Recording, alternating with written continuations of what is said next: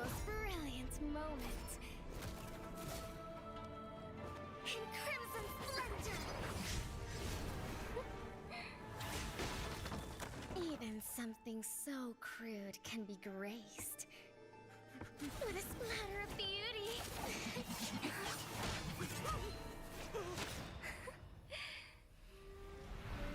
I'll get you out! You finally come to me, Hanabi-sama! This madness ends now!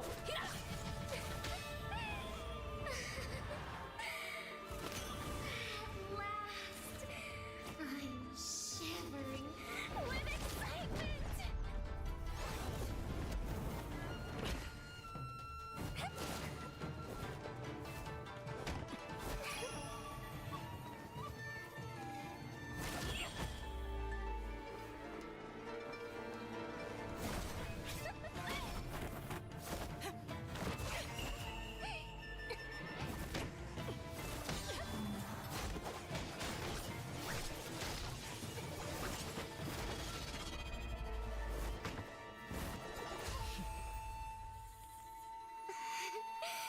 Such killing intent. Does this mean Hanabi-sama finally understands Kirara?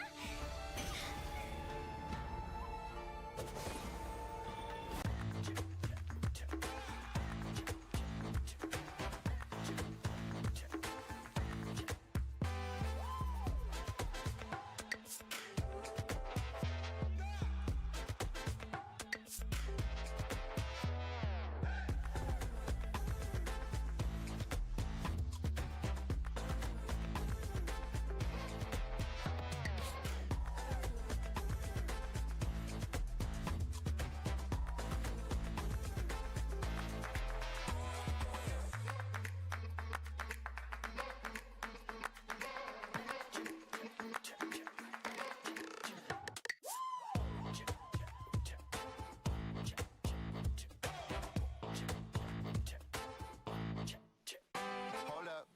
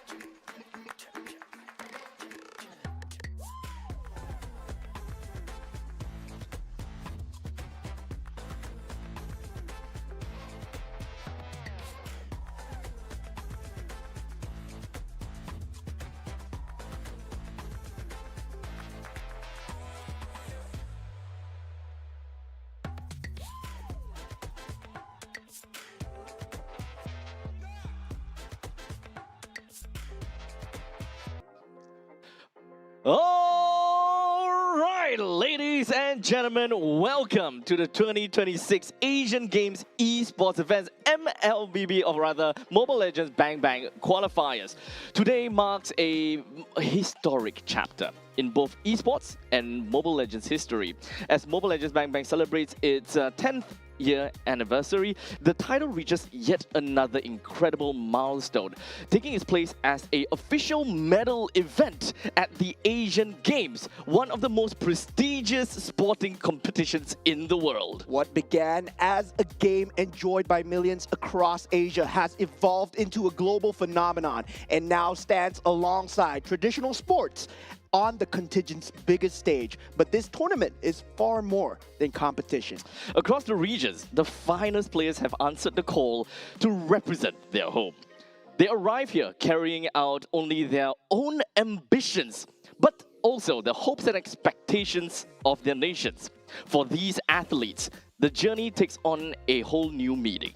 Yeah, they are no longer competing solely for their organizations, their teammates, or for personal accolades. They're competing for the opportunity to wear their national colors and stand amongst Asia's elites at the Nagoya 2026 Asian Games. At this point, Every draft matters. Every objective matters. Every victory brings them one step closer to making history. Yet before the medals, before the opening ceremony, and before the world turns its eyes to Nagoya, the road begins here. The path to 2026 Asian Games starts with qualification. The participating nations have now been drawn into 4 groups where they will battle through a demanding series, very demanding in fact, of matches for the chance to advance. However, only the strongest team will continue their journey and keep their Asian Games dream alive. So, how does the road to Nagoya look? Let's take a closer look today as what it will take for these teams to earn their place on Asia's biggest esports stage. As I'm your caster, Momad, joined with me is Abstract. As we head on to today's games, we have match 1. It's going to be Team Saudi Arabia versus Team Oman. Next up, we're going to have Team Iran versus Team Oman as well. And last up, for match number 3, Team Sri Lanka for Team Pakistan. But stay tuned, we have more. We have more. As now we have for match number 4, we have Team Kazakhstan versus Team Tajikistan. Match number 5 with Team Indonesia versus Team Laos. Yeah, these groups look extremely scary as we go on as well. We have the headliners for the day, Team Malaysia versus Team Philippines, and also Team Indonesia going up against Team Vietnam. The best of the best are gathered here in Resorts World Sentosa right now, and we're ready to watch a lot of good Mobile Legends Bang Bang. That is right. We have a total of 7 full best-of-3 games that will be drafted today, and that is what we mean by demanding series of matches. As such, we do have different teams that has been separated in different groupings. As such, take a look at Group A. These are the teams involved with Cambodia, Indonesia, Laos, Malaysia, Myanmar, Singapore, Vietnam, and Philippines. I know what you're thinking. This might seem like there's a lot of teams, but 5 of these teams will go through. Yep. And of course, for Group B, we have Team Iran, Team Saudi Arabia, Team Jordan, Team United Arab Emirates, and also Team Oman. So 2 of these teams will go through from the side of Group B. Now, looking at Group C, we are going to have Team Kazakhstan, Team Uzbekistan, Team Kyrgyzstan, and also Team Tajikistan. 2 of these teams, once again, will go through as well. Now, on the side of Group D, we do have got Team Nepal. Team Nepal, Team Sri Lanka, we got Team Hong Kong, China, we do have Team Mongolia as well as Team Pakistan, whereby the top 2 will qualify while the third team goes into the last chance qualifiers. Good for you guys to know as well, when it comes down to Group B, the third place also goes to last chance qualifiers. Yeah, that's right. So on the last day itself, once the standings are set, we get our top 3. The third place of B and D will battle out for that final position. So we do have a bit of a last chance qualification as well. But of course, since we are here, we have to thank the people that have brought us here so far. And first of all, I would like to thank the Singapore Esports Association and also Zenway Productions for being our co-organizers here. Of course, in support of sports promotions, we do have Sports Singapore in part with us. Alongside our official integrated resorts partner, we've got Resorts World Sentosa, which is where we all are. Oh, hold on a second. There we go. All right. And of course, our official partner comes down to Moonton Games, My Republic, and Secret Lab.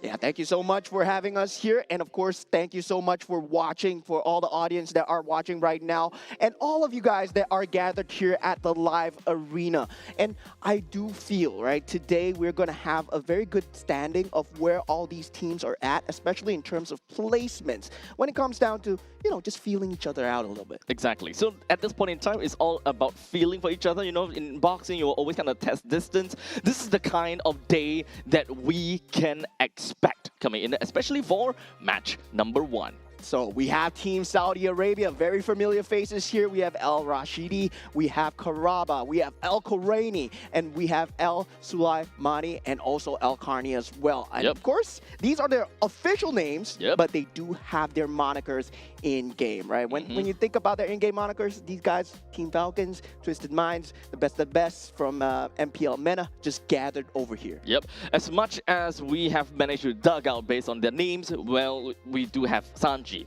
Troll, Coffin, and Sano from Team Falcons, while Ashvin is actually from Twisted Minds, and if I'm not wrong, currently a free agent. Yeah, so I'm not too sure of whether he's a free agent right now, but we know there might be talks. There might be talks. Might be talks of him. Yeah. Going Team Falcons. Yeah, at this yeah. point in time. Looking like he's wearing green right now. Yeah, I mean, it might be the Falcons, might be the Hawks, might be, you know, some other birds out there in the nation. I don't know what's out there, but you guys pretty much get the idea. We have 4 out of 5 of these players that are from Team Falcons after all, so maybe there will be some developments. In the meantime, for the side of Team Oman, we do have El Rakadi, we got El Karusi, El Ghasani, El Breki, and El Alawi that comes in to the team. Now, we don't particularly have any much information from them. As much as we try to dig out from them, doesn't really give us a very good idea, you know, if whether they are veteran players or, you know, starting new players. So coming into this stage, right, going up against experienced veterans such as Team Saudi Arabia, when it comes down to Team Oman, do they have that competition experience? Can they handle that on-stage jitters? When you're playing on that main stage, it's a completely different experience from when you're just playing at home, you know, when you're just doing community tournaments, online qualifiers, very different when you're representing your nation and your team. Yep, you have a lot that is going to be on your shoulders, and we have people all around the world that is watching. After all, this is the Asian Games, after all, right? And this is, after all, going to be the qualifying stages where there is very limited spot where you will be able to head over to the main event there at Aichi Nagoya. So you're going to have to show your best hand. Perhaps not day one, but at some point in time, because we have a total of 4 days of Mobile Legends Bang Bang games for you guys. Every single day are chock full of games where I believe that is all 7 series, or rather 7 games of best of 3 series. Yeah, and of course, all the group players will be happening at the same time. So there will be concurrent games going on. So Yes. we'll try and update you guys as much as possible with the standings from the different groups. Once we finish one series, once we finish second series, as soon as the information comes in. But of course, at the group stage and also at the main stage itself, the games that we'll be watching, we have already announced. But looking at all these games, it's going to be best of 3s. And now going into the map, veto, map selection, map randomization, we're going into Broken Walls. Yep, it's going to be Broken Walls, so we should definitely be able to expect some, you know, lot dances that are going to be extended a lot longer because of the resets that we can expect to see. These kind of normal talks that, you know, when the new map just came out, you know, we had a lot of talks about it. But we have come down to the point where the meta is not really defined by the maps all that much. Maybe a small little inkling, maybe, you know, one hero is great for the map. Everyone else just kind of don't care about it. Yeah, well, when you talk about Broken Walls, right, when you think about ranked gameplay, you think about Grok, right? Having the ability to place that barrier, having the ability to just wild charge through the walls as well. So that just gives you another setup option as well. But now taking a look at the current meta, as you said, the map doesn't really matter in terms of meta-defining characters, meta-defining heroes. And we just had a hot patch just coming through just yesterday. So there's a lot of changes. Yep. Speaking of that, right? Everyone should have realized by now that the patch just dropped in yesterday. As such, Hirara is available for play, but not for competition. Because as per normal, right? Every time there is a new patch, a new revamped hero, or, you know, a new hero, new revamped heroes or whatnot, they will always be, you know, pseudo-banned for the first 2 weeks. And unfortunately, Hirara is not gonna be an excuse for it. Yeah, I don't think anyone wants to play Hirara at the moment. Hey, she's a baddie. Okay, she's a baddie. But she's kind of bad at the game, too. So I would say, I mean, having piloted Hirara yesterday, I would just say not too impressive so far. Does need a little bit of work. It's very greedy hero, do require a bit of micro as well, very micro-intensive character. In terms of resource management, you got to be on point as well. There's just a lot of things to juggle in the current state where the game is happening so fast right now. There is also a lot of questions if whether it's going to shift anything when it comes to the meta, for example. Are we going to be looking at a meta where it's going to be similar to what we saw in the previous MPLs in their very specific specific regions, or are they going to be trying out something completely different based on the new patch? So what kind of theory crafting do we have here? Currently, we do have the Ruby being one of the top few in terms of the buff nodes, right? In terms of just damage, in terms of just pure damage alone, Ruby has been buffed through the roof. And I feel that with that Ruby just being in that top tier, the healing meta might just be on the cusp of coming back. We might see Matilda again, because Matilda has technically had that damage buff as well. Also, at the same time, it just makes for a great time to play those healer characters right now. We talk about the old school, right? We talked about maybe Fredrin into that.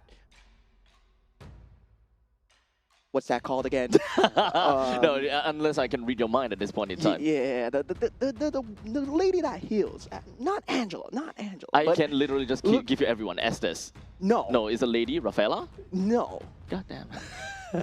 At this point in time, Sanrio.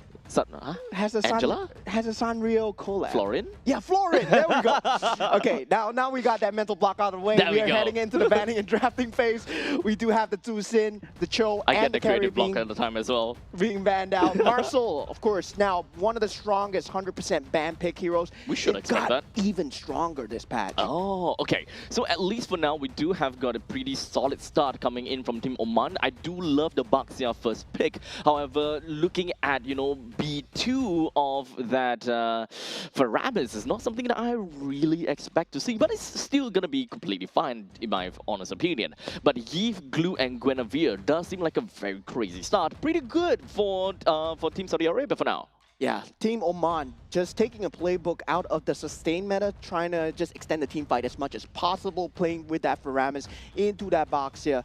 And now with that Guinevere pick looking extremely good coming out from the side of Team Saudi Arabia as well. They have extremely good catch. They also have an extremely good front line as well. Now they do take out the Khalid. Now with the possible bans that will come through, the gold laner has yet to be picked from the side of Saudi Arabia. Claude is still in the pool, still extremely strong and impressive, whether or not they choose to ban it out right now. That is the question, if it's going to leave the banning pool, which is the main question here. Now, let's identify a little bit what we can expect from each of these two teams and if whether they're sending us any form of signals. At least for Team Saudi Arabia, they are a very containment-based composition for now. We've got Glue and Guinevere both as a very strong harasser, Glue being the main annoyance, but with a simple form of crowd control or area denial coming in from Yves. This generally just means that Team Saudi Arabia, they generally want to play around the river lines as much as possible, and they do want to be a little bit more on the aggressors.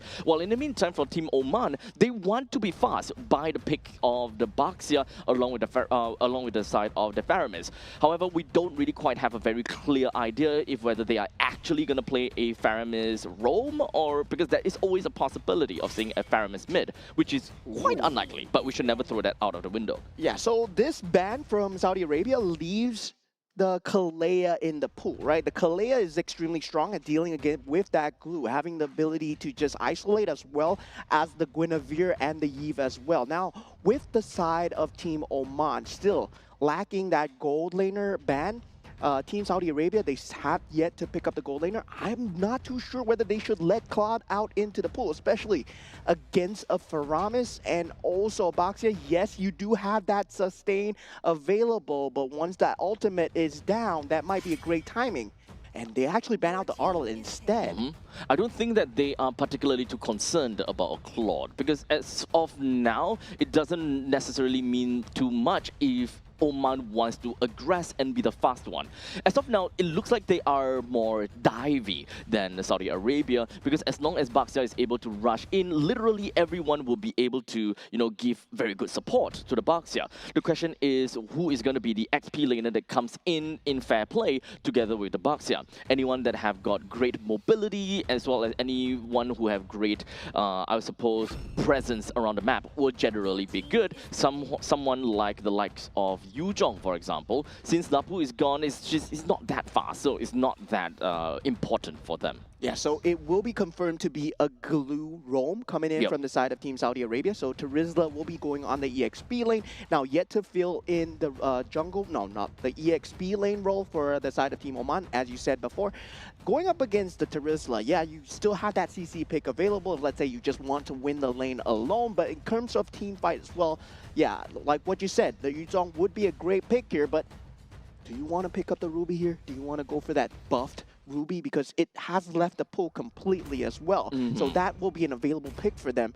And if, let's say, Faramis is also going into that roam role, yes, you have the option of going for the Aloy as well, or the Zetian, but they do go for the Atlas here. Okay, I do favor the Atlas, to be honest. It's really cheaty based on the passive at this point in time. As such, it's also still within the dive meta that we are looking out for, or rather the dive-centric identity that we want to see out of Oman. They also picked up the Yuzhong, so we do have very strong map presence that is able to allow them to play around with lanes and do quite a bit of macro management. As such, Team Saudi Arabia will decide to echo that.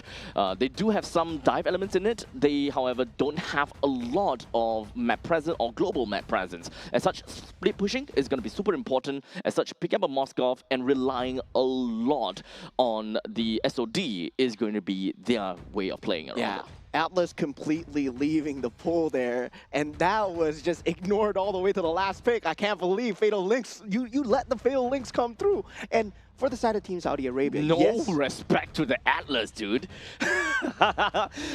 3 flickers, only 1 purify. I mean, at that point, Team Saudi Arabia, they're not playing for the 5v5, right? With a Guinevere around, you're playing for the catch more often, and then with the macro play coming through from the side of the Moscow, yes, there's going to be a lot of solo plays, but at the same time, there's not much synergy. Only the real-world manipulation into that penalty zone. Honestly, there is a lot more of the counter-engage that we want to see from the side of Saudi Arabia, right? As much as possible, they want to also kind of see where Oman is going to be targeting, how they are going to be looking at things, because the main point here is that they want the glue to be the main person, the main tank, the main vanguard. Well, in the meantime, allowing the Tarizla, because Tarizla does have the range and mobility to reach over to the back line, such as the Irithel as well as the Faramis. They want to be slightly away from the dive-centric team from the side of Oman. Yeah, this is why the Faram is still not very favored in that early stage of the game, right? Not having that clear speed available, already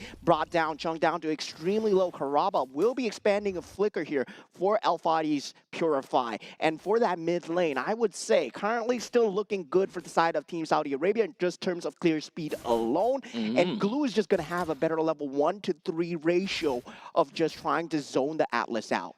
What else are we going to be looking out for? Like in the terms of XP lane as well as gold lane, I believe that the lane priorities is going to be super important here.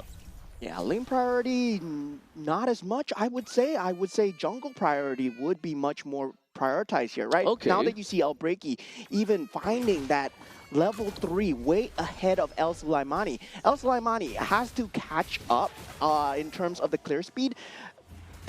Will not have the glue to be available to help him for that level 1-to-3, because the Faramis and the Atlas, you expect him to keep him there as much as possible. Now, that first objective take is going to be very important for both teams because they're running utility jungles as well. We do have El Alawi that managed to hit level 4 at this point in time. Well, Al-Khani is not quite there, so allowing the Yuzhong to actually leave lane a lot earlier than Tarizla is going to help a lot. They do have information at the very least that Team Oman, they have 4 members that's going to be cooped up down to the bottom lane. So they're going to be starting things out real quickly as the RWM is just going to be popping right out while Al Sulaimani picks up the kill onto the turtle. The dragon doesn't really seem to do too well when in the meantime penalty zone lands onto 3, jumping right on top of Al Alawi, brings him down right after the Violent Requiem. As now, Team Saudi Arabia, they are putting up a really good fight as they manage to find another kill down onto Al Fadi. And at this point in time, it's really difficult because we're looking at a 2-for-1 trade. Yeah, this is the segmented team fight that Saudi Arabia have been looking for. Spirit of Destruction does land, but not going to be able to jump in here. El Rashidi does see the chance, but not going to jump into Avaxia, into that enemy jungle. But this is the level spike that we need to see out of the Alice. He was not level 4, does use the Flicker, but did not have that Fatal Links available, right? So in terms of that 5v5, Team Oman are very ultimate reliant in terms of you need to have that Black Dragon form. You need to have Fatal Links to make the team fight work. Meanwhile, for Saudi Arabia, with the Guinevere, what it gives them is the chance to just choose and pick whichever fight that they wish to, and on whatever battlefield. So it really favors them in terms of just taking these, you know, skirmish fights when there's not much going on in the map. So at this point in time, the main thing that we kind of want to look out for is going to be a matchup between the roamers. How exactly are they wanting to start a team fight, for example? We do have Team Saudi Arabia that actually committed quite a bit over to that pickoff, which unfortunately did not do too well. But fortunately, it's just the resource used is only ultimates, not much of flickers. Yeah, but still, macro advantage going the way of Saudi Arabia. They've been doing a great job of keeping the map pressure up so far. 2,000 gold advantage currently at 4 minutes into the game. And right now, we do have a bit of skirmish going on, but nothing much is going to result from a Terizla and also a Yuzong going up against each other. But wait a minute.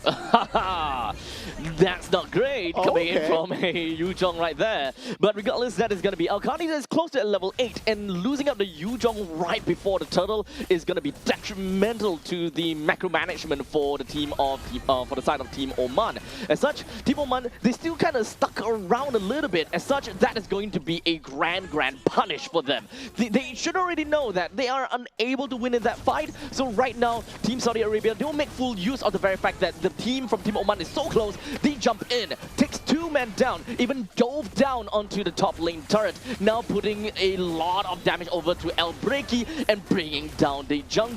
In fact, for El Fadi, he still went in, and they are literally going 1 for 1 for 1, literally as solo heroes for their own team.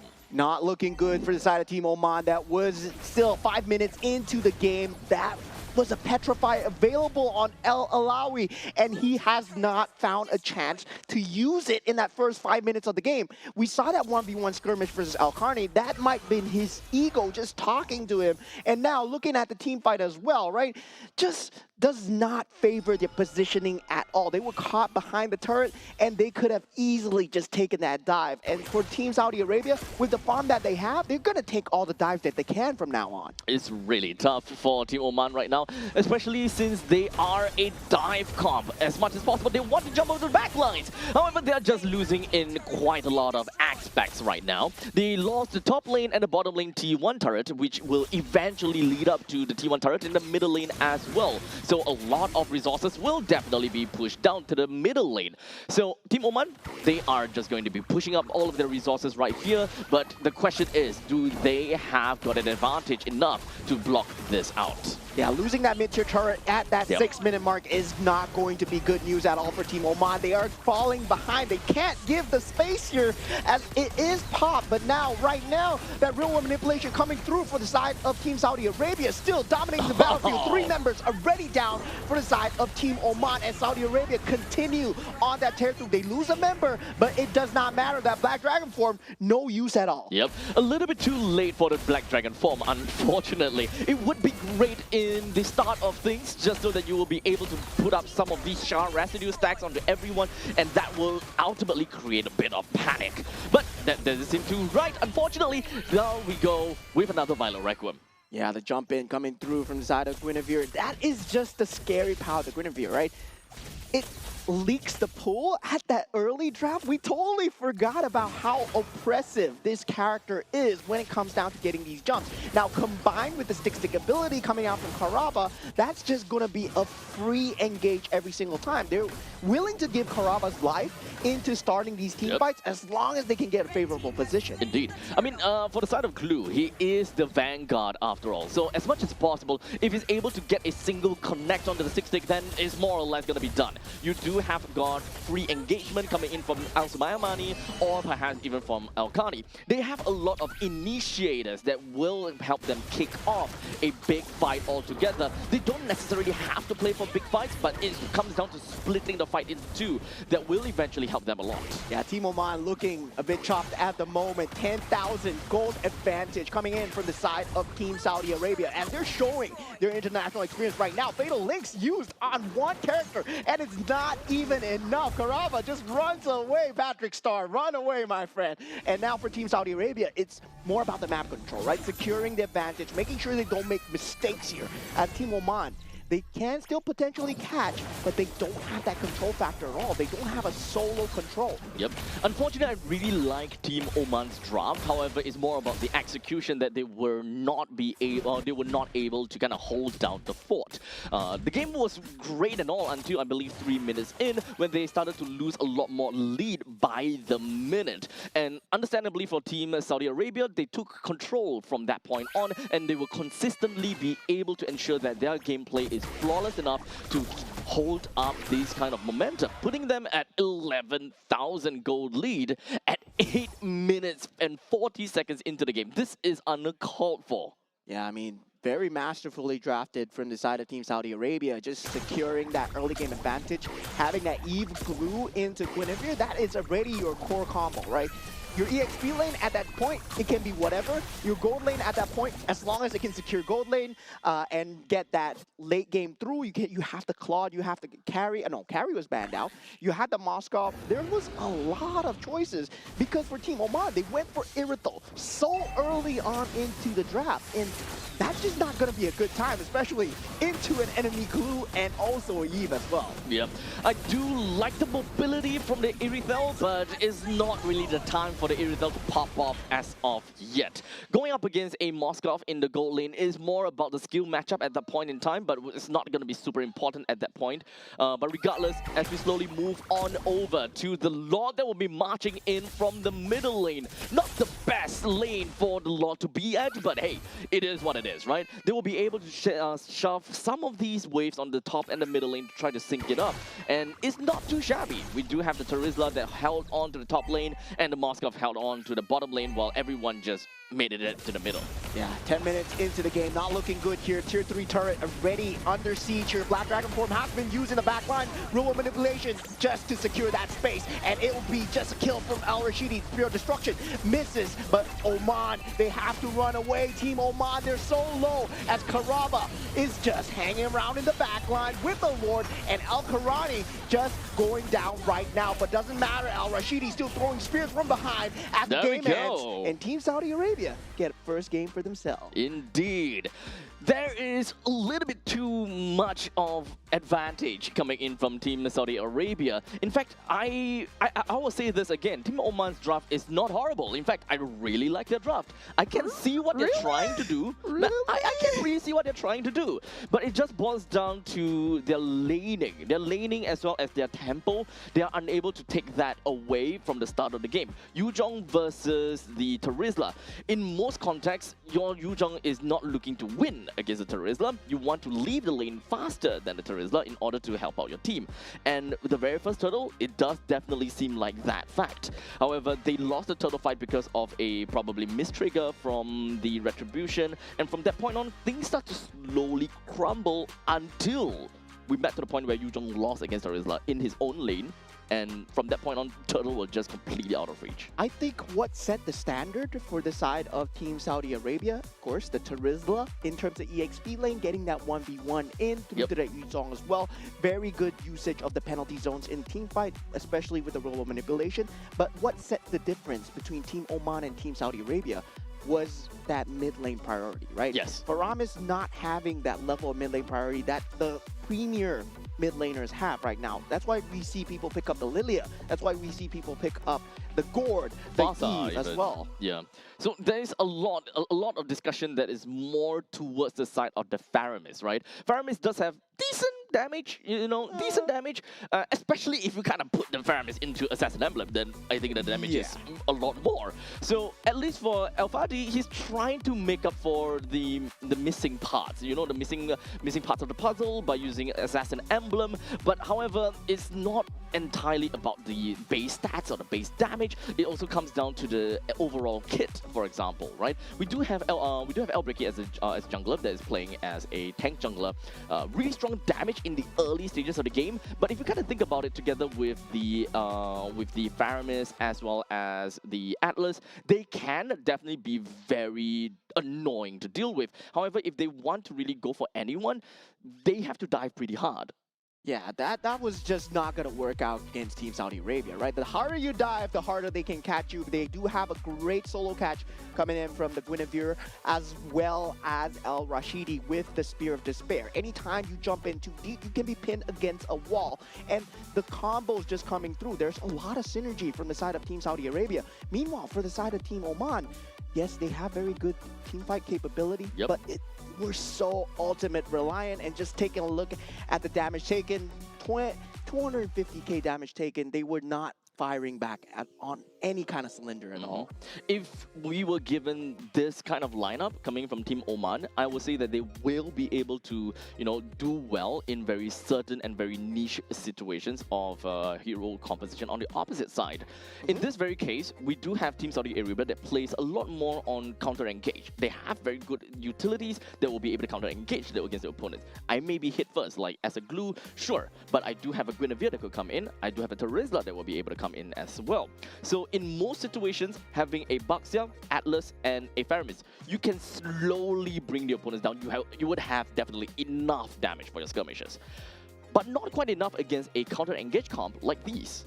Yeah, so it was just boiling down to the lack of pickoffs as well, because you can team fight all you want, there's no damage coming through. Irithel is an AoE damage character. You're not going to be able to burst anyone down in time. And it's time to skill. And the problem is, we saw the problem, right? We saw Karaba just running around the battlefield. He's Patrick Star, and he's just going, yo, yo, yo, it's no problem at all. To be fair, though, you're going to have to say that the frigid area coming in from Atlas is actually a very big problem to the glue. He will walk so slow that, it might not matter too much. But also the main other question is, does it even make sense for an Atlas to constantly stick onto a glue? Yeah, because the physics itself, it makes sense, right? Glue gets hardened by ice and then it breaks, right? Because it becomes brittle. But in terms of the game itself, the glue is just still gonna stick onto you and then just force you out of position, and you get the situation where you're forced to use Fatal Links on one person alone. And taking out that capability, because you can see the only initiation coming out from side of Team Oman was that Fatal Links. So once that's out, the battle's out.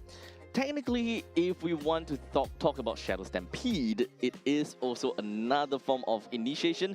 Although it is not guaranteed, it is not exactly, the best kind of initiation, but it is something to pull people in. It does help to initiate to a certain extent, but it is not a, what can I say? It is not an instant gratification kind of initiating tool. You don't want to rely on it.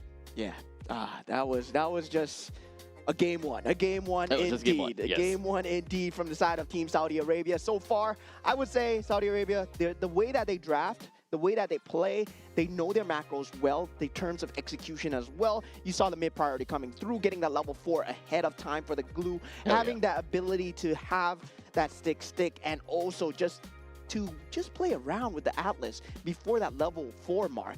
Now, going into the map selection here, Broken walls again. Broken walls again. Yay. Hitting that 50-50.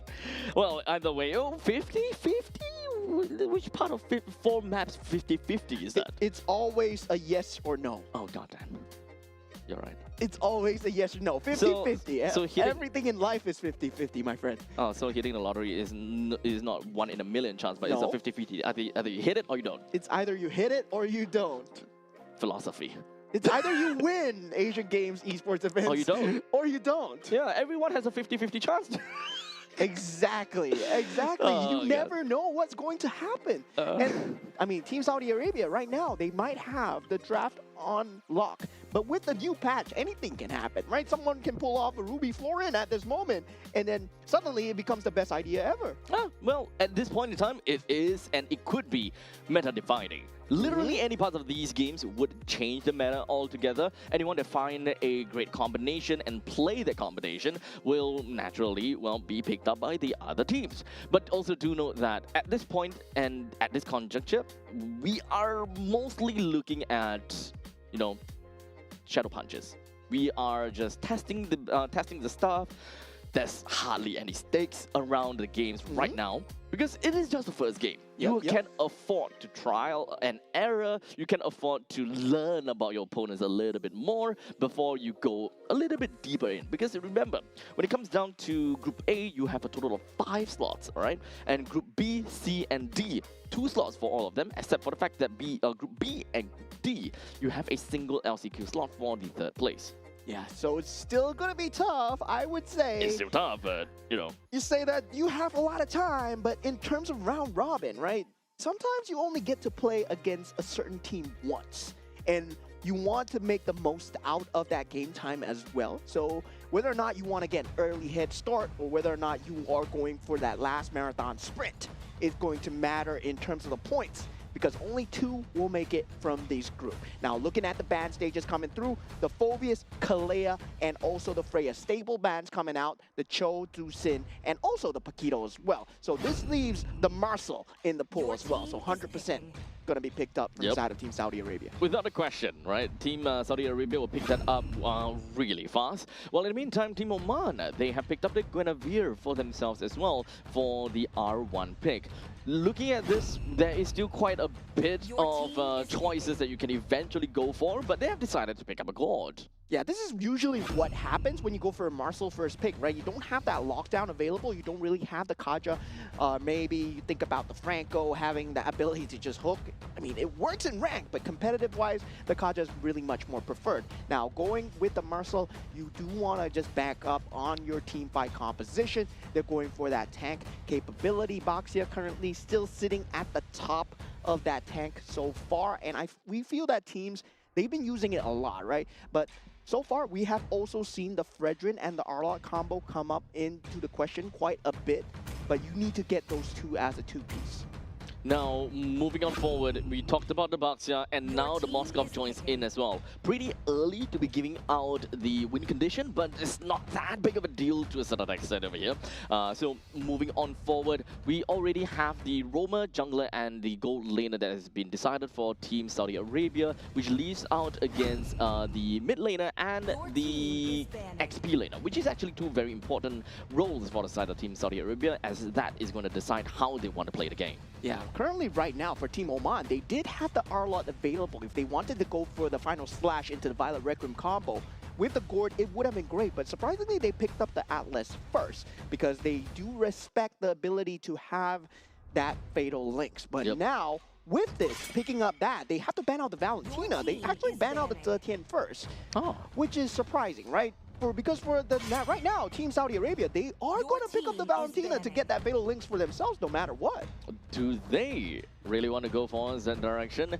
At this point in time, it kind of seems as though for the side of Coach Hamden, he's looking for artillery or anything that have got very significant range.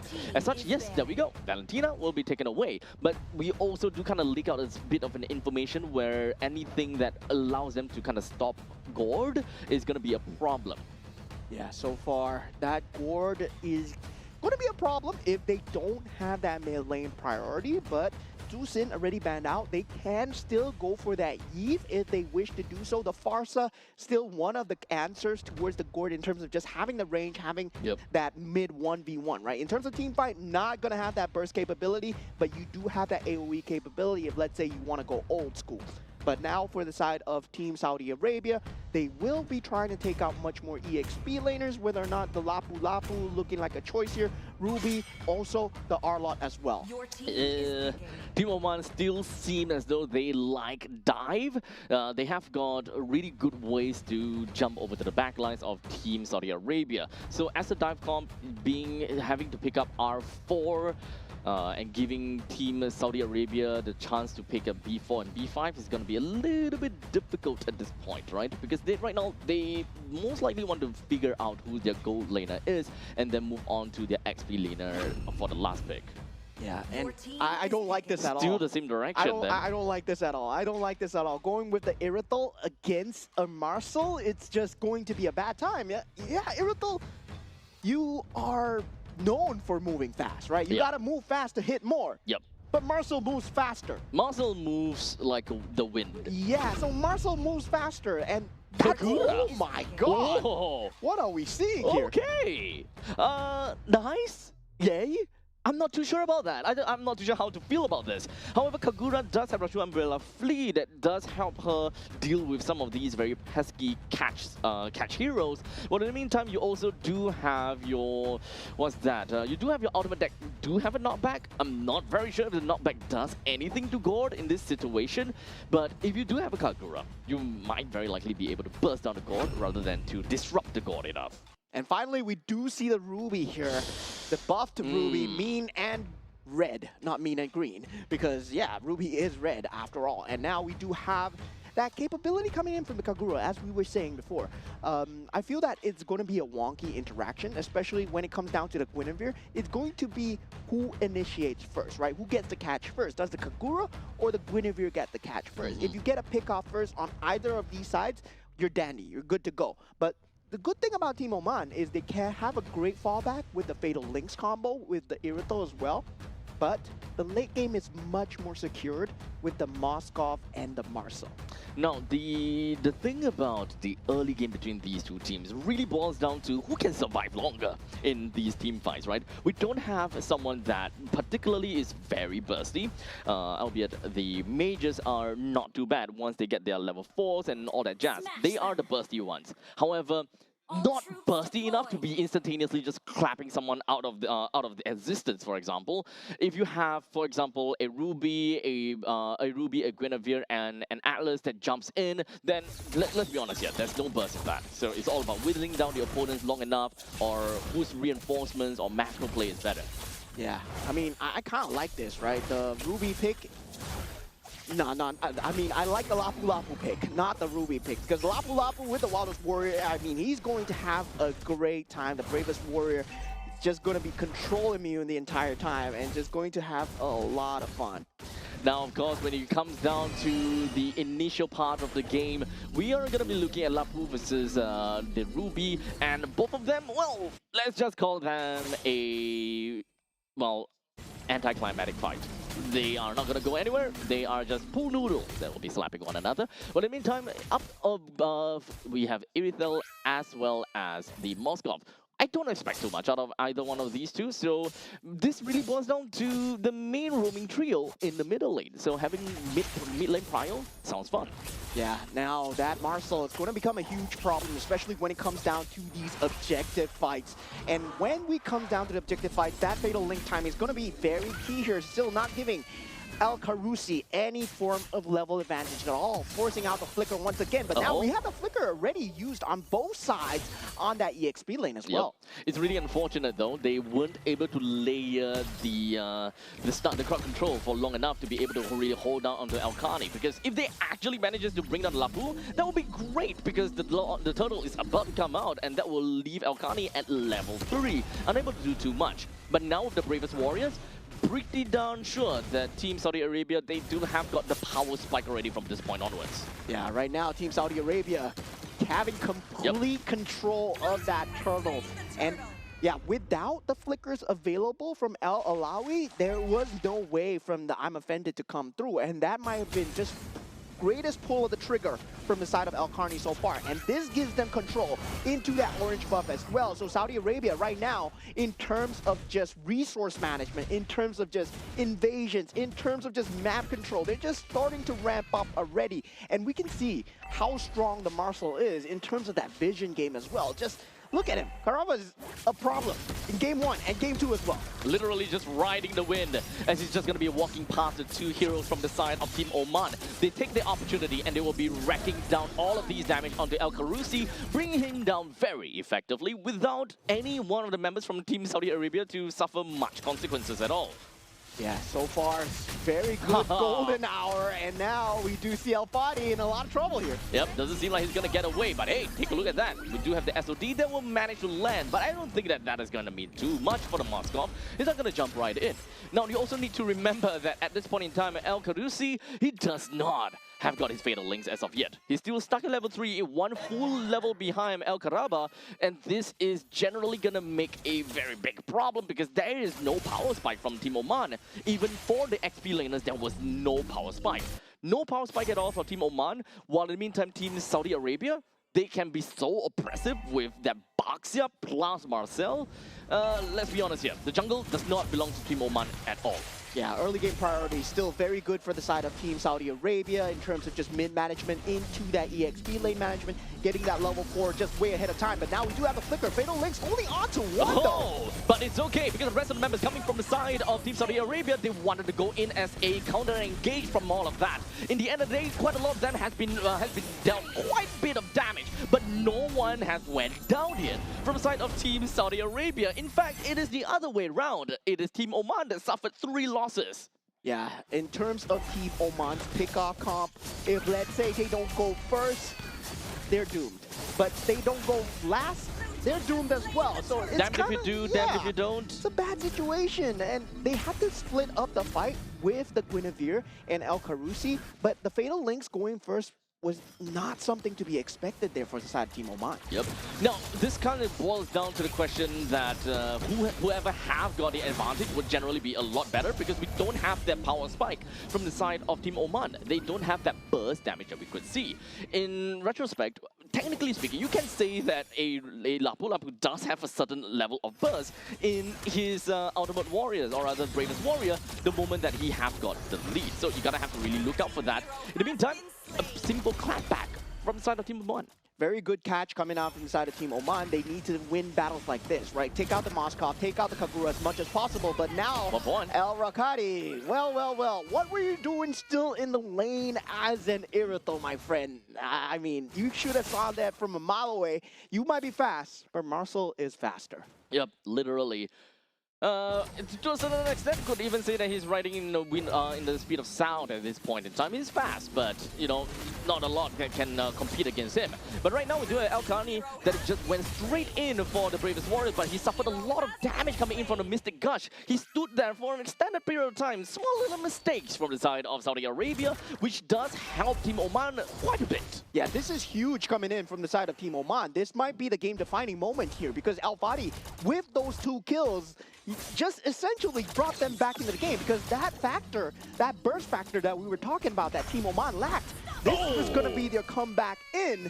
But still, right, Kagura has been a problem. El Koraini, I don't know how he's doing it, but he's currently 5-0-2. This means that both teams, they have a very obvious, okay, maybe not for both teams, but for Team Oman, they have a very obvious target board onto Team Saudi Arabia, and that is mostly going to be onto El Koraini, because a very fed and a very snowbally Kagura is not going to be great at all, and is very difficult to handle at this point in time. Yeah, we start to see the damage coming through from the side of El Rakati as well on the Irithel. So definitely picking up that Haas Claws is still missing out on that crit build, I think. Yes, he will be going for either the Berserker's Fury at this point, but right now the Holy Trinity is very close from the side of Al Rashidi, and once he pops that up, it's going to be that power spike coming through from the side of Team Saudi Arabia. They're still keeping the macro up at 4,000. 4,800 gold lead is the more approximate amount that we're looking out for the side of Team Saudi Arabia at 7 minutes. I would say is a lot of a improvement for the side of Team Oman, because in the previous game, by this point in time, we are roughly looking at 9,000 goal lead already. So definitely, we are looking at some improvements that would help Team Oman a tad little bit. But we'll see how. Wait, was that a flicker coming from El Breaki? Because okay, no, that's weird. But regardless, there we go. It is gonna be a golden moment. It's exactly down onto El Breaki, but he don't have enough support from anyone to bring him down. In the end of the day, it is just gonna be a simple 1-for-1 trade between 2 members, and the entirety of Team Saudi Arabia, they're going to be focusing down in the middle lane. Not quite enough to bring down the T2 though. Yeah, Golden Hour just not able to catch, but still very good zoning coming out from the side of Team Saudi Arabia as they manage to cycle out all the flickers. The ultimate from the Gord is gone. Now they can take the team fight as they wish. Immediately, El Badi is going to go down. That is going to be one of the main damage dealers from the side of the Oman. Losing them is going to be a very big problem. Purified coming in from El Rashidi, ensured that he gets himself away from the Violet Requiem, but did not proc at all. Yeah, and this is just a taste of what is to come, right? When there's no objectives on the map, they are still able to fight skirmishes like this. We did see one mistake out of Karaba, but that's it. Once bitten, twice shy, and now he just wastes the enemy utility, make sure that the flicker is not up, and consistently cycling out that flicker, making sure that El Fadi does not have the ability to escape. Well, that's just going to be a great team fight for the side of Saudi Arabia, because no repositioning. With the Lord now spawning down in the bottom lane. The entirety of Team Saudi Arabia will focus down and literally focus fire down this Lord. And there is nothing that Team Oman could do at this point. They do not have got the control of their own jungle, nor do they have got the fighting ability in order to reclaim this jungle. So with the Lord going down for Team Saudi Arabia, the Lord pushes down to the bottom lane, the only lane that still has a... Oh, not only lane, sorry. The only lane that does not have a T2 turret. Yeah, so far, Team Saudi Arabia doing a great job of asserting that map control and definitely just keeping Team Oman in check. Right now, Team Oman, they're hoping for a mistake from the side of Team Saudi Arabia, similar to the dive that Karaba pulled in that mid lane. That's their only chance into the game, and now here we go. Immediately jumping over to the back lines. It does seem like El Breaky is not going to survive from all of that, but he's going to be fine, actually. But it's just going to be the entire pandemonium that's just going to be happening right underneath of the T3 turret. El Khani all the way deep in, but unfortunately not quite enough to be able to take down anyone at that point in time. He's going to sacrifice himself in the form of greed, while they have already taken down El Breaky as well as El Karusi, pushing down in the middle lane, losing out the holy defense, and so will the bottom lane as the Lord pushes his trusty trident down, bringing both of these two turrets down to lower than 50%. In fact, El Rashidi takes down the T3 in the middle lane. This is a great fight, and this is a great tempo for the side of Team Saudi Arabia.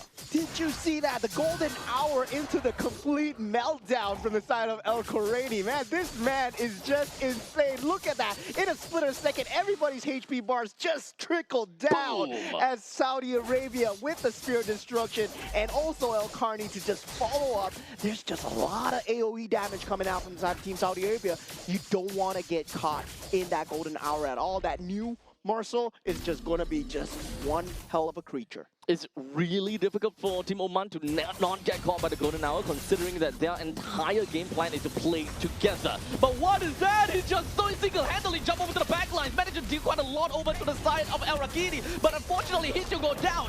And that is going to be a fatal link that connects down on the 3. Doesn't do too much from the side of Team Oman, as now they're just going to be focusing down onto the other side. As El Rashidi, he deals a lot of damage. He's going to be one of the main powerhouses. He's pushing the rest of the members from the side of Team Oman away, while the creep wave is just going to be pushing right in. But will they have enough to take this down? Yes, they will, as Team Saudi Arabia will take the first game. Yeah, showing why they're the big brothers of this bracket here, the Team Saudi Arabia, the team with much more international experience. Congratulations to them for taking the series 2-0 and just shortening our series for the day. Yep. So do note that this is, of course, a best-of-3 series. In the very event that Team Oman were to win, then we will look at a total of 3 games. But that's not going to be the case, as we did manage to see a flawless victory from the side of Team Saudi Arabia. Once again, is made up of 4 members from Team Falcons and a single member from Twisted Mind, quote-unquote free agent. Not too sure about that. Yeah. But still, congratulations over to Team Saudi Arabia. That's a fabulous display.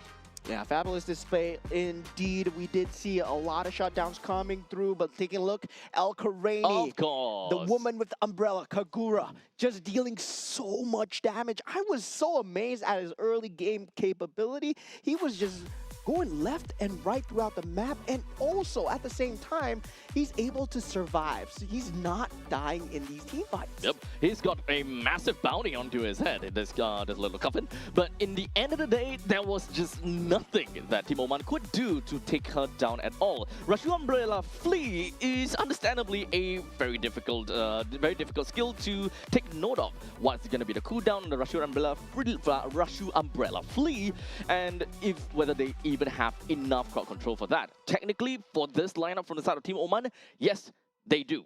But they need time in order to get there. They do have got initiators from El Alawi, from El Breaki, El Fadi himself can even initiate, and El Karusi mostly goes down as the Vanguard sacrifice, where he goes in, fatal links, and you should expect that the Mystic Gush just rolls right in. Yeah, you see the movement speed emblems coming out from the side of Karaba as well into El Rakadi, right? El Rakadi on that Irithel, I would say, yeah, not really a very good pick coming out from the side of Team Oman, especially going into it so late as well, especially against a Moscow. We saw Game 1, Game 2, they were going for that Irithel strategies, and yeah, currently I would say just not favored in the meta as well, because you're forced to take Sprint as much as possible. So if you take Sprint, well, you don't have Purify, you don't have Flicker. Well, as an Irithel, you have to take Sprint. Yep. You kind of feel like Irithel without a sprint kind of feels like you are lacking a leg or you're missing a leg. So You already have 4, but I mean, not your 4 legs. if you're driving the motorcycle, Okay, Ducati skin, then technically you have 2 legs. No, 2 wheels. No, wait, never mind. But you guys pretty much get where we're coming from. But sprint, definitely important for Irithel. So if you were to pick something along the lines of a Flicker, that's kind of weird. But of course, Purify is nonetheless going to be one of the other best pickup. But in this current matchup, he believed, okay, you know what?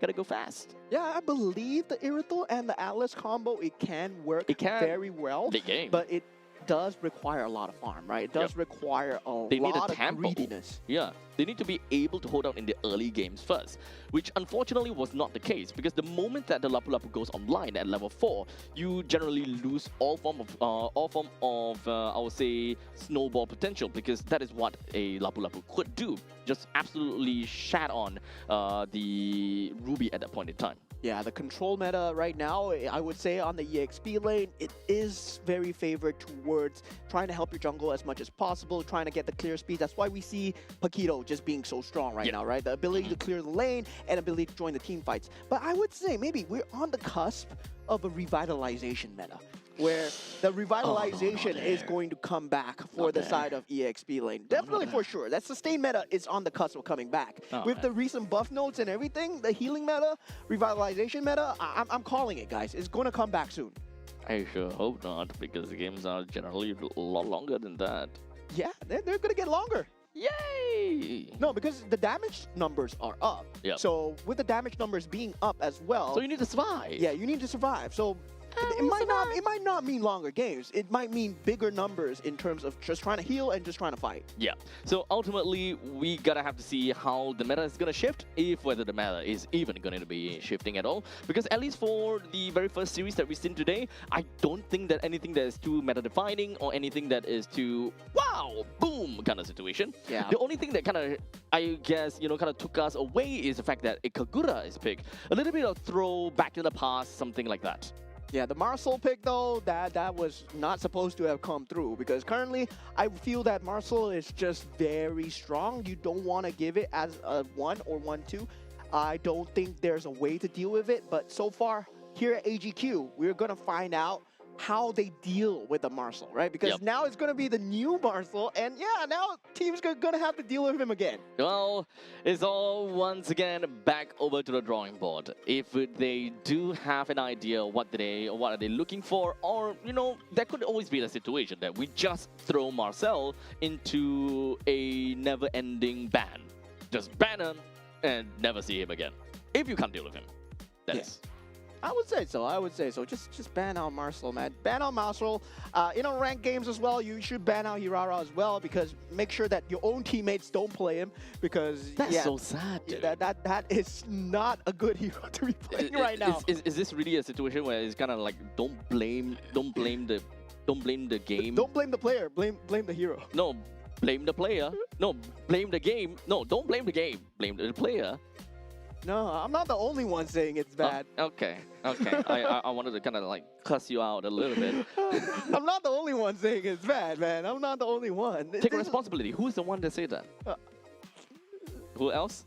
Who else? There's a lot of research being put Oh. into it. There's a lot of Okay. research being put in. I mean, nothing I can do about it. Maybe it's really that bad, but you know, we need a little bit more information or a little bit more time before we'll be able to do that. But you know, speaking about time, this current MSC 2026 and MWI 2026 group draw results will be announced today, and that's the time for you guys to tune in. 18th June. I don't think any of you guys are time travelers. Well, in the meantime, stay tuned to the MLBB Esports social media channel for all the latest updates. The road to Paris is about to begin, with the MSC 2026 wildcard kicking off on the 1st of July. Oh, that's really soon. Followed by MSC 2026 and MWI 2026 at EWC. And also remember to follow our social media pages, especially Yeah. if you want to stay updated on the latest MWI 2026 news, teams, and players, and also exclusive content as you want to follow our queens on the MWI social media pages and be part of the journey as the world's best MLBB female players compete on the international stage. I'm sure that Churros is super stoked for this. Yeah, He's always very stoked for MWI. He loves He MWI. loves MWI. Hint, hint. A bit too much. Yeah, we're kind of helping him. We're kind of helping him as much as we can.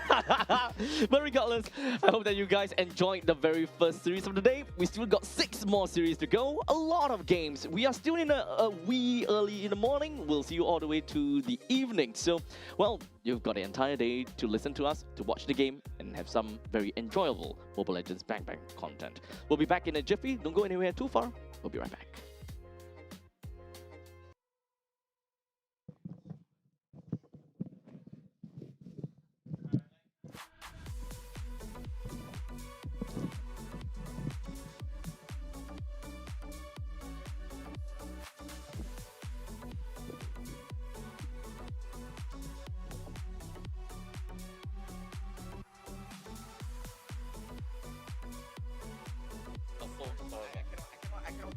No, just let them. They are kind of like, I mean, I tell that they're I don't know whether it's like kind of or very. They're not new at all. I think it's more the fact that they don't have a way to reach over and at the later stages. It's just like they're gonna jump right in and like and.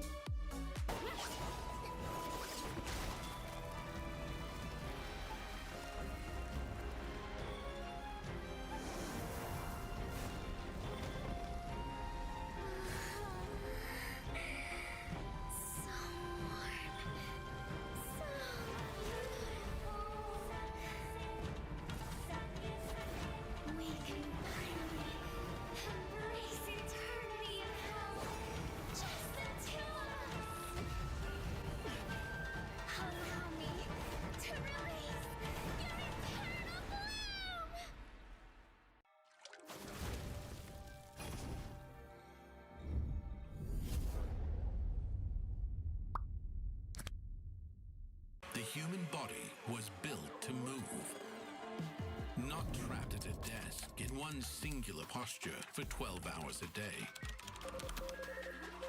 It's time your chair evolved. This is Secret Lab Titan Evo. Ergonomically engineered for you, gamers, hybrid workers, artists, backing your every move.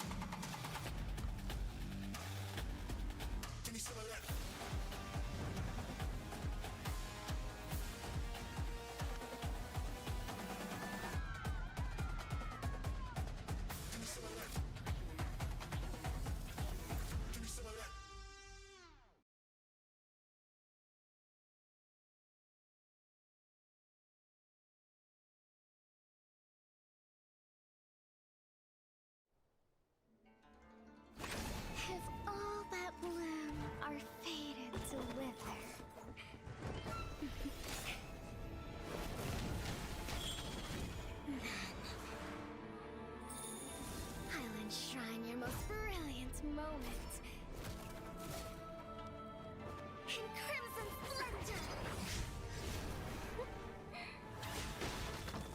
Even something so crude can be graced with a splatter of beauty.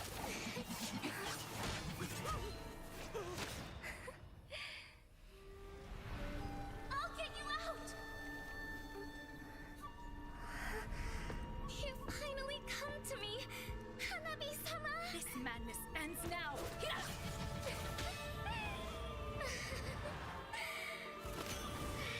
last, I'm shivering with excitement!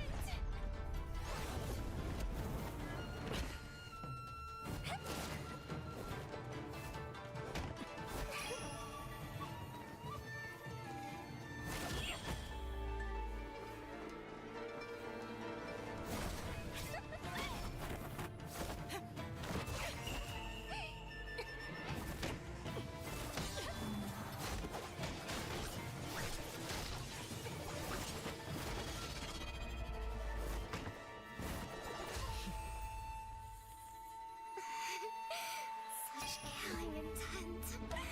Does this mean Hanabi-sama finally understands Kirara?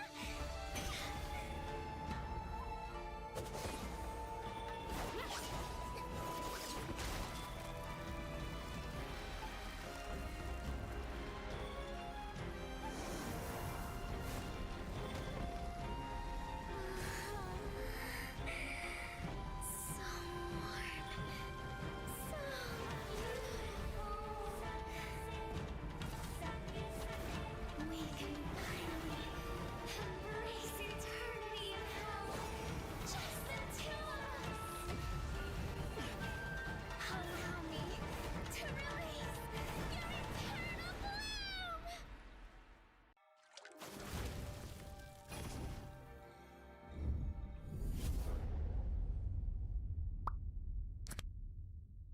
The human body was built to move. Not trapped at a desk in one singular posture for 12 hours a day. It's time your chair evolved. This is Secret Lab Titan Evo. Ergonomically engineered for you, gamers, hybrid workers, artists, backing your every move.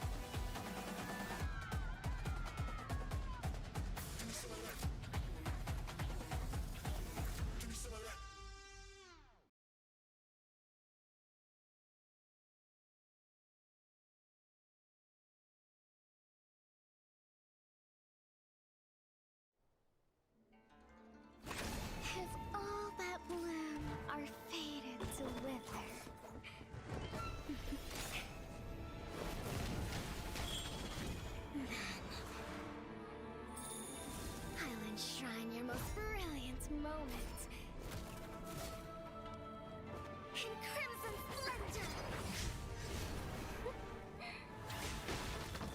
Even something so crude can be graced with a splatter of beauty.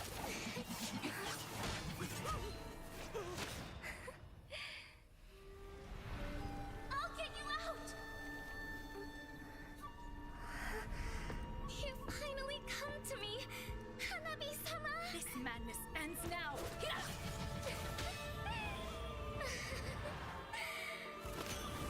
At last, I'm shivering with excitement!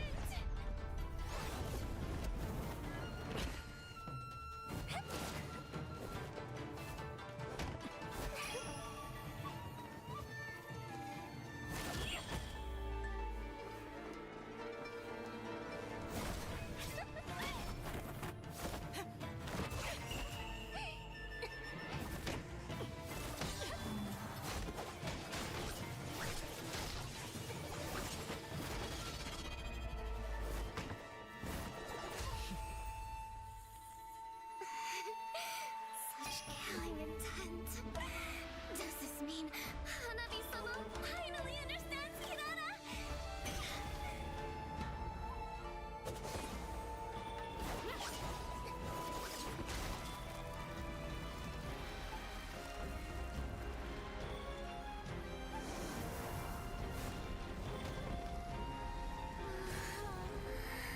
So warm. So beautiful. We can finally embrace eternity in hell. Just the two of us. Allow me to release your eternal bloom.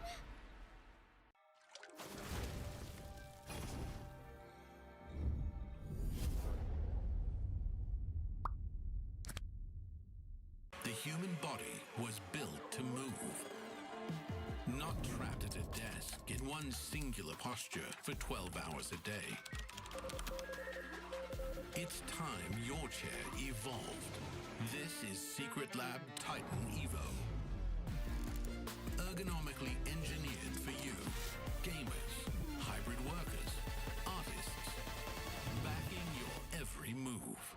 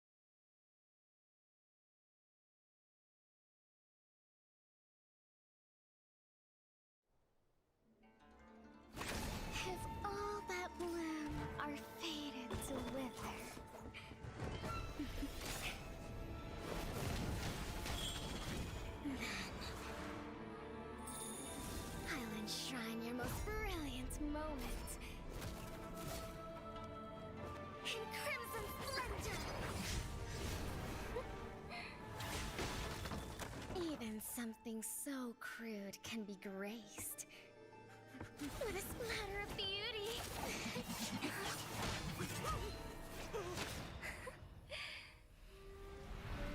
I'll get you out! You finally come to me, Hanabi-sama! This madness ends now. At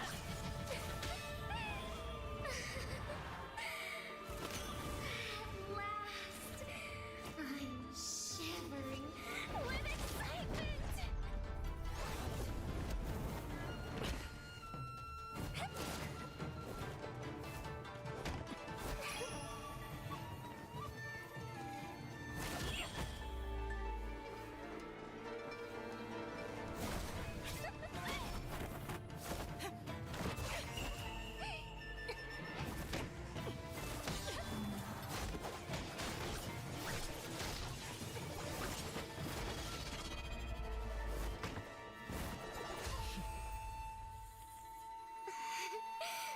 Such killing intent. Does this mean Hanabi-sama finally understands Hinata?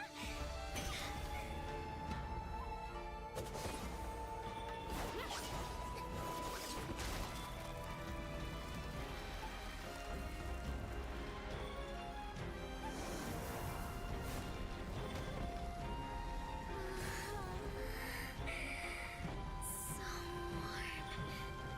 So beautiful.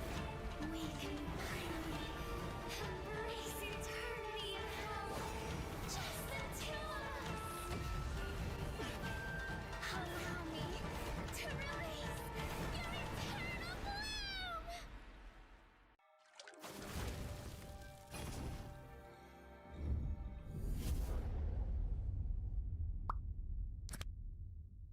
The human body was built to move.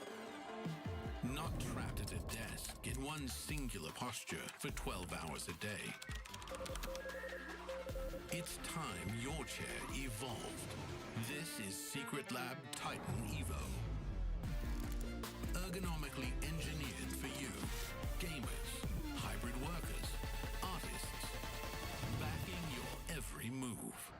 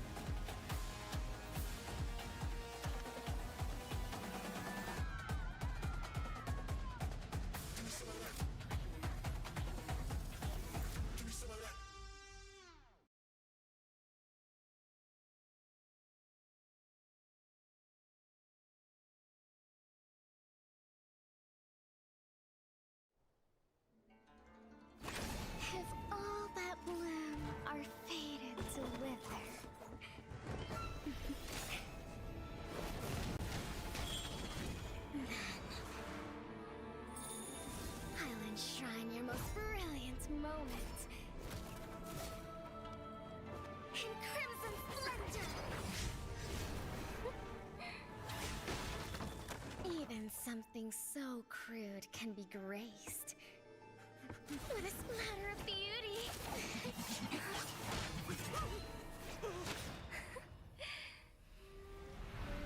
I'll get you out! You finally come to me, Hanabi-sama! This madness ends now. At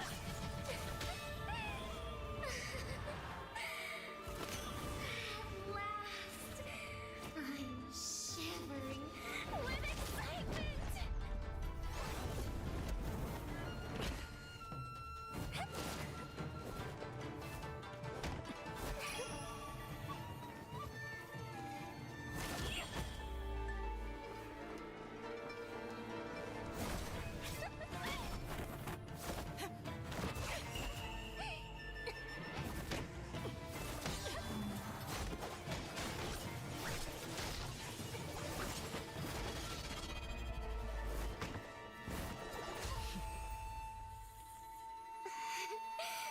Such killing intent. Does this mean Hanabi-sama finally understands Hinata?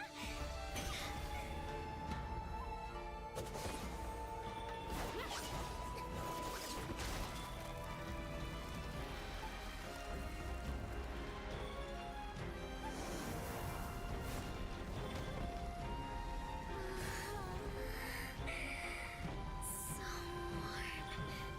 So beautiful. We can finally embrace eternity in hell. Just the two of us. Allow me to release your eternal bloom.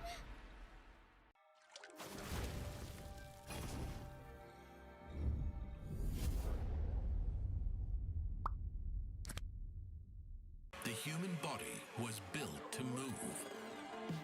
Not trapped at a desk in one singular posture for 12 hours a day. It's time your chair evolved. This is Secret Lab Titan Evo. Ergonomically engineered for you, gamers, hybrid workers, artists, backing your every move.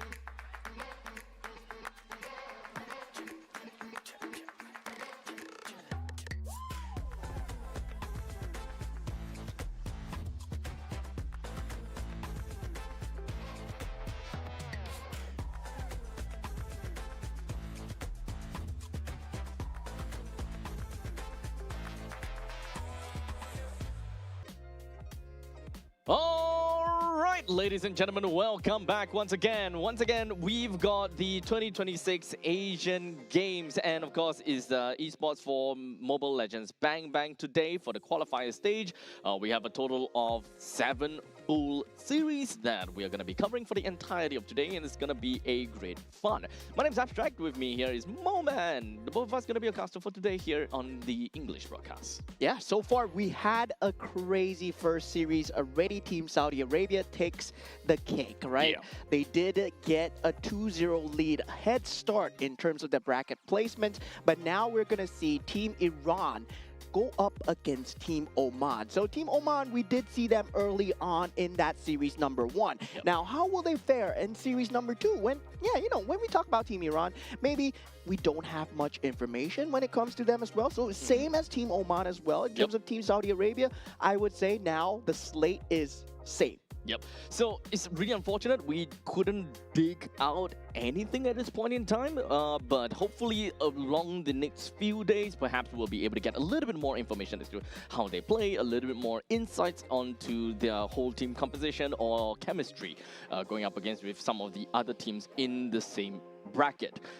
Without a doubt, some of these teams are definitely going to be on the stronger half onto the score leaderboards, and the others, they might suffer a little bit. Yeah, but so far we do have that group available, right? Yep. Where we talk about Group A, there's a lot of strong teams in Group A. That's why we have 5 teams that will go through in Group A. But meanwhile, for Group B, C, and D, only 2 of these teams will make it from each group as well. But Group B and D, they will have that third placement match at the end of the AGQ. So Asian Games qualifiers, we will have the end of that third place of Group B versus third place of Group D to decide that final slot. Indeed. So definitely there are going to be some competition between B and D. A little bit of overlap per se.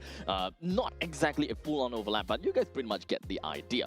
And of course, aside from that, you guys also do need to know that every single one of the teams here, they are playing for qualifications, and they will be chosen to play at the 2026 Asian Games in Nagoya, Japan in September, which literally is pride, prestige, and qualifications all at stake.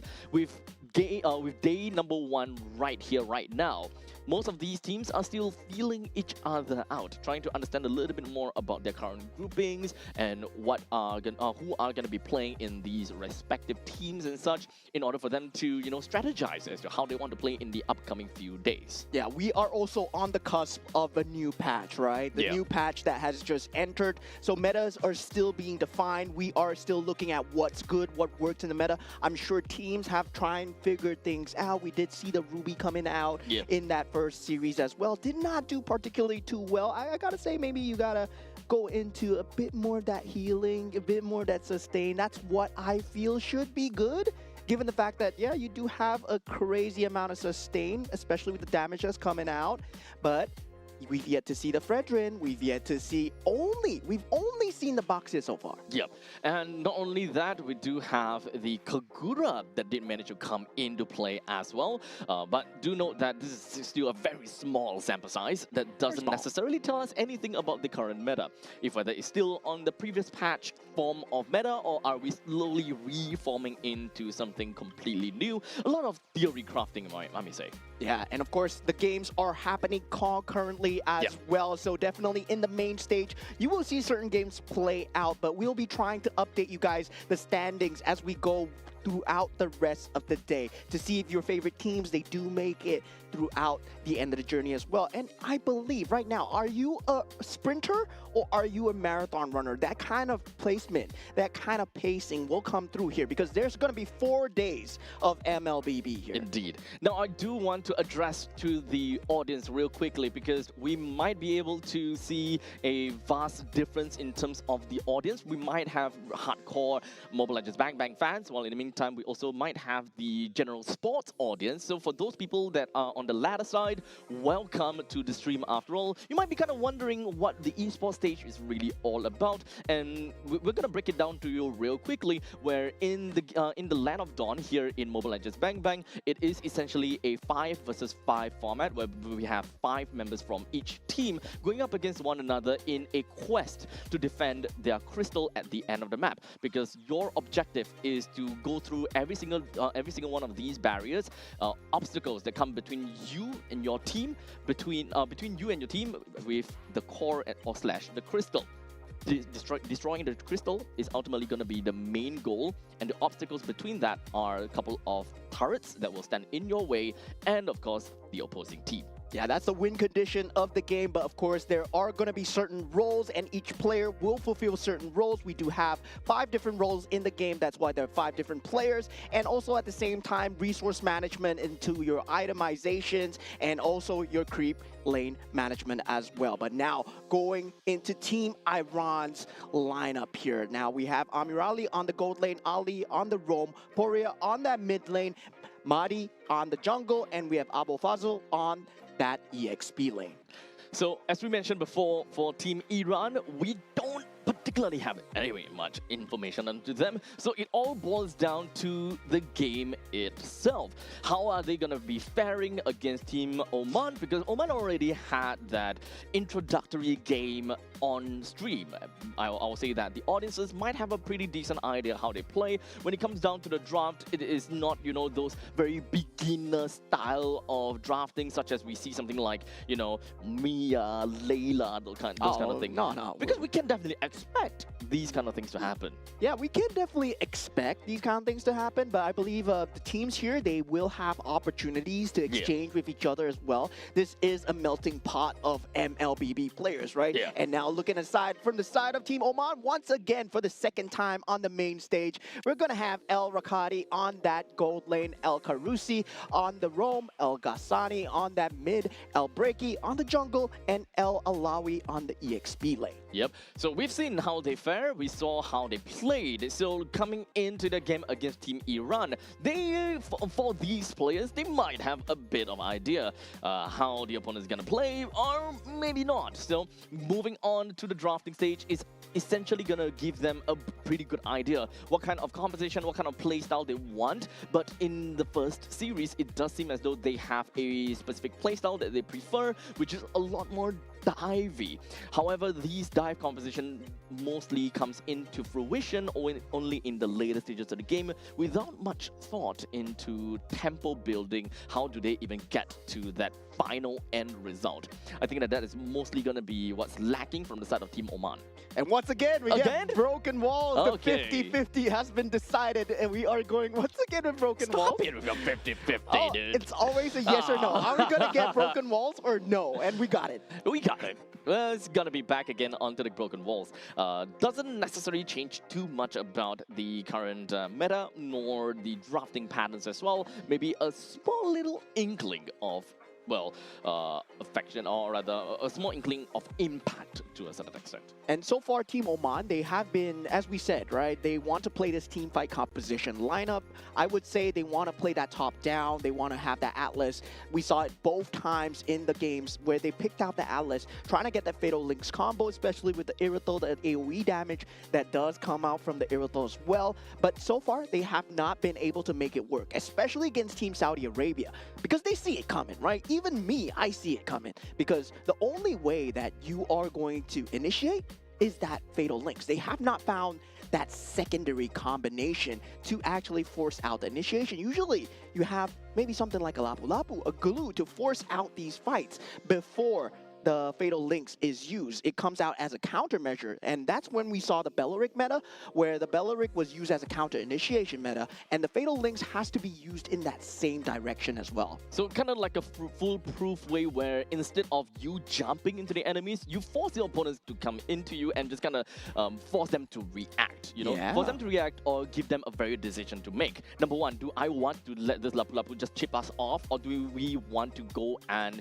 challenge against the Lapu Lapu? do? Do we have enough information that the opponents have a decent counter engage to come in? Do we have the resources to get ourselves out of that kind of situation, for example?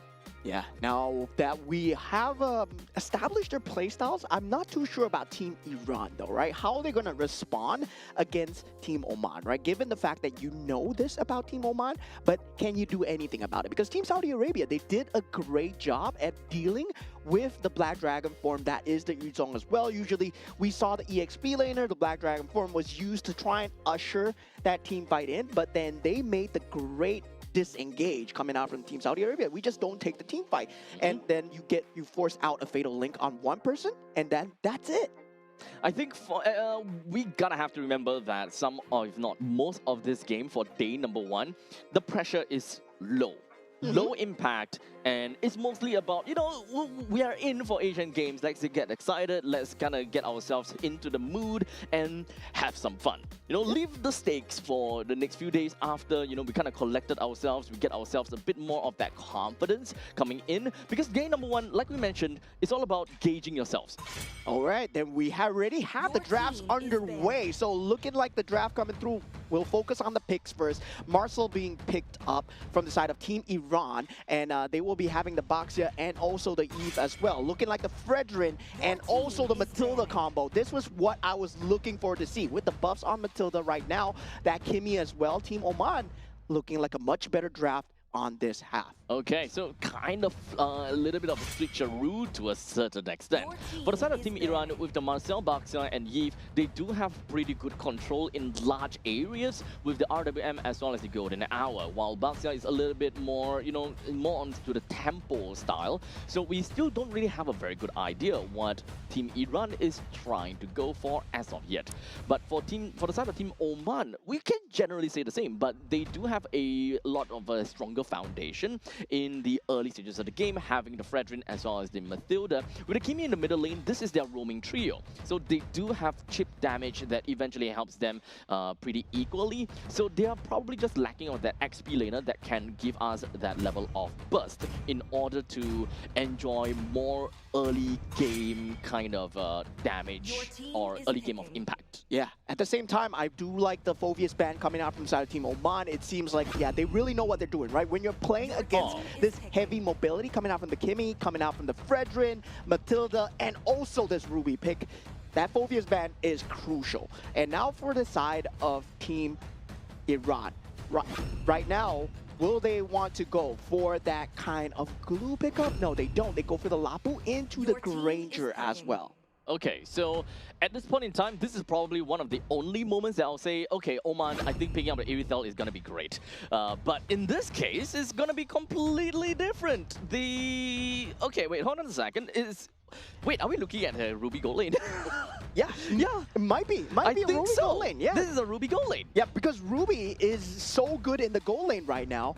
We were talking about the Ruby just being good as a general pick. And now Ruby just destroys every gold lane. I would say even the Granger is going to have a hard time, even at level 4, right? One, I'm offended. That combination comes through, that control. You gotta have the Purify, especially on the Granger, as much as possible. It's kind of like a blast in the past, right? We are going back to the we're going back to the fighter meta once again. And I did mention, of course, that from the XP laner, I do want to see someone that have got the does have the early game potential to be getting yourself a good amount of power spike. And as a Benedetta, if you do want to go for more of the assassin style with the Blade of the Heptases, that kind of stuff, it does help your team a lot more because your team is relatively tanky in the front lines. You don't have the form of burst to help the team secure kills. But with the Benedetta coming in, you've got great mobility, you've got great damage. It should be able to help the team pretty effectively.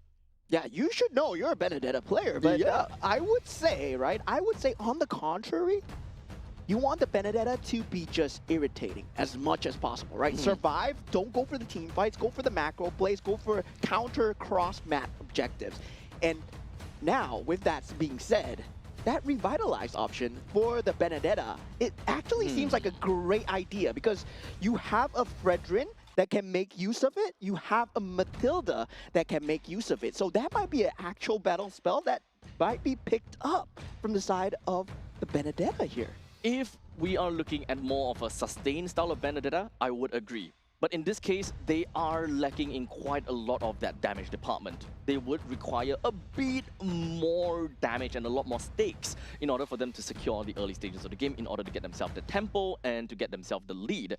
As such, I think that if they're going to go for Benedetta with more damage style, then picking up the Petrify might be the better case, as they shift themselves a little bit more towards the utility, allowing the Mathilda to go for flickers to enable more risky plays and to kind of yoink that Benedetta out of very risky scenarios, which pretty much means that the main focal point of this game very likely is going to be more on the Benedetta, as the Benedetta kind of shifts itself and gravitates itself based on which lane requires more focus, which fight is more important. At least that is the case for Team Oman. I would say it's a rock, paper, scissors here, right? What battle spell does the Granger go for as we head on into the land of Dawn for Team Iran versus Team Oman? This is the Asia Games Esports events for Mobile Legends. Bang, bang, as we are in the qualifiers. And game number 2. This is series number 2 of Team Iran versus Team Oman. As we jump right in, we're going to be looking at the fact that for the side of Team Iran, they're going to be starting off at the purple buff, and eventually should be able to get them in a pretty good spot, as he's going really aggressive right into the opponent's jungle, or rather taking the Little Wanderer first. So at least for now, we can definitely assume that Team Iran, they want to play things a bit more aggressively in the early stages of the game in order to get themselves some of that tempo. Yeah, and surprisingly, it's going to be a Benedetta gold lane coming out for the side of Team Oman at this point, right? The Ruby is actually on that EXP lane versus the Lapu Lapu, and I really like this matchup of the Lapu versus the Ruby going in so far. You do have that control advantage from the side of the Lapu Lapu, having that Bravest Warrior as well, but that's going to be at level 4. But that's what I don't like coming out from side Team Oman, right? You want to place the Ruby in the gold lane. Given the fact that the damage spike right now is just so good, I don't really agree with this. So they did a bit of a switcheroo. They do want to leave the Benedetta in the gold lane to get more gold in order to play the more offensive style, but Benedetta does have ways to actually reach the Granger to a certain extent, but it will be a game of catch-up. So once again, it is still going to be a little bit tough for the Benedetta, but still to a certain extent, more on the skill-based matchup. But the problem is Ruby is not going to have a really good time there. Yeah, that rock, paper, scissors I was talking about, that Purify not being picked up from the side of Amirali, he's going to have a hard time in this game and very reliant on the Marcel as we head on into this first turtle fight here. The Bravest Warrior is just going to be putting himself right onto El Breaky, breaks him down, and is unfortunately at this point in time, Team Oman, they will have got no retribution to play for against this turtle. As such, the turtle will go over to the hands of Team Iran. Yeah, definitely the clear speed coming slightly faster for the side of Team Iran, especially on this box here at the moment, as we start to see the things ramp up for the side of Team Iran. Currently 1,500 gold advantage so far, and this is only going to get even more pronounced, right? Given the fact that they have that Benedetta on that gold lane, now they do make that swap around. Oh.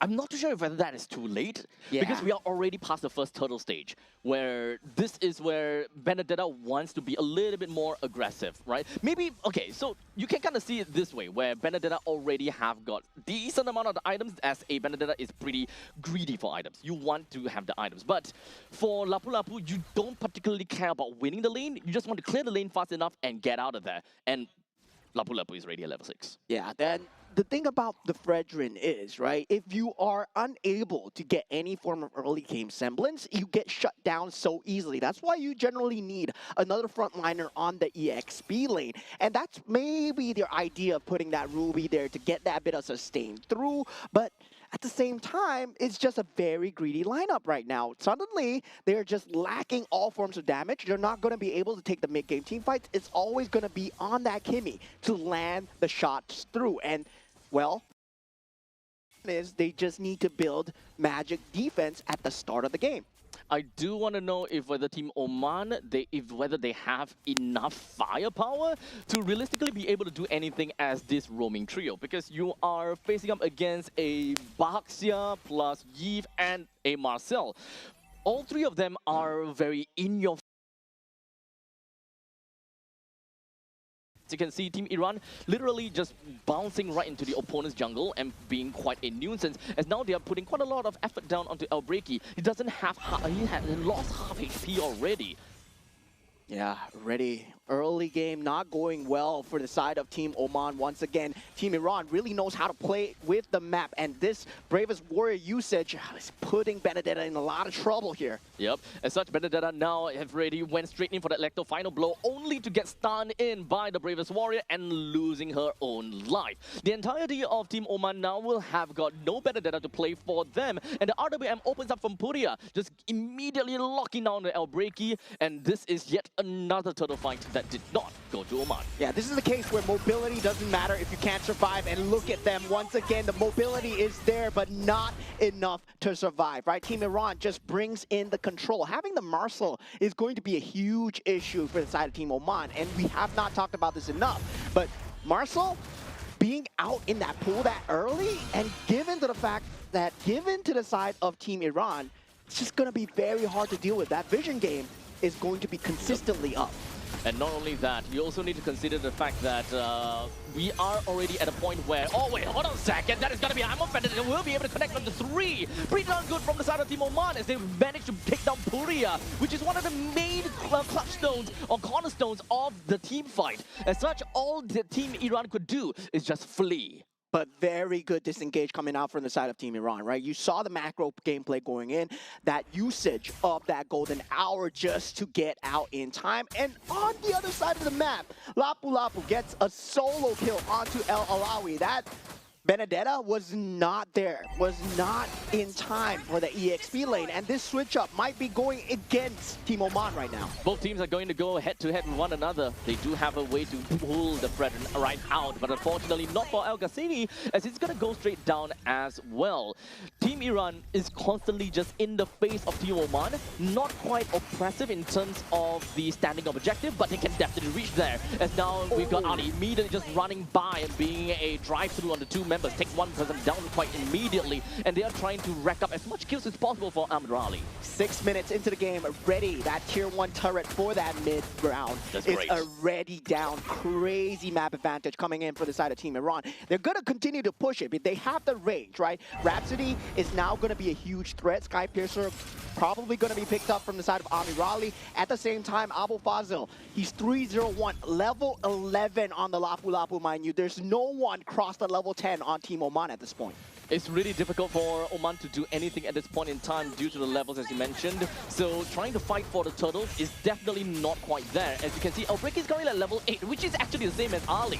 But hold on a second, we do have the golden hour just gonna be popped while the Baxia just gonna be hoping himself, just gonna be in the proxy position. Manages to get a pretty good stun down on the Elbreki and followed by a kill down onto El Karusi. This is a complete shutdown over to the side of Team Oman, and they have got no controls of their own jungle. Yeah, damage should come naturally for Team Oman at the late game, but at the early game, they need to survive, and this is the survivability that they don't have. They don't have the ability to withdraw the time. They don't have any borrowed time, as currently right now, they're doing what they can on the macro factor. El Alawi on that cross map play. That's going to be the only silver lining here, as you're down 8,000 already at 8 minutes into the game. At this point in time, what a Benedetta would want to do is just to play for cross map plays and being able to proxy as much as possible. The more turrets down for tier 1, the better it is. However, the only tier 1 turret that's down is at the bottom lane, so there still need a lot more time from Team Oman to be able to open up these maps to allow the Benedetta to go a little bit more crazy.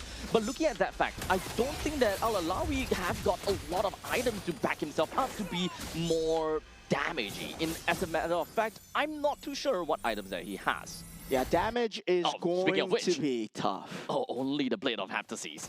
So only the Blade of Heptases is actually going to be really difficult to deal with because the Lapu Lapu is so far ahead. But we take a look at this fight. This is going to be Elbreki that is not able to survive. While, of course, the Bravest Warrior lands on 2, allowing Alco Fazil to just go absolutely ham and crazy, allowing Amirali to pick up a mania for himself. Do remember that this guy has got Sky Piercer. 6-0-0. This guy, no assists so far, able to secure all the kills for himself, and Team Iran they are running away with this game for sure here, right? Barring a huge mistake coming out from the side of Team Iran. If you take a look at the team fight, that real manipulation, just using time, Bravest Warrior into the back, Team Amirali untouched, even flickers forward to get that Maniac. Yep.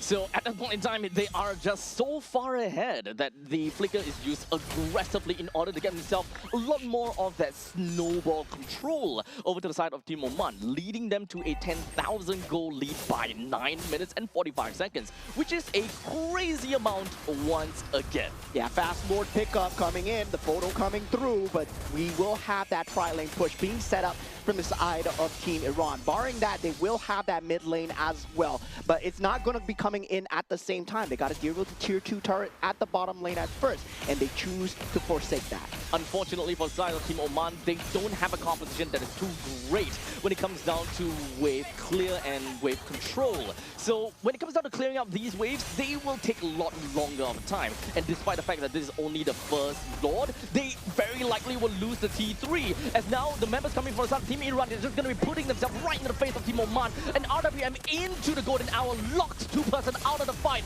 leaving El Rakadi to just put himself right in the front of the battles. He will lose his life on top of all of that, but that will open up a very good avenue for the rest of the members from Team Oman to push the rest of Team Iman away, or rather Team Iran away. But there is still going to be another point in time where they can just jump in onto the T3 turret in the middle lane and effectively even the bottom. Yeah, Team Iran right now, they had 3 members on a sliver of HP, and Team Oman could do nothing about it. They were just flaccid as they could only watch because they don't have a marksman. They had a Kimmy, yes, but Kimmy does not have that range. 11 minutes in the game, 14,000 gold behind. It's a very tough spot from Team Oman to get out of. In fact, losing all 3 of the T3 turret at this stage of the game, and the fact that this lineup does not allow them a proper wave clear, it kind of puts them on a really difficult spot. And in fact, I think that they're just surrounded by walls where they couldn't get out of it. Yeah, they did have the game plan coming through for the side of Team Oman, but it might just be falling apart right now. Team Iran are going for it. The golden hour is just going to be popping onto 2. They're just going to be doing everything that they can onto Kurasi, and brings him down pretty effectively. All 5 members from the side of Iran will do what they can, as they have a Maniac and of course even a Savage collected by Amirali as the head from the side of Oman rolls. And there we go, the first Savage of the Asian Games Esports events, Mobile Legends Bang Bang qualifiers from the side of Team Iran. Coming out from the Granger, man, that is Amirali, that he picks up the Savage. Maniac then Savage, wow. Yep. Literally, we've got Amirali that conducted a symphony of death, doing what he can to play all the way from the start to the end. The moment that he picked up the Sky Piercer, he realized, you know, this is my time. With the Benedetta completely out of the game, with only a Blade of the Heptases, there really is no threat going to the side of the Granger at all. Yeah, there was no threat indeed. You saw the systematic control that Team Iran had over the side of Team Oman, right? At the start of the game, yes, their game plan should have been to put that Ruby in that gold lane to get that kind of a bit of a lead towards that Granger, right? Yep. Threaten the Granger a bit. And that's something that the Benedetta couldn't do that. Level 1, level 2, you're not going to have the range. There's not going to have that control available. And I was looking forward to see whether or not they put that Ruby in the gold lane. Didn't happen. Switch came in too late, and it was just too far gone. Indeed. You want to have the early game advantage as a Ruby who have pretty innate healing factor coming in from her passive. We do have a little bit of a change from the passive though, but it's still good enough because Ruby is still still pretty tanky in the early games, and you still have healing factor built into your own kit, while for Benedetta you don't. You are more of a poke and run kind of style. You're trying to exchange pokes between a Granger. Whoever can poke more, poke better, will win in that matchup.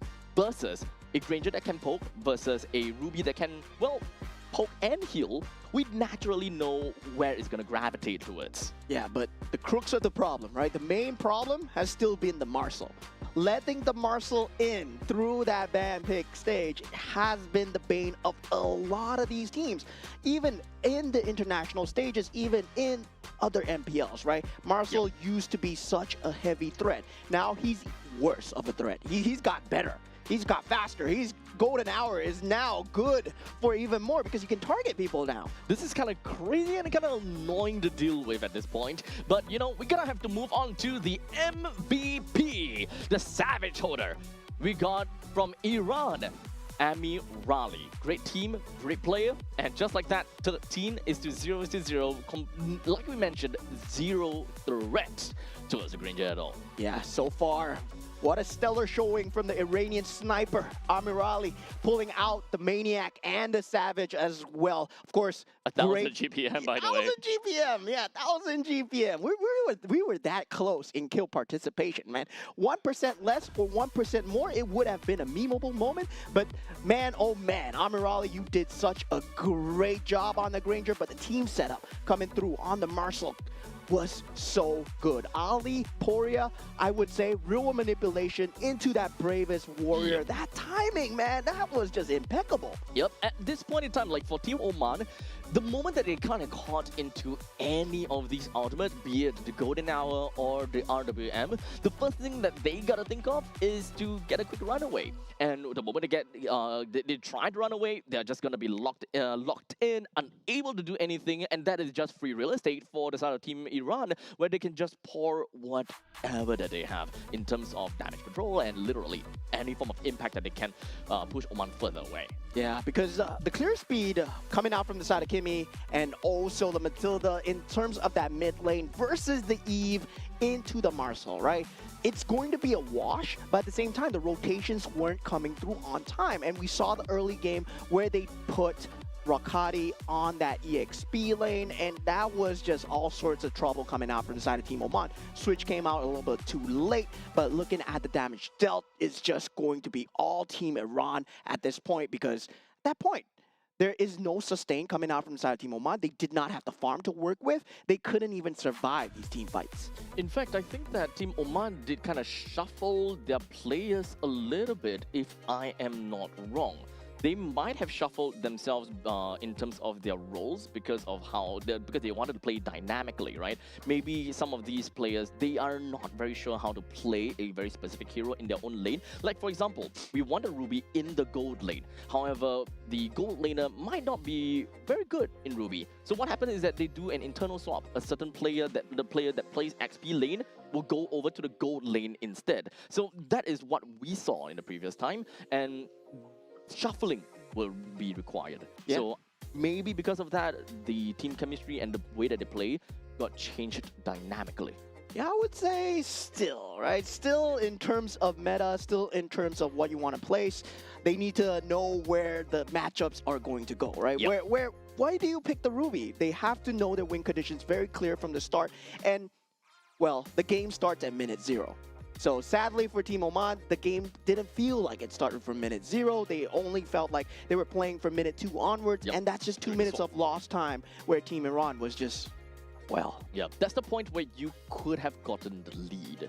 So hopefully Team Oman, they will learn a little bit from this experience and learn a bit more about how the matchup will look like in order to get themselves that kind of advantage or that kind of lead. Because in the early stages of the game, you want to take as much lead as possible to make things a lot easier for you to transition over to from the laning phase to the early game to the mid game to the late game. Yeah, the sad thing is that I really love the Fredrin and the Matilda combo. It's so old school, it's so good. Plus the Benedetta as well. It works so well, man. right? On paper, it works so well. Benedetta and then Ruby as well. They use the guiding wind extremely well. If you think about it, on paper, very good in terms of mobility.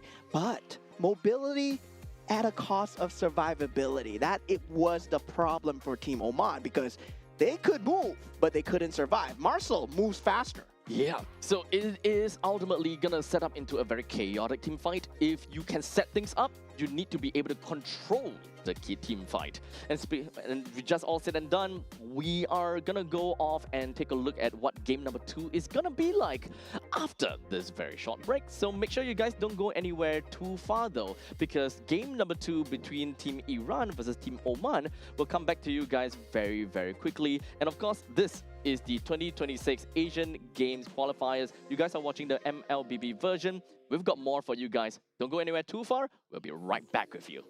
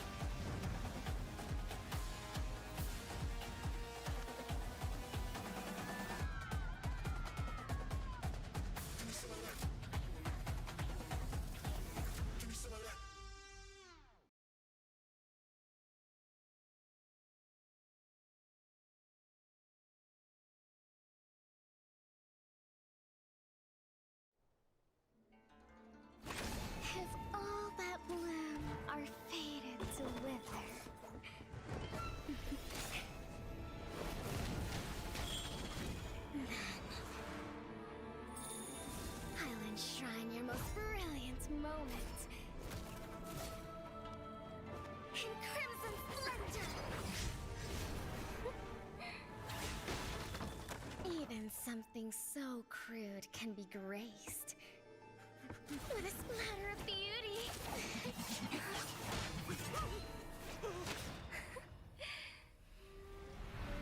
I'll get you out! You finally come to me, Hanabi-sama! This madness ends now!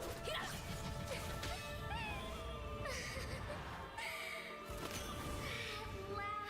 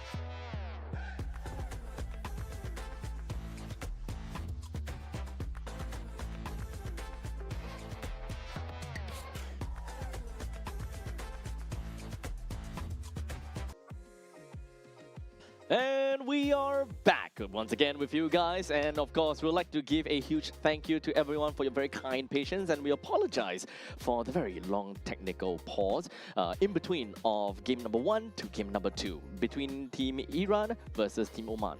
Yeah, at least you know we weren't yapping throughout the entire Yeah, you break. are welcome for that. You guys had a break, we had a break as well. Okay, we both get one each. But speaking of game 1, that is already through. So we did see already Team Iran take 1 ahead of Team Oman. Right Yep. now, Team Oman are against the ropes. Yep.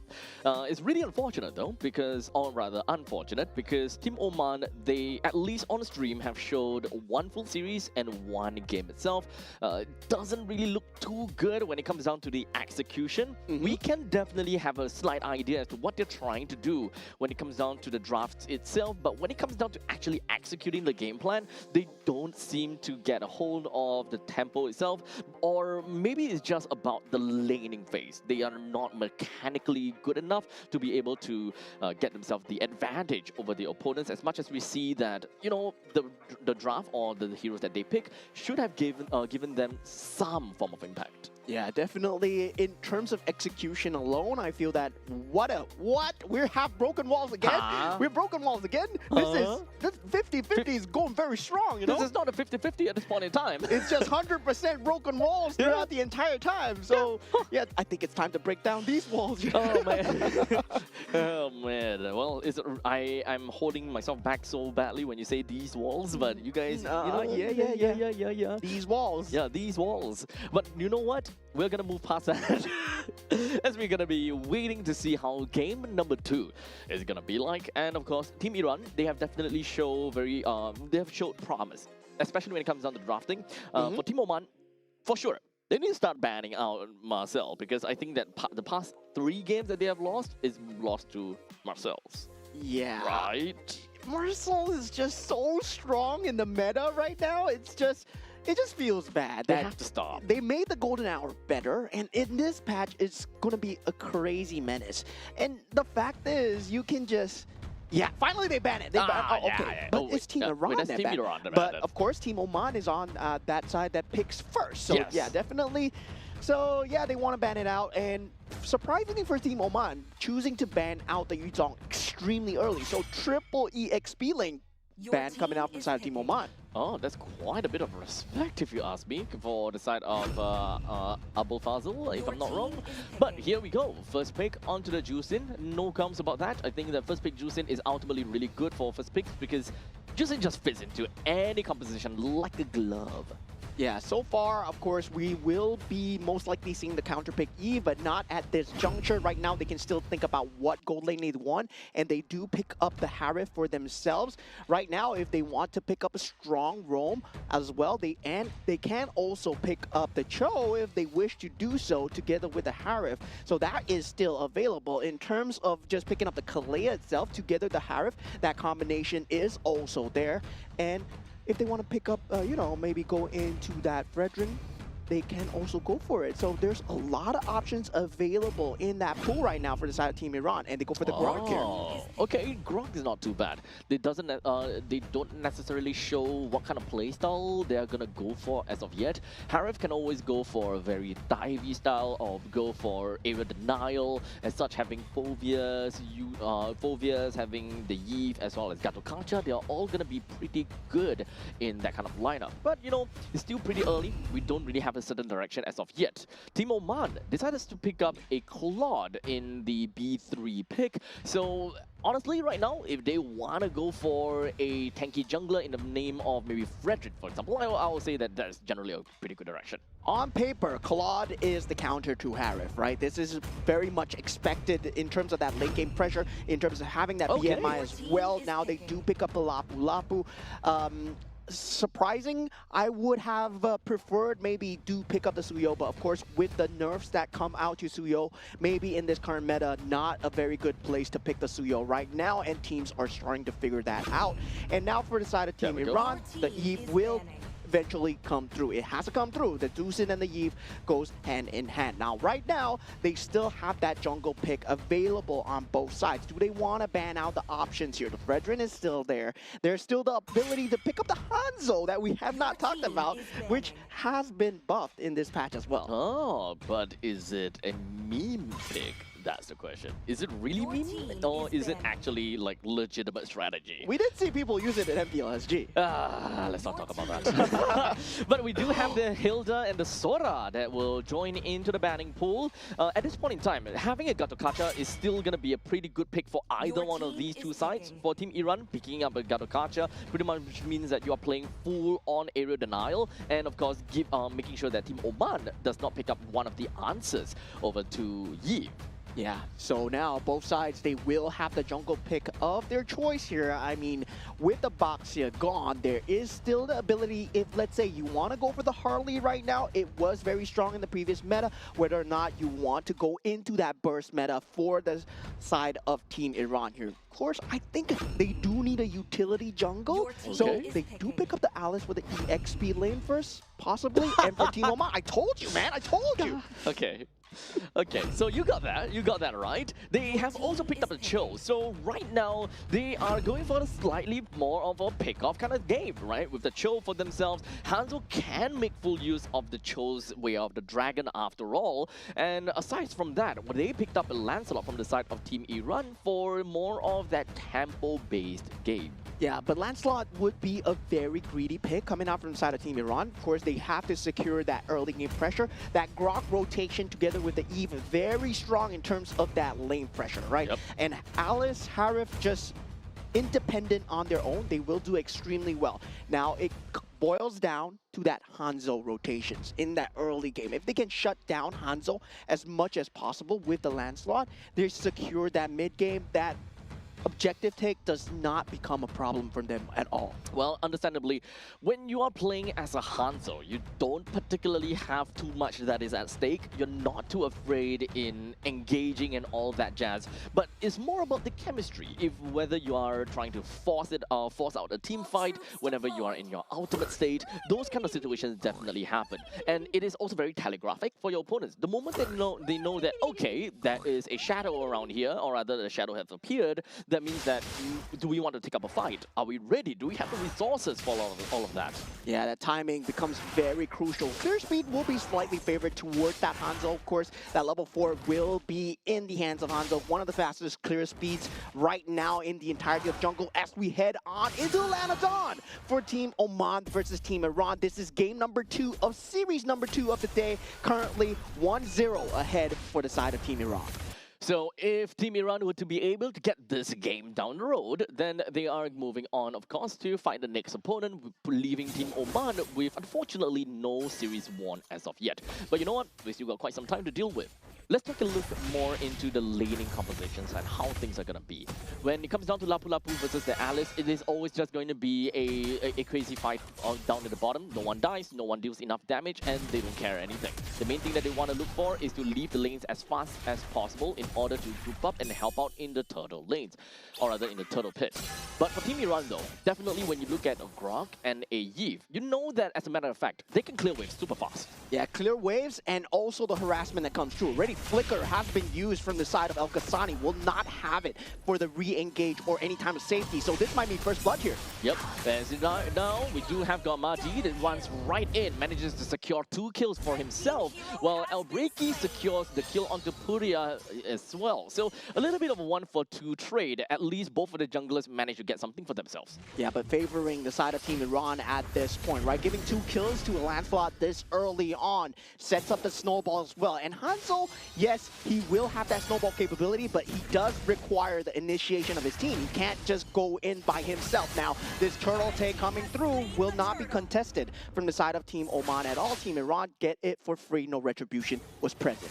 I don't really think that they will be able to do too much, at least for Team Oman in the mid stages of the game, because this is a lot more skirmishy for the side of Team Oman. As much as possible, just keep on targeting one player over and over again and make things tough. At this point in time, they are looking at Korea.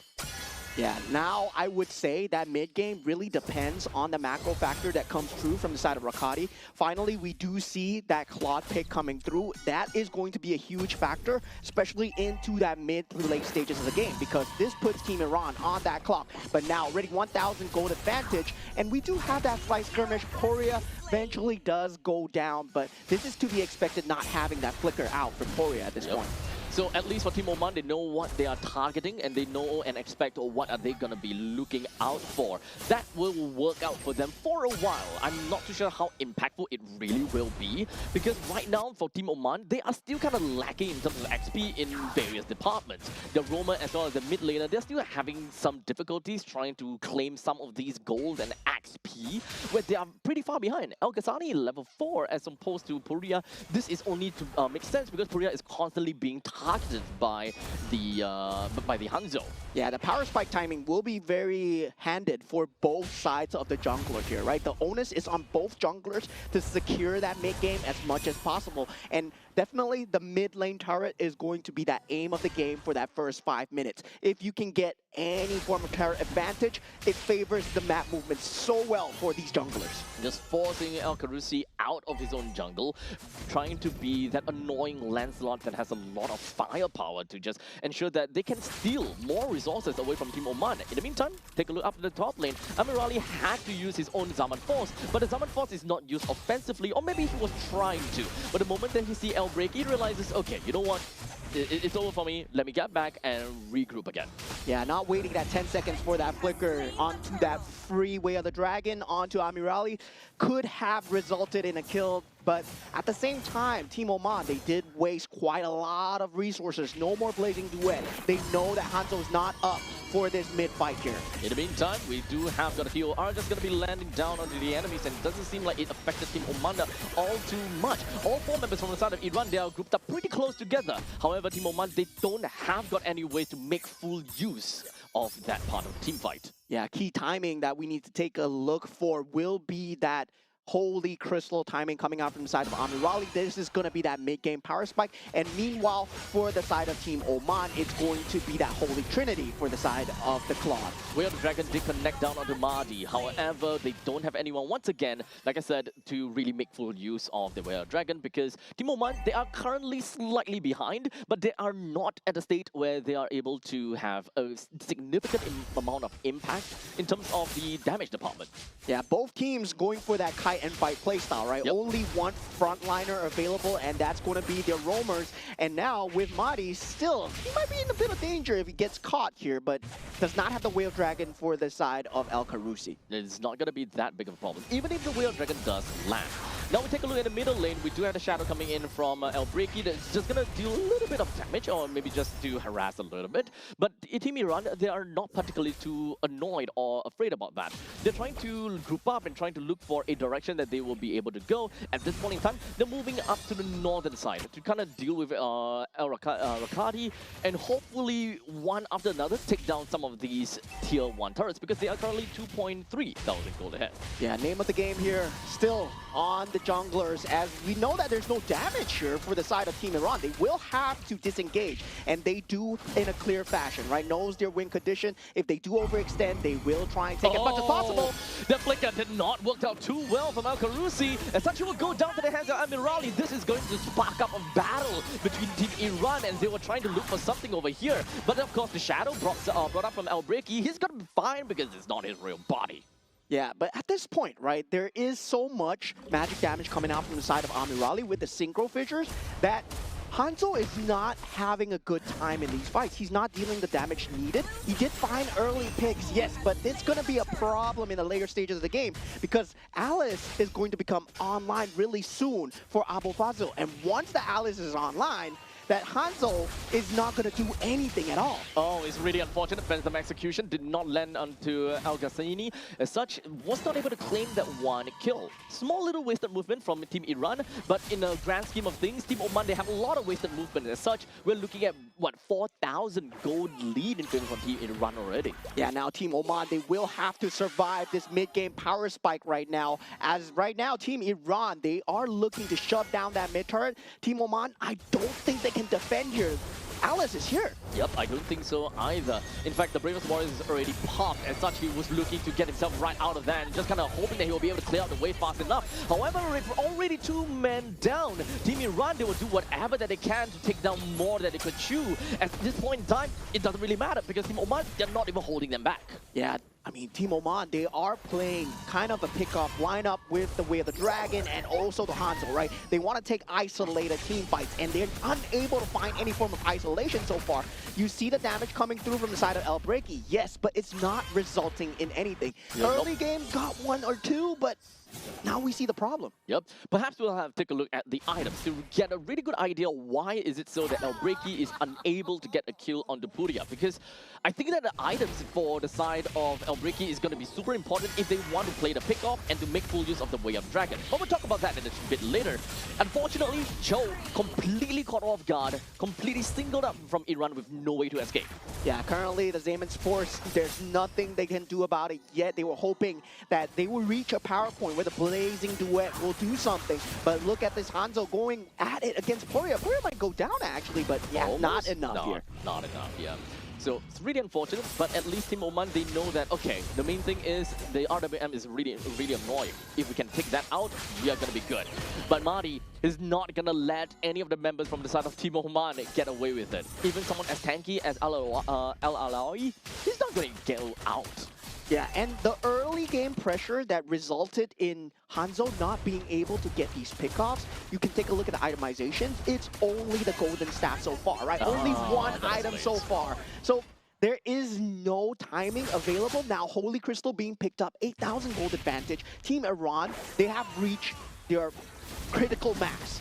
And Mahdi is level 15. So yeah, he's going to deal a lot of damage. Not only that, there is no way for Team Oman to strategically be able to fight for any of the neutral objectives at all until El Breaky eventually hits level 15. That is the only point in time where there could be any point of contest or challenge for the Turtle or the Lord by this point in time. But right now, we do have most of the members from the side of Team Iran just going to be coagulating together, ensuring that that is not going to do too much. But there we go. When it comes down to tectonic charge and the flicker from, of course, the side of Ali, it did enough. Brought 2 men down with the help of his teammates. And of course, let's not forget about the Lord. They'll be marching down the middle lane with his trusty trident, taking out every single one of these creep waves.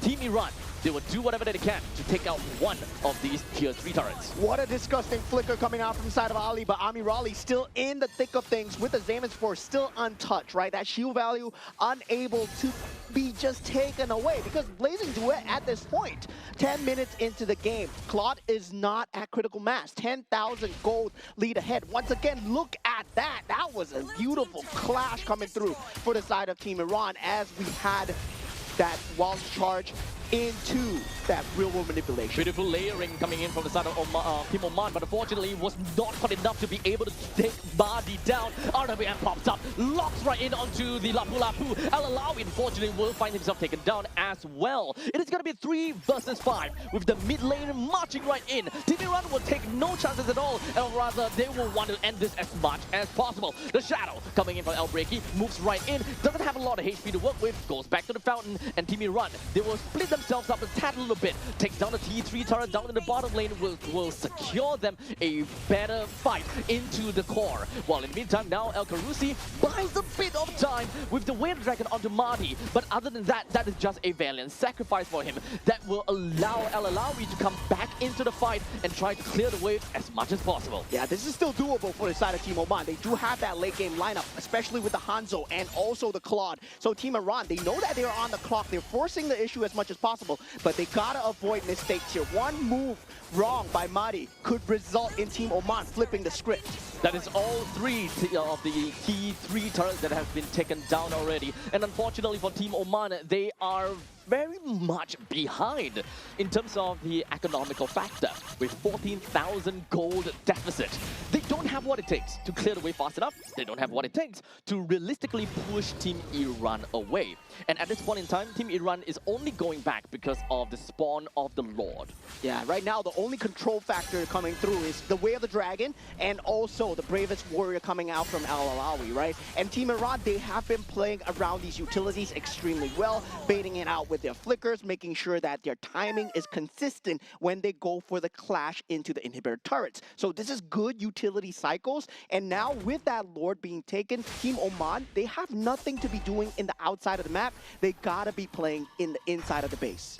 As much as possible, Team Iran would ensure that Team Oman would not be able to get out to, do any realistic farm or split pushes. So Iran just literally gatekeeping onto Oman, saying, you are not gonna go anywhere at all.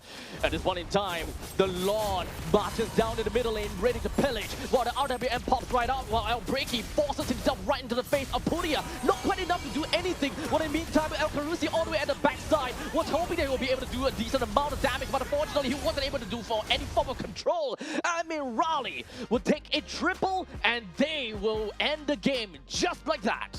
2-0 for the side of Team Iran as they show complete dominance over Team Oman. Wow, oh wow, that Alice at the last moment landing onto 3. That was just madness. And Army Raleigh, man, oh man, we did see a Maniac, a Savage, and now a triple kill. It's really unfortunate that the members of Team Oman, they're unable to really play a game of catch-up, right? And when it comes down to their own laning composition as well, I think that they had a lot of, I would say, wasted movements. They tried and they tried and they tried, because this is a matchup where for Team Oman, they want to capitalize on the Way of the Dragon plus the fact that they have a Hanzo as much as possible. However, what Hanzo has been doing is constantly just going in over and over and over again. Whenever he has the ultimate, go straight in for the Eve without a sliver of assistance from any of the teammates. I would say that was a slight lack of coordination coming out from the side of Team Oman. But looking at the MVP, of course, Ali landing those crucial ultimates and kill participation 100%.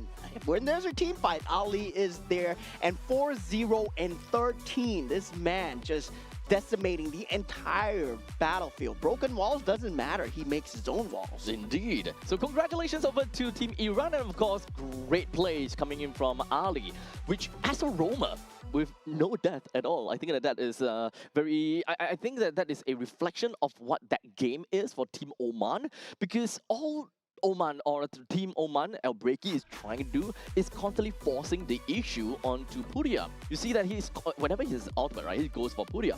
However, he don't have a single assist and he only have got 2 kills. He haven't formed enough item as a relatively greedy assassin in order to do anything against Puria.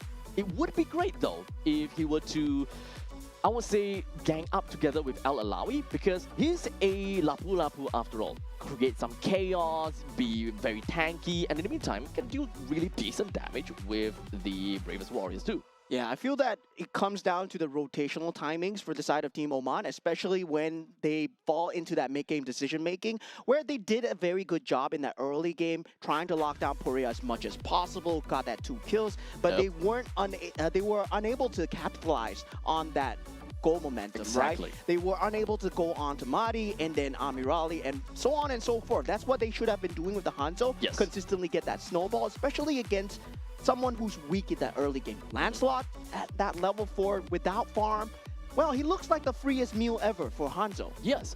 So I think that what Team Oman is essentially looking for is that they want to go for single member pickoff, not necessarily trying to get enough snowball to be able to, go from one chain to the other. So in some sense, they are looking at things in a very narrow kind of playstyle. Whenever I have ultimate, I just go. Not exactly the form of, I want to go for a team fight, I want to make full use of the Hanzo with its innate mobility, as well as the fact that he can do very risky plays, dive all the way to kind of the backlines kind of thing. In fact, they're lacking in team fights overall. So it feels like, like you said, very telegraphed, right? One target, one play coming out Yes. from side Team Oman. It's never a secondary layer play on top where, yo, I'm a Hanzo, I'm gonna jump behind, but you're gonna do this at the front with the Whale Dragon while I'm making the space. There was no level 2, no level of contingency behind that. And I believe that's the kind of layeredness, the kind of meticulousness a team needs to kind of make it here at the Asian Games here. Honestly, if you ask me, if I'm trading between my ultimate as a mage versus the jungler's ultimate, I'll take the trade anytime. Yeah. If I'm able to keep my own team, such as the gold laner, active and safe, so be it. Me as a Yves, without real manipulation, I'm pretty sure my team will still do just fine. Yeah, there was a lot of moments where I felt that they should have gotten the upper hand, especially on the Hanzo. You saw that Poria was extremely low. I believe his death could have been in a double-digit count. To be honest, yeah. They just stacked their coordination just slightly better. And yeah, that was just such a missed opportunity, but doesn't matter. Still day one, we need to reset and we need to go on into that next games as well. We still got 3 more days of MLBB here. Yeah, a lot of days, a lot of games. We are currently down at 1:13 p.m. right now, and we have covered 2 series. We've got all the way, I think we have 5 more series to go. So if you guys have any, Mobile Legends Bang Bang craze or itch, this is the place that you want to go, as you will be able to watch so many teams going up against one another. And of course, different regions, different meta, different plays, and I'm pretty sure when it comes down to some of these teams, you guys might already heard of who they are, who is playing, and of course, what team that they are technically from. And currently, the standings for Group B, as we see so far, Team Saudi Arabia at the top with 2-0, 100% win rate with 4 points, and also Team Iran following next as 1-0 with 2 points because they only played 1 best of 3 so far. Team Jordan 1-1, and now for Team United Arab Emirates 0-1. And lastly, I believe that was Team Jordan, right? No, Team Oman. Team Oman, 0-2. So technically speaking, we're not too surprised about the fact that Team Saudi Arabia is all the way at the top of that list because, I mean, after all, they are names that we could just Google search, right? And like, Team Falcons, okay. Oh, Twisted Minds, okay. The kind of thing, right? Well, for the rest of the teams out there, it's a little bit more difficult for us to kind of get a hands on. Although I gotta have to say, Team Iran, we have seen one game from them. They do look pretty darn good though, so they might be a pretty good rivals to Team Saudi Arabia. Yeah, definitely. Only 2 teams will make it from Group B. Of course, that 3rd place, they will have only 1 slot, so they will have to fight it out with Group D eventually in that last day, where that 3rd place, well, it might look good now, but as we head on into these Asian Games, into the group stages as well, you're gonna see much more desperateness coming out from these teams. Now, of course, we do have got games that is running concurrently, right? From Group A, B, C to D. Eventually, at a certain point in time, whenever we have the standings, we will, of course, show it to you guys and tell you guys, let you know how it's faring so far throughout the entire table. But of course, before that, we're going to go off for a short little break. And once we're back, we'll give you guys 3rd series of the day.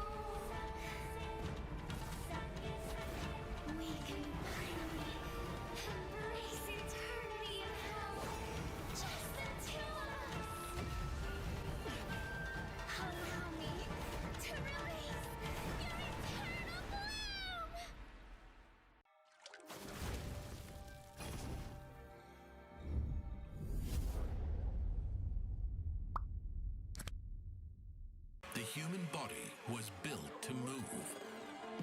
Not trapped at a desk in one singular posture for 12 hours a day.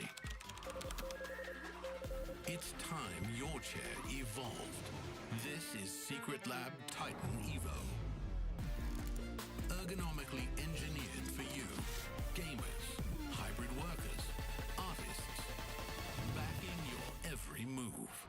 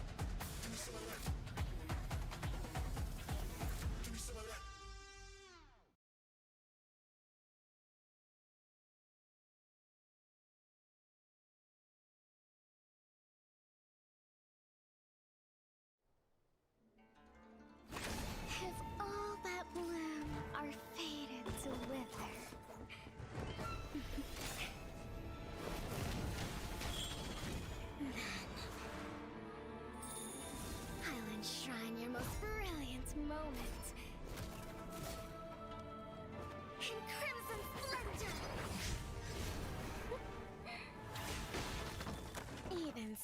Something so crude can be graced with a splatter of beauty.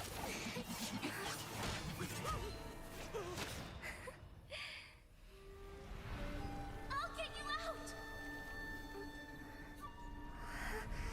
You finally come to me, Hanabi-sama! This madness ends now!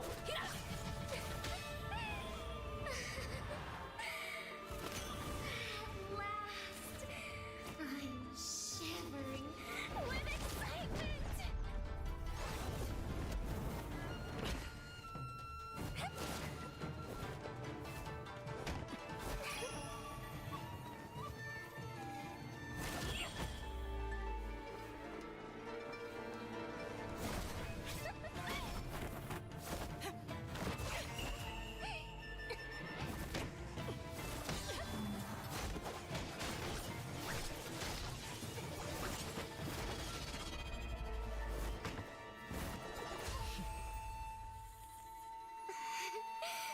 Such killing intent. Does this mean Hanabi-sama finally understands Kirara?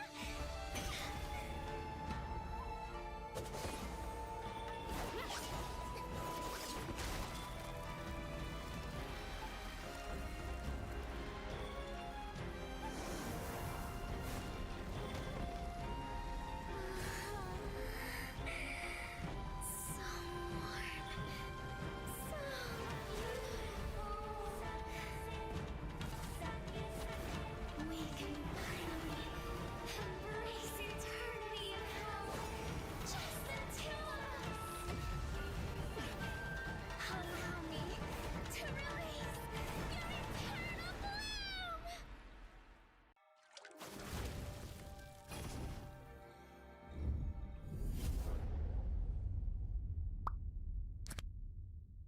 The human body was built to move.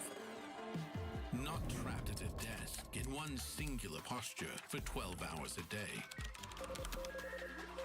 It's time your chair evolved. This is Secret Lab Titan Evo. Ergonomically engineered for you, gamers, hybrid workers, artists, backing your every move.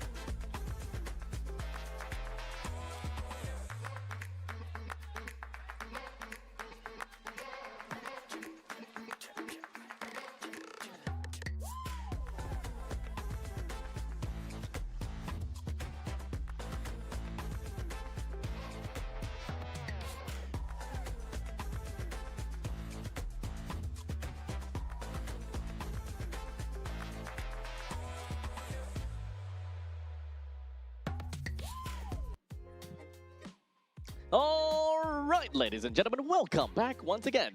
We are here once again for the 2026 Asian Games, and right now we're going to be watching match number 3. Okay, match number 3. So this is going to be fun between Team Sri Lanka versus Team Pakistan. Yeah, it's gonna be very interesting, right? In terms of just esports prowess alone, we have no idea where these teams stand. So I went to the online chat. I went to ask. Oh, everybody's hyped about Team Pakistan. Everybody's hyped about Team Sri Lanka. So we got supporters from both sides. Okay. But when I went to search it up for myself, I can't find anything on the internet, man. Okay, so it's likely a lot more localized then. So they're probably known in their own local scene, but not necessarily somewhere that they manage to go to the internationals or something along those lines.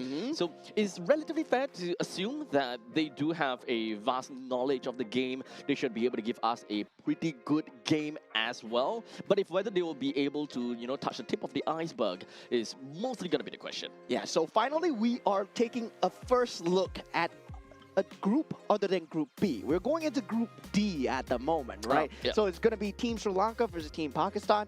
At the same time, we're still at day number 1 of the Asian Game qualifiers here. So a lot of power levels have yet to be set. We don't know who's going to make it yet. Maybe we'll find out after today, but right now, still setting the precedent for a lot of these MLBB games. Yep, especially for the fact that we haven't watched a single game from Group A, which I think that is something that everyone is looking forward to, right? We're looking for like Malaysia, Philippines, Indonesia, and the likes. But we're gonna hold on for a tad little bit, and we talk about the group standings for Group B.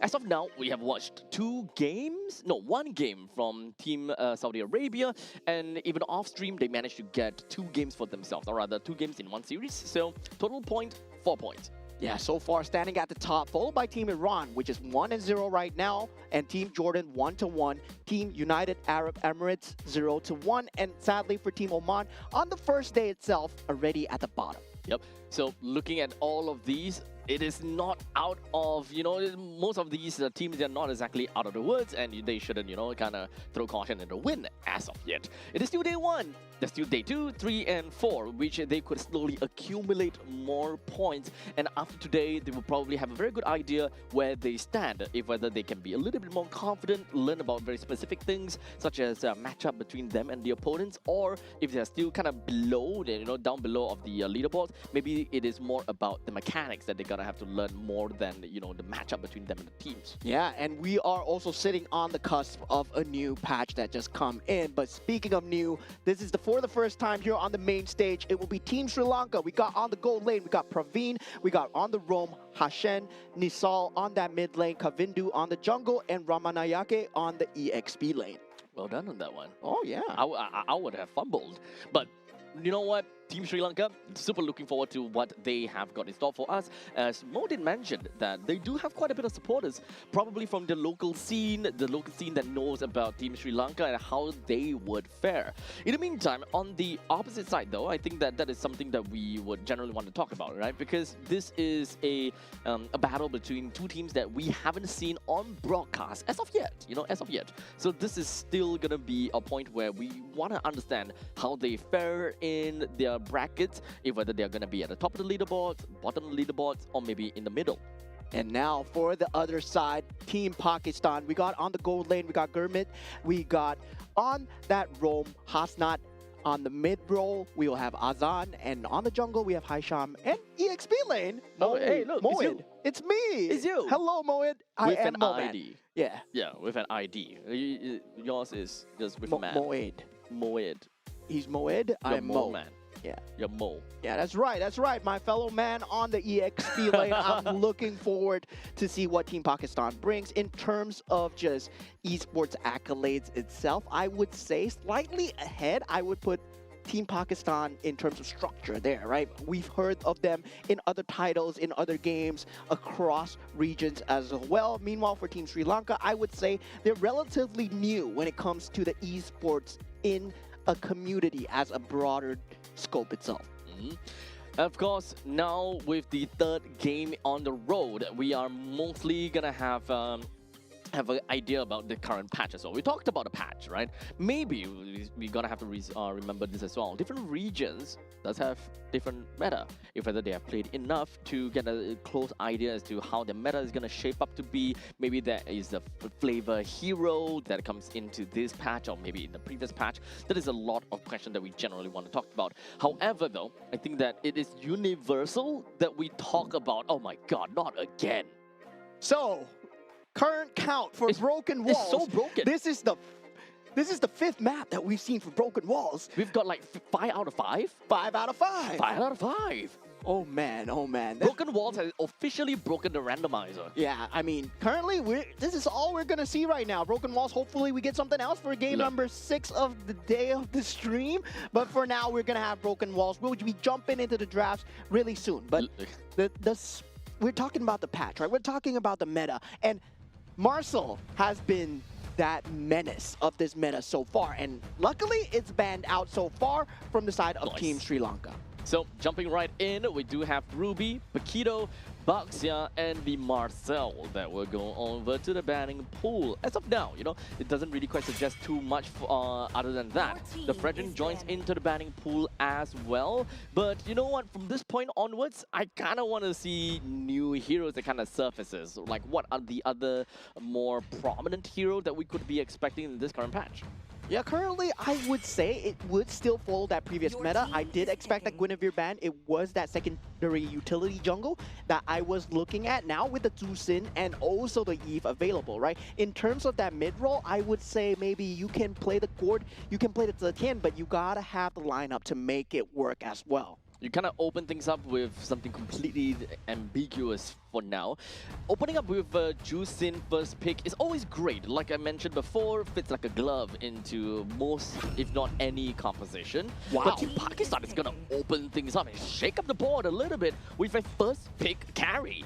Yeah, that is very aggressive coming out from inside of Team Pakistan. They know completely what playstyle they're going towards, I guess, because as a carry pick, you generally want to chunk down the tank junglers, right? You want to just try and burst down as much as possible. And given the low range that carry has, you don't want to pick it so early where you can potentially get outrange. And for Team Sri Lanka, this is a choice of now you don't need to go for the gold lane. You don't need to show your hand. That Khalid pick, yes, very flexible, but at the same time, there's also very strong mid lane picks where they can go for the Eve, they can go for the Zusin as well. Yep, I personally would have loved to see the Juicin, just so that, sorry, not Juicin, I personally would love to see a Zetian over to the side of Sri Lanka, but Zetian, Eve, I think that they generally lie in the same kind of position. But I do like the Khalid pick though.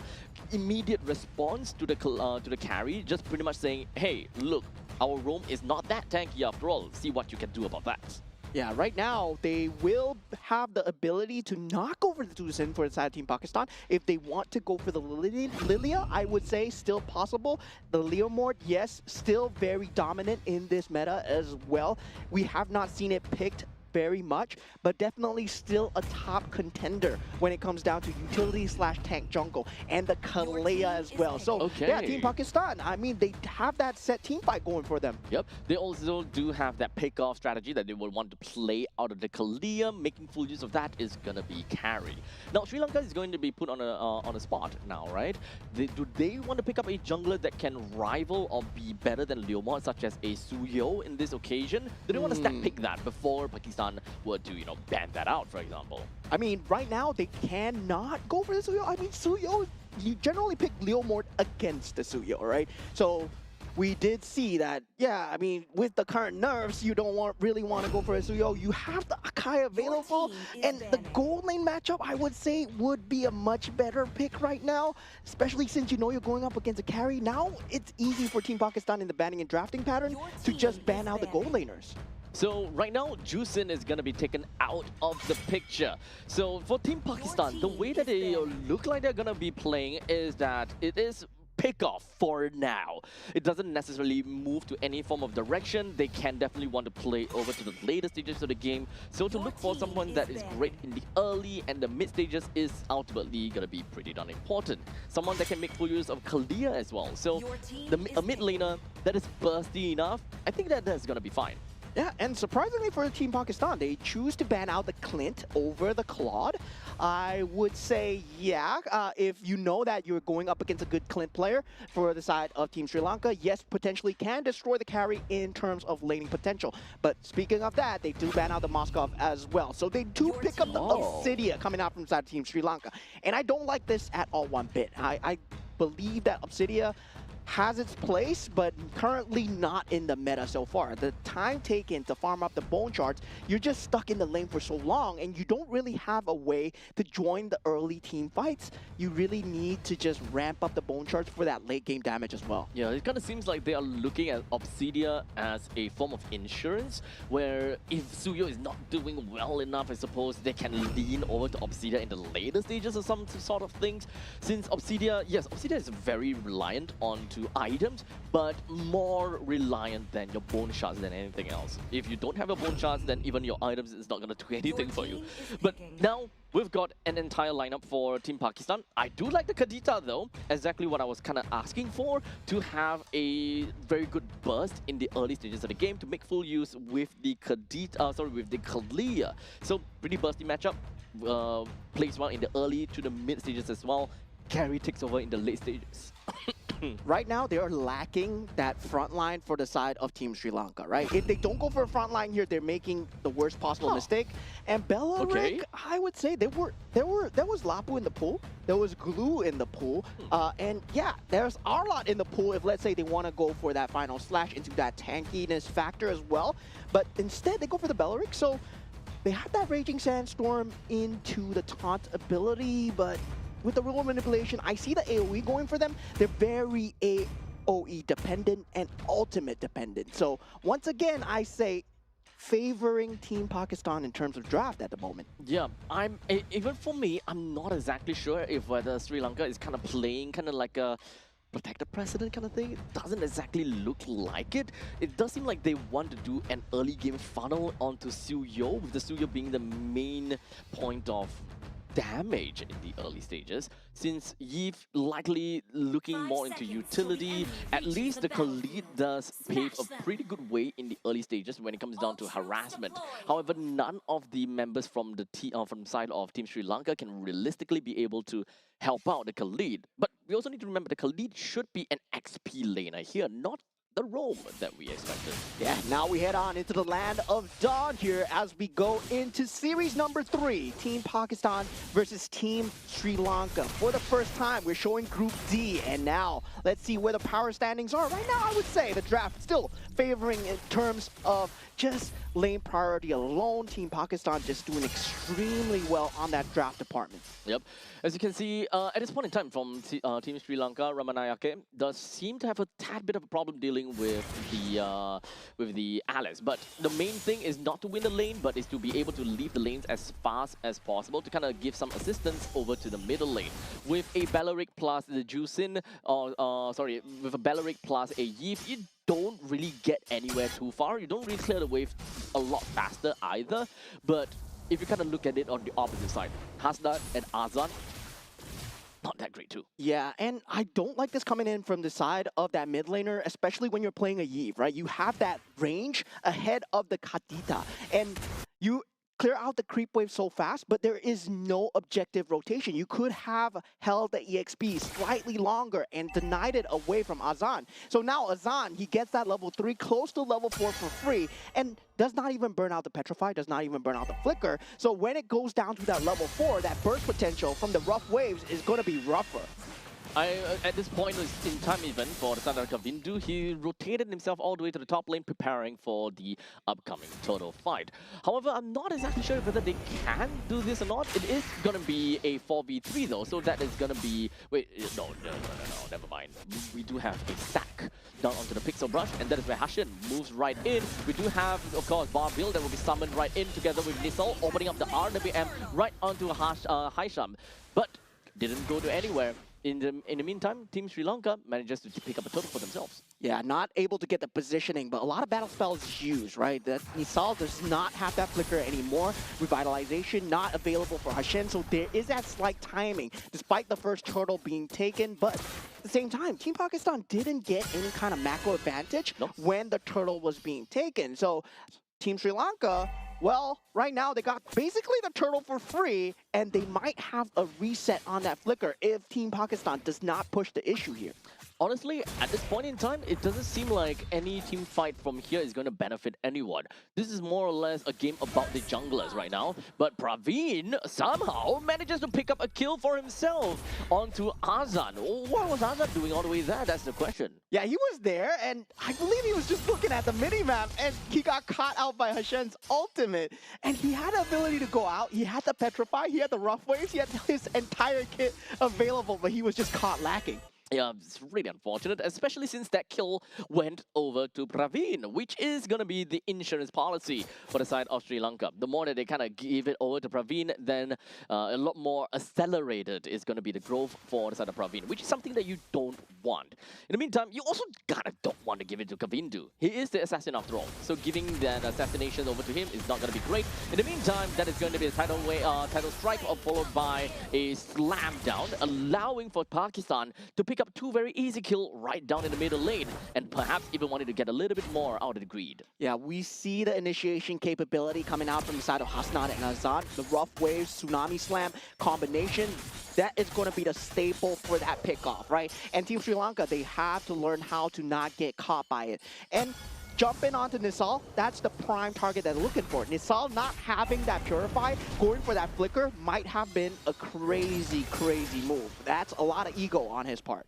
Hashen needs to find a way to eventually make his way into the midst of the team fight in order to last out a good Rapid Dryad. However, it's not as easy as you may think. Right now, we do have Barbil farming right out, and of course, RWM just gonna pop right out as well. Hashen locks everyone down with the Rapid Dryad, but unfortunately not too great. Hassan not a lot of HP to work with, hiding right behind of the walls, while Hasham looking for the opportunity with, of course, momentum and a retribution. Steals it right away from the noses of Sri Lanka. Great timing coming out from the side of Team Pakistan, popping that light wheel Gurmeet, starting to deal damage in these team fights, and Praveen was nowhere near the scene. So very good usage of man rotation coming out from the side of Team Pakistan. And that's a problem, right? With Obsidia, where you are forced to stay in the lane for quite a long period of time. Yes, Praveen does eventually come through with the ultimate, but Hasnat has a very good disengage tool. You can just go away. You don't even need the flicker available. So currently 5 minutes into the game, and Pakistan is only at under 1,000 gold lead. So it is still pretty even Stevens at this point in time. It could go to anyone, and it could be anyone's game. With Gurmeet with 1 kill, Praveen also at 1 kill, they are relatively equal. In fact, the entire game is equal, so I would love to see how this is going to transpire into. Yeah, currently, right now, Molwid going down was not part of the plan, but Tsunami Slam coming through right now. Together with the ultimate, that's not going to be enough for the side of Team Sri Lanka. Team Pakistan, that initiation combo, just very strong. And Team Sri Lanka, they have not been able to answer that. Now they will get that mid-turn for free. This Suyo should not be staying here as he goes for a 1v4. Not something that you want to do, especially where you're talking about that 1v4. As a Suyo, you can't really defend that at all. At that point in time, it's much better to just give it all away. At least for me, you know, I can understand that a Suyo is very slippery. You can skill 1, 2, and 3 right out of it really quickly. However, this is also a team that has got pretty good crowd control. Yeah, decent lockdown. Yeah, so you're kind of balancing, or you're kind of gambling for a fact that, you know, you're just hoping that they don't lock you down. Yeah, currently right now, Team Pakistan, they're running away with all forms of map advantage here. Praveen, he has no business standing near this turret. He's actually in a very dangerous position here. Does manage to disengage, though now the shoe is on the other foot. Team Pakistan, now they have a semblance of momentum, right? 3,000 gold advantage, 7 minutes into the game. And this is where things start to become slightly harder for the side of Team Sri Lanka, because they have no way in, barring the Raging Sandstorm. That's the only initiation capability. Yes, you can argue that Bellaric, you can initiate, but he doesn't have a flicker. He's on a Revitalize. Yep. So at this point in time, right, we kind of saw that, we were kind of seeing for the first 5 minutes, the pressure cooking is just kind of brewing until eventually Pakistan just released all of those pressure and just went straight to town. It was under 1,000 goal lead, and now they have managed to float themselves up to 3,000, or rather 3,700 goal lead. This is all gonna get higher and higher because the whole time for the first 5 minutes, Haisham has only been building survivability items. In fact, his first item was an immortality. Yeah, right now Tsunami Slam does go through. Revitalize not there enough to save. Real world manipulation is there, but there's no damage coming through from the side of Team Sri Lanka. And now Hasnan eventually goes down, but he's just a roamer. The EXP lane for the roam, he will take that trade any day for the side of Team Pakistan. But unfortunately, that's not going to be over as of yet. Moit now puts himself right in the face of Kavindu, and of course just going to be rushing his face, ensuring that Sri Lanka needs to run away. But here we go, Haisham, just a sliver, just a single tick of damage away to be able to get a kill down. But it doesn't really matter because in the grand scheme of things, all they wanted was the T2 turret up top. Yeah, I think they weren't even expecting to get that damage onto Kavindu. And this just goes to show, right? The damage problem really starting to come through from the side of Team Sri Lanka. You picked up Cydia, but now with the frontliners, with Alice in front, with Leomord in front, what can you do to take away the horse? What can you do to take away the demon? There's not a lot of choices that Sri Lanka is posed with. In fact, for the side of Team Pakistan, they have constantly been giving Team Sri Lanka very difficult choices to make. Do they go in or do they run out? Because at this point of this conjuncture, Sri Lanka don't have got the answer or what it means to be able to, kind of fight back accordingly. Kavindu just picked up that War Axe. Not a big fan, but regardless, I mean, currently 9 minutes into the game, not a big fan on the route that he's on right now. But hey, regardless, that is going to be a simple slam dunk onto Kavindu, takes him down before he is able to react over to the Lord. The rest of the members from Pakistan now moves themselves forward to the side of Sri Lanka. Misses a TOR, but not that big of a deal. Main thing is, they managed to get the Lord and try to get a push down. Yeah, Raging Sandstorm used to disengage together with that Flicker. And we've been seeing, right? They've been trying to initiate very much with the Belleric, trying to ulti in as much as possible. Hashan, yes, at the start it did work because you found Azan in no man's land. But when a standard top-down team fight is going on, there's no positioning where you're going to get Gurmeet, you're going to get the gold lane, you're going to get that mid lane. The main damage dealers will never be in that front position for your Belleric to ulti. And Team Pakistan, you're completely exploiting that fact. As such, now the Lord moves his way up north, looking to pillage everything that belongs over to Sri Lanka. As he spins his trident, lands a hit, Hasnan just immediately running with a title strike, landing on a 3-person. Well, this all from the back opens up the RWM, hoping that he will be able to cage up the rest of the members from the side of Pakistan. However, Sri Lanka, trapped in their own cage, like a butt cage they are in. They were unable to do anything as Pakistan rolled over them. And now, with every single one of the members from Sri Lanka completely taken down, Pakistan will take game 1 off of the feet of Sri Lanka. Yeah, there was a huge problem in terms of the damage department, right? You pick up the Obsidian, yes, but there's no damage against the Leomord and the Alice who could just dive into the turret. They were under the inhibitor turret. They were under fire from the crystal. But the sustain was just there. Kalea's healing factor, that's what made Kalea so good. Yep, so you've got great healing factor from Kalea. You do have an Alice that just pops for days as long as she's just underneath a massive amount of players. Yeah. And unfortunately, at that point in time, the RWM doesn't really quite do anything. The cage is going to help to a certain extent, but only if, they kind of run to the opposite side of the RWM itself. And it was to the fact where Belleric was being used as the main initiation factor for the side of Team Sri Lanka. Consistently, we did see him trying to ultimate to try and start the team fight, where it should not have been the case, right? It should have been used as a utility to disengage or to save, right? Try and reset the team fight as much as possible. And it feels that they were stuck to that script for so long and they couldn't get themselves out of that mindset. Yeah, so ultimately I think it's about the XP and that they were unable to do too much from that point in time. Well, in the meantime, Team Pakistan, they were just waiting, right? All the way from the start, or at the laning phase, they kind of know they don't really need to do anything. It's actually up to the opponents to launch an attack, and it's up to the opponents to be able to kind of grab an advantage. Because Team Pakistan, they know it's all about timing. The moment they reach over to the mid stages of the game, that is when they will start to roll off. And Azan, the MVP of the game, Rough Waves, well, made a mistake in the early game, but didn't matter. Came back stronger, 2-1 and 11. And yeah, on the Kadita, without the Kaja, this is a Tsunami Slam dependent. So water on water action that we see from the side of Team Pakistan, and they executed it very well, right? They waited for their time. They knew that level 1 to 3, well, we can't really do anything. But once we get that level 4, that's when we're gonna start hitting them stronger. Yeah. So undoubtedly, the moment that you kind of see from Team Sri Lanka's lineup, you kind of have those questions. You know, who is supposed to be the one that leads in the early stages? Who's supposed to be the one that kind of hold out the tempo for the mid stages of the game? Because it's the moment whereby Kavindu, yes, he may be able to get kills in the early stages, but what happens from that point in time? Do you kind of pave a way for Praveen to get decent amount of farm with with him being the insurance policy?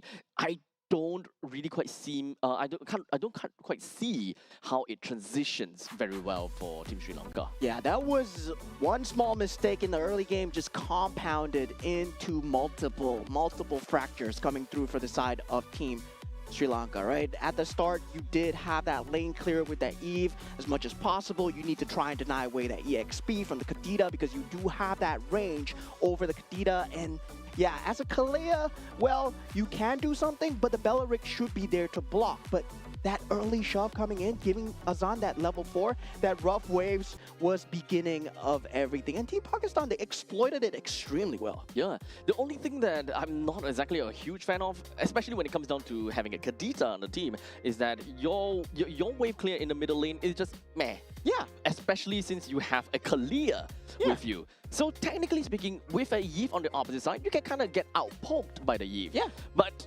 like we mentioned again, the Bellaric is kind of out of the picture.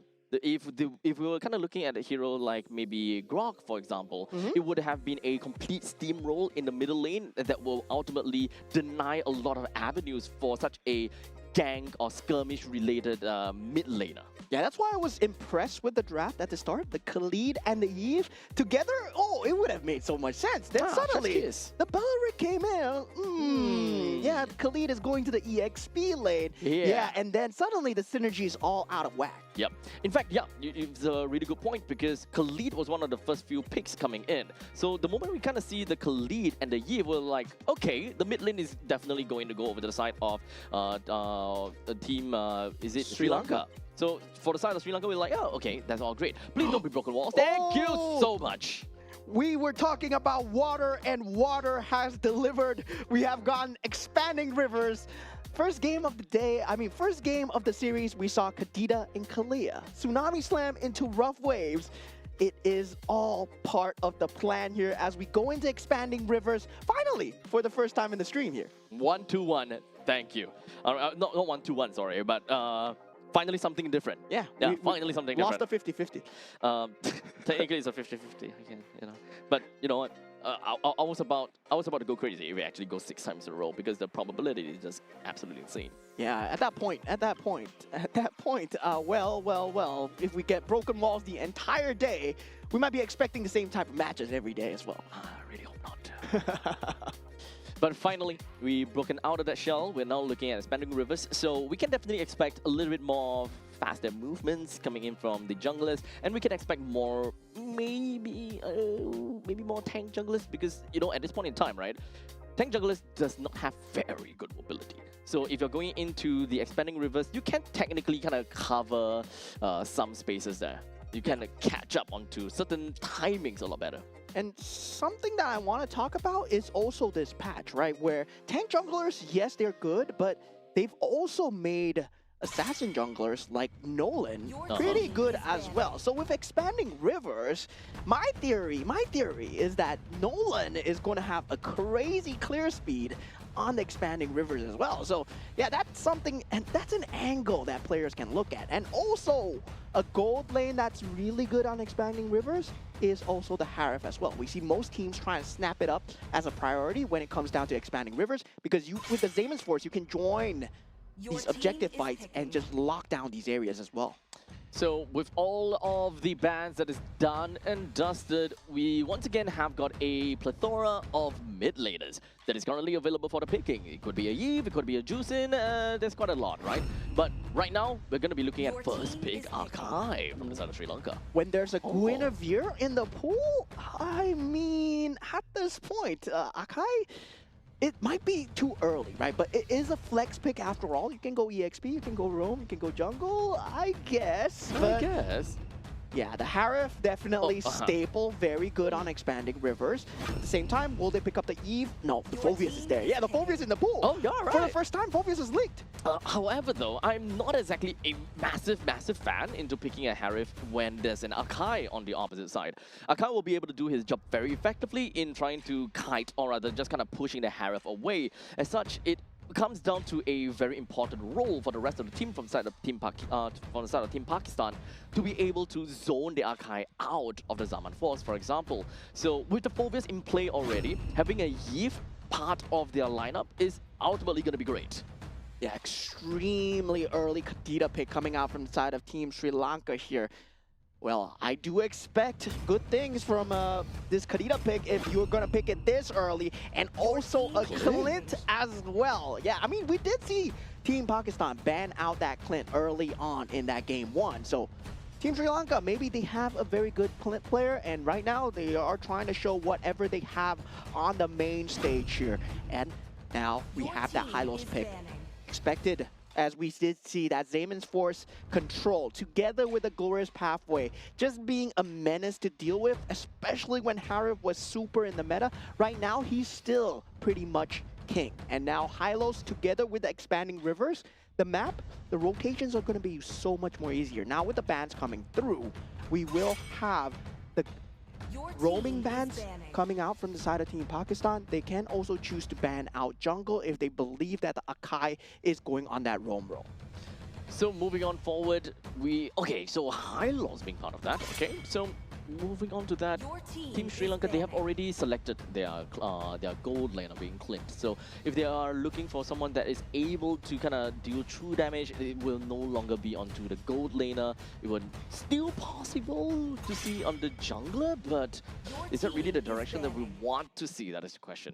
Yeah, currently with the Boxia and also the Fredrin being out of the pool, right? Guinevere is still pretty much in this. Okay. Yeah, so there is a possibility for both sides, and most likely Team Pakistan to go for the Guinevere here, given the fact that they have the Phoveus.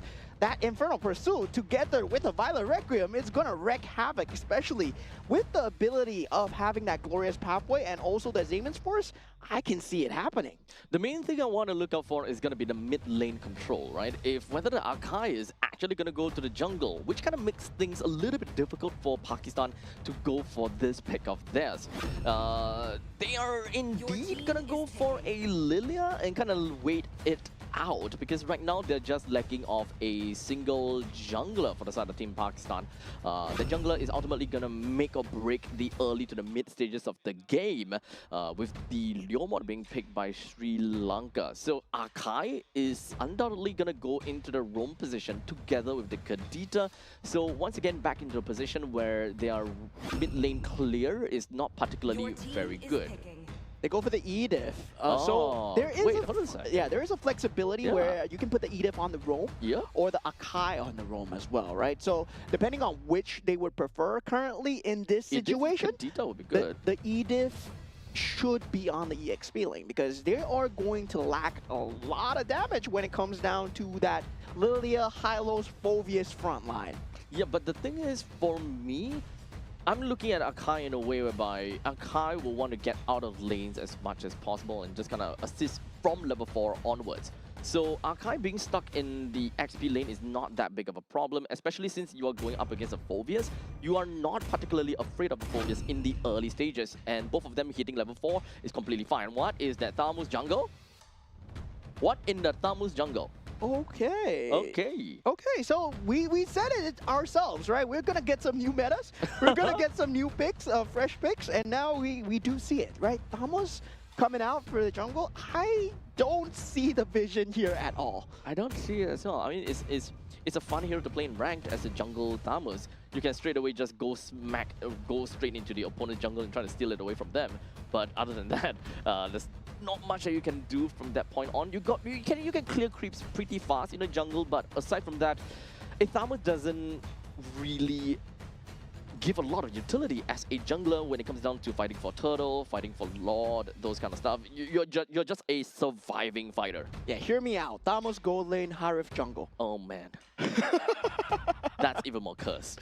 Yeah, that's not gonna happen. That's but, even more cursed. I mean, if Team Pakistan do that, they'd be living my dream right now. Till the enemy reaches the But okay, so Haisham is still Smash gonna go to the jungle, so that is gonna be fine and dandy. He's starting things off onto the purple buff. Well, in the meantime, Leomon starts off in the orange buff. So they're both of these junglers is going to end up together in the top lane, highly likely, and then slowly work their way back down to the XP lane to deal with the turtle. Now we are heading into that game number 2.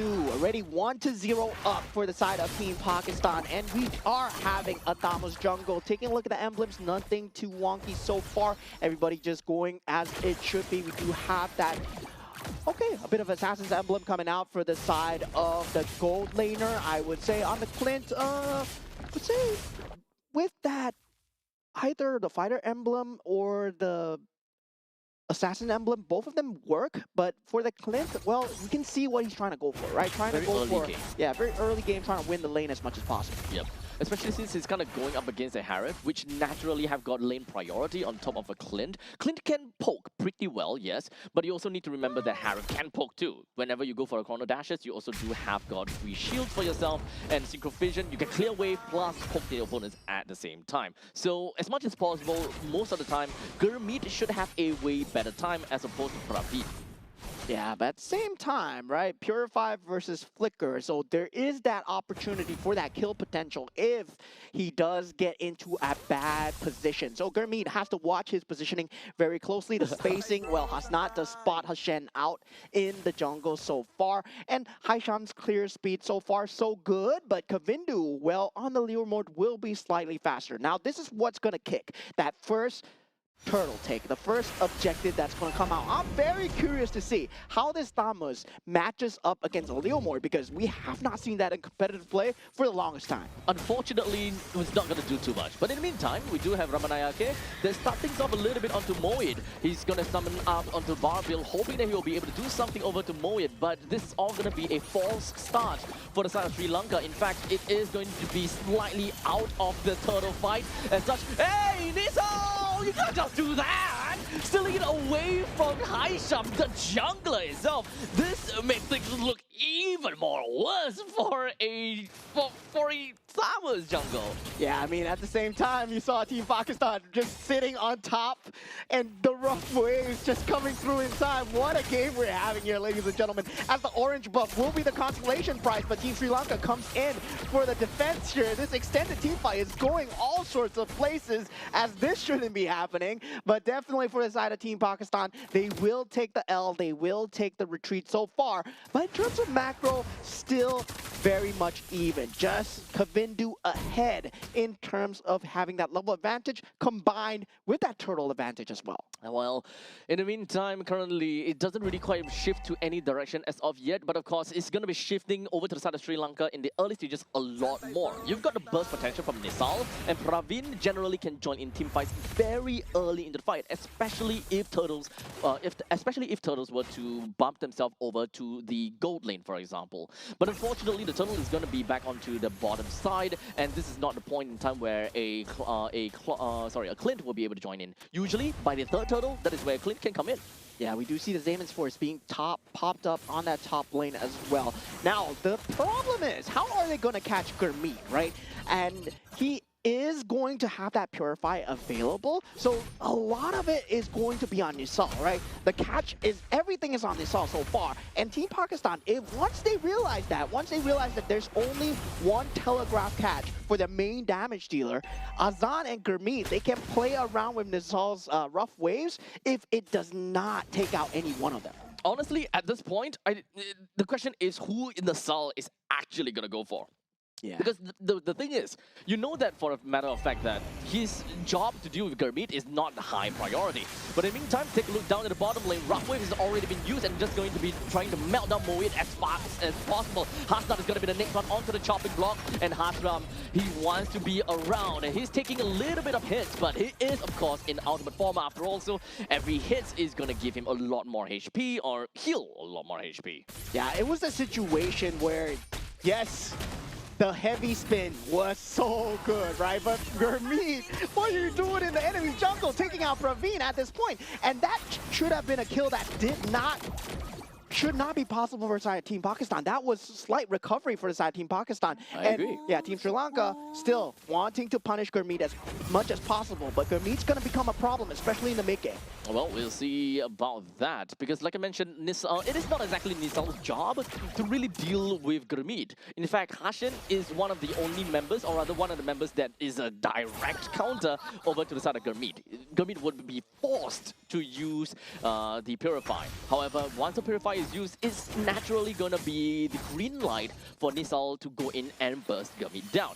However, I still believe that going to burst Azan down might still be top priority, at least in the 5 to 10 minutes mark.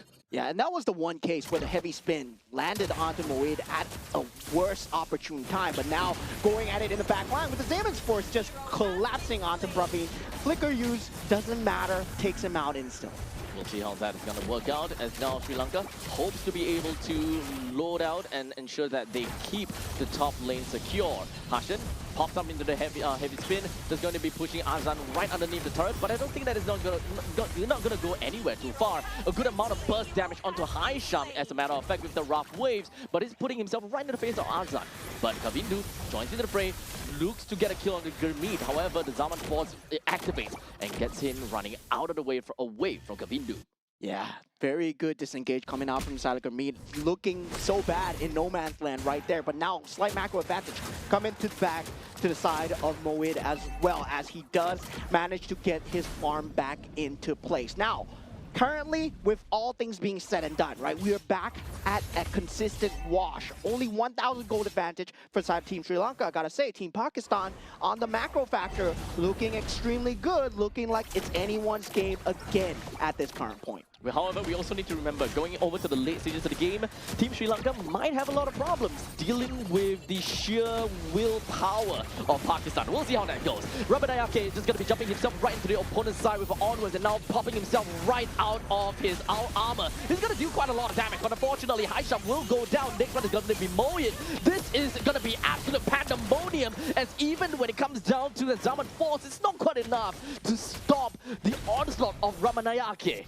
Yeah, a bit of an early call coming out from side of Team Pakistan. They were going up against a very heavy sustained lineup, and in this choke point here, right? Infernal Pursuit is there, but it's not enough damage. There wasn't enough time bought. And right now, Gurmeet still doesn't have the items to just burst everyone down. Yes, great positioning, but at the same time, Praveen, he's also at a great positioning. Yep. That fight was ultimately very, I would say, very advantageous for the side of Team Sri Lanka, right? Because of Hashin, the fact that you do have a archive. But hold on a second, up to the top lane, Moyed!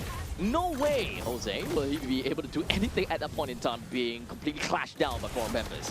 Yeah, slowly building up the momentum once again is Team Sri Lanka, just based off that mistake, right? One mistake in the jungle that put Gurmeet on top 2-0. Now, he will be a problem later in that later stages, but Haisham has not been finding any value on this Thamus so far, and once again he's falling extremely low. We'll have to watch out for his HP because, yeah, Nisal will be on the chase here. It's gonna be fine for now, but this guy is supposed to have a lot of healing and a lot of HP in the later stages of the game. The entirety of Team Pakistan is that they are really tanky. So the only one that comes in the later stages of the game that can really put the, these tanky heroes down is really gonna be Edith, because Edith especially if Edith were to build the Stallium Scythe, that will go crazy if Ramanayake were to continue to, kind of build more tanky items on top of the Stallium Scythe. Yeah, that EXP lane, well, just going well so far for the side of Team Sri Lanka. They're looking very good in terms of that mid-game power spike, but Team Pakistan, they're still not out of this. Right now, one mistake from the side of Team Sri Lanka. Heavy spin does go in. Gurmeet does have that Zaman's Force available, still not popping it. Unfortunately, because of the fact that there's no more of the heavy spin, Gurmeet actually have got free real estate to drop down the Zaman Force. But the moment that he dropped down the Zaman Force, everyone else has moved away from all of that fight. As much right now, Hasnan, next one down. The fight is just still going to be continuing between Haisham as well as the side of Kavindu. But they're going to be forced breaking that fight because Pakistan, they have lost 2 already. Yeah, Team Sri Lanka, very good usage of map space there, dragging the fight away from the Zaman's Force, where Gurmeet is going to be that main power source coming through. Now, Gurmeet does go for that Zaman's Force. Nisal looking extremely low, but the bubble shield pops just in time. Now, Gurmeet in trouble. Purify, not enough. Counter kill here. Overextension for the side of Team Pakistan, and that was the only damage factor that they could have had. Oh, what a bait, man. Well, in the meantime, we've got a really nice instant replay of that previous fight. Haisham is just rolling through and hoping that with the Quadrant Inferno, he's able to do quite a bit. In the meantime, Kavindu down over to Lord, takes that up for themselves, picks up a killing spree on the Moed, and they should be able to get yet another turret to themselves, especially in the middle lane. That is super good. Yeah, and that's the point, right? The Thamu's not going to be, in terms of that mobility factor, just not there versus Kavindu's mobility, right? The man is on a horse. The man is able to jump behind and able to deal so much damage that it is just bad time for the side of Team Pakistan at the moment. But now, at this point, Gurmeet is still going to be a lot of pressure on him as the Glorious Pathway is being used for revitalization just to keep Haisham alive, but Hasnat has to cut all ties with him, and does he even get out here as Kavindu is on the job and on the chase, will get an easy 2KO for the side of Team Sri Lanka. So right now, we are currently at 11 minutes into the game, and we are going to be we want to kind of see what kind of items that they have from the side of Sri Lanka and Pakistan, because right now, it does seem as though that Haisham is having a really lot of difficulty kind of holding out at this point in time. So with the corrosion side is generally what we want to see from him, but it's not tanky enough. Moving on forward, we've got Sri Lanka that is generally very far ahead, especially for the Eden. He does have got a good amount of, I'm going to talk about that in a bit later, as they are trying to rack themselves in over to the inhibitor turret in the middle lane. Moed finds himself taken down once again. Yeah, rough waves still proving to be a huge problem for the side of Team Pakistan. Now 8,500 gold advantage for the side of Team Sri Lanka. 12 minutes in the game. Team Pakistan, I would say they're still okay. They have a Lilia, so we know what Lilia can stand for, right? You can hold down that high ground, you can hold down that inhibitor turret till the next game. And eventually, he's 1-0-1 right now, still not able to be found. So it's good news for Team Pakistan if they can hold on slightly longer. I think that they can, because once they get to the later stages of the game, it's going to be really difficult. The only one that can realistically be able to do anything to them is Ramanayake if he picks up the Stalin side. He does not, though. Right now, all he has is the Feather of Heaven, decent amount, if not actually quite a bit of damage for himself if he just pops himself out of Phylax. But of course, that's this meme build, right? Stalin side plus Holy Crystal plus full out tank items, because your magic power just skyrockets from the point in time. Yeah, but I think at this point, right, Underbelt is going to be a complete must for the side of Edith because of the fact that, yeah, you do have that you want slow skilling. Yeah, especially against Haisham, right? And you want to have that kite positioning fighting as well, given the fact that you are going against these lower range heroes as well. So right now, I would say a lot of attention needs to be placed on Moed. If you can keep Moed down, if you can consistently make sure that he's out of the fight before he gets to drag it on with the Infernal Pursuit, Team Sri Lanka, well, good for you. You're going to win the fight. But Team Pakistan, they're going to reach that power point really soon. It's still 10,000 gold advantage, so still far away. This is the problem about having a Thamus being in the jungle. Jungle currently level 15, currently constantly just going to be smacked up to the wall. Hasnat did not receive much damage at all, but in the meantime, the Glorious Pathway is just going to be popped right out from the side of Sri Lanka, or rather for the side of Pakistan. He wants to get himself running away. All 5 members from the side of Pakistan is still going to be fine and dandy. They can clear the wave extremely fast, so Pakistan they're not too afraid. Haisham can also deal a mean damage over to the Lord the moment he kind of crashed in. But you also need to remember the current T3 turret is already down to a low amount of HP. As Kavindu launches himself forward with momentum as well, comes down to the bar build. That is going to be the launch that's going to be knocking down onto the walls on the side of the core. Every single one of the members from the side of Pakistan, they goes right in with a heavy spin coming from Hashan, pushes the rest away. Zaman Force drops down and brings down the Lord effectively, ensuring that Sri Lanka is unable to break in even more. Yeah, Team Pakistan hold for now. Gold advantage kept for the side of Team Sri Lanka so far. 11,000 going the players' way. And now for the side of Team Pakistan, right? They need to think that it is a very easy to build against Team Pakistan because they're so magic damage based. And meanwhile, for the side of Team Sri Lanka, they just need to make sure that they're building the Athena shields, they're building the Radiant armor, and make sure that Kavindu and Hashan are not perishing in these team fights. And Kavindu so far left unpunished, unable to punish anyone at all because they don't have a semblance of control coming out from the side of Team Pakistan. But a well-placed stun from Hasnat might change everything here. With a total of 37,000 gold over to the side of Pakistan, their items should be more or less there, especially for Haisham and Azan, maybe just lacking of one full item. But hold on a second, look at that. It's going to be a complete two-way roleplay coming from the side of Sri Lanka as they evolve themselves round to Hasnat. And right now, his HP went all the way down. But Gurmeet, he goes all the way to the back line. He does have the Zaman Force that he used all the way to the back, but unfortunately taken down by Praveen. Pakistan loses 3, while Sri Lanka only lost 1. Yeah, they will try to hold on to the inhibitor turret for now. Black Shoes still available. Azan still alive. But Praveen is going to be a crazy factor, dealing so much damage in the backline. Heavy spin being used. Black Shoes being popped as well. This Crystal is under threat as their final creep wave does come through. But looks like Team Pakistan, they're holding the wave for now. I'm hoping that he'll be able to stay alive a little bit longer. But there's way too much crowd control for him to be able to consistently deal all these damage. And that has allowed for Sri Lanka to pick up game number 2. Yeah, 1-1 will be the score line here. I gotta say, right, draft-wise, just not in the favor of Team Pakistan at all, giving Team Sri Lanka a very clear-cut victory, given the fact that they ran away with so much momentum at the start and they weren't able to hold on with the Lily at all. I gotta say, that's just the Thamos problem, man. That's the Thamos problem. That's the Thamos problem. You lost a lot of advantages that you could have gotten in the early stages of the game. Sorry, not early. Throughout the game. Because you've got no way to contest against a Leomord in terms of these neutral objectives. No way at all. You are a fighter that can hold down the fort pretty darn well. If you have endless battle, great. You can melt down some of these tanks. But aside from that, he is just a brawling machine. Not a jungle material. Yeah, and we saw the plays coming out from the side of Kavindu, our MVP of the game as well. 5-0 and 11, 89%. He's able to join these team fights consistently. I mean, he did have a marksman emblem, so I'm not too sure whether that is correct or not. But yeah, he did have a marksman emblem for the... I think he does, yeah. Yeah, he does have it. He did have it, right? So, but he built the Athena shield, right? At the end, I was expecting a Radiant Armor Athena shield coming out. Kavindu would have been untouchable. But going for that brute force breastplate into that endless battle, still very good build coming out from side of Kavindu, identifying the fact that he needed to go for that magic defense. Yep. So understandably, throughout the entire game, we've got a total of, more than 11,000 gold lead in favor for Sri Lanka as they kind of led their way in the early all the way to the later stages of the game.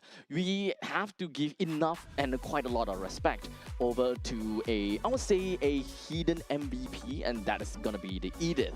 Most members just kind of look at Edith and like, is a tanky guy, or rather, she's a tanky girl.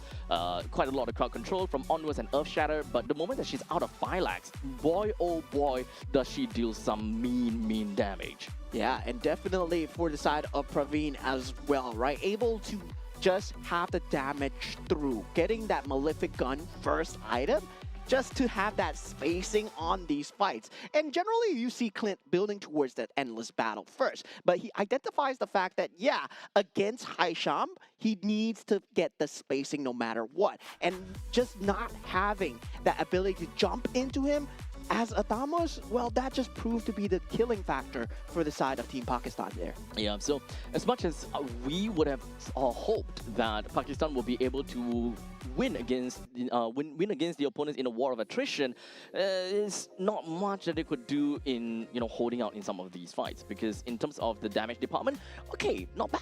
They do have the Harif, but unfortunately, aside from that, that is pretty much over. And the Harif has always constantly needs to be on the lookout for, number one, the heavy spin from the Cho, and from the Akai, heavy spin from the Akai, and number two is definitely going to be the rough waves coming in as well. Yeah, there is a lot of death factors that you need to watch out for coming in from the side of Team Sri Lanka. There was a lot of threats as well consistently presented on the map. I would say just don't draft Atamos jungle next time. Maybe that would work, right? There were a lot of picks available. I mean, Guinevere was there. Suyo was available if you wanted to go for him. Yeah, I mean, if you do want to play Athamas, you need to snowball really hard. Yeah. Like really hard. Like right from the get-go. Once you reach this level 4, you start dive turrets. Dive turrets together with your team in order to grow exponentially. So even if you kind of lose out in terms of abilities to the opponent's Leomord, because Leomord does have momentum plus retribution, helps them to kind of climb back out of fights a lot easier. However, if your Thamus is strong enough and constantly getting massive amount of leads in terms of gold and XP, the Leomord wouldn't even get close. Yeah, and another good identification coming out from the side of Team Sri Lanka is that most of the damage coming out is majorly magic damage, right? Harif does magic damage, Lilia does magic damage. Phoveus is not going to be a huge damage factor, the Infernal Pursuit, because you're going for tanky items, you want to survive as much as possible. So the builds coming through from the side of Team Sri Lanka, they mattered. They were unkillable throughout these team fights. You saw the War of Attrition coming out because of the magic damage. The Synchro Fissures were not doing enough until the Holy Crystal was picked up. The last part, yes, Gurmeet had a chance, but he was the only one. It was too far deep as well, right? By the time that he's finished killing one or two members, he realized that most of his members are all dead. Yeah. Because the war attrition is just not quite there. Your own team has, good tanky HP, but your own damage is not as good because of the fact that everyone is stacked onto magical damage in this case. Well, in the meantime, for the side of Sri Lanka, they have a pretty nice mix, right? When it comes down to Clint, he's got good physical damage. When it comes down to Edith, good magical damage on top of that. And not to forget, you do have got pretty good crits coming in from the Leomord as well. It's pretty much everywhere and anywhere, anywhere you will see damage popping in. Finally, another different map that we are seeing here. Now we are going to have Dangerous Grass as we head into the first game 3 of today. Finally, we have a best of 3 here, right? First 2 series have been 2-0. Nice. Right now, we're finally having that game 3. Hopefully, we do get to see a bit of a better drafts, I would say. That was not a very good draft coming in for game number 2. Yeah, so hopefully we'll get something a little bit new. Although, I gotta have to say, it is a breath of fresh air. It's nice to see, and it is fun to see as well. But understandably, it is not gonna give them any form of impact when it comes down to the neutral objective. If you want to play onto the standing objective as a Thamus, sure, I think that is completely fine. A Thamus is able to raid down these turrets like really fast. Yeah, right now we will be seeing the drafts coming through. The bans now. Paquito, so far, has been 100% banned out for both teams. And for a lot of these teams so far, Paquito is going to be that headliner for the bans. Now they ban out the Akai. Huge respect coming out from the side of Team Pakistan there, feeling that Akai was a problem, and Ashen was indeed a problem, right? The early game, heavy spin, pinning Phoveus onto the wall, that was great plays. Yep, it's all about crowd control. And that's also kind of the funny thing, right? Because there's actually a lot of crowd control over to the side of Sri Lanka, which actually makes it an even worse pick for Thamus. Thamus is just overall afraid of getting locked down. It's kind of the same situation as many of the XP laners that completely crumbles from a single crowd control, for example. Yeah, now game 3 going in, I don't think we're gonna see that anymore. That's great though. And now with the Fredrin, still in the pool, the Boxia is still out. There's still a lot of prime picks here, right? Whether or not you want to ban out the Leomord, that has been so dominant, 100% win rate for whoever picked it so far in this series. And also, for the same time, there is that Guinevere that has not seen the light of day as well. Marcel is still there, 100% ban and pick. And do Team Sri Lanka see this? I hope they do, because Marcel is so dominant in the first 2 series after all. So you don't really want to give away to Marcel. Yeah, Marcel has been 100% so far in terms of games that have been streamed, and a lot of these teams, well, currently the state of Marcel is a very hard state to play against. You just move so fast, you can have so much information, you're able to deal so much lockdown for so little cost as well. And Team Sri Lanka, they do sniff it out and they finally do ban it out. But right now, there's still a lot of very strong openers. To Sin, Yves, you have the Claude, you have the Harif. There is also a Kalea opener if, let's say, you want to go much more flex. And also at the same time, Gord is still there. Zertian is also available.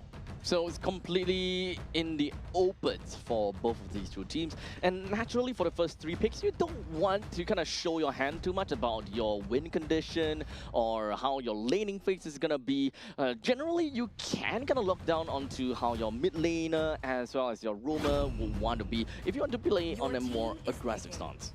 Yeah, so the Fredrin has been picked up for the side of Team Pakistan, right? So that means the Arlot combo is also available, right? The final slash into that taunt is going to be huge coming out. But we've seen both teams just thrive with Kadita so far. It feels like, yeah, we're watching water on water action. Whoever has the Kadita will secure the win so far. Yep. So understandably, having a Kadita over to the side of Sri Lanka will be nice. And they have picked up then Edith once again. So they really value some of these magic damage as well as these crowd control that could come out, and this doesn't really show us anything at all, aside from the fact that Edith is either Roma or XP.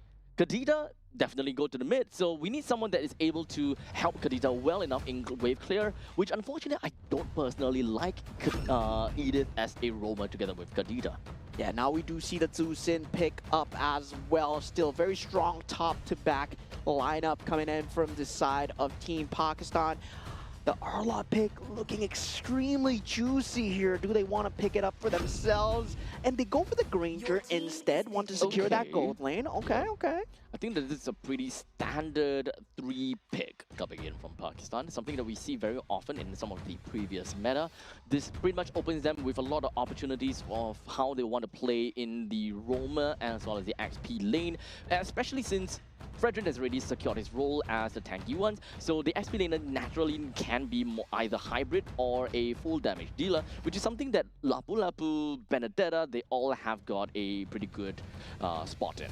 Yeah, currently right now, Team Sri Lanka still not fully showing their hand, right? Kadita, Edith, well, they can go for the Kaja here if they want to go for it. The Kajita combo, still very strong. In terms of just trying to get that cheese, trying to get that ube in, maybe they want to go for that. But they do go for the Gato Kaja here. Okay. In terms of roam, Gato Kaja does have that clear speed, does have that ability to frontline for the Kadita. With the AOG, will have that AoE presence and also a global presence as well. So I can see it going their way, but there were quite a lot of strong roam picks in the pool as well. I think that given the current circumstances, I think it's not too shabby as well. They are given quite a bit of, I'll say, choices, but there must be a very good reason why they wanted to go for this. It's either about the global presence or it's about the taunt mechanic that they are seeing here. Yeah, the ability to have that counter taunt as well, right? So now with the Khalid being banned out, feels like the gold lanes will be getting banned out from side Team Pakistan. And in terms of that Granger matchup, I would say you don't really need to ban out the Clint, but there's a respect coming out from side Team Pakistan. They were shown Praveen's Clint in that previous game, and also the Akai from Hashen. So we do have a lot of respect coming out from side of Team Pakistan at the moment. Now Team Sri Lanka will be trying to take out as much of the roam advantage as possible. There is still the ability to go for the Matilda. There is that cheese available. Kalea is strong as well. There's also that Florin pick if you want to go for that healing meta. Yep, so Team Pakistan, they are not too afraid of losing out in terms of, last hits and all, since they do have the Juicin and the Granger. There are definitely points in time where we could see the Sky Piercer being picked up by Juicin. Just, of course, the question is whether you want to or not, because you have a Granger that wants to play with the Sky Piercer and, kind of steamroll from there. Yeah, right now, late game capabilities being taken out, Moskov as well as the Clint. So right now, what would Praveen want to handle on the gold lane? Doesn't have to exactly show it now. They've yet to pick up their jungler as well, right? So what matches up against the Fredrin, the Akai jungle? Yes, you can actually heavy spin the Fredrin out of existence and also zone out the Susan as well. But the Akai is already banned out. So same time, the Guinevere is still there. They want to go for that pickoff lineup with the Kadita especially.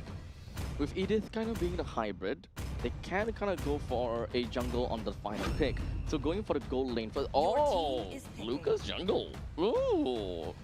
We haven't seen Lucas jungle in a long time, but I think he's still fine. But going up against Team Pakistan, I'm not too sure if whether the Lucas in the beast form is able to do relatively enough of a job, especially since now Atlas comes in, even kind of makes it even worse. Yeah, team fight looking extremely strong from the side of Team Pakistan in terms of the just front to back alone. Taunt Fatal Links into Juicin, just trying to protect everyone, trying to keep the umbrella, trying to keep that lantern over everyone as much as possible. Now, for the side of Team Sri Lanka, they will have that Lucas, yes, but gold lane, where is the damage coming from, right? Kadita right now with the rough waves, is that going to be enough? Edith, yes, Mostly definitely in the late game. I would say the damage mostly comes from Lucas in the early stages.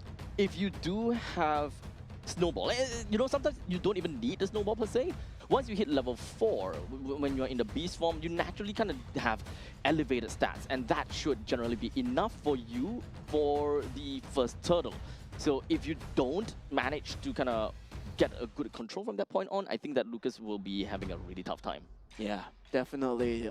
You do need to get a semblance of a snowball going, like you said, with Lucas as well. So, yeah, in terms of the draft, still looking kind of enigmatic coming out from the side of Team Sri Lanka. I still don't see much of the synergy coming through because Kadita, yes, you're playing by yourself with the rough waves, you have the Edith. There's not really anything that ties the team together for the side of Team Sri Lanka, right? It feels like everyone's going their own individual routes, especially for the side of having that Gatokacha, yes, having the Edith. I don't see the clear initiation for the side of Team Sri Lanka. I guess what is left... Okay, so technically they still need a gold laner, right? Yeah. If they really... Ruby? I was kind of thinking about that, but with this composition, that doesn't necessarily mean that they are super good in the gold lane. They're not going to be super good in early game, because if you want to go for double fighter, or rather triple fighter in this case, they need to be able to really steamroll and they need to really snowball. Technically speaking, Edith can kind of work as their marksman in the later stages of the game, so that is fine as well. Putting an Edith over to the gold lane is actually pretty okay. Wait a minute. Freya. Oh. Crap. Freya gold lane. Freya's completely slipped the pool. Oh yeah. You know what? If Sri Lanka actually goes for that Freya, it actually might work out very well. Yeah, it ties everything together. I would say Freya would be a crazy pick right now. Yeah, so at this point, Sri Lanka can play a very aggressive game. Like a hack and aggressive game, because number one, you've got Gatokacha, which can pretty much initiate from at any will, at any point in time. While in the meantime, Kadita can kind of force difficult decisions onto the backliners with a single Ocean Oddity.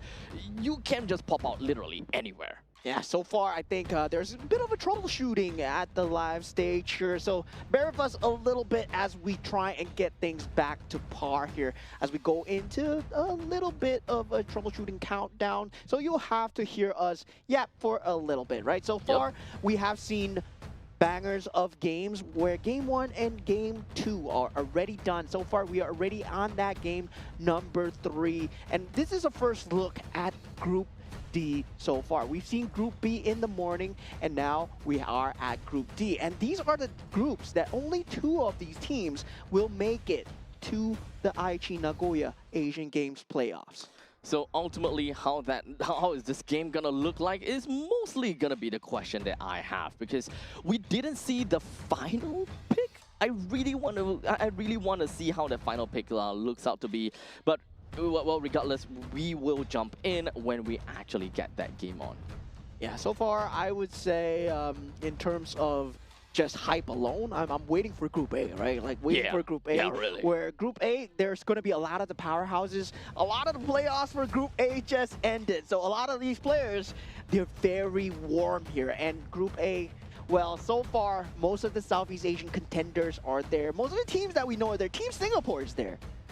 Now, of course, I kind of want to take this moment in time to welcome every single one of the viewers and all kinds of audiences that popped up onto the stream. But you might be wondering, you know, what's going on or what exactly is this Asian Games? Because this is the 2026 Asian Games for the esports event for Mobile Legends Bang Bang. And for the uninitiated, Mobile Legends Bang Bang is a MOBA game, massively online battle arena where we have 5 players going up against 5 players with one objective, that is to clear out the opponent's crystal, and that is how you eventually win the game in a very TLDR form of view. And some of the some of our audiences could be from, you know, some what was that again, general sports audiences, that kind of stuff as well. So I mean, if you're taking a first look at esports, this is it. But now we have the picks coming through. It feels like, oh, it's going to be a Sora. It slipped the pool. Once again, Sora, with the shifting skies, it's a very dominant hero, but a lot of teams have learned how to play against it. And we'll have to see if Team Sri Lanka, they can play against it as we head on into the final game of the series versus Team Pakistan versus Team Sri Lanka as they decide who will take home the cake here. All right, so let's break it down a little bit. Kavindu is opening up onto the range median. Yeah, very curious. Different. Very, very different. But hey, I think that maybe he's onto something. Maybe he's onto something, but we'll see how that's going to work out. But in the meantime, he is going to be playing as a Lucas after all. And as a Lucas, you do have got a massive shift in stats the moment that you hit level 4. You should be able to do quite a number on your opponents, but only if the opponent doesn't have very good escape mechanism or any form of lockdown. Against the Juicin, I think that you should be able to lock down Juicin pretty well. Yeah, at the same time, I'm just worried for Ramanayake versus the Sora at the bottom lane here for the EXP lane, because, yeah, just 1v1 against the Sora, nobody generally has a good time. Maybe a CC, maybe sometimes a Yuzong, but it's a very hard lane to go up against, and a ready and very early skirmish coming in. And immediately picking him up and taking him down. Just like that, the first kill is going to be credited over to Pakistan, as Sri Lanka, they have a small little problem because this game, they kind of want to play for Snowball. Yeah, Team Sri Lanka actually going for the Natan pick here at the final pick, right? Yeah. And yeah, this is going to be that same problem where Team Pakistan had with the Harif and the Lilia, right? This is all magic damage. Yeah, a lot of magic damage. The only one that doesn't have magic damage is Kavindu. Like, heck, even Hashin is a magical damage dealer. Yeah, so a lot of magic damage, and Team Pakistan, if they can identify it early, they just need to start building that magic defense as fast as possible. So Athena Shield, Radiant Armor, name of the game here, especially for the side of Hashan. Technically speaking, it is going to be a buff over to Kavindu, because you kind of force the members from Pakistan to respect the magic damage, but this opens up a way for Kavindu to come in with those physical damage, which can be really annoying to deal with. Yeah, and Turtle surprisingly not being contested for the side of Team Sri Lanka as Praveen does go down solo in that top lane against Gurmeet. And yeah, just slightly overextending his hand here, using that entropy just too aggressively. Yeah, Pakistan currently with 2 kills for themselves. For Sri Lanka, not anything picked up for themselves as of yet. But Moed actually went into cloud form in the early stages. Most of the time going in with the storm form may actually be a lot better because you can deal so much more damage in the early stages. And your scaling with your health is not that great yet. Yeah, Shifting Skies just extremely good at dealing in these team fights. Well, I'm good. This is going to be a rougher time for Rough Waves, even in Dangerous Grass as well, where Nisal, I don't think that he's going to be able to catch anybody here. Gurmeet, if he plays this correctly, he's never going to be in a position where Nisal should be able to jump onto him. So definitely Team Pakistan, they need to keep their vision game up and make sure that consistently getting Nisal's information, right? Make sure that Kadita is never able to jump into your back lines there. Just like that, 3 minutes and 30 seconds into this game, Pakistan has already gotten themselves a 1,000 gold lead. With Hashem moving himself all the way up to the top lane to deal with Gurmeet, wanting to kind of slow down that growth a tad little bit. But understandably, between the two junglers, the two of them are still going to be in a relatively same state. Both of them at level 7. But what we want to see from Kavindu is for him to be able to go completely ham. While the one that's going ham is the member from Pakistan, constantly just hitting down in the bottom lane, ensuring that they have got a hold of Ramanayake. Yeah, and there is a plethora of ways for them to initiate, right? Shifting Skies, you have Taunt ability, you have Azan's reposition, you also have that Flicker Fatal Links combo that you just saw. But meanwhile, I'm seeing a problem here for Team Sri Lanka, where how are they going to start the team fight? I mean, it's generally just factored on Pakistan jumping onto you. You don't want Kavindu to start off the team fight first, and unfortunately, even after he's in this beast form, he's unable to win in that battle of the turtle. Now he's going to be cropped up in between of the entire team fight. He's not someone that wants to play tanky at all. As Sajid goes down, Hasha the next one onto the chopping block. And Team Pakistan, though they may have lost the turtle. Wait, hold on a second. They won the turtle. Yeah, they won the turtle and they won a team fight. Yep, there was no contest at all coming in from side Team Sri Lanka, and this was the problem that I was talking about, right? Moed, he's going to be able to jump in with the Shifting Skies no matter what, and once that Shifting Skies is done, you gotta disengage. A lot of teams have been disengaging away from the Sora. Yes, you do take down the Sora in the early game, but that's only in that early game. This is only that second turtle of the game. In the later stages of the game, well, he's just gonna be even more of a menace to deal with. And that's the problem that I'm seeing with Team Sri Lanka, because Rough Waves, yes, is gonna be a burst, but that's only on one target, and you're not gonna get a situation where you petrify 5. Well, it's really difficult, but it's still slightly possible. If you want to petrify as many people as possible, you would not touch Gurmeet. So it's kind of like an either-or trade. Do you want to face or do you want to catch as many people as you can, or do you want to catch the important one is mostly going to be the question. But what I didn't like is the fact that Kavindu, he's not playing Snowball. He can't win in these kind of situations, and they're currently even losing control of their own jungle space, which is tough. Look at that, 3-man! Just doing so much damage over to the side from Praveen, Hashan as well as Nisal. The rest of the members from the side of Sri Lanka, they're not in a good spot at all. Ramanayake comes in, and at least they will be able to clear out the wave in the middle. Yeah, I would say that's a win from the side of Team Sri Lanka. They managed to hold on to that mid lane. They managed to stop Moed's snowball Good for enough. now, and only lost Hashen in the process. Yep, you can see that is quite an engage altogether. The members coming in from the side of Sri Lanka, they were hoping they will be able to hold on to the fight a little bit longer, but it just did not turn out the way that they wanted to. Yeah, but still, overall scheme of things, Team Pakistan still keeping that map control, gets the third turtle of the game, 6 minutes in, already 4,000 gold advantage. And this map control ceases to exist for the side of Team Sri Lanka. They're trying to fight for map space at this point, but the lack of damage is very apparent. And now, for the side of Team Sri Lanka, it's all about counter initiation. That AOG was perfect from Hashen, but can he do it again?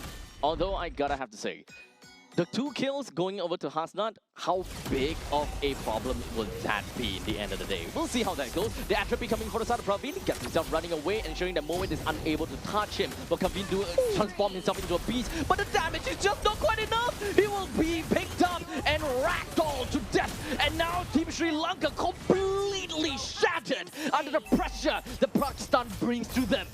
Yeah, there is a huge problem. There's a huge gap in the draft here. Team Sri Lanka, they have no way to respond to the aggression of Team Pakistan, especially a snowball of this angle, right? Where you are able to just tease these fights just so much because they got 4 ways to entry, but guess who entries first? Gurmeet on to Nisal, and that was just huge damage. And with that, they can just layer every single ability as they wish, and it's a buffet for them. And at that point in time, Hasnat even picked up a 3-man Fatal Links, which kind of makes things even more difficult for Team Sri Lanka to deal with, while in the meantime, an icing on the cake for Pakistan themselves. With that great fight, Pakistan now has risen to 6,000 gold lead on top of Sri Lanka. And Sri Lanka being the team that wants to play for early game, being the team that wants to snowball, just so that they can buy enough time and space for Praveen to pick up on those farm, that is no longer going to be an option. Yeah, theory crafting coming in for the side of Team Sri Lanka, right? When you think on the side, if you're Team Sri Lanka's coach, what do you have to do to win? Because it's going to be so hard. Because at the same time, you need to land the perfect AOG, you need to land the perfect Petrify on Nisal, and Praveen's entropy has to be used for damage, not to escape. So there's so many factors that needs to go Team Sri Lanka's way, and the perfect Earth Shatter as well on Ramanayake to re-enter into these team fights. Now 7,000 gold advantage, Lord has been taken for Team Pakistan, and Praveen, well, he has to play cross map for now. That's the best thing that he can do to assist in the team or to be able to play or do any form of impact. Right now, we do have quite a bit of focus down on the Kavindu. Oh man, that energy bomb did absolutely nothing to Haisham. Yeah, at this point, Kavindu has to choose between survivability and also damage, right? And if you choose survivability, you're not going to have damage at all. And given the fact that Team Pakistan, they are so farmed up right now, they're just going to march into that middle lane. Well, there is still the Holy Defense that is currently available, so that will be able to be, that would do enough to deal with that Lord. That is only a 9-minute Lord, mind you, so for the side of Pakistan, as long as they're able to take down every single one of the outer turrets, that is good enough. You don't really need to be greedy or, you know, kind of do anything. While Haisham, that is a very greedy play, and no one capitalized on that is what boggles my mind. Well, Pakistan did manage to get themselves the middle lane T3 turret. Well, in the meantime, Gurmeet picks up a kill for himself as well. Picks up a double kill right now. Praveen with the Atrophy. He tries to go for a decent amount of damage, but unfortunately goes a little bit too far in front, allowing Gurmeet to pick up a triple kill. That is not supposed to happen. Sri Lanka should be able to defend well enough for this game, but they have lost 2 of these turrets. Yeah, there's no punish coming in from the side of Kavindu as he jumps 1v4 and gives up his life once again. It looks like it's set in stone for the side of Team Pakistan as they will take the victory here 2-1. A bit labored nonetheless, but finally doing it here at the Asian Games Esports events for MLBB. Oh, that's not supposed to happen. I'm gonna be honest. That end was not supposed to happen. They shouldn't be ended by 10 minutes and 45 seconds. I think they should have, because there was nothing that they could have done behind the turrets, because if they were in a situation where if they jumped on the Fredrin, there was still so much behind, because there is the Fatal Links available, there is the Shifting Skies available, there is also that taunt that you need to watch out from the Fredrin. So there is so much initiation capability that I would say they were in a spot where it's a rock and a hard place, man. There's nowhere to go. The time between the 6,000 goal lead to the 8,000 goal lead was just a matter of 1 minute and 30 seconds. So that Lord advantage ultimately meant a lot to the side of Team Pakistan, and honestly that surprised me as well. Within 1 minute and 30 seconds they climbed like 2,000 gold. That is crazy. As such, it does make sense now. Even if the Fredrin were to go so deep in, there's really not much that Sri Lanka could do with the fact that they don't have enough damage. And the man of the match himself, it's gonna be Gurmeet here as MVP of the game. 9-0 and 3. GPM close to 1,000. here. Close. Yeah, very close, very close. But not the highest for now. Yeah, of not the course. highest. We did already have that Savage, right? Yeah, From yeah. Team Iran. Yeah, so honestly, those are crazy. But still, we can't compare because right now, Gurmeet come in 9-0 is to 3. Still performed very nicely and managed to technically a pseudo maniac because it was a triple kill plus 1. Just kind of like a time over kind of thing. We'll give him the maniac.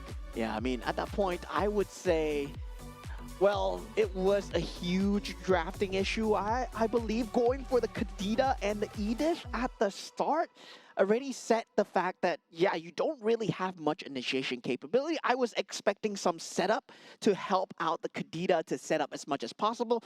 Going for the Gato Kacha pick, I didn't really like it at all because, well, I was expecting some form of setup, right? There's no setup available. Even Hylos would have helped. Technically speaking, if we put the Edith on the roam, that setup is more than enough because of onwards plus Earth Shatter. That crowd control chain actually lasts pretty darn long, which allows Nisal to actually land the Breath of the Ocean very, very consistently. Yeah, but that would require a flicker usage as well because most of these players, they know how to play with that spacing. So you get that once every 2 minutes, but the plethora of choices coming in from Team Pakistan, right?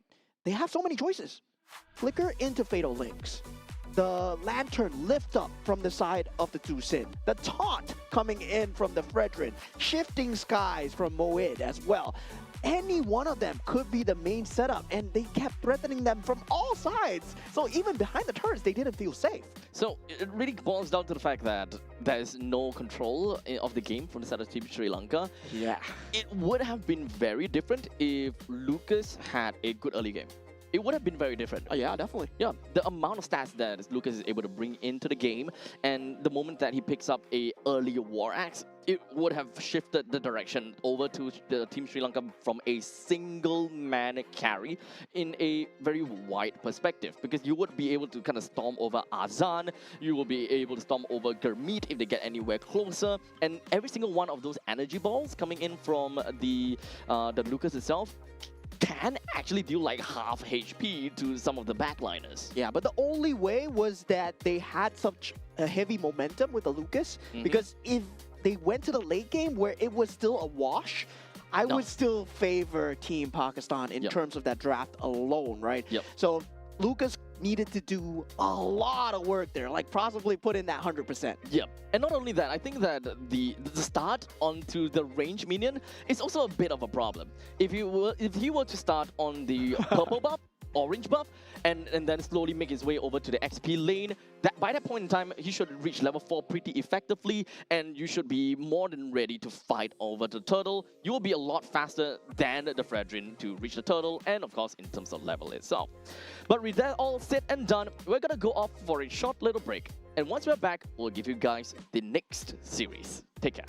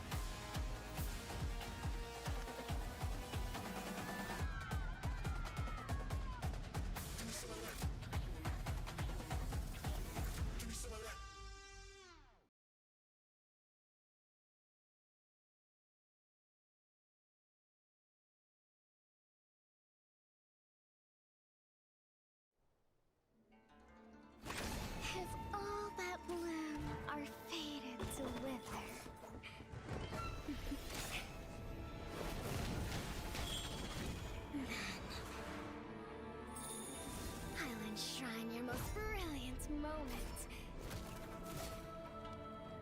in crimson splendor. Even something so crude can be graced with a splatter of beauty.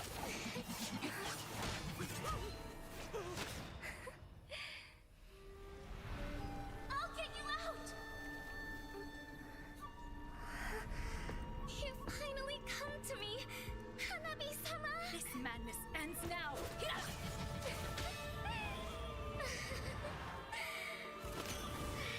last, I'm shivering with excitement!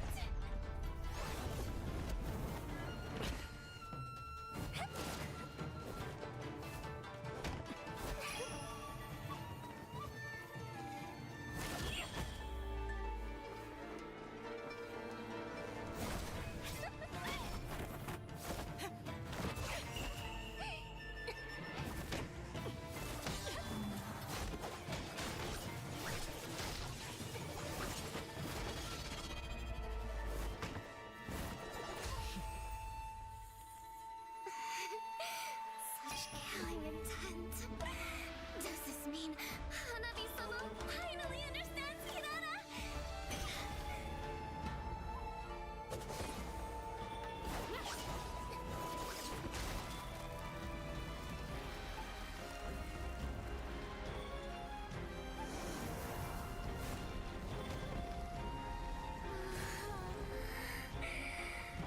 So warm. So beautiful. We can finally embrace eternity in hell. Just the two of us. Allow me to release your eternal bloom.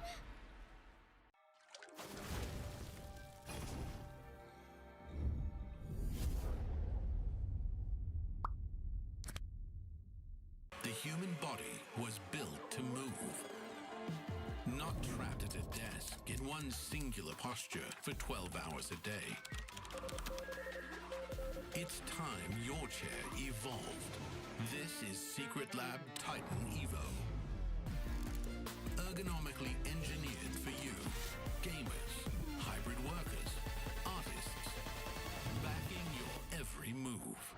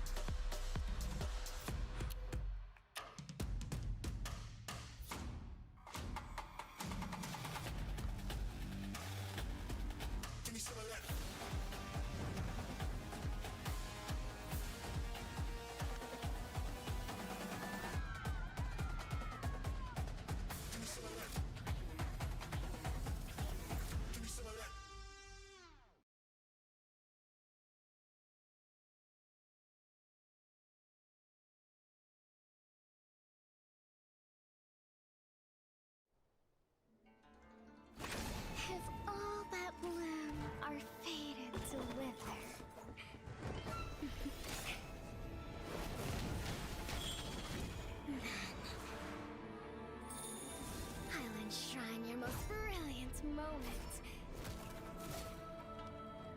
In crimson splendor. Even something so crude can be graced with a splatter of beauty.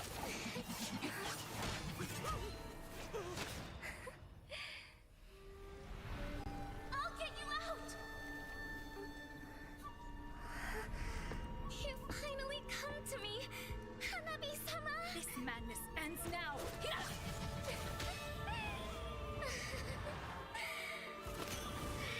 last, I'm shivering with excitement!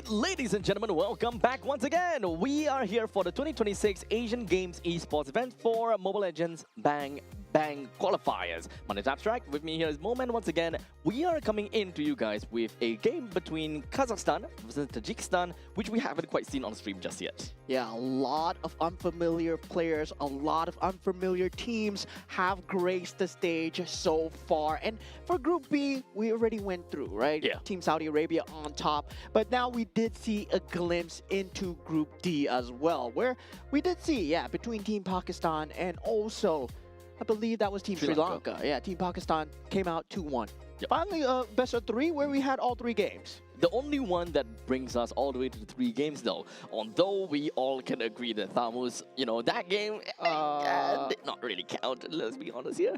Pakistan could have probably picked another jungler, and I think that they would have been able to win the game pretty effectively. But, throughout the entire game, the Thamus just wasn't able to secure anything. But, that part's the past. That's the past. That's the history. We focus now on the present and the future, which is going to be the two teams that we have yet to see before, or rather yet to see before. This is generally going to give us a pretty good start, right? Because this is Group C, where there are only 4 teams in this group. We have Kazakhstan, we've got Kyrgyzstan, Tajikistan, and Uzbekistan. Right now, we're going to look at 2 of them, and of course, each of these teams, they only have to play against 3 different teams. Yeah, so there's going to be a lot of power level settings where we're not too sure yet, right? We have not seen the games being played out. This is the first time on the main stage ever that we're going to see Team Kazakhstan going against Team Tajikistan as well. So we don't know what kind of metas they've been brewing on down there. Because the last time I entered a different region to cast, and I was like, oh man, they're playing fighter in the mid lane. What is going on? Yeah, that was the Mekong region back in the day, by the way. Yeah. Okay. So last time I did that, oh man, that was a breath of fresh air. But at the same time, you don't know you don't know what you're expecting. Martis Mid does happen. Hey, that's fighter. Here in Singapore as well. Yeah, that's the whole point. But Martis is a fighter. He went to mid lane. We got Paquito mid as well at that time. Look, I think Paquito mid is completely fine because of the burst damage at level 4. I think we can't give that away. Okay. Yeah, some fighters will. But Martis mid and winning games, so that's a completely different question.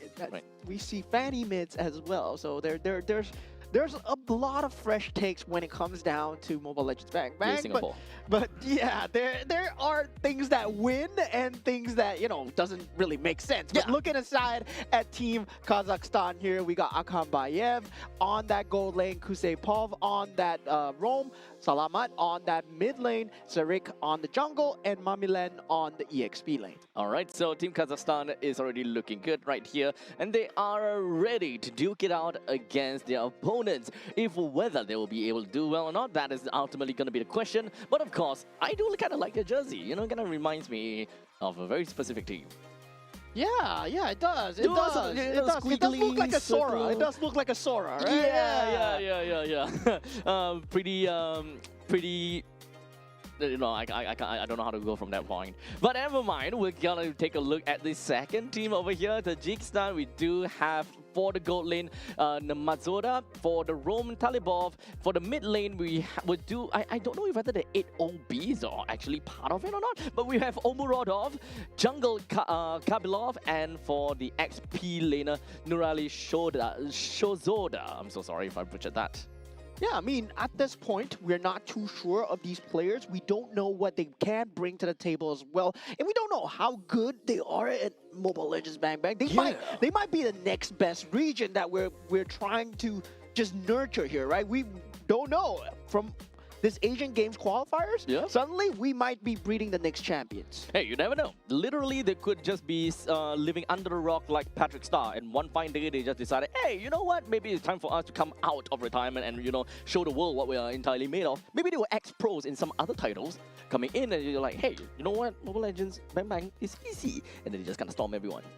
It's not easy though. In case they are ex-pro players, maybe it's easy to them. Not for us. Not for us. Not for us. Yeah. Not for layman, right? Not for the layman. Not for layman. Not for mo-man. Not for apps man. Yeah, definitely. But it's definitely a hard game when it comes down to, of course, just having that 5v5, that role switch, the resource control when it comes down to the map control, and also having that objectives available on the map. There's just so many things to look at. Yeah, honestly, Mobile Legends Bang Bang is not an easy game at all. Yeah, And how do you cast this game? I don't know. What are we doing here? Yeah, exactly.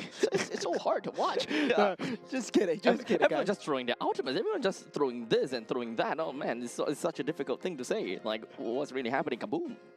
Yeah, but definitely we're going to have a shift in terms of mindset when it comes down to these teams as well, because a lot of teams, we don't even know whether they've been appearing on the international scene, whether or not they have a local community tournament even there as well. So we don't know about the structure of the esports over there in their teams and also their regions as well. So we don't know how much experience they have. And when they come here, they're meeting people for the first time maybe in that same community. And Mobile Legends Bang Bang community so far Brings is everyone together. pretty good. I gotta say, one of the best few communities. Honestly, yeah, there's really a lot of people all around the world that plays it. So for those people that is, not in the Mobile Legends Bang Bang ecosystem as of yet, now's the time to jump right in. Try out the game a little bit for yourself. Maybe you'll like it a lot, because there's a lot of people around the world that plays this game as well. So as we going right in, we do have the map that has been randomized, and it is going to be Dangerous Grass, where we have random spouts of grass that decided to, grow out of absolutely nowhere. Yeah, the lawnmower didn't work, and suddenly just a lot of grass out of nowhere, behind the Lord, behind your turret, behind everything. So if you're playing a Hellcat, you gotta watch out. Yep, and honestly, not just a Hellcat. Hilda, Natalia, all of these are generally gonna be good heroes. Anyone that kind of plays kind of like a ambush, bushwhack kind of thing. Dangerous Grasses is indeed very dangerous. So far of the map rotation, the only one that we have not had so far is Flying Cloud, right? We've had Broken Walls, we've had Expanding Rivers, a lot of broken walls, Dangerous Grass, no Flying Clouds. No Flying Clouds as of yet. But we did see Sora. Yeah. And a team that... And we have a team that... Jersey that looks like Sora. Pretty niner, if you ask me. Yeah. Pretty dope, I would say. Yeah, I would say too, Definitely for the side of... We get a Sora this game, maybe. Hopefully. It's hinting to a Sora this game. Manifests. And we've had a lot of heroes that have been slipping in terms of pool, in terms of just meta as well. Honestly, you off stream, off cam, we were kind of talking about Guinevere. Yeah. Where in the Southeast Asia meta, or the obvious regions that we normally watch, Indonesia, Philippines, Malaysia, all that, Guinevere has always been a really big pick. Even when it comes to Singapore, Guinevere is such a big pick. Yeah, leaks the pool, it gets instantly snapped up. And we do see the standard bans being more towards, heavy-handed towards the Paquito, right? Yes. The Paquito has been that 100% so far. And now we do see more teams taking out Marcel as well. In that Series 1, it was just... Not even. Oh man, Marcel is just scary. The first series and the first and the half of the second series as well. I think from that point on, people are just deciding, you know what, Marcel have got no spot in the picking pool. Yeah, and I'm surprised that a lot of teams have not been trying to just play out the Loi as well. And also, there has been the chip available every single time, that shortcut capability that just defies distance throughout that map stage. Well, it is still a problem, and a lot of teams still not choosing to play around it. Well, maybe not suiting their current needs at that time, but there has been a lot of picks that have slipped the minds of a lot of these players. But now looking at the drafts going in, we have the Marcel, Guinevere, Freya, and also the Phoveus, Baxia, and Harif being banned out. Okay, Paquito. Yes, sir. Okay, Paquito is gonna be leaked out by Tajikistan, and just like that, Kazakhstan have got a free Paquito. Suyo, part of them, God, part of them as well. So it's a very fragile lineup, but yet pack a lot of punch. Yeah, so there's a lot of mobility when it comes down to the Paquito and also the Suyo, right? But of course not if you are a Suyo jumping into the 1v4 that we saw just now, but definitely not going to be the case for most of these Suyo players. And also at the same time, we do have the ban coming out for the side of Team Tajikistan, where they choose to ban out the Moskov. And gold laners still yet to be picked up inside of Team Kazakhstan, and carry will be that gold lane of choice here for the side of Team Tajikistan. And I don't really like showing the carry pick so early, because the enemy team doesn't really have a tank that you want to burst through. Yeah. So yeah, there's a lot of burst damage coming through from the side of Team Kazakhstan as well. But hey, maybe that is just 5 head picks, because now you pick up the carry, you're essentially telling the opponents, I dare you to pick tanky heroes. And if they don't pick up tanky heroes, then you're just kind of on a pretty good spot where your Lapu just melts everyone down. Yeah, Right? I guess Yes. that would be the case. 5 head.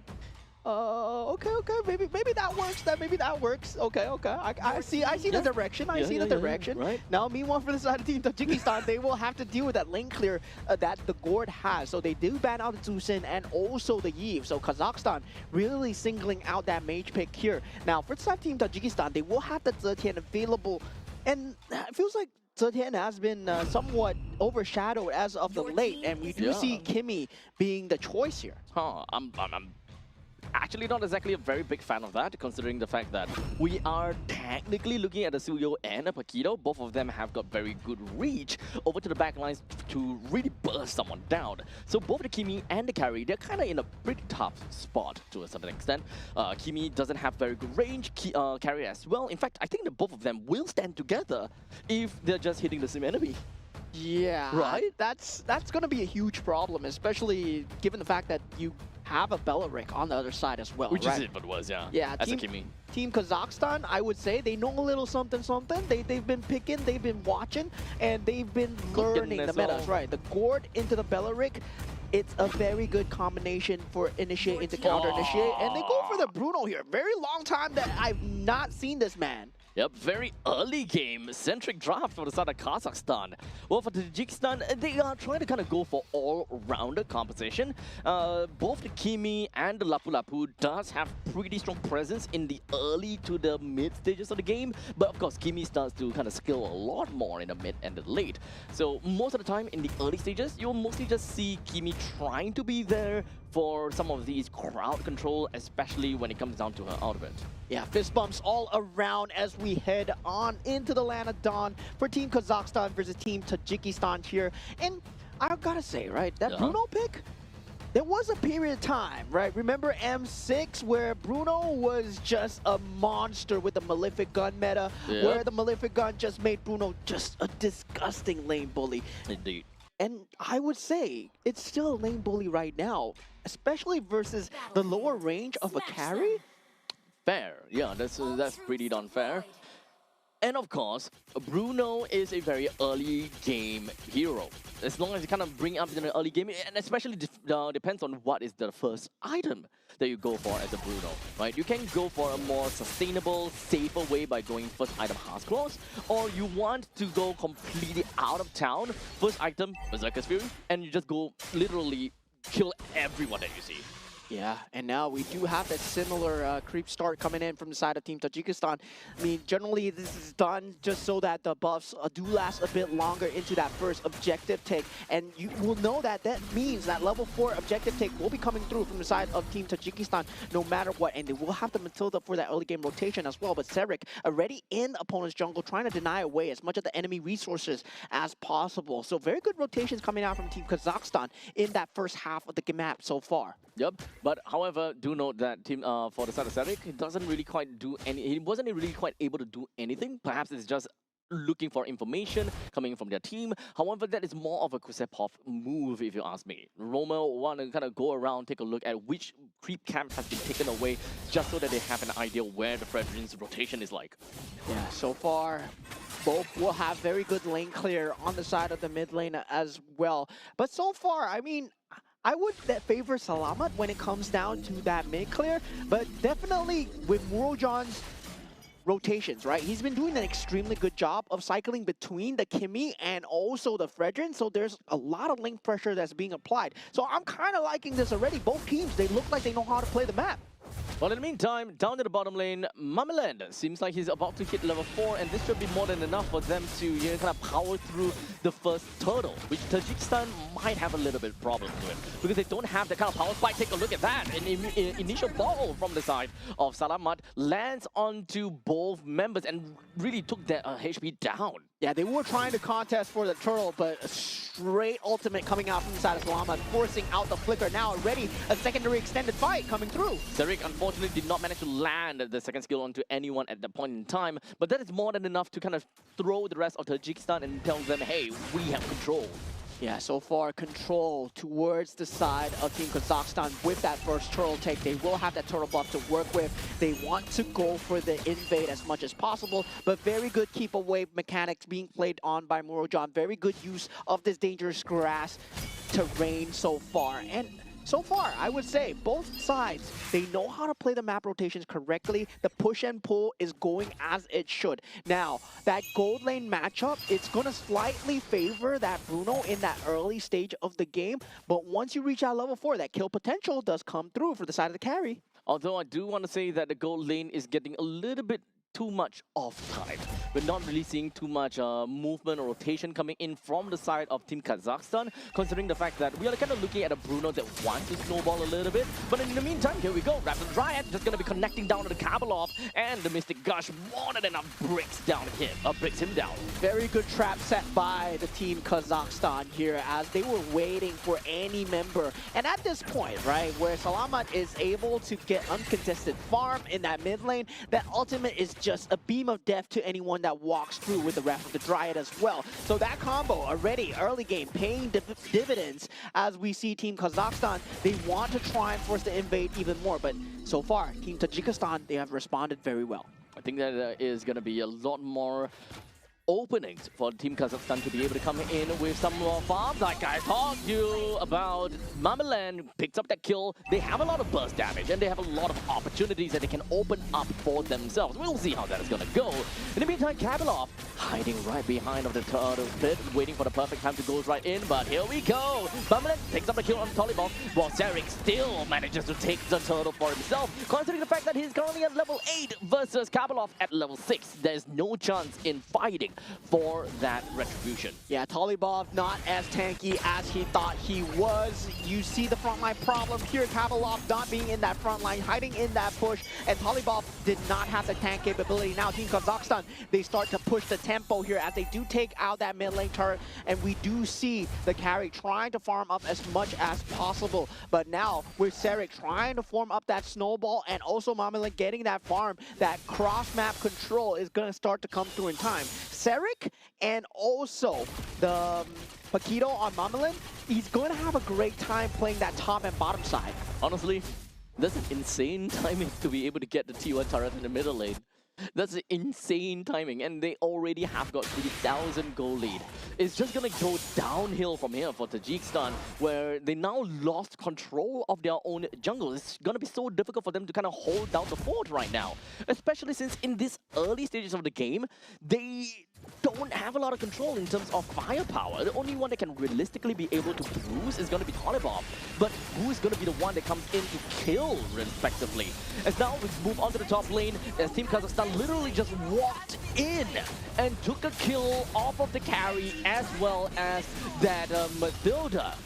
Yeah, great trap set by Altan Bayev, forcing that early game pressure onto him. He still even had the flicker to hold on. Now Suyo going in with a secondary as Mamelan is there for the backup. And these turrets are not going to be places where they can stand safely in for the side of Team Tajikistan, as Team Kazakhstan still teared through flawlessly. 6-0, 5,000 gold advantage so far. Very objective-minded coming in from Team Kazakhstan to destroy the holy defense by 6 minutes is kind of insane. But in the meantime, Mystic Gush is going to land on Tolibov, throws him all the way back home, having to recall right now. And the third turtle just came back out.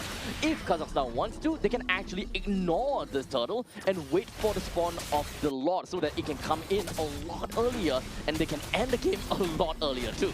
Yeah, oh my god, a double knockup coming in from the side of Paquito. It could have ended extremely bad for the side of Team Tajikistan if they had the damage to follow up from the court. But Zarek will be on task here as they go for the objectives and they secure that further macro lead. Team Kazakhstan, I gotta say, they're playing the map like a fiddle, and Team Tajikistan, they're just running into this. Wait, it might almost be a solo kill coming in from Kusepov, but unfortunately wasn't able to get there. But nonetheless, it is going to be a pretty nice take coming in from the side of Salamat as he lands in with that Mystic Gun.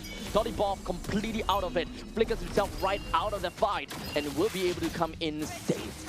Yeah, now 7,000 gold advantage. Make that 8,000 at 7 minutes into the game. Team Kazakhstan, they continue to run away with the lead so far. And this is a lineup that needs to get that momentum, right? They want to get that early game momentum no matter what. And once they get it, they can't let go. If once they let go, Team Tajikistan, they might come back. Yep. As such, we do have got more kills that will be credited over to Akambayev.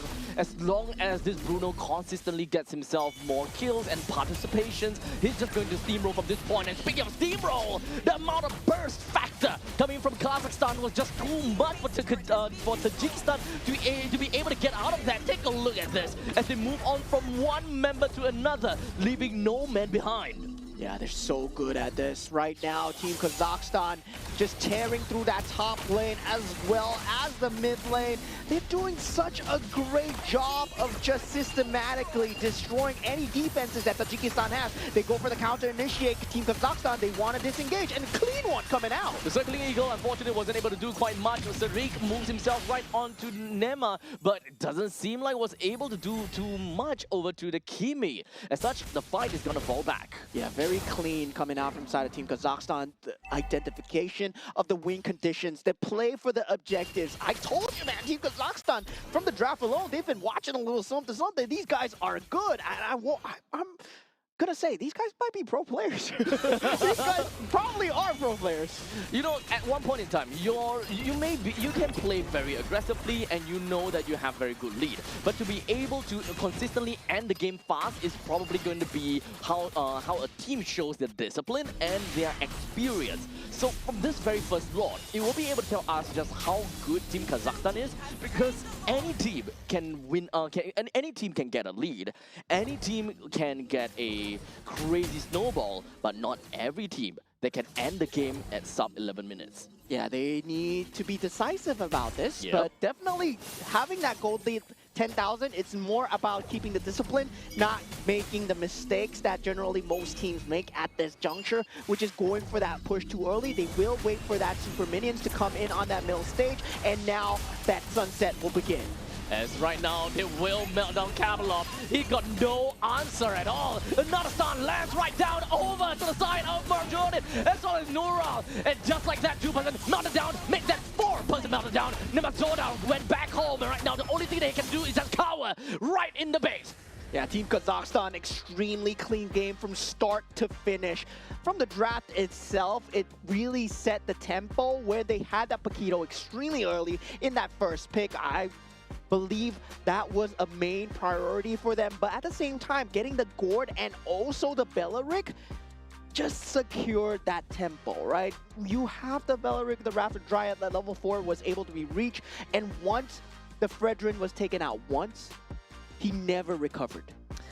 I think that the one that really hurts the most is the fact that we have a carry pick and then a Kimi pick, and then it responded with, well, unfortunately, the Belleric. At that point in time, there's really just no one that can realistically be able to do anything to the Belleric.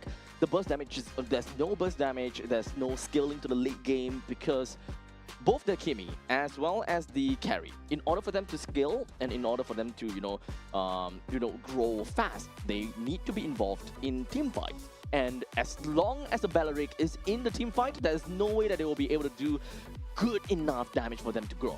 Yeah, and that's why this man, he is the MVP here, Kusepov, with the Belleric 1-0 and 12, 93% kill participation, but it's much more of the positioning that he was at, the way that he placed himself in these early fights, that first snowball raft of the Dryad that really led to the end, because that was a snowball that didn't stop. That first death onto Kabalov became second, and then finally became the fifth. Yep. This is the kind of game where a Belleric don't even have to do anything when it comes down to the Raptor Dryad. You can literally just run into the opponents and your Thorns will do the work. Because, well, like we mentioned, Kimi plus carry equals the recipe for disaster for themselves. Oh my god, yeah, and 6,714 net worth on For Kusepo? a, And- for a Belleric. 10 minutes in the game, those are gold laner stats. Those are gold laner stats at 10 minutes in the game. And yeah, Akambayev, the rest of the team, they were all at 7,000 to 8,000. And Kusepov just having that level of farm. You can see why Kapilov just melted in the face of the Suyo, in the face of Salamat as well. There was no way Even that... Mamelon. Yeah, there's no way that anyone can frontline because same time, Circling Eagle was used just plainly defensively. Yeah. So honestly, at a certain point in time, Tajikistan, they have got no answers. They don't really have got any ways to get out of that. At one point in time, they knew it is GG go next. There was no way out of it. And many people, of course, say draft makes up like 70% of the game. In this case, it kind of makes up like 90% of the game. Yeah. Yeah, you kind of went into the Land of Dawn knowing that you are in a heavy disadvantage because you are just counter-picked down to the ground. Yeah, this is where the draft really matters here because as we can see, there was really no answer. I mean, the only answer that was there, maybe the bravest warrior for Lapu Lapu. You had to find the perfect slam, but on to 5, but But well, who can come in to help? good luck finding Team Kazakhstan grouped up as 5 when they're playing a Belleric and a Gore. They don't have to play together. They don't have to. In fact, they will be able to, they will space themselves out so effectively that it's really going to be very tough to reach the Gord. And if you are in between of the Gord and the Belleric, you're kind of in a really tough spot because a taunt may come in, the Wrath of the Giant may come in, pulls you further away from God. Let's be honest here. At that point in time, the moment that you're locked in, unable to use any form of escape mechanism or any form of skill to burst someone down, you are going to get bursted first. Yeah, and a lot of the times I feel that it boils down to the choice, right? It boils down to having that choice of initiation. And it feels like Team Kazakhstan, they had multiple choices. Meanwhile, for Team Tajikistan, they did not have any singular choice at all. Yep. So with that all said and done, we've got game number 1 that pretty much is done and dusted. And I'm pretty sure that when it comes down to this part, this is such a difficult game for Tajikistan to play. And, you know, hats off to them. I hope that they will be able to come back a bit stronger for game number 2. Yeah, and of course, this is the internationals before the internationals, so we do have the MSC and NWI happening at ESC. So this is happening in Paris from 1st July to 1st August as the group draw results will be announced today on the 18th of June. So stay tuned to the MLBB Esports social media channels for all the latest updates. And the road to Paris is about to begin with the MSC 2026 wildcard kicking off on the 1st of July, followed by MSC 2026 and MWI 2026 at EWC. So many things to be happening during EWC itself. So you guys would want, you guys would want to follow MWI's social media pages if you guys want to stay in the known and of course updated when it comes down to the latest MWI 2026 news about teams, you know, players and, you know, exclusive content. Follow the official MWI social media pages and be part of the entire journey and this entire ecosystem as the world's best MLBB female players competes on national stage. Yeah, I mean, shout out to Churros, man. He loves MWI, so definitely you'll be seeing him cast on day 3 and day 4. You'll be hearing him talk a lot more about MWI. I love MWI. I love MWI, man. I don't know how to. This season is so good. This season is going to be good. I'm your number 1 fan. Oh, yes, definitely. And for those guys, we're talking about internationals before the internationals, right? This is a great chance to get the power levels down, try to get a grasp of where your team stands when it comes down to these regional / national / global standings. Yep. So we have got quite a lot of days to go as a matter of fact and a lot of games to go as well. So to kind of take a look at the standings and to kind of take a look at about the prestigiousness of this entire event is something that, you know, everyone should be really happy about. Yeah, definitely. I'm just happy that, well, we're here at our 10th anniversary for MLBB as well. And it's finally an official medal event at the Asian Games. So definitely the playoffs, Group A, we have 5 teams that are going to make it to the playoffs. Yep. And for now, we're watching Group C. Only 2 teams are going to make it. But of course, only 4 teams in this group. So only 50% of them will make it. So the best of the best will be going through. Yep. Of course, before we talk a lot more about the games and of course following up with the games, a quick little update or not update, a quick little reminder that the 2026 Asian Games Esports event, Mobile Legends Bang Qualifiers are of course proudly co-organized by the Singapore Esports Association and Zenway Productions. In support of sports promotion, we have Sports Singapore, our official integrated resorts partner, Resorts World Sentosa, and of course our official partners, Moonton Games, My Republic, and Secret Lab. We thank all of our partners for helping make this journey to the 2026 Asian Games possible. Yeah, and with that said, we are going to move on to Game 2 really soon, right? We saw that Game 1, Team Kazakhstan just complete tear-through of Team Tajikistan. Man, they had no chance. But now, Team Tajikistan, they got to take a look at the draft. The draft was completely written in stone there. But now we got it! We got Flying Clouds, the last 50-50 condition. Yep, that is the true 50-50, you know? The first two series, no, it doesn't matter. No, Okay. those were not part of the statistics. Those were a lie. Okay. No. Oh, 5? Really? 5 broken walls in a row? 5 broken walls in a row. And then now we have like 5 different maps in a row without any overlap. Yeah, I mean, I'm guessing Broken Walls was the name of the game for the first half right now. Yep. Now we have Flying Clouds, the ability to jump into the team fights is going to be much more objective-based, right? It's really much the same as Expanding Rivers, but Flying Clouds, it does affect into that laning stage a little bit as well. Just a tad bit. Just a tad bit, but the recall timings will be slightly much more pronounced, right? Yep. Whoever recalls better will get the better macro, especially in the first 1 to 5 minutes into the game, where those tiny little adjustments, tiny little like macro modifications to your recall timing into that Flying Cloud back into the lane is going to matter, because that one little creep is going to matter the entire game. And not only that, this also allows for heroes that doesn't have very strong regenerative power to still be very sticky in lanes. In most normal occasions, going back home and recalling is often very punishing. But with the Flying Clouds, you can actually go back home and still catch up to the waves a short bit after. So poke games in lanes might not be very important in by the grand scheme of things. So assassinations and fast burst damage, fast burst kills generally are going to be more favored in a game of like Clouds. Yeah, now looking at the bans coming through, we got the bans coming in from both sides. The Harley will be the last ban here with the Harif and also the Paquito. Meanwhile, for the side of Team Kazakhstan, the Freya and the Marcel being the bans of choice. Marcel, I gotta say, 100% still has to be banned out so far. Do they ban out the Boxia, the Guinevere, one of the key jungle here? The Fredrin was a problem for the side of Team Tajikistan. Do Team Kazakhstan want to deal with that? So what else? Okay, there we go. Guinevere is gone. So Boxia, understandably, gonna be a possible first pick situation coming in from the side of Tajikistan.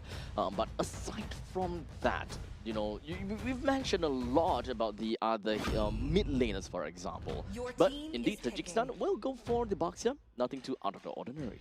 Yeah, generally we do see the Fredrin being that counterpart, right? Where the Boxia, yes, you do get that ability to have that degeneration on the Fredrin as well, but that taunt just keeps the Boxia away from your key target. So definitely, I would say that would be one of the measures that they go for, but you could go old school as well, right? You could go Barats into this. Oh, wow, that's very old school. Yeah, that's something that we have not seen for a very long time, but usually Barats has been the answer for Boxias, and it's been in that meta for a long time. It's just that teams have not been experimenting with Barats as of yet. I think to a certain extent, it can be said to be a forgotten strategy, right? Yeah. Because it's been so far and so long ago that at one point in time, we're just thinking, why was a certain meta prevalent to begin with?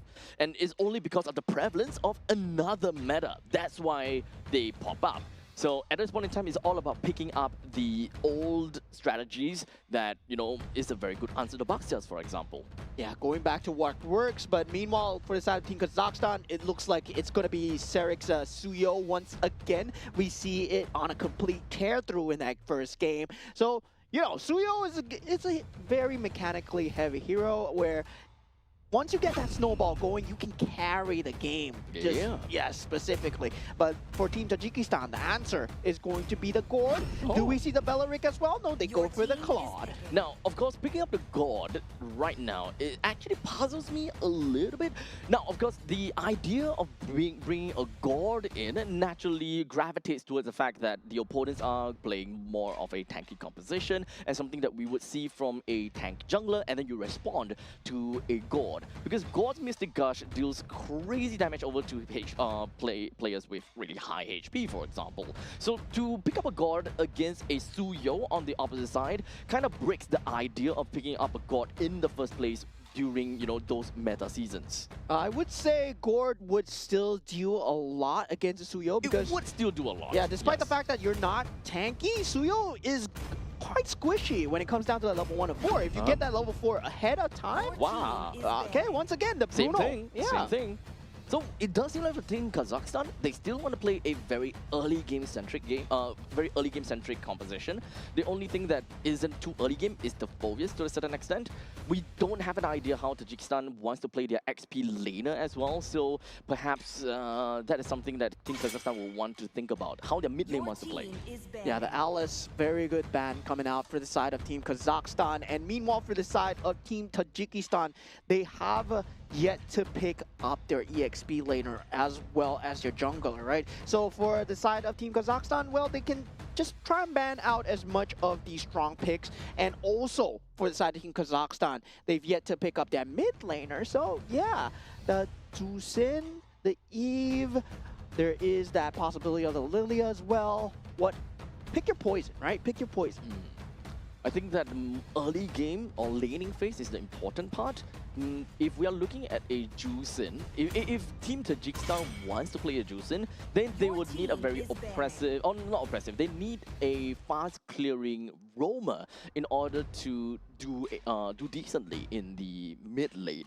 So this is probably gonna go down to a fight in the middle lane in order for Team Kazakhstan to set a pace for themselves. Yeah, they do ban out the Labu Labu coming out from the side of Team Kazakhstan. So yes, it means that the Phobius is just going to have a much better time in terms of that 1v1 mechanic. But for the side of Team Tajikistan, right, generally we did not see this much as of yet, but when Phobius was super into the meta, what came to rise against him was the glue in the EXP lane, and it might be the situation here where It might pop up. yeah, where it might just pop up again. The glue with the Gord into the Mystic Gush, still a very good combination for the stick into forcing out that Mystic Gush into that burst damage down. Well, we'll see how that's gonna go, because right now we still don't have the XP laner being picked up from Tajikistan yet.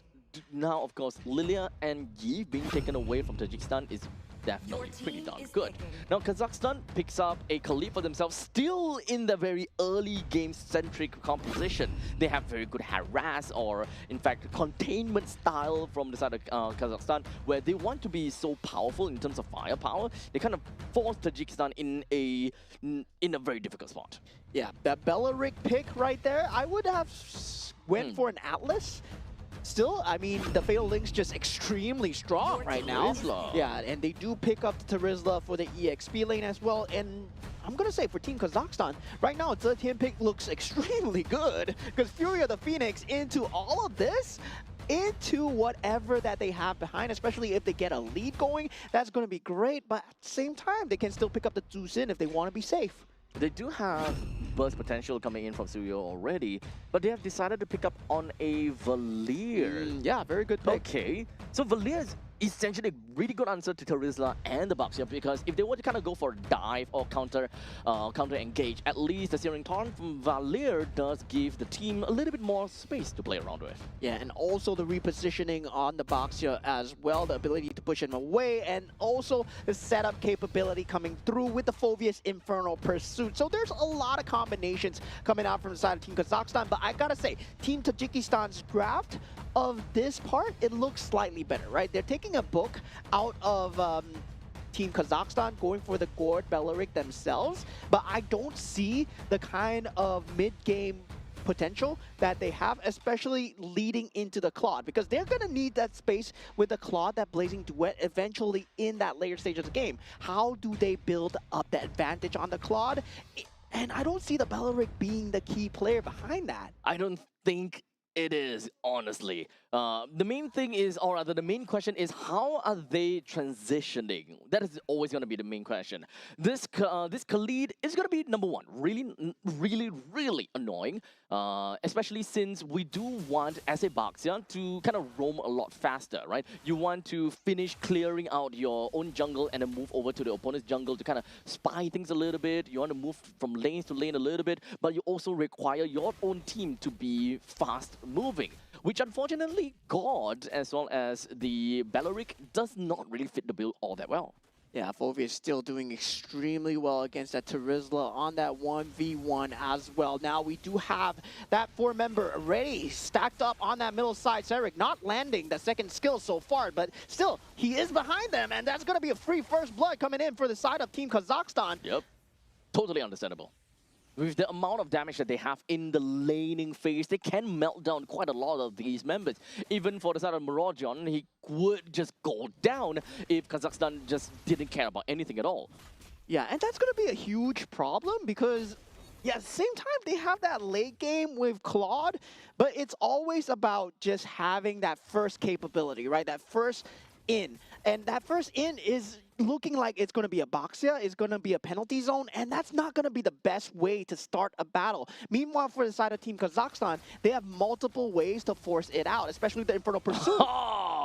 Kusepov, of course, valued the kill over his own flicker, went straight underneath the turret's nose in order to secure the kill on over to the Claude. So that is going to slow him down by quite a bit. Yeah, elimination secured for the side of Team Kazakhstan. So far, they've been doing a stellar job of that first game. We see the skill difference coming in for the side of Team Kazakhstan. And really, gotta say, they've been handling these objectives extremely well. Their timings on these objectives, they're just on point. And Team Tajikistan, they've been one step behind all the way. Yep.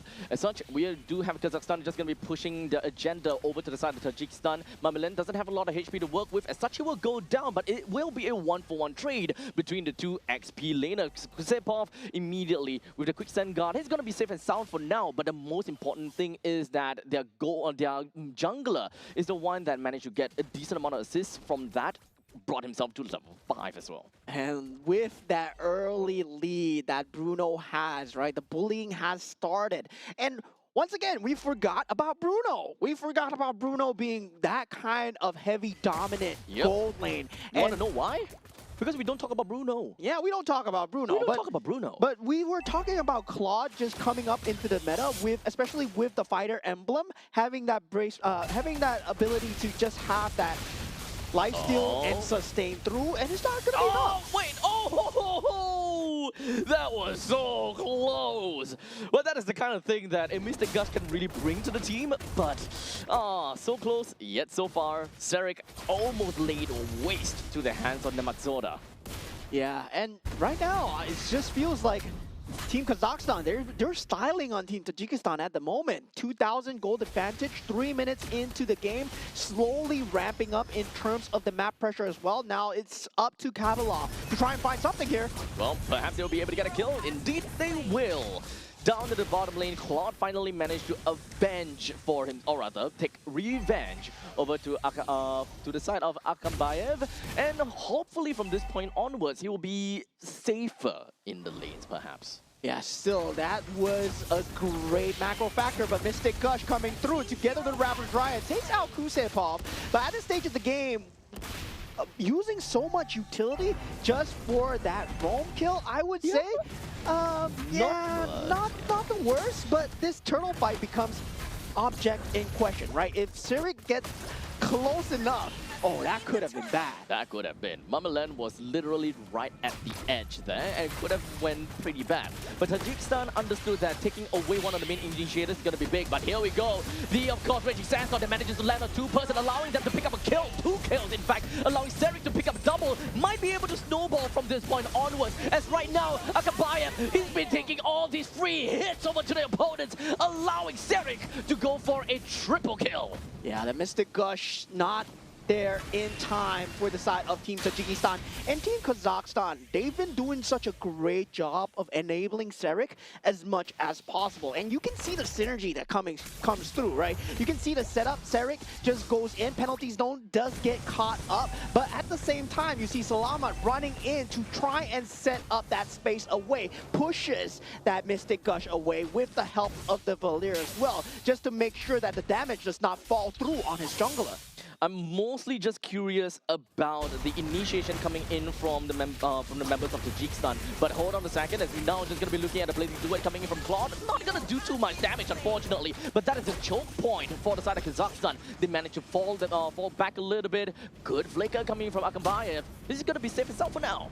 Yeah, still at this point, Team Kazakhstan consistently keeping up the map pressure, right? On the top side, Serik doing the macro work as they take out the tier 1. And this is the slow macro advantage that Team Kazakhstan was known for in that game number 1. Despite the fact that right now they are not having as flawless of a game, it's still looking good. It's still like winning on their side.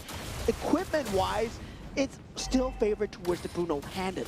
Yep, here we go. A quick crash down over to the side of Salamat, who wasn't able to get himself right out of there with his ultimate. But now it's gonna be 2v4, as the amount of members from the side of Tajikistan is just gonna be a little bit too overpowering. But hold on a second, take a look at this. Mamalan, he stayed alive for so long. Even when Kusepov and Serik, they made their way to the middle lane to try to take down the middle lane as much as possible. But all in all, Tajikistan, they still lost a lot more from the entire ordeal. Yeah, great identification of targets from Team Kazakhstan, right? Taking out the Gord first, and Nemazota being out of the battlefield, no Mystic Gush, meaning that you can take the battle as you wish. Blazing Duet at this stage is not going to deal enough. They take the purple buff for their troubles, great invasion, great enemy resource juggle, and Team Kazakhstan, while this was happening, they took out Nemazota, and knowing that the Blazing Duet is not enough, Mamala just jumps in, and the rest was wrote in history.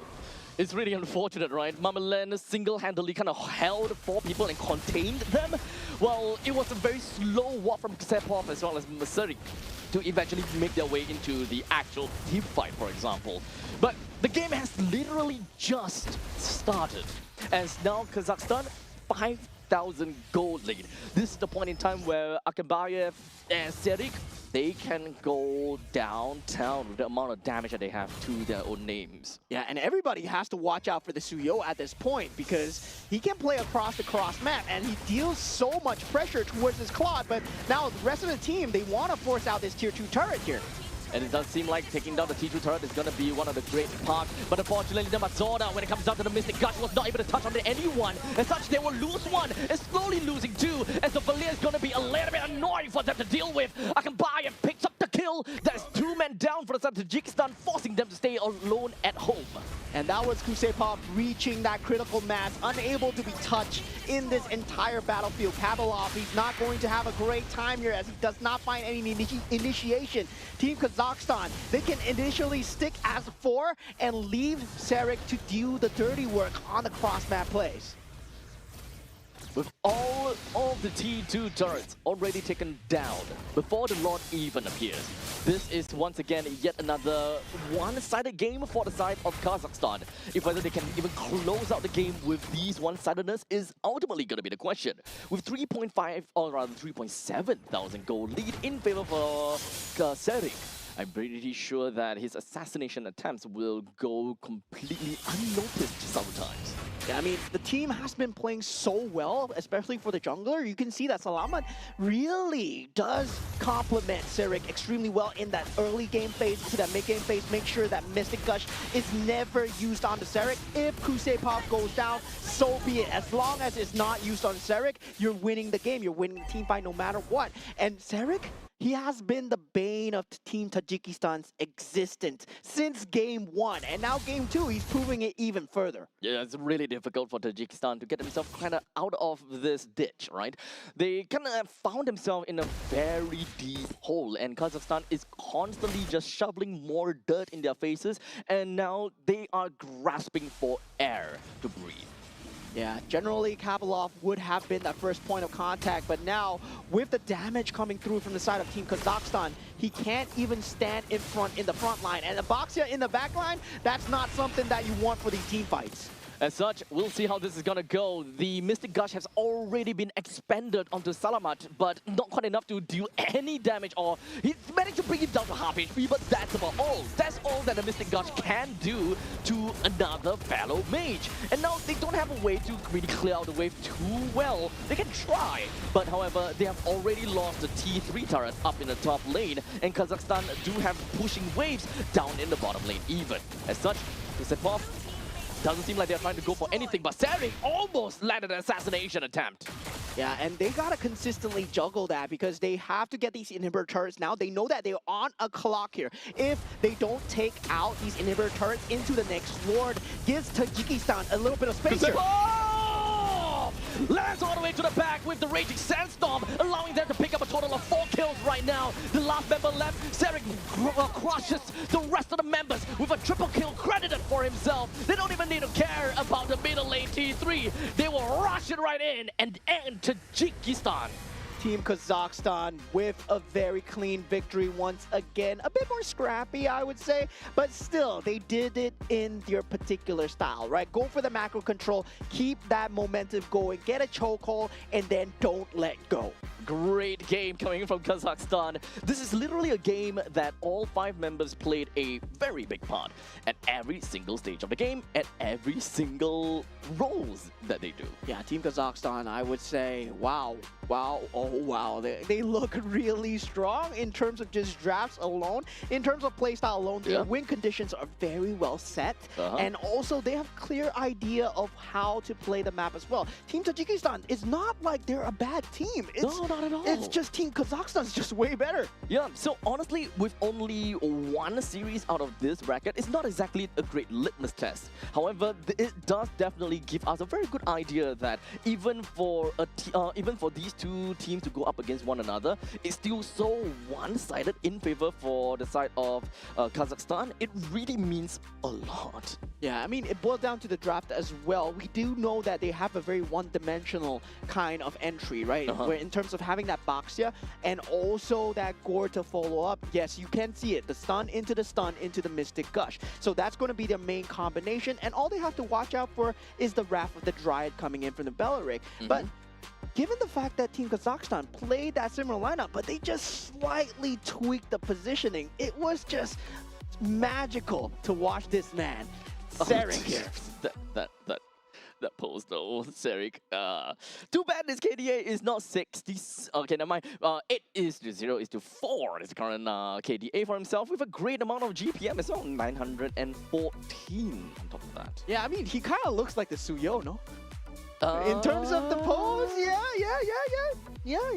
Right, not bad. 804. Like, pretty much. He does look like the Suyo. He does have the colors going for him as well. Very nice pose coming out for the man Sarik here, as he did an extremely stellar job of controlling game 1 and also controlling game 2 as well. Rest of the team, credit where credit is due. Indeed. Mamalan survived for an extremely long time. Yeah, that guy's a beast, dude. In fact, I actually don't know if whether he's a beast or the fact that Tajikistan just didn't know what to do when he's just constantly flying up into the air. Yet, I mean, they knew what to do. They just couldn't do it because while Mamilan was flying up in the air, Sarik was taking out Nematzoda to the side, making sure that the Spirit Gush, the Mystic Gush, is not available. Ah, so that was what they were on. Yeah. You know, at that point in time, we were just kind of thinking, wait, hold on a second. Sepov and Sarik, they were just slowly walking into the team fight from the middle lane.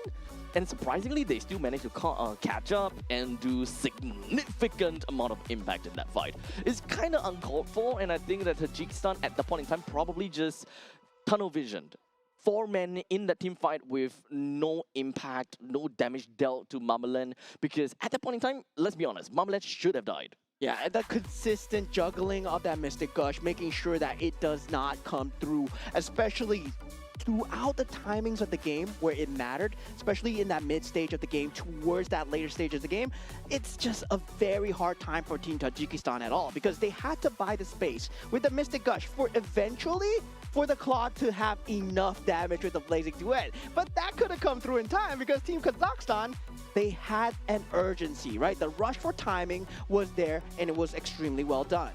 And with that all said and done, great game coming in from Kazakhstan once again.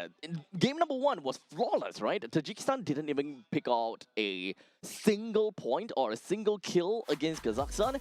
Game number 2 is not as flawless as we have originally expected. However, it is still one-sided enough for them to get a 2-0 victory. Yeah, well done to Team Kazakhstan. I look forward to more of the games tomorrow, actually. Indeed. Yeah, hopefully we get to see more of the games. And yeah, what a pleasure it has been to watch some of the more lesser represented, I would say, especially in terms of esports. We get to see a peek into their power levels. And I gotta say, it looks strong. Yeah, and this is an international stage after all. We don't really get that kind of opportunity to kind of, as you mentioned, peek into the other region's meta, or perhaps to even to take a look at some of these teams from outside of the region. So having a breath of fresh air into these is always going to be fun to see. Yeah, definitely. With that, Group C, we have seen Group C, and Team Kazakhstan feels extremely strong. Yeah. But I believe the next match, we're going to be looking at Group A. Oh, really? Well, I completely forgot which team is going to be, but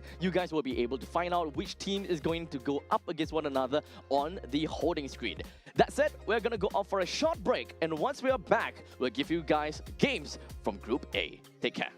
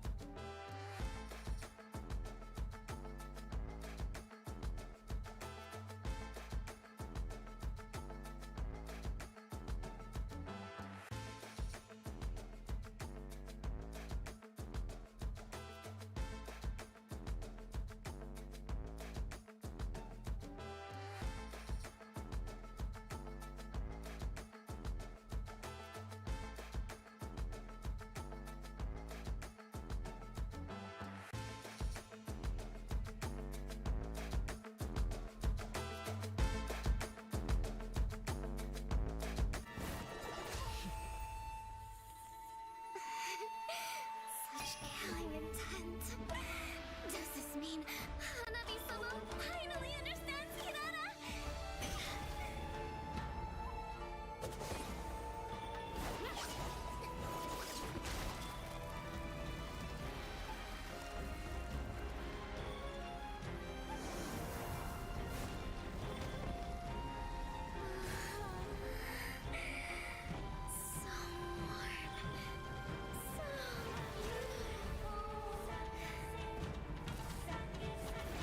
We can finally embrace eternity in hell. Just the two of us. Allow me to release your eternal bloom.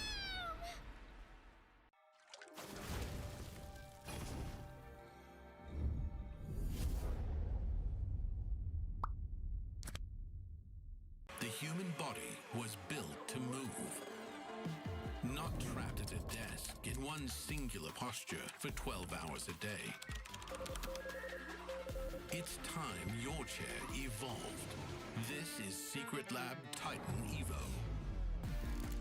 Ergonomically engineered for you, gamers, hybrid workers, artists, backing your every move.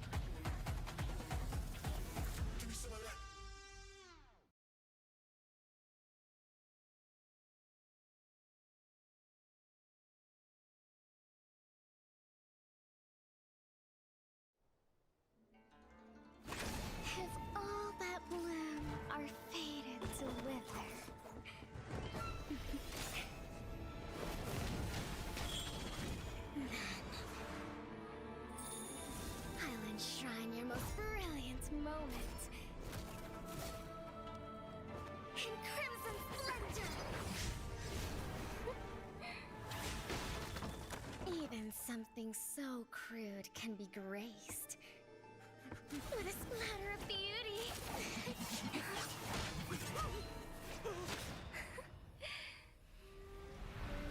I'll get you out!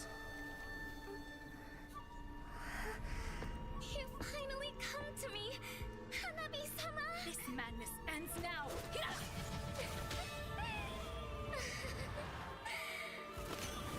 At last, I'm shivering with excitement!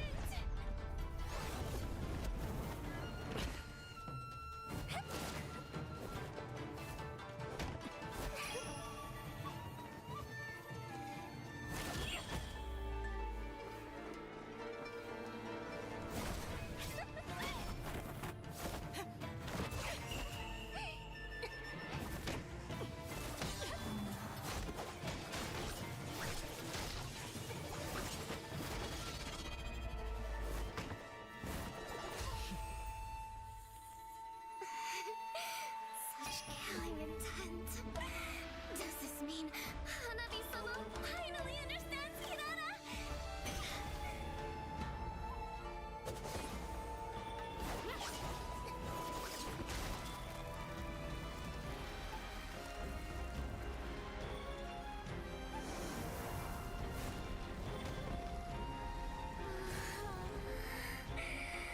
So warm. So beautiful. We can finally embrace eternity in hell. Just the two of us. Allow me to release your eternal bloom.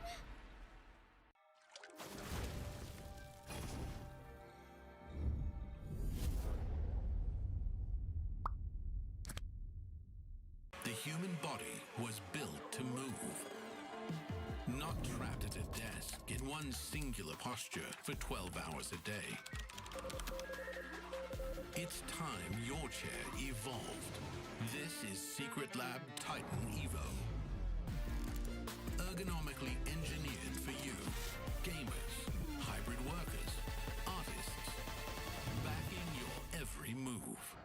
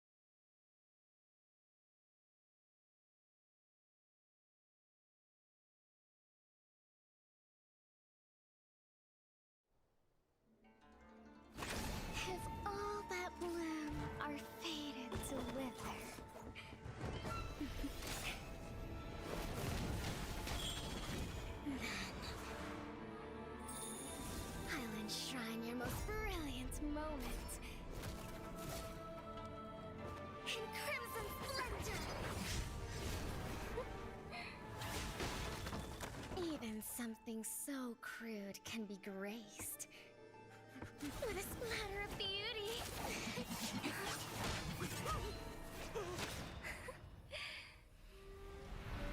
I'll get you out! You finally come to me, Hanabi-sama! This madness ends now!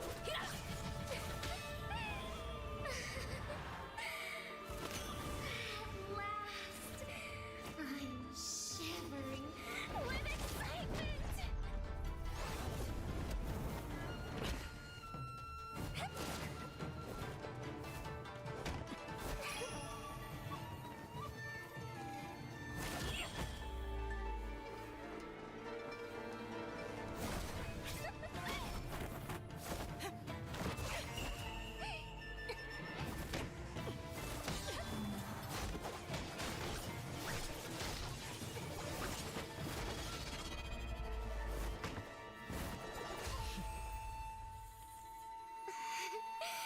Such killing intent. Does this mean Hanabi-sama finally understands Kirara?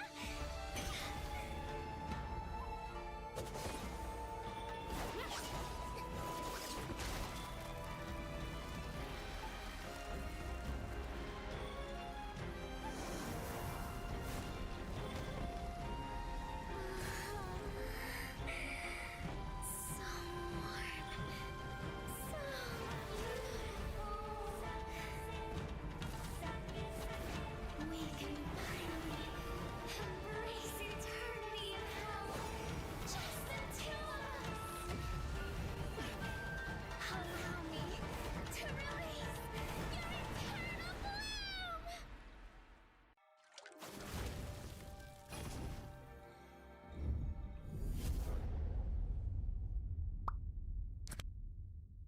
The human body was built to move. Not trapped at a desk in one singular posture for 12 hours a day. It's time your chair evolved. This is Secret Lab Titan Evo.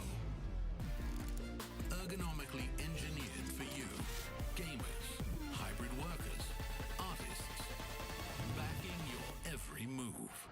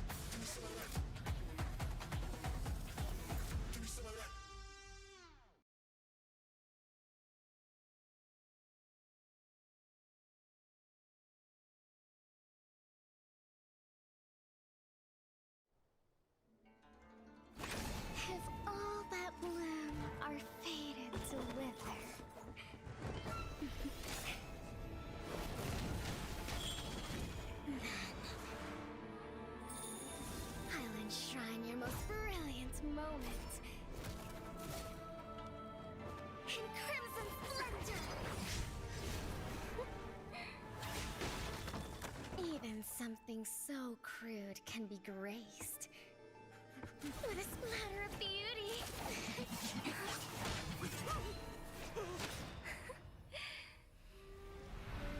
I'll get you out! You finally come to me, Hanabi-sama! This madness ends now!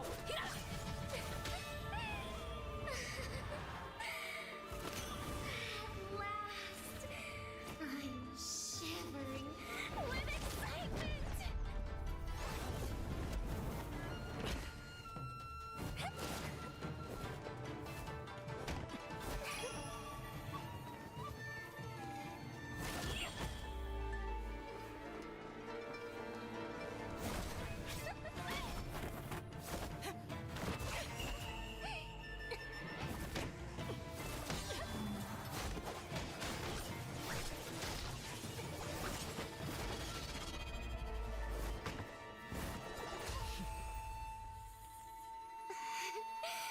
Such killing intent. Does this mean Hanabi-sama finally understands Kirara?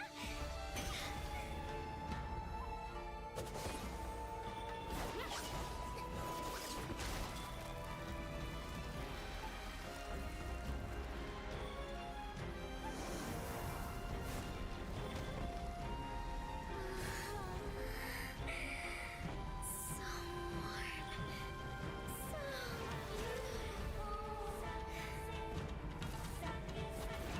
We can finally embrace eternity in hell. Just the two of us. Allow me to release your eternal bloom.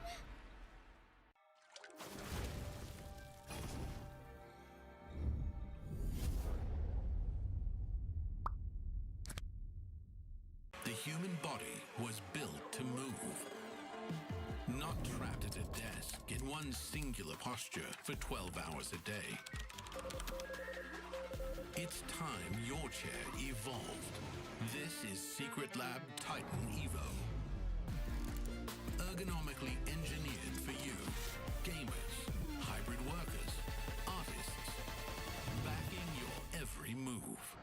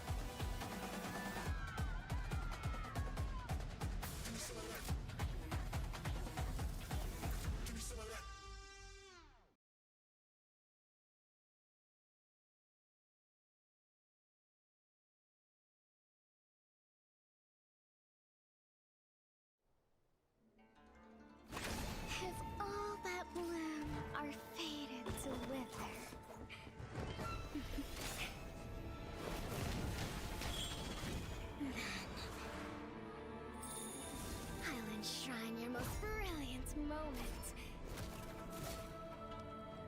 In crimson splendor! Even something so crude can be graced with a splatter of beauty.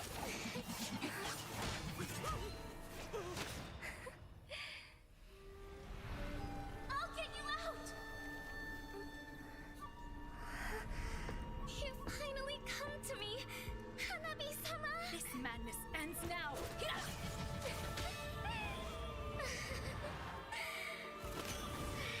last, I'm shivering with excitement!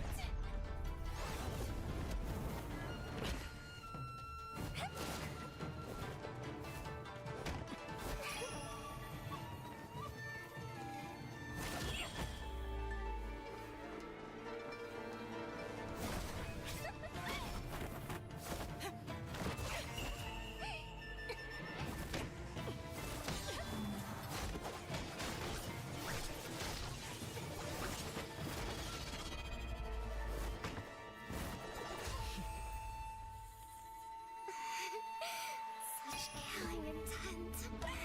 Does this mean Hanabi-sama finally understands Kirara?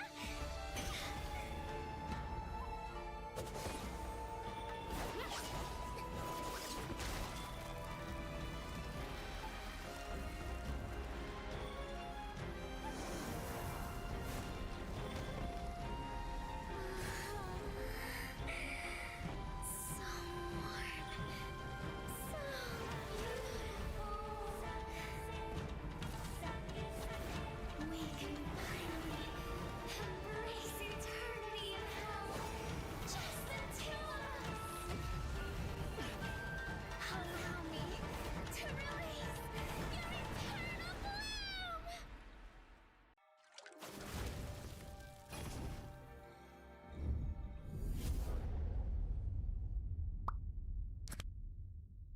The human body was built to move.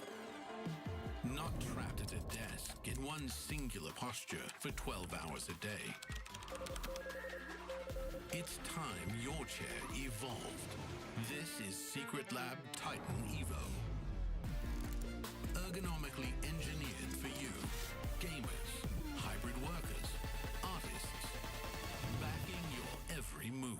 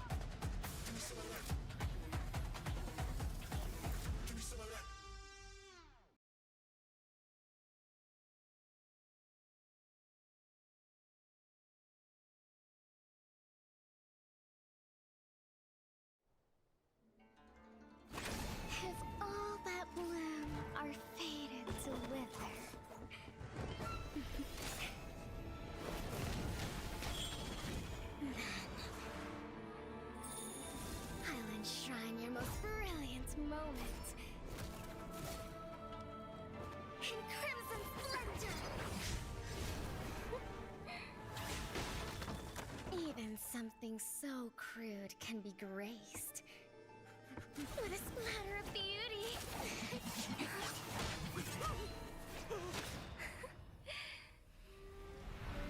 I'll get you out! You finally come to me, Hanabi-sama! This madness ends now. At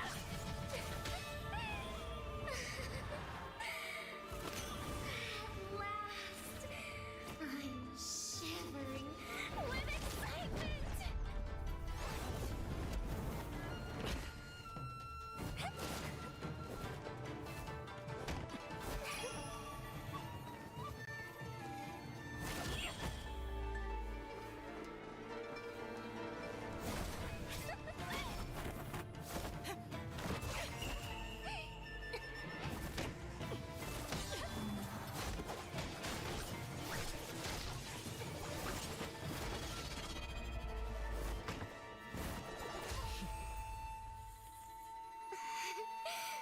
Such killing intent.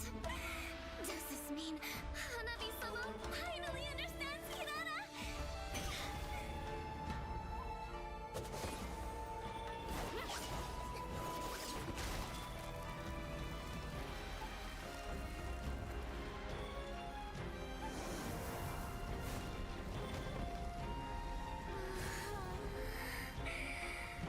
So warm. So beautiful. We can finally embrace eternity in hell. Just the two of us. Allow me to release your eternal bloom!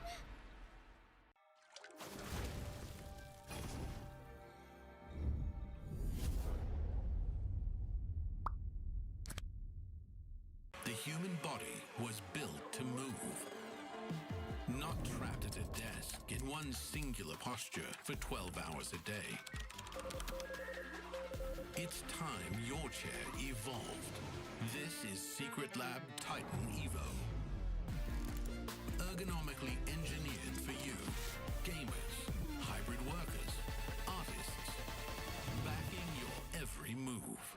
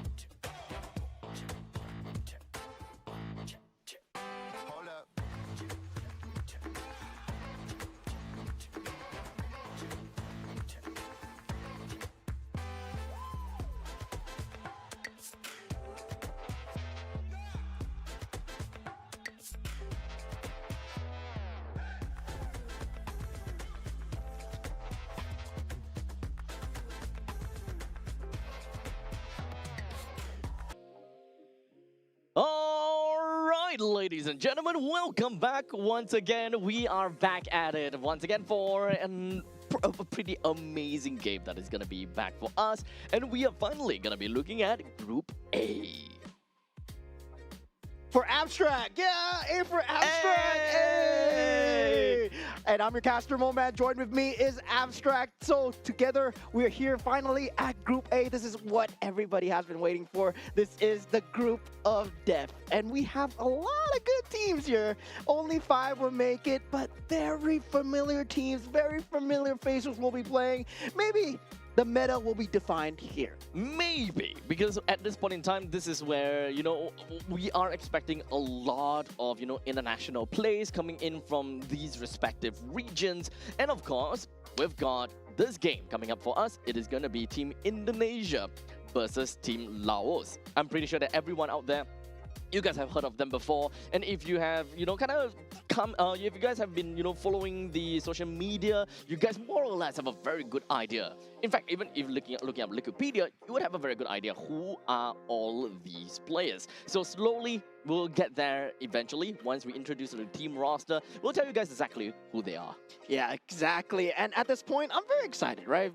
Team Laos, also familiar names when it comes in. I believe they are a very good organization as well. Both sides now not representing the organization, now wearing their team colors, coming in with their government-given names, no longer their monikers as we know them. So completely shedding that past identity. Now they're known as something else. So it's gonna be crazy in the land of Dawn where usually you're shouting something else, right? Yep. Now you're gonna be shouting the government-given names. Yep, so you guys might find that a little bit on a foreign territory to a certain extent. You'll be like thinking, who's that guy? But in actual fact, they are very well-known players, and this time you're just hearing them from their own given names. Yeah, so this is going to be a very cool match indeed. Of course, Team Indonesia, I would say one of the top few regions when it comes down to the game itself, right? Indeed. When we talk about the game itself, so far 2 regions have stood on top,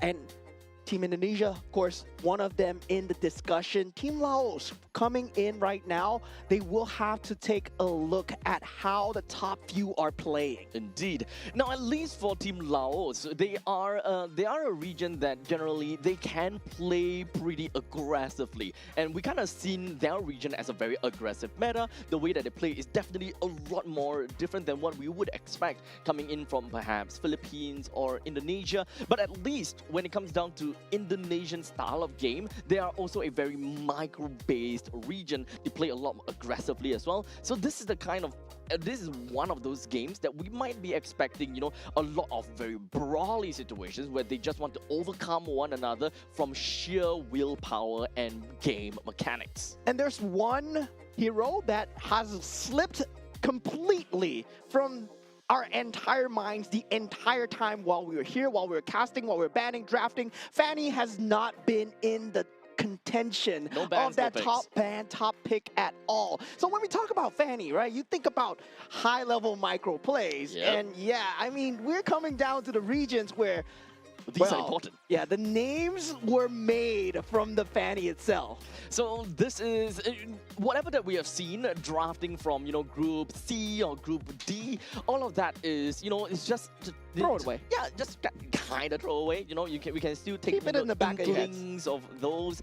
Understandably, Marcel ban, Paquito bans. Those are completely understandable. But we gotta have to leave some space for some of these high micro heroes that could make very good. As long as you make really good decisions, they will be able to come up on top of many other heroes on top. Yeah, definitely. I'm very excited for this one. We get to see twice of Team Indonesia today, I believe, in this game, and also at the end of the day as well. I believe we have Team Indonesia versus Team Vietnam as well. Oh, okay. So we are gonna have some fair share of, meta-defining games from this point onwards, I suppose. So we definitely do want to keep our eyes very much peeled in order to find out, if whether, Indonesian players, they are going to change things up or not. Oh man, these guys look super familiar. Very familiar. Oh man, on the gold lane we have Mr. Dingarai, aka aka Arfi, and we have Alexander on the roam, and he's known as Alec by his moniker. We got Delvin, aka Hijume, on that mid lane, Afan, that jungle, Mr. Yazuke himself, and Nino, Mr. Shauki, on the EXP lane. So Indonesia is completely stacked, and we pretty much expect that they are gonna go pretty darn crazy. And of course, for the uninitiated, they are the ones, of course, that represents the team Alter Ego. So without a doubt, you guys definitely will heard of them. If you don't hear their names before, you heard of their team names. Yeah, and for the side of Team Laos, also very familiar names. We got Hansana on that gold lane. He is coming from Nightmare Esports. Phone Savat on the roam as well. He is Jasmine, and Latana on that mid lane as well. I believe he is Soso. And for Sin Bandit on that jungle, he is Too Easy for Lexi, and Phone Pasomse, which is Juviana on that EXP lane. So these guys, they've been playing together as a professional organization for a very long time. And as we said, right, you were talking about Alter Ego organization, and this is their alter ego. This is their alter ego right now. This is their actual names. Yeah, actually showing us what a nightmare they can be. Well, understandably, Nightmare Esports coming in. So we kind of strip away the team names for now, because all we need to know is where are they from and who they are representing. So in the end of the day, we strip all of their, their monikers, we strip all of their in-game names and their team names. Right now, coming in is gonna be Team Indonesia versus Team Laos. Yeah, and just to give those uninitiated, those people that are new to the world of MLBB, a little bit of a context here. Alter Ego recently in the M7 World Championship, they were the runner-up. So they are currently, I would say, most recently, the second place. And the entire world. So Team Laos right here, they have a huge task ahead of them. And yeah, today we're going to see quite a lot of history being made right here. Yep, so there's of course a lot of things that could potentially happen, and how the game will eventually work out to be is generally going to be the main question that we always want to find out. When it comes down to their local MPLs as well, we watch them. A lot of you guys definitely watch them. You guys know about how the game eventually transpires and all that kind of stuff. So those people that is out there and you guys know a lot, make sure you guys make full use of the chat box and kind of help one another for those people that are watching, to give them some information too. Yeah, you got to give the audience some hype, right? And you as the audience got to hype it up yourself, as we are going into expanding rivers for that first map selection, aka randomization as well. So far so good, but definitely I'm looking forward to see, Coach Zephyr, I believe his full name is Kenny Dio, and also Satafon Kayavong as the coach coming in for the side of Team Laos as well. Now, with the bans coming through, we were talking about it, that not being picked up. Now we see the ban is there. The Fanny finally being banned out, together with the Freya, the Paquito, and also Phobia. So finally in familiar territory here. Yeah, so this is something that we expect to see when it comes down to the ban picks. Now, Marcel and Baxia currently is still not banned out just yet. Obviously, at least for the side of Marcel, I would want to see that being banned out. While in the meantime, for Baxia, it's kind of like there or not. It definitely increases, or rather, it defines a team as to how they want to play. But, some teams, they don't really quite see that as main prio. Yeah, this is going to be a one for the road here, as now the Marcel is still in the pool for the side of Team Laos. Whether or not they choose to ban it out and give it to the side of Team Indonesia here. And yeah, definitely for both sides here, I feel that Baxia does have that place in the meta right now, but I don't feel that it's going to be that top tier, right? I really believe that Freya, Paquito, yes, up there. Fanny should be up there as well, especially since most good teams, they would have a good Fanny. Now, Marcel is going to be that top tier pick coming out for the side of Team Indonesia.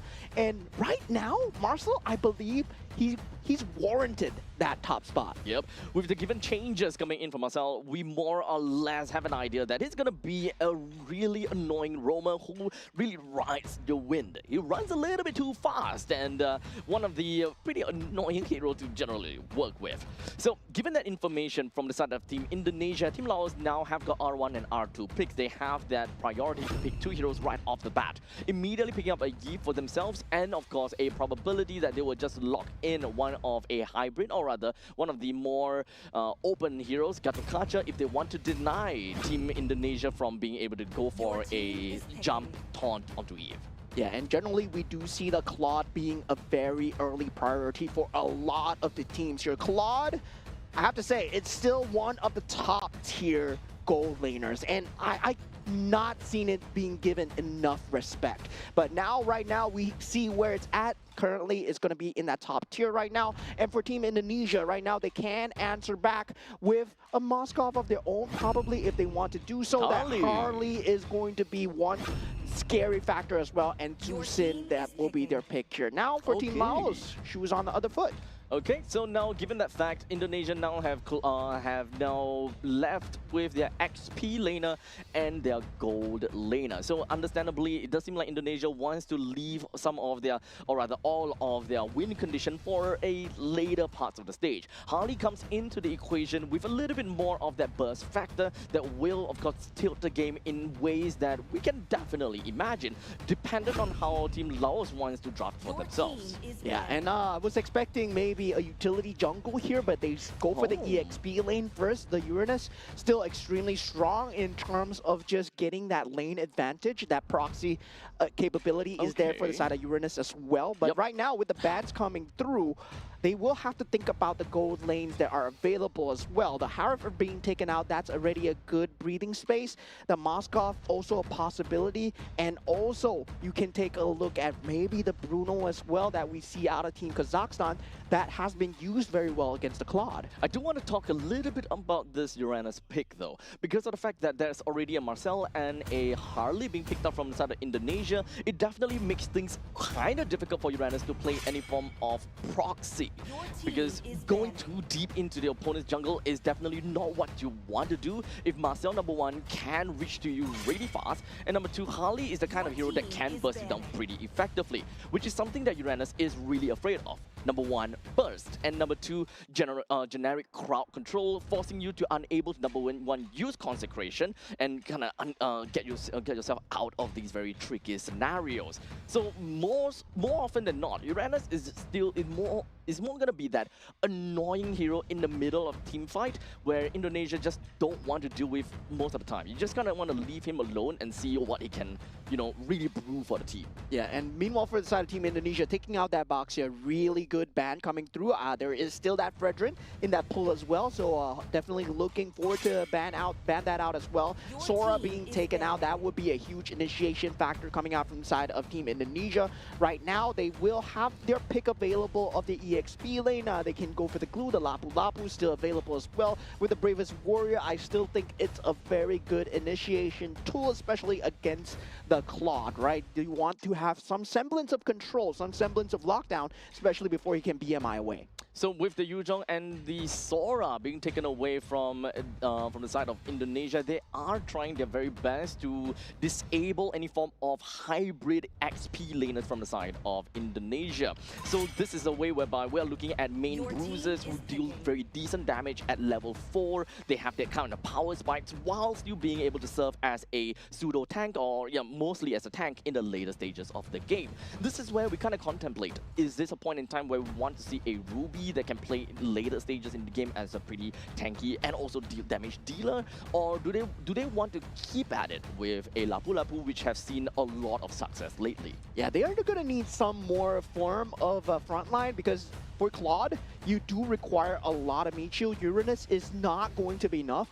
And with that Matilda ban coming out from the side of Team Indonesia, they effectively kill two birds with one stone, right? You have that guiding wind for the Uranus and also the Fredrin that is still in the pool. So now Team Laos, they're unlikely to pick out the Fredrin, so they do pick out the Khalid for themselves. Still, with that last jungle pick not decided yet, they can go for the Akai if they want. That heavy spin does a number of that crowd control if they want to go for that.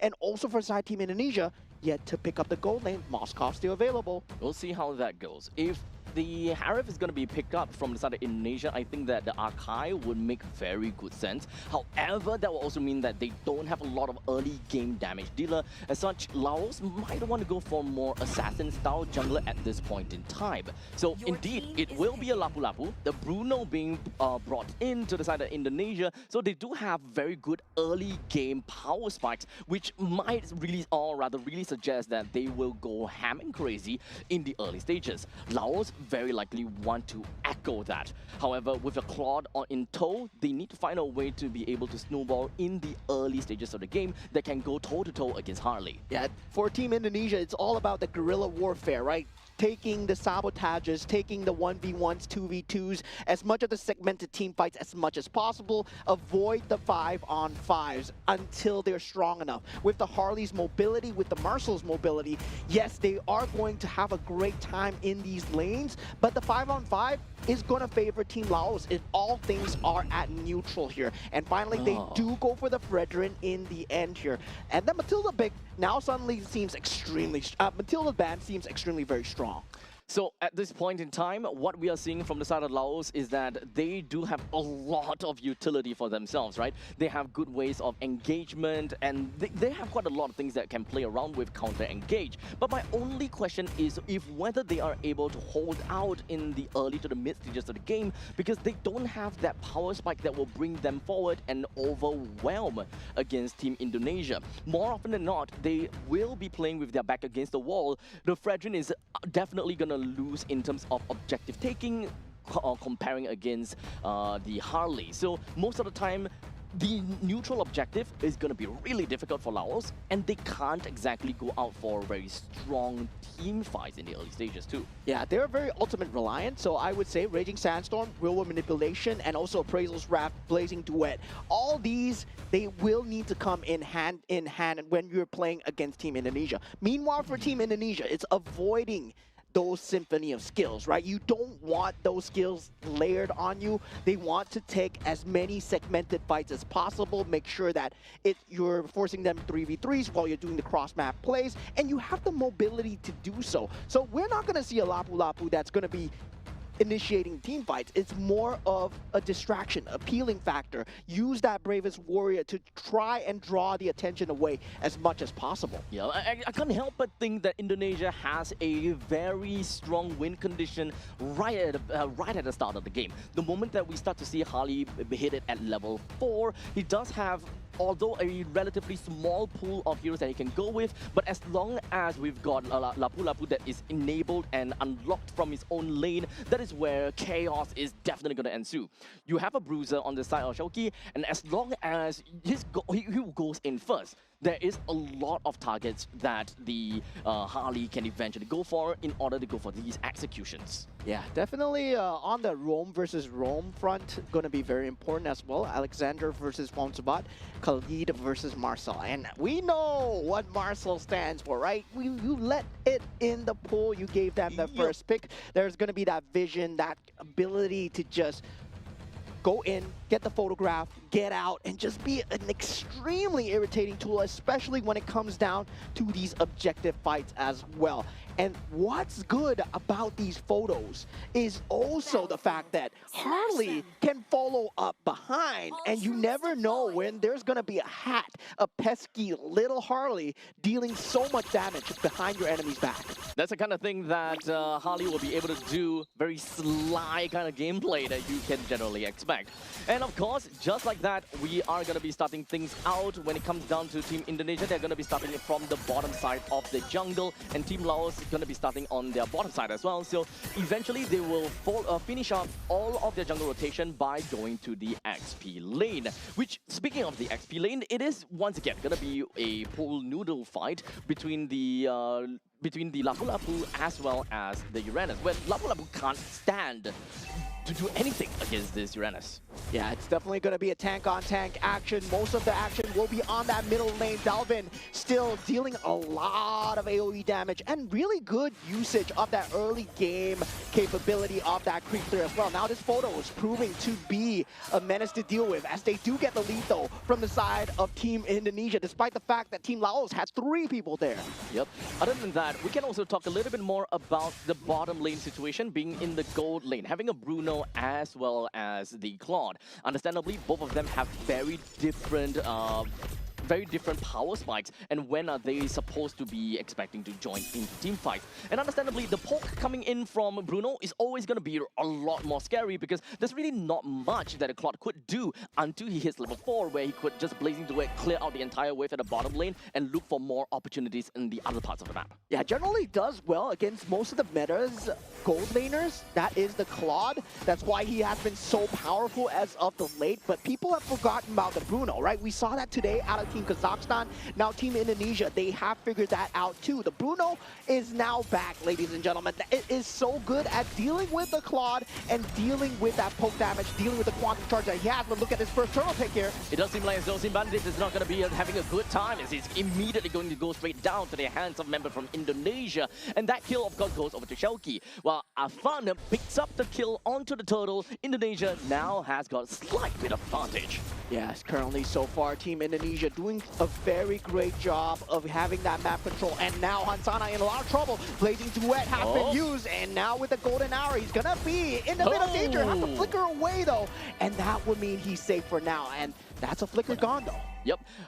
It is 120 seconds though, so I think that he should still gonna be safe and sound for the next 20 seconds unless Team Indonesia wants to be supremely aggressive down to the bottom lane. Understandably, it is still gonna be a Harley. A Harley can join in and really just dive the turret as much as he wants because of the hat trick, and he can literally just go around the map, which is exactly what we see in the middle lane. Dealt enough damage, it didn't even have to proc the ulti.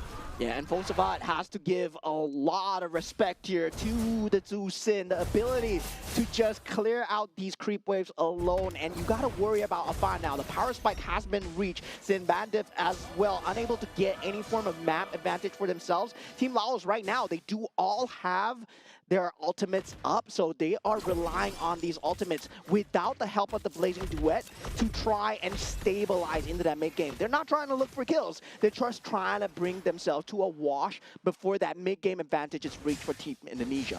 Now, while we currently have a situation where, you know, kind of both teams, they're just kind of like slowing things about, but maybe not that slow after all. We do have Indonesia trying to be extremely aggressive down in the bottom lane, and unfortunately, when it comes down to the Raging Sandstorm, it doesn't seem to do too much coming from Putsavat. As such, Hansana brings himself down as there is going to be a big proxy push coming in from Indonesia. 2 men in, brings the Claude down. And that's why, ladies and gentlemen, the golden hour is a problem for the side of Team Marcel, right? When you saw the Marcel just popping that golden hour just to stop the fight, it's a complete free disengage and also time bought for Team Indonesia to come into the bottom lane. And look at this. Now, this is exactly what I'm talking about when it comes down to playing as a Uranus. You might have a little bit of difficulty trying to survive in all of this team fight due to the amount of crowd control as well as burst potential. But regardless, that is going to be the part of that fight. We do have a 2.6 thousand goal lead in favor for the side of Indonesia, while Putsavat goes in, Raging Sandstorm, looking for a kill on the Dingarai. And of course, RWM pops right out, immobilized down onto him, and trying to get himself a good, decent amount of kill. But of course, replacing Duet jumps right underneath the turret, leaving Alexander just by a sliver of HP to fight back and climb back from the side of Indonesia, ensures that there will be no more victims, or rather, no more witnesses. All flickers down, 4 flickers down, and they couldn't even find the finish onto Dingarai at this point. And now, Sinbandif is going to face the full wrath of Team Indonesia as they try to go for the middle turret. He's not going to be long for life here, and now 5 minutes into the game, they set their sights on even more of the opponent's territory. This is just heavy artillery from the side of Indonesia. They have got quite a lot of advantage onto themselves now. Of course, Indonesia, they piloted the entire team fight to absolute, precision, ensuring that they are constantly in control of the fight. Despite the fact that a couple of them were literally down to a sliver, they still managed to find a way to claw back onwards and literally just avenge against Team Laos. But for now, we do have quite a lot that's just going to be dealt on over to the Uranus, but in the end of the day, still did not manage to bring him down. Yeah, for some say, not able to do anything on the Uranus so far. No macro play had to be had because they were expecting to play on cross-map advantages, but that solo skirmish, 1v1 potential into that 2v2s, very strong from the side of Team Indonesia. They are capable of setting up these team fights by themselves, and just Alexander having so much map advantage, just having so much information throughout this map without being punished. And they can't do anything about it. If they choose to punish him, he can go with the golden hour, and suddenly it looks like a great setup for the side of Team Indonesia. We also need to remember that Team Laos is a lineup that doesn't have a lot of damage. So even if Indonesia just kind of rush right at them, do they even have any form of punish? As right now, Latana finds them taken down, and Team Indonesia literally just going to be knocking on the doors of Team Laos. 1 down, 2 down. In fact, this is all double kill from the side of Dingarai as he wants to get a snowball on going.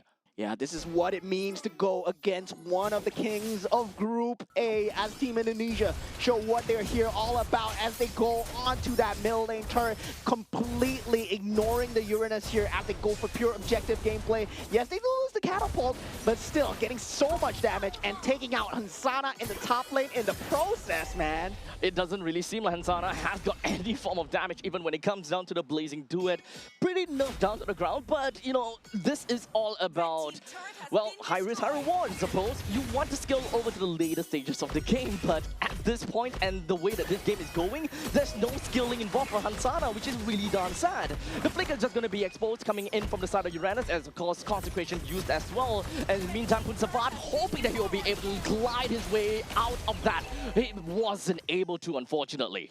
Bad news bearers is when your Fredrin is getting chunked out from the opponent Harley. Arfan is having such a great time in just trying to deal damage as much as possible, and every single ultimate has resulted in a kill so far. And Team Indonesia is because of that insane gold lead that they have right now. 10,000 with the photo going through. This is not going to be punished at all as they get more tier 2s going for themselves. Team Laos has to wait for a mistake here. Unfortunately, we are kind of at a point where, as a marksman from the side of Dingarai, he deals already so much damage per soccer balls. And unfortunately for Uranus, there's really nothing that he can do, right? He can heal bit by bit, but you can see it takes a large chunk of armor out of him. Yeah, and just nice, it's World Cup season, ladies and gentlemen, as Dingarai is showing what the soccer player is all about. And Alexander just still proving to be a huge menace as he just dominates an entire half of the map with the information by himself. This is going to be a free lord for the side of Team Indonesia. They are going to continue ramping up and choking away the space. Now, Team Laos, we have not seen any semblance of them trying to use any form of their ultimates at all. They have been the one responding, but it is always one man down. Yep. For Team Laos, they just tried to, you know, kind of split up the farm a little bit and try to funnel some of these gold. And I think that it is starting to realize that the scaling for Hansana comes in a little bit too late for them to respond to this current problem. It's not about the fact that they want to scale late, but right now they want to scale right now. What is going to be the answer in order for them to stop this onslaught from inside of Indonesia? Who is the one that can realistically give enough damage to force Indonesia away? Yeah, the sacrifices need to come through for the side of Team Laos, and it feels like their inhibitor turret is going to be the sacrifice here. And the photo has been used as well. Now Team Laos in danger. Hansana unfortunately has to get himself right out of that with a BMI, while Indonesia forces themselves right into the face of Team Laos. Dingarai literally did not have to care about anything at all. He's just poking right out onto heroes such as a Uranus, and he just can't do anything. While in the meantime, Lord pounces down to the bottom lane, takes a very easy chip off of that. That is 2 of the inhibitor turrets down. When in the meantime, Chalky jumps himself all the way to the back line, got out of it and just going to pop right out. Latana, unfortunately, would not be able to do anything to that glorious amount of damage. The next one down, and there is 3 men down already. The entirety of Team Laos, they are unable to hold down, as now Afan picks up a double kill, and Indonesia will finish things off. Team Indonesia showing what they're all about here at the Asian Games Esports events. Mobile Legends Bang Bang Qualifiers as they take the first game of the series in a very, very calm fashion. It's really unfortunate, I will say, that for Team Laos, I think it's only during the execution they realize that they do have the survivability. However, even when they survive, no one is making full use of the time and the amount of space that has been bought. And having a Claude that skills over the later stages of the game and unable to make full use of those timings in the early stages, it just fell, or rather made the team fall to pieces. Yeah, they're completely outclassed at every single aspect of the game when it comes down to the lane control, when it comes down to the priority positioning of the creeps itself. Into the first objective fight, there was no semblance of control at all. They did know their win conditions, right? They had to group up as 5, they had to play it, but Team Indonesia, they're not giving them any breathing space at all. Yep. They know that once they group up as 5, there's going to be that semblance of breathing space. And this man himself, he consistently denied away that breathing space, making sure that he's always on a target at every juncture of the game. And of course, congratulations over to Dalvin, also known as Hijime, with a total of 5 kills, 0 death, and a total of 13 assists. And even picking up that Sky Piercer by the end of the game, close to the end of the game. Yeah, I mean, at that point, he didn't know it was going to be the end of the game. I didn't know the game was going to end that fast, right? and then suddenly, oh yeah, it ended already? It ended, yeah. Oh, okay. Here we go. What a statement coming out from the side of Team Indonesia. I would say their draft really on point so far. And I would say Bruno is back, ladies and gentlemen. Bruno is back. Yeah, and it kind of feels as though the game, or rather the meta, is starting to get a lot faster. The moment that you kind of see a gold laner like Bruno coming back, it pretty much means that there is going to be an entire shift in the meta to from a more control-y style into a more aggro style. And even when it comes down to the rotations, we saw at the start of the game, even when it comes down to the previous series, we're starting to see some of these junglers actually starting off in a different part of the jungle space. They're no longer starting at the purple or the orange buff anymore. They're starting at the beetles, they're starting at the lizard, and that is understandable because of the current patch. And as far as I remember, I'm just gonna read it off really, I guess, vaguely. It comes down to the point that as long as you're able to get a single kill on certain of these camps, such as the Horned Lizard, Fire Beetle, or Lava Golem, you immediately level up to level 2. Yeah, so there is that level of opportunity coming out for the jungle, so jungle rotations are slightly different. Yep. But whether or not you still want to prioritize the buffs going in for an easier time, especially since you never know when the invades are coming from the opponents as well. So whether or not that timing, that rock, paper, scissors, right? Do you want to go for the greedier route, or do you want to go for the buff route where it's completely much more safer? So it gives the jungler an illusion of choice, I would say. And it also kind of comes down to the point where having information is ultimately a massive key. Yep. If you have a very fast-moving roamer, such as, for example, a Marcel, as well as a Khalid, you ultimately will be able to see, oh, the opponent jungle is starting at the Beetle, for example, because that is a lot more accessible than checking the purple buff or checking the orange buff. And that will eventually give your team a better idea how they want to rotate based on the opponent's jungling rotation. Yeah, and the ability to get away scot-free so early into the game for the Marcel as well, it's going to be a huge problem right now.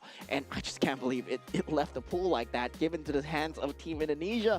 Alexander, well, Hijime might have gotten that MVP, but Alexander was there giving the information consistently, right? Delvin did an extremely good job of just making sure that the team fight was there, the presence was there, the space was not given.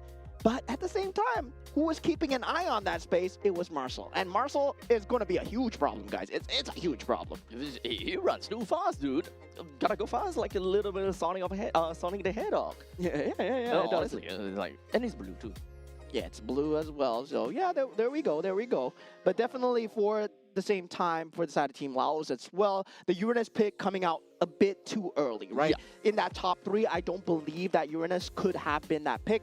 That Baxia, that Fredrin would have looked good during that point of time.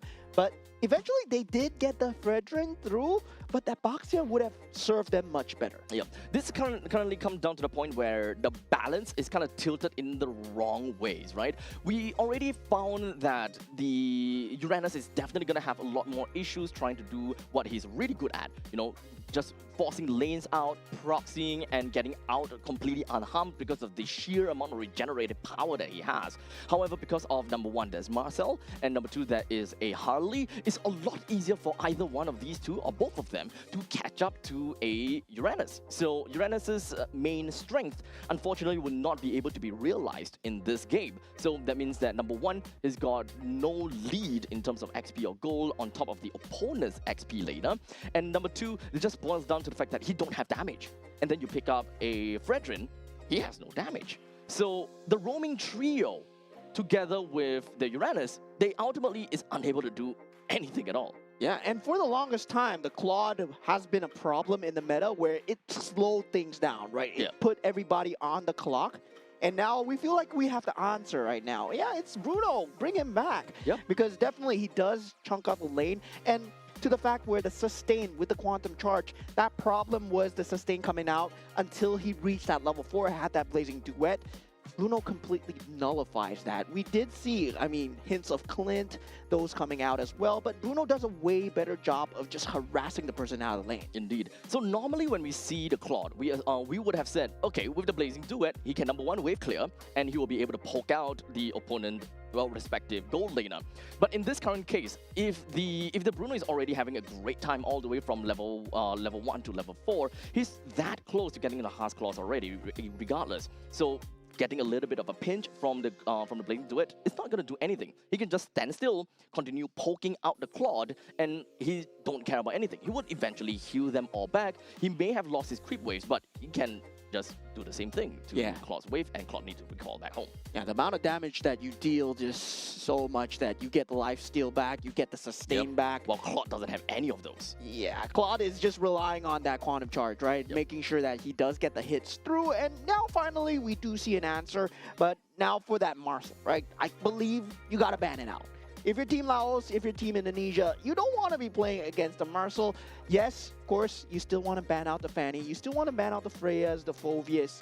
But I believe Marcel takes a higher priority over all these. Honestly, at this point, we need to weed out some of these number one, fast rotating heroes, and number two, very early game centric heroes in order to kind of shut down such aggression. Because we know, as a matter of fact, that Indonesia, they play very good aggressive gameplay. They are very, very aggro region altogether. So Marcel comes into such aggressive team comp very well. We take that away. As you mentioned, some of the other heroes, such as the Fanny, very aggressive in the early stages as well, and even to a certain extent Guinevere, because Guinevere is one of those other heroes that we constantly talk about.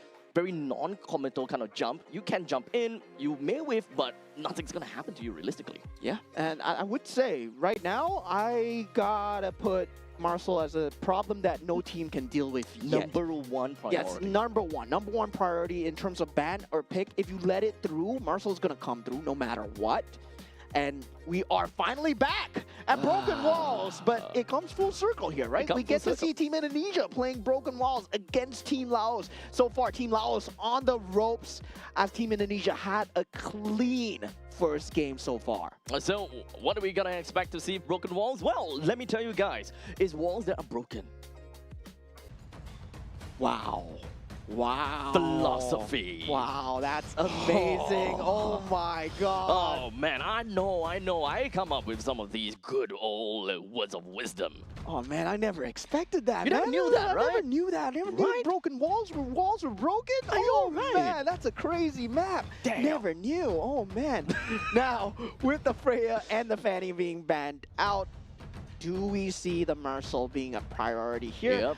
Because I believe for Team Indonesia, maybe right now they might let the Marcel slide and just be like, hey guys, we got a way to deal with Marcel. But for Team Laos, they're just shooting themselves in the foot. We're not gonna take Marcel. You're not gonna take Marcel. Yeah, no one's gonna be touching Marcel for now. I mean, this is still day number 1, right? Technically speaking, we can always look at day 1 as a no pressure kind of day. To a certain extent, right? This is a place where you kind of figure yourself out and figure out where you are in the groupings itself. Are you the top half, bottom half, middle ground? And you will be able to prepare accordingly to your opponents moving on forward. However, going up against Team Indonesia, you can't help but feel the pressure. Yeah, the pressure, man. The pressure coming in from the side of Team Indonesia here as they do ban out the Kalea. And still, right now, with a lot of good bans, a lot of good picks in the pool, the Phovius being one of them, that is a very solid starter pick. Their Guinevere as well, still very strong in terms of that non-committal jump. There is also the Claude, no, it's not going to be that top priority ban. But we did see the Harif being one of the top priority ban for especially Team Laos. If you do have a team that can actually help to accelerate the growth of the Harith, I think that Harith is undeniably still a really good hero to play around with, because understandably, magical items are a lot easier, or rather a lot cheaper to max out. So Harith comes into play pretty effectively, and he can make full use of each individual magical items to the best of his ability.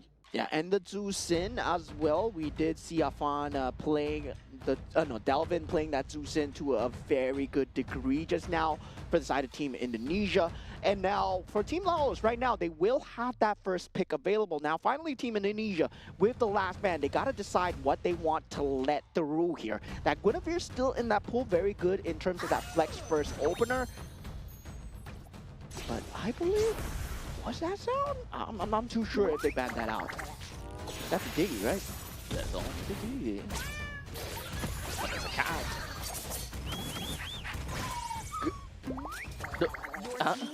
That sounds like that sounds like digging.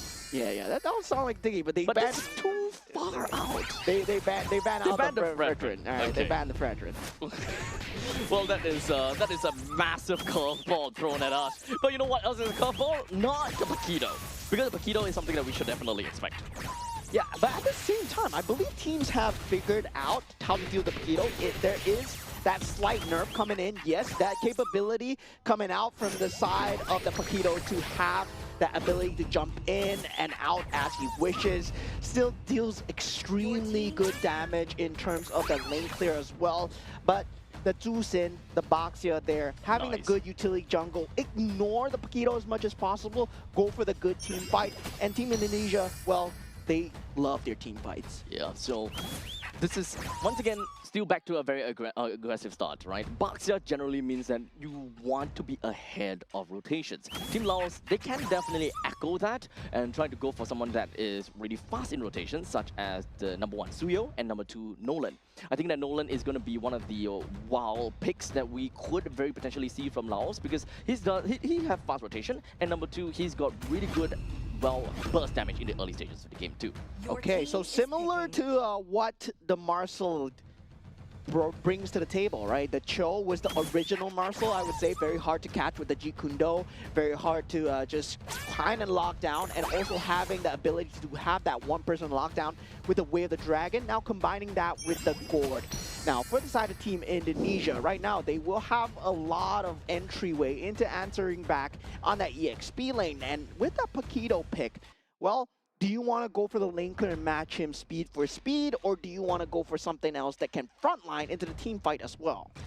So right now, with the Cho and the God being picked up on the side of Team Laos, together with Paquito, they do have ways to make full use of the Way of the Dragon, so this is more or less likely to look like a pick-off card. But we'll talk about that in a bit, because the Sora comes in from Team Indonesia, very hybrid kind of XP laner that can do very well in the late stages as a very strong tank and initiator, while in the early game can still pull his weight very well as a damage dealer. And very smart timing coming out with the Sora right now after the Gourd has been picked up, because the Valentina is no longer a threat, right? No longer able to take away your shifting skies.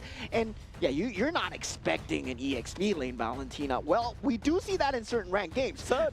Really, Valentina? You can still... Yeah, it's still possible. Yeah. It's still possible, because you take the shifting skies, you're definitely a Sora at that point. Hey, let's not forget about the possibility of Valentina jungle. No, that's not gonna happen. That's cap, man. That's cap. Well, we kind of did see that in, professional plays before, quite some time ago. Let's just put it that, right? Very long time ago. And we kind of have Flash in the past. No, blast in the past rather. Blast in the past kind of situations that we've seen before, such as, yay, look, it's Bruno Your kind of team situation. is banning. And now we do have the Akai and also the Harif being taken out from the side of Team Indonesia here. And for the side of Team Laos, feels like they want to take out the possibility of the Fredrin being a thing. No, I mean, that Matilda is just for the Baxia alone. I don't feel that the Matilda would have been that huge of a problem. They had to think about the enemy gold lane as well. So they themselves have yet to pick up the gold lane and also the jungle. So that jungle pick coming in from the side of Team Laos right now, they have that Fredrin available. Are they shooting themselves in the foot here by not picking up that Matilda? I don't honestly think it might be a problem from Team Laos. They don't really quite need Your that team much is of picking. crowd control or rather escape coming in from a Matilda that can give them with the guiding wind. So ultimately, team I is think that what they need is a little bit more front line heavy kind of situation, right? Their jungler and their roamer, okay, roamer is chill, right? So their jungler gotta have to be someone to be tanky enough. Unfortunately, the Fredrin is currently unavailable, and looking at the fact that it's Atlas, Sora, honestly, Akai could definitely work. However, it kind of does seem as though is a bit conflicting to what God wants to do. I think for Team Oh Laos, wait, Akai's banned too, damn. I think for Team Laos right now, Guinevere would be a very strong pick. They can go for that solo, just playstyle alone, mobility. Same playstyle that Team Indonesia based off of, right? Macro playstyle, play off of the Paquito, play the macro, play the cross map as much as possible, chose uncatchable. Gord will be the only factor where it doesn't really synergize well with the playstyle. The Moskov, very good pick. Okay, they go for the Nolan. They actually went for Nolan. Okay, they actually went for Nolan. So they don't have anyone that is really very tanky per se, but they want to match the pace of Indonesia in the end of the day. They want to ensure that, okay, Baxter can be fast in his own jungle, we can be fast in our own jungle as well. So this is a race against time, actually. Who is the one or which team can reach critical mass earlier? Yeah, and now for Team Indonesia, it's all about, do you want to secure the team fight or do you want to go for map control, right? And for Team Indonesia, it's very team fight centric. You got a Sora, Shifting Skies, you want to fight no matter what. Zusin, you want to fight. Baxia as well, you want to go for the team fight. They're not playing for the macro. And Atlas with the Fatal Links going for the team fight here. And Team Indonesia going for the Obsidian. Not really one of my favorites, but we're going to have to see how they do here. Because for the side of Team Laos, very good in terms of macro, very good in terms of mobility. I do like it in terms of just execution alone. Team Laos, they do have an easier time executing, and for Team Indonesia, it's going to be harder, but at the same time, it's high risk, high reward. If they get a good team fight, Team Laos are going to disappear off the face of the map. Well, we're gonna see how this game is gonna look out to be, because Team Laos, they have an idea that they want to execute. They are very bursty, they are very pick-off. As much as possible, they want to create space and create 4v5 situation. But if whether Indonesia is gonna allow them to do that, that is generally the question, because Atlas is gonna be pretty darn annoying whenever he kind of splits himself up, trying to look for opportunities. Team Laos, they want to take advantage of the fact that Baxia wants to be fast roaming, and Baxia wants to be the one that initiates at the end of the day. So it really boils down to if whether, number one, God can stun, or number two, where the dragon actually connects.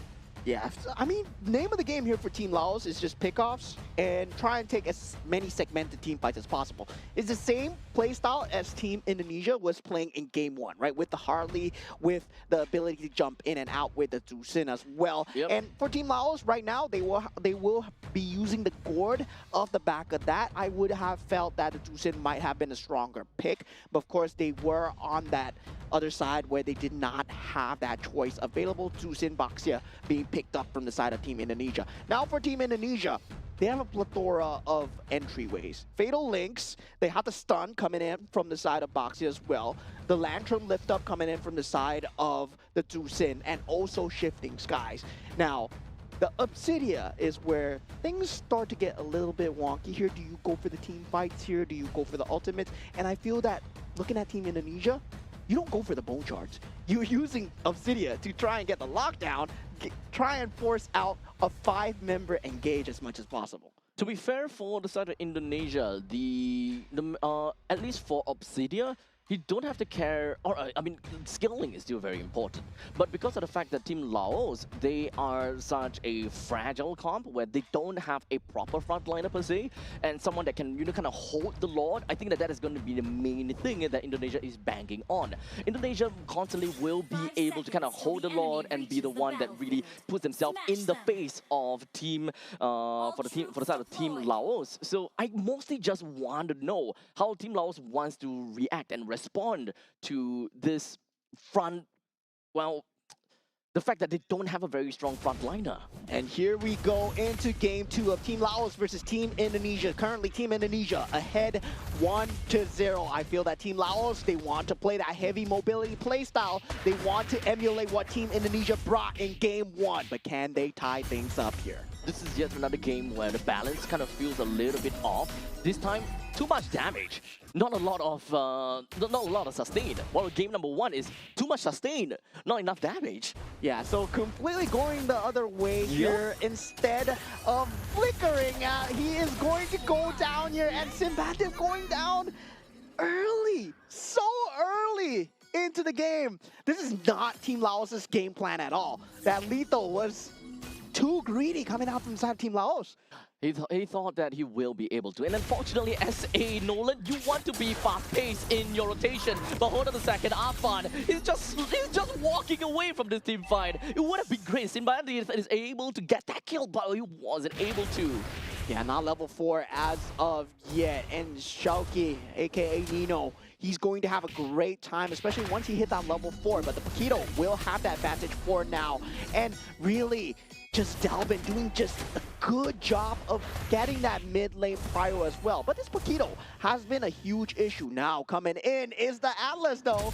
Is it really going to be an issue? We'll see about that, because all 2 other members from the roaming spot jumps right in onto Paquito, where he's got no answers at all. Unfortunately, he didn't even have the opportunity to flicker out of the way. Yeah, every single one of them can initiate. That's the crazy part for the side of Team Indonesia, right? Even the Obsidia, right? You can lock someone up effectively for that 3 seconds. Now you gotta worry about this man coming in right here. Literally just gonna be jumping themselves right onto the members of Team Laos and invading over to the jungle. Delvin picks up a kill, and moving on forward, he's just gonna be sticking himself down on the Putsapat, bringing him down pretty effectively as well. Simbandit, he can't go down right here. If he go down, that is gonna be really painful. A masterclass in resource denial coming out from side Team Indonesia as they continue to go on a tear through towards enemy backlines here. And Delvin Sander, well, you're taking too much. Yeah, let's not talk about that. Okay. Let's talk about what they did well, all right? They were able to take away the purple buff from the side of Nolan at 2 minutes into the game. And that's completely what they came for. And that's a complete W in Team Indonesia's books right there. Because how do you beat someone who's trying to farm his own jungle then faster than you? You take away his jungle. You take away his jungle as much as possible, man. And the main idea about picking a Nolan here is so that he will be able to match the pace of Afan. But right now, there is no pace for Team Laos. Taken down twice for an early game assassin is not great at all. And unfortunately, the trend is just gonna go completely bearish from here. Yeah, Nolan is all about mobility and damage, and you need to be ahead to get that mobility. You need to be ahead to get the damage. Because if you can't kill your opponents fast enough, you're just going to perish in these team fights. Now, looking at Team Indonesia, they want to go for something. Will they be able to lock down a Punsabat? No, it's not going to. However, this is where Team Indonesia manages to take a really good spot where they are just pushing the rest of Team Laos away, forcing them in a very uncomfortable spot where they will have a chance to take down the turtle. But unfortunately, Putsavat, he was a little bit too bold, trying to go a little bit of a Jeet Kune Do, but it's in the end Jeet Kune Don't. Yeah, I mean, Mystic Gush onto almost every single member of Team Indonesia, and it did nothing. It tickled them. It was a water gun coming out from the side of Team Laos, and Team Indonesia are just showing the advantage that they have, right? Consistently just invading the jungle, making sure that this is how you control Nolan, right? We thought that Nolan is going to be good. I didn't really like the idea of Nolan. I really would have preferred them having a Guinevere, having some semblance of control. At least they could have initiated. Now, a Nolan with no farm. What are you going to do for the side of Team Laos? Because you went lethal ignition, you expected to have the damage by now. Yeah, but unfortunately you don't. So right now, Team Indonesia, they will take whatever that Team Laos is gonna give over to them. Their creep, their wave, their turret, they will eventually take everything that Team Laos holds on dear. And it's currently 5 minutes into the game. Team Indonesia, they can just kind of get together and be a menace. Oh my god, Team Indonesia is reading Team Laos Shouty? movements as like a book. Shouty right here, he can just go in with the shifting skies if he wishes to do so. And you don't want to fight this cloud form Sora. I mean, he might be flickering away, but it might be a bait. Oh, Shouty taking a little bit too much damage, and of course that flicker did not go too well either. But it's not that big of a deal, because in the end, they still managed to fight back. Shouty with a total of 3 kills to his name. Yeah, and Hansana did manage to get the better of Dingarai in that top lane as well. There is a bit of recovery coming in from the side of Team Bandit, but Team Indonesia once again not giving any space to breathe, as this purple buff has been a hot zone for contest so far for the side of Team Indonesia. And this is their win condition, right? Consistently taking away the purple buff. Nolan with no purple buff is the same as Fanny with no purple buff, right? Yep. You don't get the rotations through, you don't get the cooldown reduction, you don't get the cooldown, the skill reduction as well. And you don't get extra bars, which is actually super important. But take a look at this. Finally, a Whale Dragon that connects down onto Alexander with the Mystic Gush eventually takes him down. But unfortunately, Dingarai just gonna be tattered down over to the side of the Paquito. Takes him down effectively. And this is the psychology behind that Obsidia pick, right? Usually Obsidia, we don't like it that much because you have to farm up the bone shards, but this is them saying, if you are going to initiate, we are going to keep you locked in, because every single one of us has a method to lock you down. Lantern Lift, Shifting Skies, we have the Boxer Stun, and once again, Shouty, he's just going ham on the Sora at the moment, and they have no response. Yep, that's the kind of power that you get as long as you're kind of in the storm form, right? Literally so much damage. But speaking of damage, down in the middle lane, that is what they want to do right now. And the two-man Fatal Lanes connect down, and this is nowhere for any of these two members to stay alive in. Yeah, that was the pile driver that could not be answered for from the side of Team Laos, as Team Indonesia right now, they have every single method. Everybody's dangerous, right? Yeah. Even Dingarai, he's 5-1-1 at this point. He's joining the team fights even, and this is a different look on Obsidia. Yeah, Team Bandits don't even have any place to farm. The lane is not for him. The jungle is not for him. There's nowhere that he can go, unfortunately. Yeah, currently, of course, for those of you that don't know, Team Indonesia are sitting in the top right now. And now with that... It doesn't seem like he's able to do anything with the Mystic Gush. He's right in the middle of that fight. I believe Mystic Gush right now does not deal damage to the side of Team Indonesia at all. At this point... A little bit. It's enough to bring one person down. Dingarai, maybe the only one. It managed to bring down Alexander once. So I hope that they will be able to do a little bit more from this point on. But remember, this is even though we are looking at the Mystic Gush is indeed a splash or AOE skill, but Team Laos is not a lineup that have any form of AOE crowd control. Yep. The only thing that they have is a single bouncing ball from the side of Intafongse and a single kick coming from Putsapat.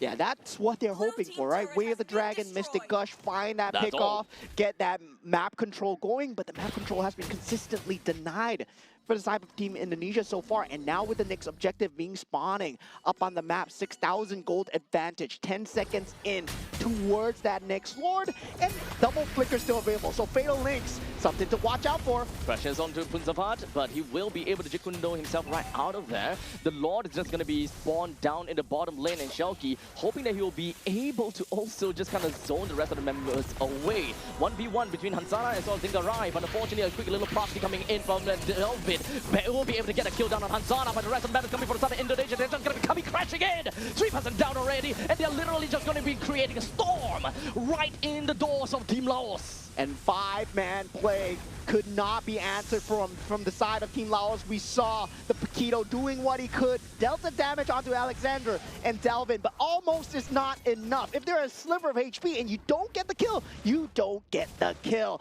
And look at that going in. They were so close. That Fatal Links into that flicker out straight away, and every single one of them just collapsed. Honestly, the fact that Alexander still stayed alive throughout the entire team fight is essentially just them styling against Team Laos. Even if Alexander were to die, he actually didn't even need to use that flicker because they're just so far ahead.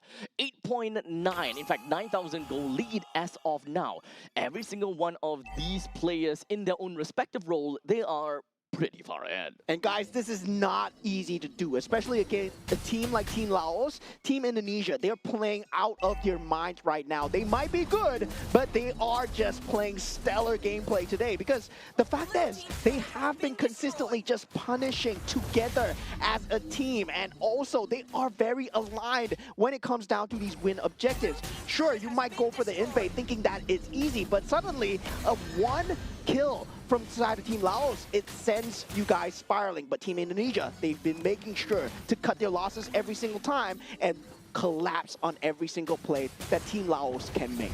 There's gonna be a massive spike coming in from Delvin as he picks up himself a pretty big item right now. So as much as possible, Delvin will definitely put himself right in the face of the enemies as much as possible. He did manage to get a nice pick on the Punsavat. As such, he will be not gonna escape from the grasp of Indonesia. The middle lane T3 turret will now be destroyed, and now the top lane is gonna be destroyed as well. No way from Team Laos to even come back from this.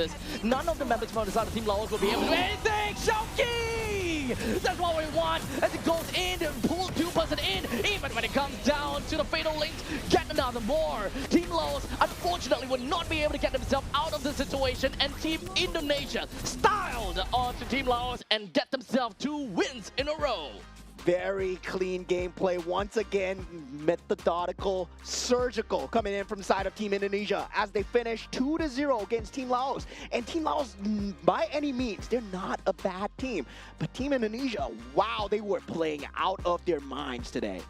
This is amazing gameplay coming in from Team Indonesia, and let's be honest here, there was only 1 or 2 proper kills coming in from the members of Team Laos, because I think 1 or 2 deaths was just, you know, Team Indonesia just kind of trolling around. And remember that Atlas in the top lane? No, let's not talk about that. But you know, there's only like 2 combos that we managed to see, right? Or rather 2 similar combo. We had a Dragon, Mystic Gush, boom, 2 kills. Yeah, that's all that they had. And there was the ability for Team Indonesia. How many combos did we see, right? We saw Fatal Links, we saw Shifting Skies being used, and also the Obsidian Ultimate every single time for that punish. Just disgusting. And once again, our MVP of the game, Mr. Hijume, Mr. Dalvin, as he is able to just be a monster on this 2-sin. Twice in a row.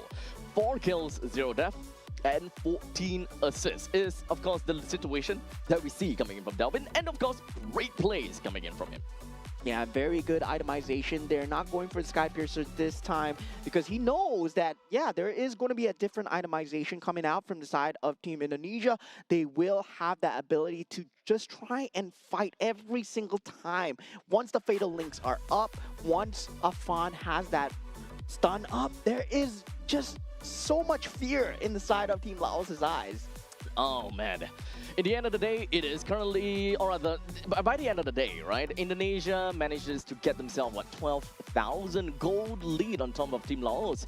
And the draft coming in from Laos for game number 1 and game number 2 was just not balanced well. There's so much firepower coming from Team Laos, but we don't have a proper frontliner to enable some of these strong firepower mage or assassins to give them the space that they need. The previous game, they have too much space and they weren't able to do anything about it. Right now, they have no space to do anything at all. Yeah, I mean, the clock was ticking on the side of Team Indonesia, right? They had a date to go to. I'm not too sure what they have planned afterwards, but definitely we still have one more game out from them. So, Oh, yeah, we do. Yeah. So you saw that in the early stage of the game, Team Laos, your game plan is set, right? Try and get early lead on the Nolan as much as possible, force out the macro gameplays, go ahead, head-to-head with the Boxy as much as possible.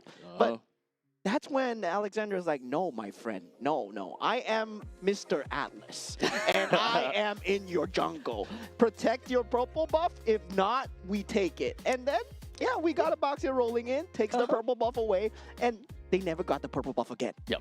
At that point in time, it was just Indonesia constantly just saying, yep, here is option A and here's option B. Choose one or don't. They don't care because they will stomp through everything. What do you mean choose one? They took everything. Yeah, there was nothing to choose because at that point in time, it's either you make the choice to defend it or you don't at all. And most of the time, we did manage to see that, Punsabat, which is playing as a Cho, he tried to defend. But understandably, he's just kind of Jikundoing in the middle of the team fight, which is not what you want to do as a Cho. You kind of want to prep your Jikundo and then go for the final Jikundo, land on someone, kick them behind. But he was trying to deal as much damage as possible with each Jikundo dashes, which is actually something that he don't really need to. Yeah, and there was just a master class in space denial coming out from the side of Team Indonesia. This is why they're consistently one of the top few regions to watch, especially when it comes down to team fights, when it comes down to resource management. Man, oh man, there's so many things to break down here. Now, of course, we're going to go off for a short break, so make sure you guys don't go anywhere too far. We'll be right back with you guys for more MLBB action.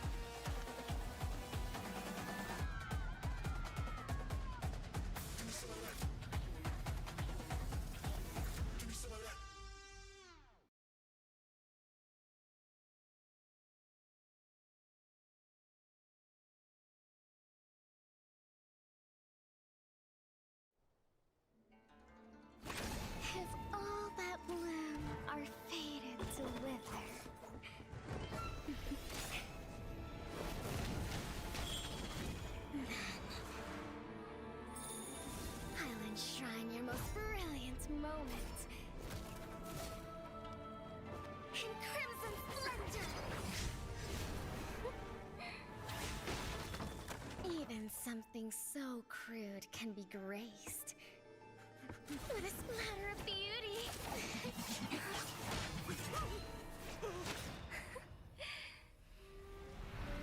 I'll get you out! You finally come to me, Hanabi-sama! This madness ends now!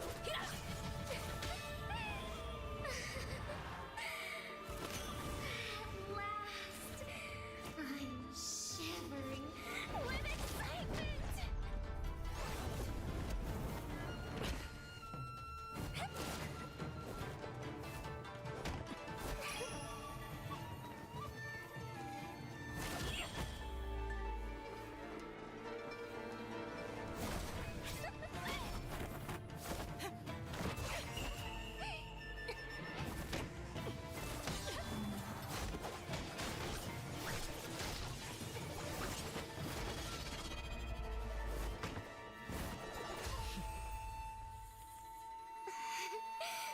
Such killing intent.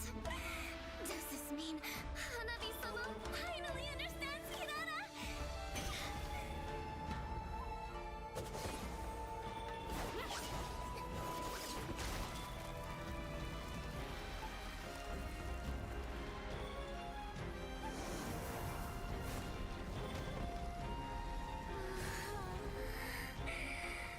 So warm. So beautiful. We can finally embrace eternity in hell. Just the two of us. Allow me to release your eternal bloom.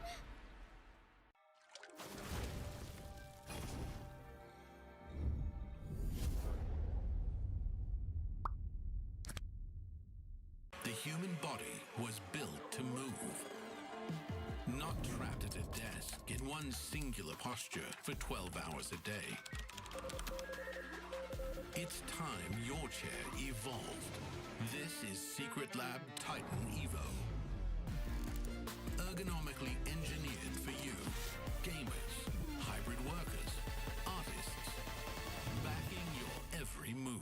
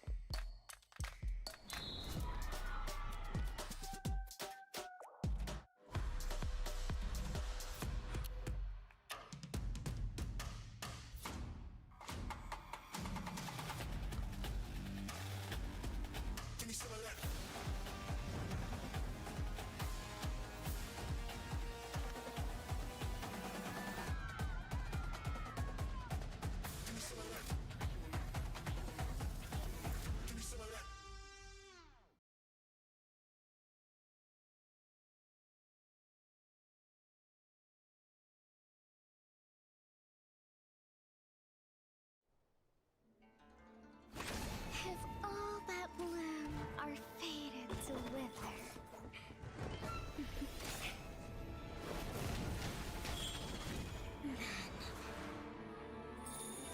I'll enshrine your most brilliant moment in crimson splendor. Even something so crude can be graced with a splatter of beauty.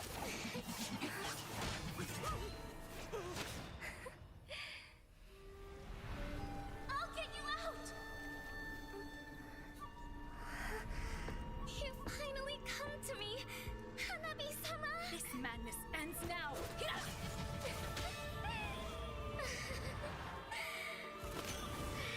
last, I'm shivering with excitement!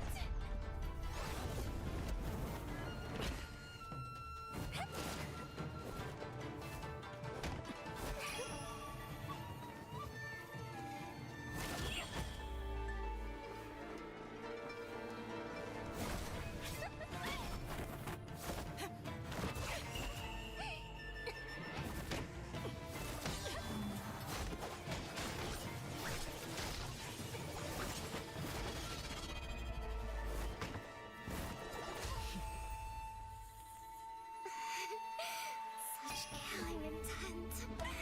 Does this mean Hanabi-sama finally understands Kirara?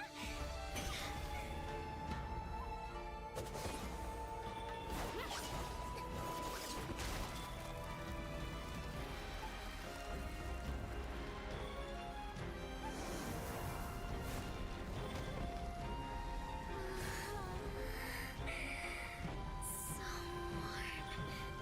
So beautiful. We can finally embrace eternity in hell. Just the two of us. Allow me to release your eternal bloom.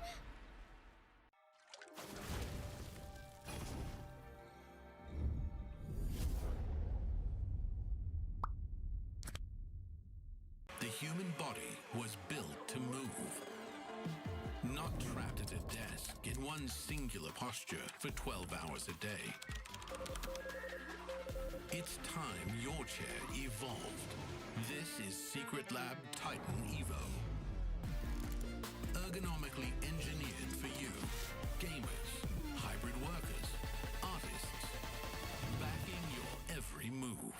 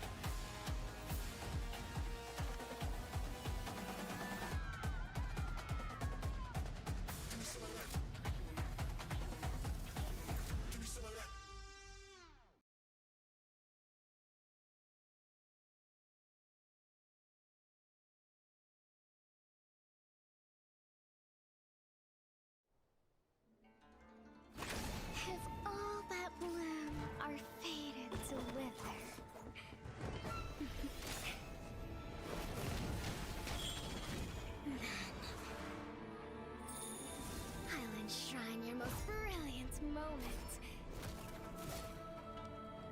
In crimson splendor! Even something so crude can be graced with a splatter of beauty.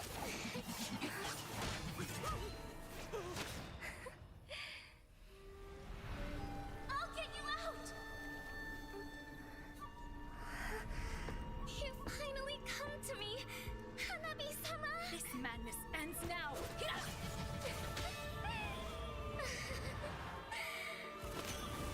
At last, I'm shivering with excitement!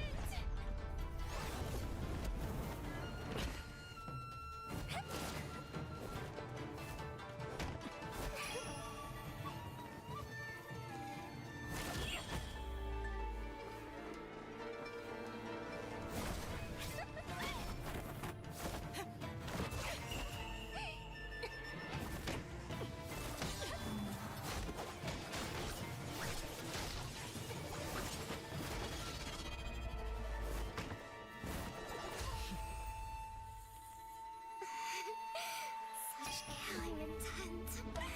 Does this mean Hanabi-sama finally understands Hirara?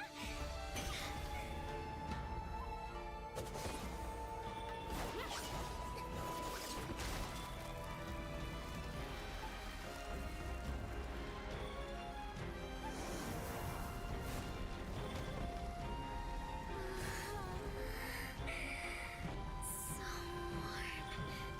So beautiful. We can finally embrace eternity in hell. Just the two of us. Allow me to release your eternal bloom.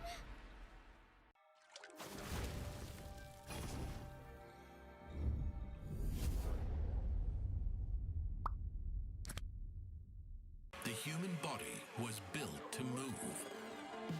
Not trapped at a desk in one singular posture for 12 hours a day. It's time your chair evolved. This is Secret Lab Titan Evo. Ergonomically engineered for you, gamers, hybrid workers, artists, backing your every move.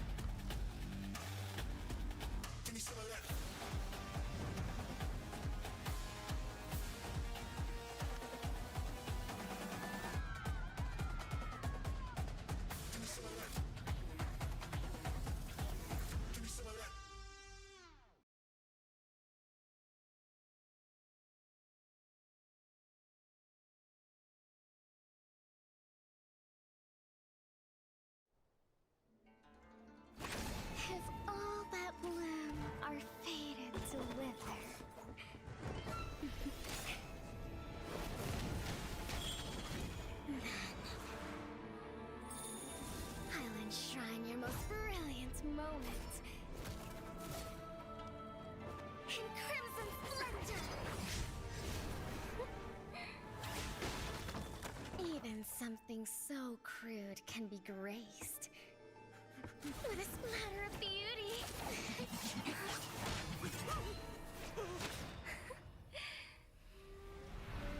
I'll get you out!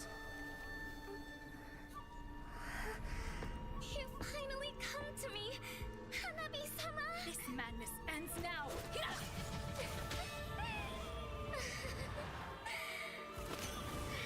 last, I'm shivering with excitement!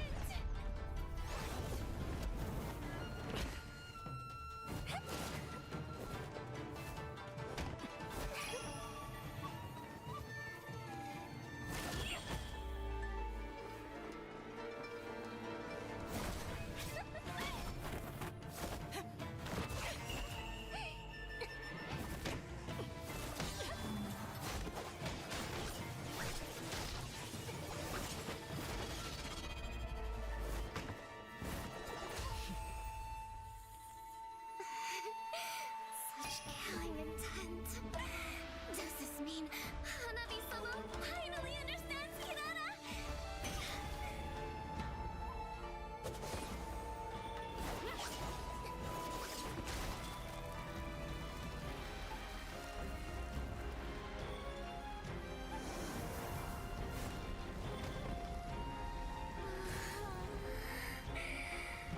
So warm.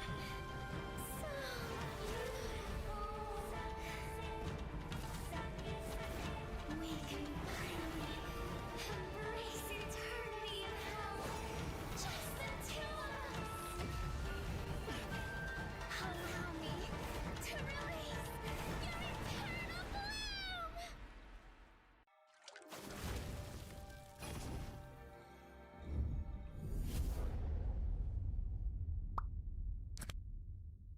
The human body was built to move. Not trapped at a desk in one singular posture for 12 hours a day. It's time your chair evolved. This is Secret Lab Titan Evo. Ergonomically engineered for you, gamers, hybrid workers, artists, backing your every move.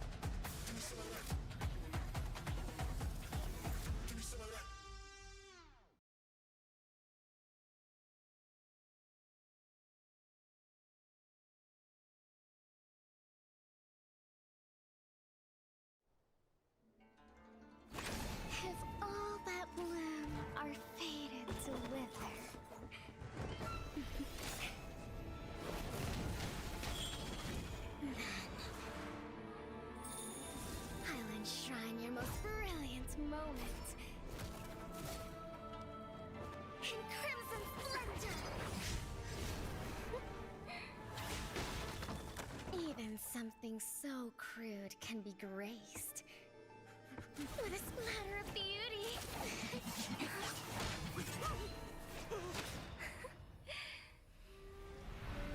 I'll get you out! You finally come to me, Hanabi-sama! This madness ends now. At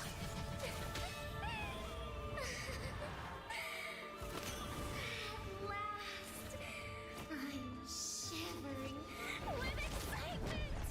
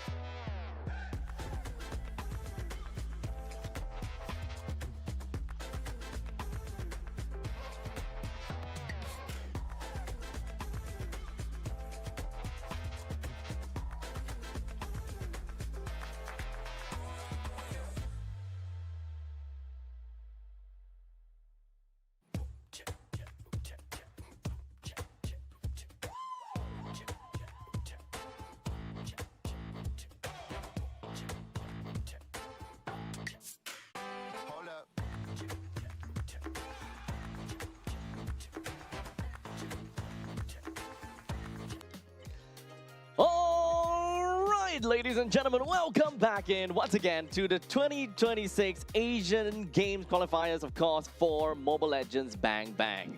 My name's Abstract. With me here is Bowman.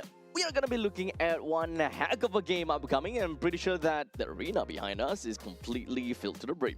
Yes, oh yes, we are going to have the headliner match for day number 1. It's going to be Team Malaysia versus Team Philippines. And yeah, familiar names across both teams so far. I would say not too famous, you know, not people that you want to take photo with, not the GOATs, you know, It's totally fine. totally fine. Yeah, it's not like they're in Singapore or anything. I'm shaking, man. I'm literally shaking as I say this. Right now. Go on Oh over. man, I want to take a photo with them so bad, man.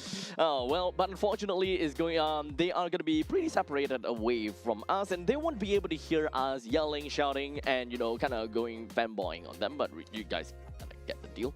But of course, this is going to be one heck of a game because we are talking about Team Malaysia versus Team Philippines, and both of them are equally really good within their own regions, and even when it comes down to the international stage, they are definitely one of those teams that can definitely climb really darn high. Yes, and it's going to be a star-studded lineup, especially for Team Philippines. I would say they did bring most of their team here of that particular organization, and one particular substitute player that is also known as the gold standard. So that moniker itself, you know, it speaks for itself. I gotta say, Team Malaysia right now, they got a lot of work cut out for them. Honestly, I'm pretty sure that they are really excited to even go up against them, right? Because it's definitely not their first time going up against them. They gotta have some strategies going up for them and just kind of, you know, mess around a little bit, find out how their games is gonna look like by the end of the day. Yeah, in terms of power levels, they are the top few, right? And in terms of just the uninitiated alone, for those of you that don't understand what Mobile Legends Bang Bang is about, well, currently for that World Series, where we talked about Team Indonesia just now, they were the runner-up. These are the champions. Team Philippines, they have been consecutive champions. And undoubtedly so, they have constantly held on to the crown year after year after year. We're talking about the region itself, by the way, not particularly the teams, because the teams will always kind of be shuffled around. Different teams just kind of sat in onto the throne, and then they move on to the next. And now going up against this kind of pressure will be Team Malaysia. We have Ilton on that gold lane. I believe this is Lolia. We have Akif on that roam. I believe this is Zekif as well. We got Amar on that mid lane. I believe this is Martizi, and Nazan on that jungle. This is Chibi, and also Razif on that EXP lane. This is Sizka.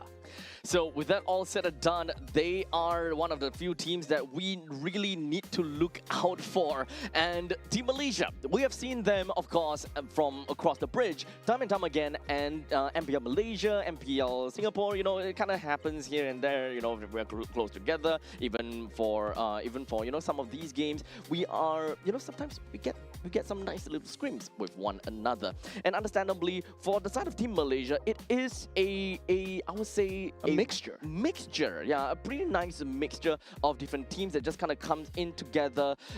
Most notably, we've got 3 members from Team Ray. Yeah, and 1 from BTRMY, and also lastly Zekif, of course, from Monster Vicious. But looking at the boys that they're going up against, the boys in blue, Team Philippines coming in the gold lane. This is the government-given name of Viana, which is Teddy Cutie, and we have De La Cruz, also known as JP, and Pabico, also known as Mr. Sanji, and Nepomuceno, also known as Mr. Carl, and Vinuya on the EXP lane, which is none other than Sanford. Wow, they have been headliners for, you know, seasons after seasons, and of course, as you mentioned, extremely star-studded. And for many of the Singaporeans that is out there here in the Resorts World Sentosa that filled up the seats, they are definitely here to look out for some of these players on the Philippine side and even for the side of Team Malaysia. Now, of course, we're gonna strip them off of their names. You know, it's no longer about, you know, who they are. You know, it's not about which team that they're from. Yes, started lineup, complete TLPH coming in here.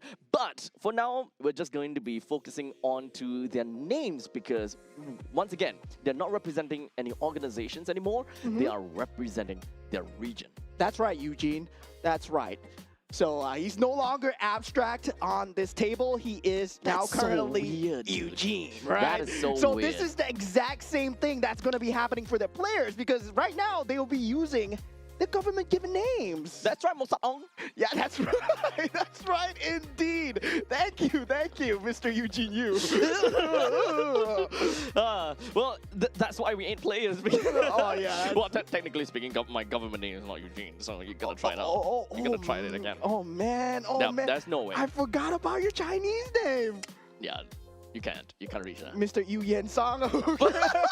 Okay, there we go. You know, now that we have the players set in, oh man, this is gonna be one headliner of a series. We did see how Team Indonesia took out Team Laos in such a clean fashion. And it's in the same way where the micro was so good for the side of Team Indonesia, Team Philippines, they have a very good mix of the micro and the macro. So if there is a team fight that does not suit them, they're not going to take it. No. They're going to take their time, but somehow you're going to feel like you're losing the game. That's kind of like the power of Team Philippines, right? And I always come down to talk about how different regions play a very different Mobile Legends Bang Bang, right? So notably, we have always been seeing in a very macro view or top-down approach is that, oh no, not again. But okay, we'll talk about this a bit. But when it comes down to the regions itself, Philippines and Singapore play very similar, whereby we, kind of look at things in a more macro view. Well, from Malaysia and Indonesia, they look at things a lot more of a micro view. That's why whenever you look at Indonesian or Indonesia gameplay or Malaysian gameplay, a lot of people look at it and it's like, yep, that's Brawl Server.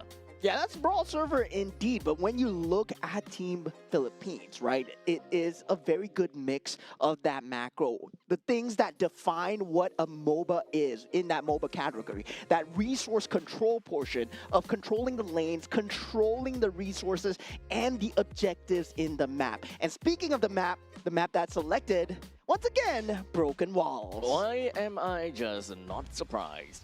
At the start of the day, we saw 5 Broken Walls in a row, and we are back on that track.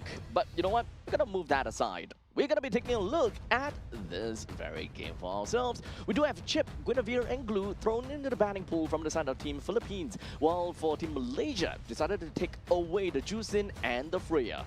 Yeah, so definitely a lot of staple bans there. The Marshall's still in the pool, and Team Malaysia right now, they need to decide whether or not they want to play with Marcel in that pool as well. So they actually let it go and they choose to ban out the Phobias instead. Now, this is a great move from side Team Philippines. Oh, they go for the Paquito instead, representing their country. Now, of course, getting a Paquito for themselves is undoubtedly a very powerful pick for themselves, right? They will be able to kind of play a lot more into the early stages of the game if they want to go for a more aggressive play and just kind of go into what Malaysia is very used to, and that is very early game aggro style, if they are going to that direction. Yeah, they can potentially go for the Marcel. The Zusin is no longer available, but the Eve is there, so they do go for the Atlas. But at the same time, the Marcel's still in the pool, right? You give that back, you give that control back to the side of Team Philippines in terms of the draft here. And now, if they want to go for the Marcel together, the Paquito does not really synergize well, but with the vision that you get from the Marcel, the Paquito can actually macro very well as well. So whether or not they want to have that in their playbook. At this point in time, picking up a Marcel for Team Philippines undoubtedly will allow them to kind of go neck and neck against Team Malaysia when it comes down to the drafting sense. However, they are not going to go neck and neck. They want to go above and beyond, and they want to excel in what they are good at, or rather what they have drafted for themselves, right? Paquito is really good at bursting someone down, and they want to capitalize on that. So picking up a Cho on their own end, being able to single out one player in order to play a more macro-intensive game to win in a 4v5 fashion, Cho comes in pretty effectively. And we've seen Claude being one of the top priority picks and bans coming through for both teams so far. And now with Claude on the side of Team Malaysia, they will have that late game capability with the Blazing Duet. Of course, you do need the farm to get there as well. And we've seen all the Claudes struggle so far in the qualifiers today. And so far, I gotta say, Claude has not been good on that statistics, but it's still a very strong pick in terms of that survivability alone. And versus the Harif, it's the standard counter. Still relatively early, but the second phase of the bans has been zooming us past, and these are the bans with the Leomod, Arlot, Lilia, and the Valentina. Very much expected to see Valentina being thrown into the banning pool due to the presence of Atlas as well as Yi. We throw the ball over to the side of Team Malaysia. At this point in time, they are playing for a lot of AoE crowd control and generally just looking for area denial. So what they're looking out for is an XP laner and a jungler. Very likely they want to leave the jungle for the final pick and kind of look at what they can play around with when it comes down to the EXP laner.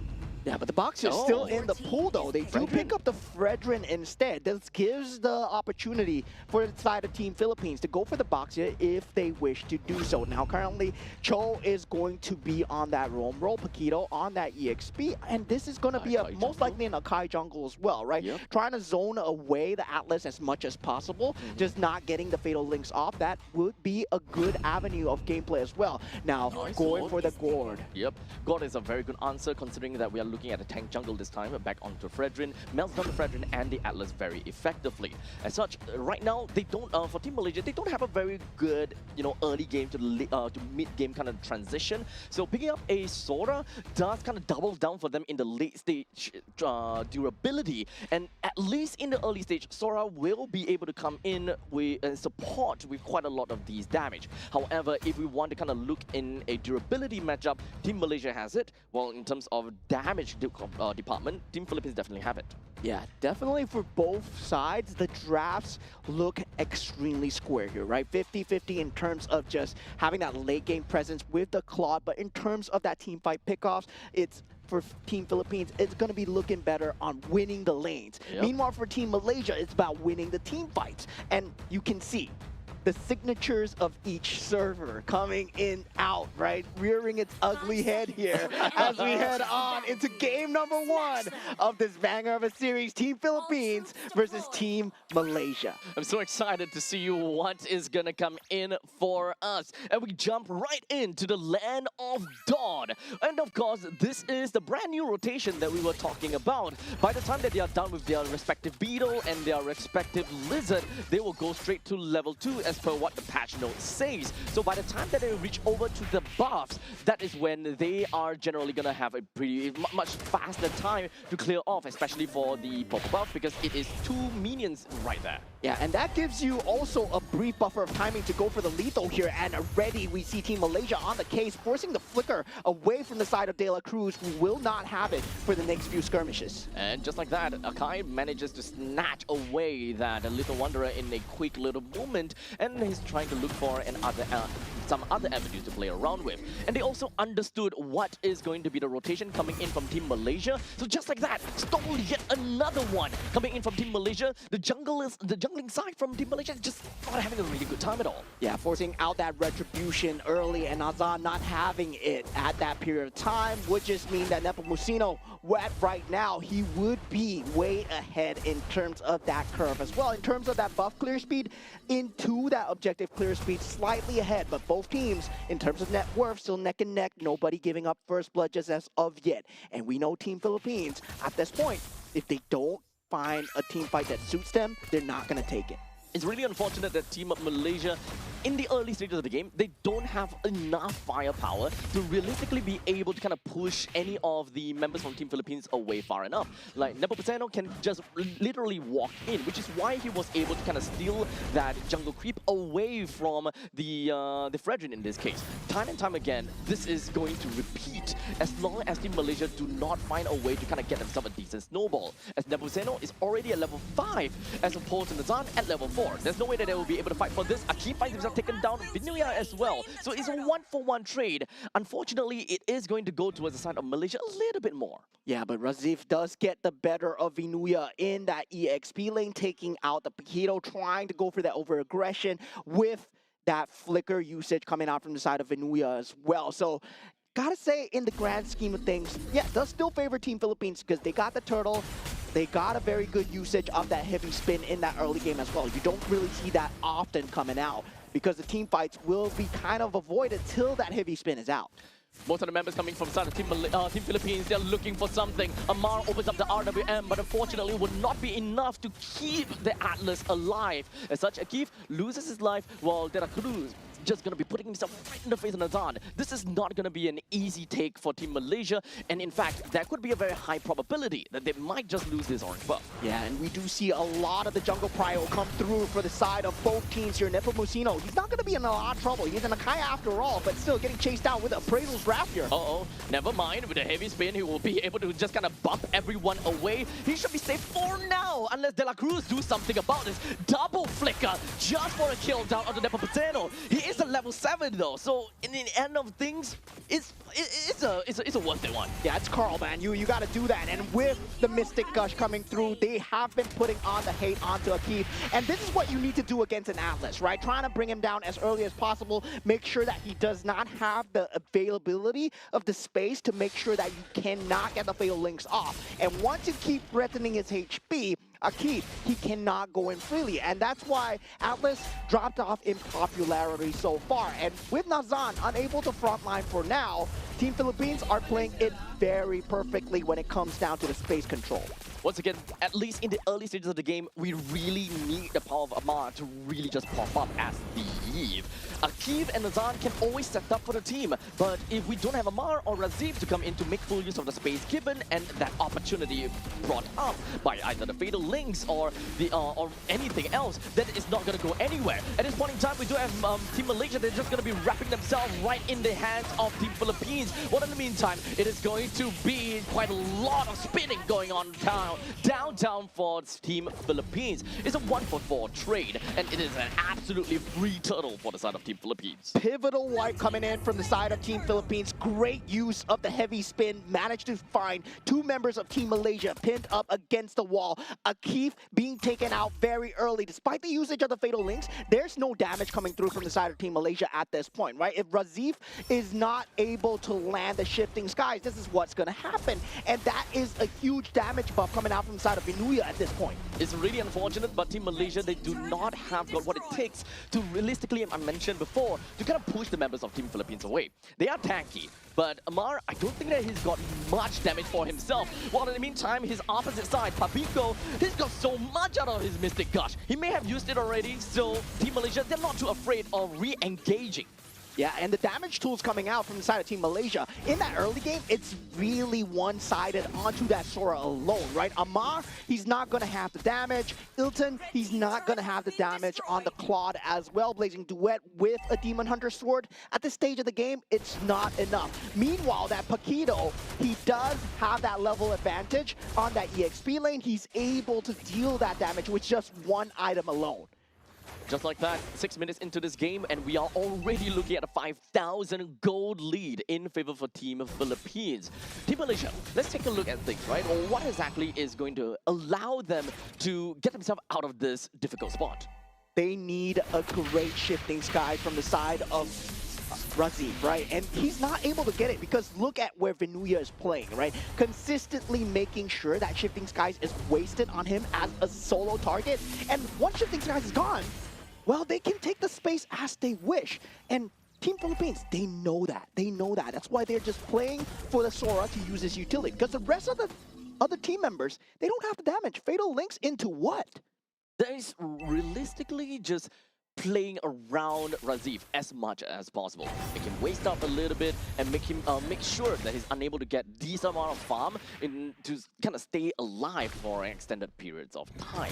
Team Malaysia, they want to group up as much as possible. However, they still have to be really careful because a lot of these damage dealers from the side of Team Philippines, they can do quite a number, especially for the side of Mystic Gush. You don't want to get together, get hit by the same starting ball from the side of that gold as much as possible too. And once again, that pressure mounts up as we see Raziv get taken out early in the start of the fight. Fatal Links is not going to be used at all. Flicker away. And without the shifting skies, right, you see the lack of initiation coming out from side of Team Malaysia.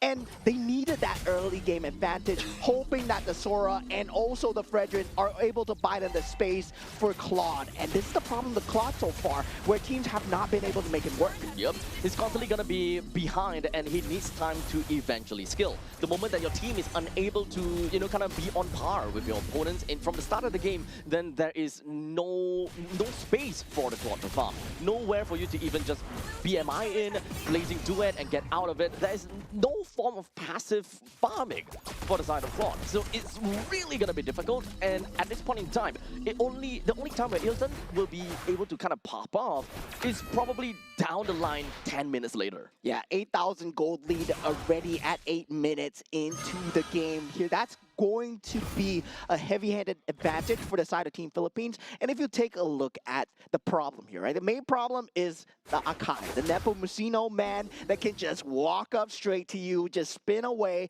and there's nothing you can do about it because there's the lack of damage coming through. Are you going to Shifting Skies? Someone who can potentially spin out of your ultimate, a huge ultimate for just a heavy spin. And I believe Team Philippines at this point, they've been threatening that trade ever since they knew that there's only one way. And look at this, once again, Nepomuceno straight away in front, no punish at all. I mean, Team Malaysia, they are trying. They're really trying to punish. Of course, they do not want to use up every single one of the resource because of the fact that the Lord is going to be popping out in under 5 seconds. However, even if the Lord does appear, Nazan is only at level 9 as compared to Nepomuceno at level 13. There's just no space in between for Nazan to kind of squeeze himself in to just land that free retribution. The retribution fight and the quality of retribution from Nazan is just completely low and cannot be countered or cannot be, you know, used to fight. Yeah, Team Malaysia, they did have the correct idea, right? Early game, Raziv did get that early game advantage. Now, De La Cruz in a bit of stifle here, but he is a Cho after all, still has to flicker away, and he's one tanky boy as he goes back into the real-world manipulation here. He's eating up everything, and in the end, he took 4 ultimates in his face only for him to die. But unfortunately, after all of that, it is just a Roma trading out against an XP laner, which is a massive trade-off for the side of Philippines. Yeah, still pushing the advantage inside of Team Philippines. The macro lead grows as they do get the Lord. They will get this tier 2 turret as well. And that's the point, right? For the side of Team Philippines, they know that they don't want to go into that late game as much as possible, especially against a Claude. Claude versus Harif in that late game scenario, it's not someplace you want to be as the Harif. That's why they have Venuya consistently threatening the opposite side of the map. And if Ilton does make a misstep here, he can potentially get shut down out of the map. And the heavy spin is just going to be wreaking havoc onto Akif. He's stuck in the walls and unable to do anything. Well, De La Cruz is looking for an opportunity, trying to go for a king on the Raziv, but unfortunately that doesn't seem like they will be able to do anything at this point in time, as now they're just going to wreaking havoc throughout the entire map. The Lord is still alive though. The entirety of Team Philippines, they will do what they can. Amar opens up the RWM only to get kicked and punched right in the face, and Team Philippines completely takes this all the way from downtown Malaysia. Unfortunately loses game number 1. A complete wipeout coming in from the side of Team Philippines as they secure a surgical first game for the side of Team Philippines. And Team Malaysia, gotta say, good try, but Team Philippines still stand on top. To be honest, they ended the game in sub 11 minutes. DLPH is undoubtedly doing whatever that they can in order to close out the game as soon as possible. Due to the fact that we are looking at the quality of gold laners, the Harif is well accelerated into the late stages already with the amount of items that he have. We're not exactly in late game territory, however his item speaks for itself. It is a late game build already, and if as much as possible, they want to end the game as soon as possible before they have diminishing returns. Yeah, and the win condition for Team Malaysia was very simple, right? They wanted to win the lanes no matter what, especially on the side of Sora. You saw them using the flicker extremely early with the Fatal Links as well. They did get very good catches in the start of the game, but the timing was slightly off, where they got the kills, but there was no objective to trade after the kills were done. So The macro play was not behind that micro, and that just came to bite them in the back because they couldn't take the next few fights when the turtles were up, when the buffs were up. There's also a very telltale sign that you're able to see from the side of Team Malaysia that they know that they need to play a game of catch-up. We'll talk about that in a bit, because right now we need to crown our MVP of the game. Understandably, it's gonna be Pabiko with 3 kills, 0 death, 11 assists. Definitely something that we can expect to see from Sanji. Yeah, 93% kill participation as well, straight away going for the blood. What's that item again? That's the blood wings, right? Yes. Yeah, the blood wings, and that was a good survivability item coming through just to make sure that, yeah, you don't get any form of shutdown coming your way. Razif, he wanted to aim down Pabiko no matter what. Yes. You saw that Razif was trying to make the play go through, but for the side of Team Philippines, they play defense very well, especially on the side of Carl. Nepomuceno does a great job of the heavy spin, just pinning Akif into the wall early into the game. Fatal links, never a problem because Akif was 90% down. Speaking of Razif, right, he's actually the telltale sign that Team Malaysia isn't doing well in some of these team fights. If you know that you are ahead as a Sora, or you know that your team has got each other's backs, then understandably the Cloud Form is what you need in order to, number one, be a lot more utility, and you'll be able to set up for your team a lot better. The moment that you see that he's gonna go into Storm Form, you know that they are lacking in damage, and they need to find a way to make up for it. Amar, unfortunately, at one point in time, he wasn't able to keep up anymore with the amount of items that he has for himself. They realize they need more firepower. Yeah, and this is all in the hands of De La Cruz as well, right? In terms of having that roam advantage, just forcing out the rotations, you can see how aggressive Mr. De La Cruz was when it comes down to chasing down these kills. It does not matter if he gives up his own life in the process, but Way of the Dragon, the threat is always there. Even if he gives up his entire HP bar, he uses it well as a resource. Yep. And in the second last fight in Team Malaysia's jungle, I'm pretty sure that you guys saw it wholeheartedly. That was a single that's a single Cho that literally ate 4 ultimate. He didn't die, by the way, only until we've got the Sora that decided to flicker on forward just to get a kill. And that was not a very good trade at all. Yeah. But at that point in time for Team Malaysia, they're so far behind that any kill could potentially be worth it. Yeah, a lot of the times you see a good Cho player, a hallmark of a good Cho player is when you can use the iframes perfectly in time as well, right? Just having that micro sense on top of the macro sense. It's not just about that gold lead alone that affected the game. It's all about that Jikundo timing, and he played it to a T, man. He was just standing there. Are you gonna hit me? Are you not gonna hit me? If you're gonna hit me, I'm gonna dash, you know? And yeah, there was that timing where Team Malaysia were unsure. Do we go for him? Skill shots became non-existent over to the likes of a really good Cho. Yeah. And understandably, that is something that we will be able to witness, or rather, we have already witnessed in that very, well, talented play coming from Team Philippines. However, that is only game number 1 of the best of 3 series, and we can definitely expect to see some, revenge from Team Malaysia. Hopefully we rightfully see some, right? Because in the same time that Team Philippines, they are very strong. Team Malaysia, they are also strong as a region, but Yes. maybe they have not had enough time to gel together as a team. Because when you think about Team Philippines, all 5 of them, All 5 of them are in the same Yeah. organization. the same organization. They have a lot of time to train, and they are the main 5 of Team Philippines after all. Yeah. While in the meantime, for the side of Team Malaysia, yes, they are the main 5. However, they all come from different organizations, 3 of which from Team Ray, 1 of which from BTR, and another one from Monster Vicious. So they have, in some sense, limited time to train together, and especially since they just completed the MPLMY. Yeah, as well, right? So definitely a lot of playoffs fever that we see from a lot of these teams as well. But definitely coming into these Asian games, coming to represent your team, coming to represent your national colors. There's a lot of pride and stake involved when it comes down to just national ego, when it comes down to MLBB, right? You just want your country to do well. Honestly, there's just so much patriotism coming in, right? So eventually, We shall see Singapore coming up. We'll see. We're not gonna. level of patriotism. We're No. not gonna see Team Singapore today. Not for today. We just had bad news. No. Okay, we won't talk about the bad news, but the good news here is for Team Philippines fans out there currently 1-0, looking extremely clean, looking extremely surgical so far. If you're a Team Malaysia fan, don't fret just yet. This was first game out of a best of 3, so game 2, maybe something to the draft, some pep talk here and Eureka there. moment, perhaps. Yeah.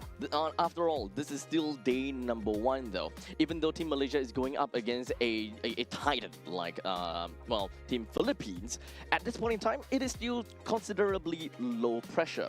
They're not at the point in time where they know that there's a lot of pressure and they are on the verge of, not being able to make it to the top 5, that kind of situation. At this point in time, they still want to, kind of cruise. As much as possible, cruise. Yeah, and as much as we say it might not happen, well, anything can happen in Mobile Legends, right? Who won MPL ID? Oh my god. Oh my god, anything can happen. So right now, anything can happen here at the Asian Games qualifier as well as Best team we in the world. head into that next map randomization here, and we do not have broken walls this time. Thank God. It is going to be expanding rivers, and this is going to enable the junglers, or rather, junglers and the roamers, to really get from one place to another a lot quicker.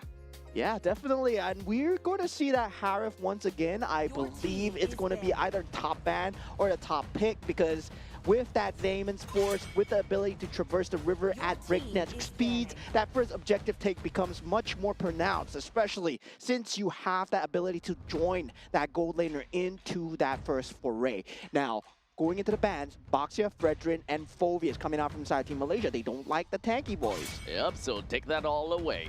All 6 of the heroes have been banned out, with the Boxia, Fredrin, and Phoveus out for the picture. While in the meantime, Team Philippines is looking out for the Glue, Freya, and Chip, which will allow Marcel, Guinevere, Fanny, and of course Juicen, let's not forget about that will be collected by the side of Team Malaysia. Yeah, so far, Juicen will be that first pick coming through. And right now, right, both teams have not picked up the Marcel. Will Marcel be a problem here? I still believe very strongly that Marcel is a very strong problem. Paquito.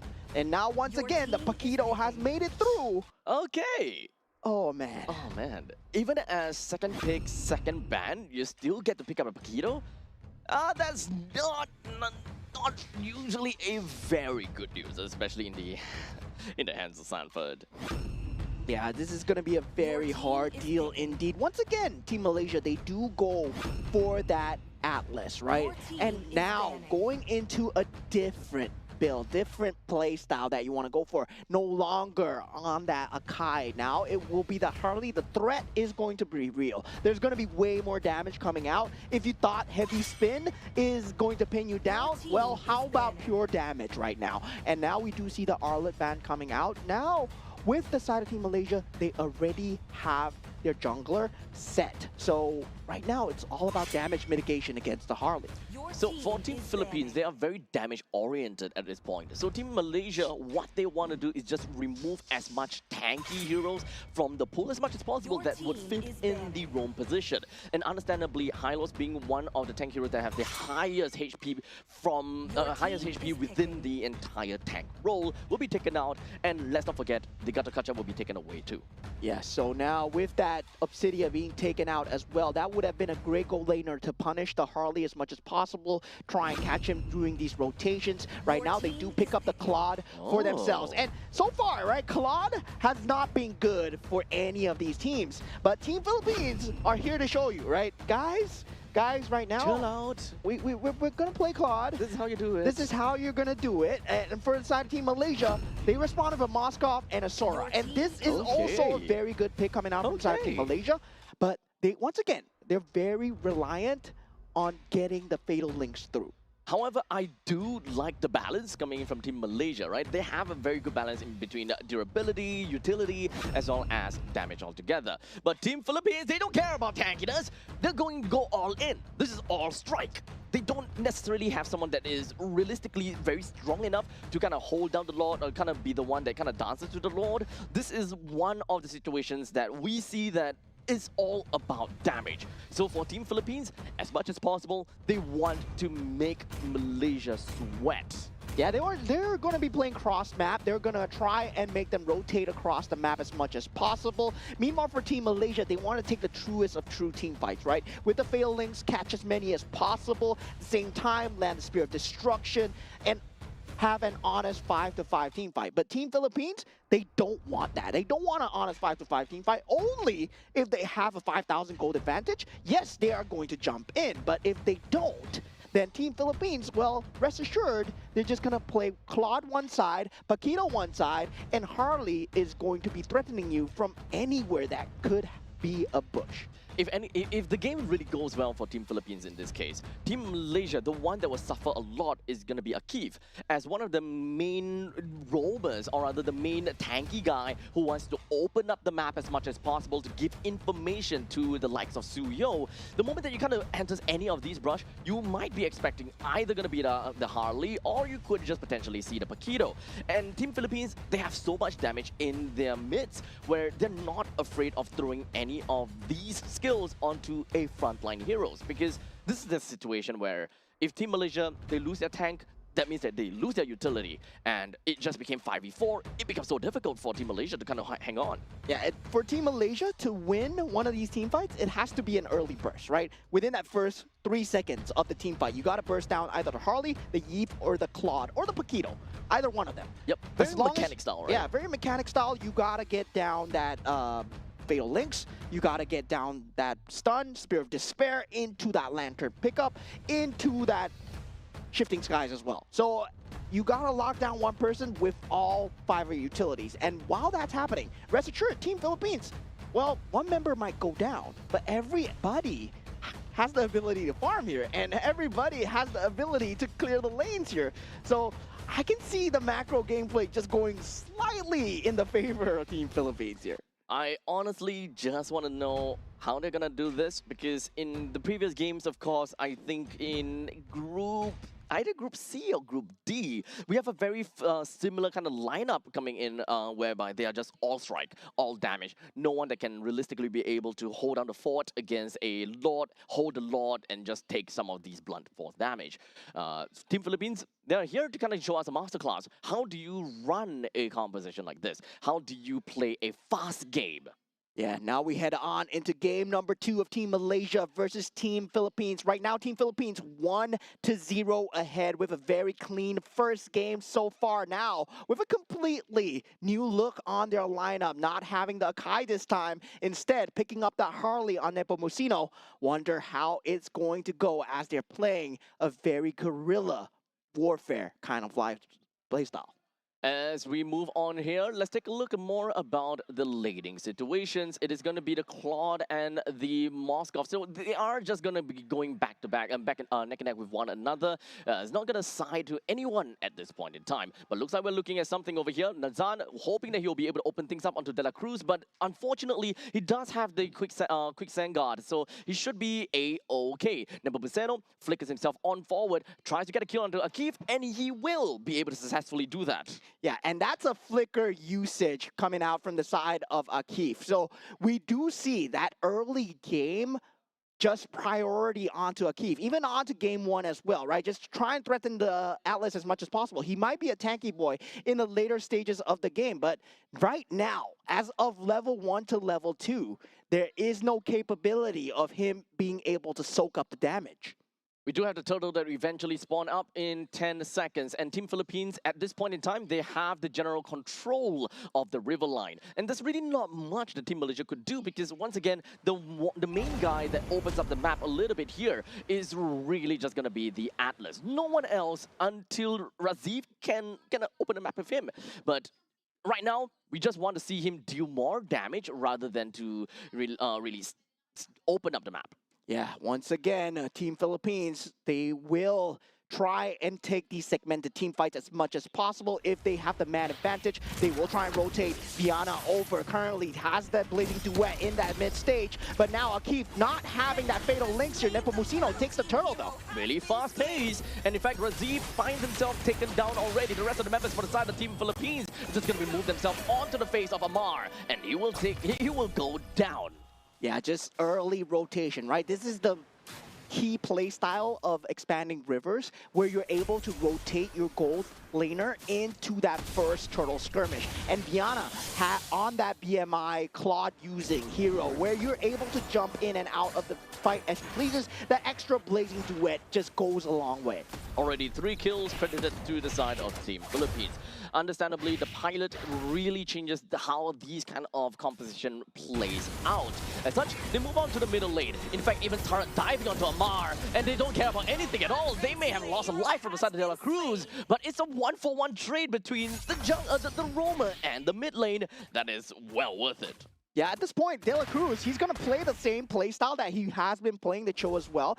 You're trying to open up the map as much as possible, right? And for now, we do see the Claude able to farm up the dual lane as well. He is farming up the top lane as well as the mid lane. And this is before that pre-5 minute into the map. This is going to accelerate the farm even more. And him joining the team fights, him having that ability to have that Blazing Duet, that's going to deal so much more damage if he has so much more farm. Unfortunately, we are already 4 minutes into the game, and Team Philippines have got a 2.3 thousand goal lead. So that means that the main idea of Team Philippines is already, or rather their main strategy is already on the way. They need to have that snowball, and they need to be able to be on top of Team Malaysia in order for their damage to not be, brushed off easily. Every single one of these hit points or every single one of these damage from Team Philippines will mean a lot. Yeah, if you take a look at the minimap, the creep priority has been fulfilled, right? Keeping Razif at the bottom of the lane, making sure that the Shifting Skies is not there. Venuya taking the map space to proxy, knowing that Nepomuceno is able to assist and chasing Razif all the way because the vision on that mid lane is secured as well. Team Philippines! Venuya just gonna be flickering right in the face of Razif. Takes him down pretty effectively while we move on to the top lane. Team Malaysia wants to fight back against Team Philippines. They manage to take down Viana. De La Cruz joins into the fray and hoping that they will be able to just push the rest of Team Malaysia away. Pabico comes back in, gets a kill on Akif and opens up the RWM. Double kill on top of Ilton. And now Nazan hoping they will be able to run away, but unfortunately the Void Crystal slows him down, picks him off, and De La Cruz takes that kill. Any lesser team would have disengaged from that team fight, but no, Team Philippines does not back off. You know why? Because they used everything onto Viana, and they know for a fact they are so good at the utility cooldowns. They know for a fact that the enemy does not have this ability available, and that's just top tier MLBB that we're seeing right now. And for the side of Team Philippines as well, Venuya just giving up his life for Viana to somewhat come back into the game as well. That's the lead that we want to see from Team Philippines in order for this lineup to eventually work out. And it did work out very well. With 1.5 thousand goal lead from the side of Nepomuceno, and now all the way down to the bottom lane, what can they do? Razif! Unfortunately, it doesn't seem like he will be able to do too much from here. He wanted to get a kill down onto De La Cruz. And wait, hold on a second, they managed to! With a good fatal links that connected down to De La Cruz, and Pabico down over to the hands of Razif. Yeah, that's the problem with the side of Team Philippines lineup, right? They don't excel when it comes down to a straight up man fight. If Team Malaysia, they do get that lead, they do get that man advantage. Team Philippines, well, they don't do well. They want to take these 1v1s, they want to take these 1v2s and spread them across the map. But Venuya, man, oh man, he's putting a lesson on the Paquito so far. The masterclass. He understands that there is no need to immediately just burst the opponents down because he can't exactly. He needs to land a couple of those auto attacks in order to really get a kill on Nazan. Waiting for the S1 to appear from Nazan. Once he creates space, then there's gonna be a quick little punch from the side of Paquito in order to close up the gap and get a kill. And this is where you start to play against Team Philippines, and you are like, oh, I'm getting the kills, I'm winning the team fights, but why am I still down so much in gold? It's because of the cross-map plays coming in from the side of Viana. Yep. He's been using the Blazing Duet so well and trying to try and survive. And unfortunately, right now, he might go down. Wait, never mind! Viana! The BMI brings him all the way to the back, and he eventually managed to escape a complete masterclass. And now back to the main team fight. Team Malaysia, they're looking to pick up a little bit more kill. Papico will go down, but here comes Vinuya. It doesn't seem like he has got enough damage to do anything, but never mind. Take that back.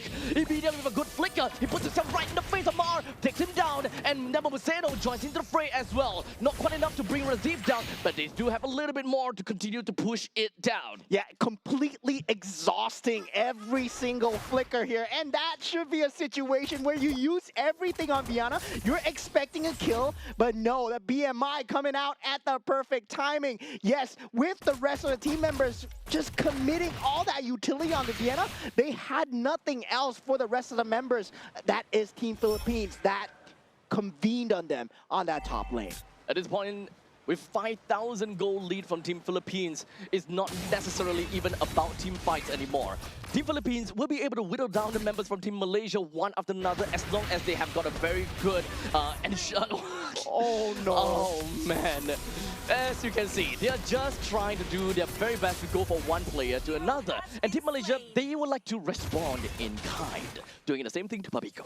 Yeah, and this is the thing, right? Team Malaysia needs to play as a death ball. Meanwhile, Team Philippines, they can play as individual commandos where they are taking Vinuya on one side of the map, Viana on the complete opposite, Yupu Nepomuceno in the center because he has that capability, and also De La Cruz just to get that map vision. So consistent creep pressure coming from opposite sides of the map, 6,000 gold advantage. Yes, you might be winning the team fights, but you're slowly losing your outer turrets. And for Team Philippines, they have all their outer turrets so far.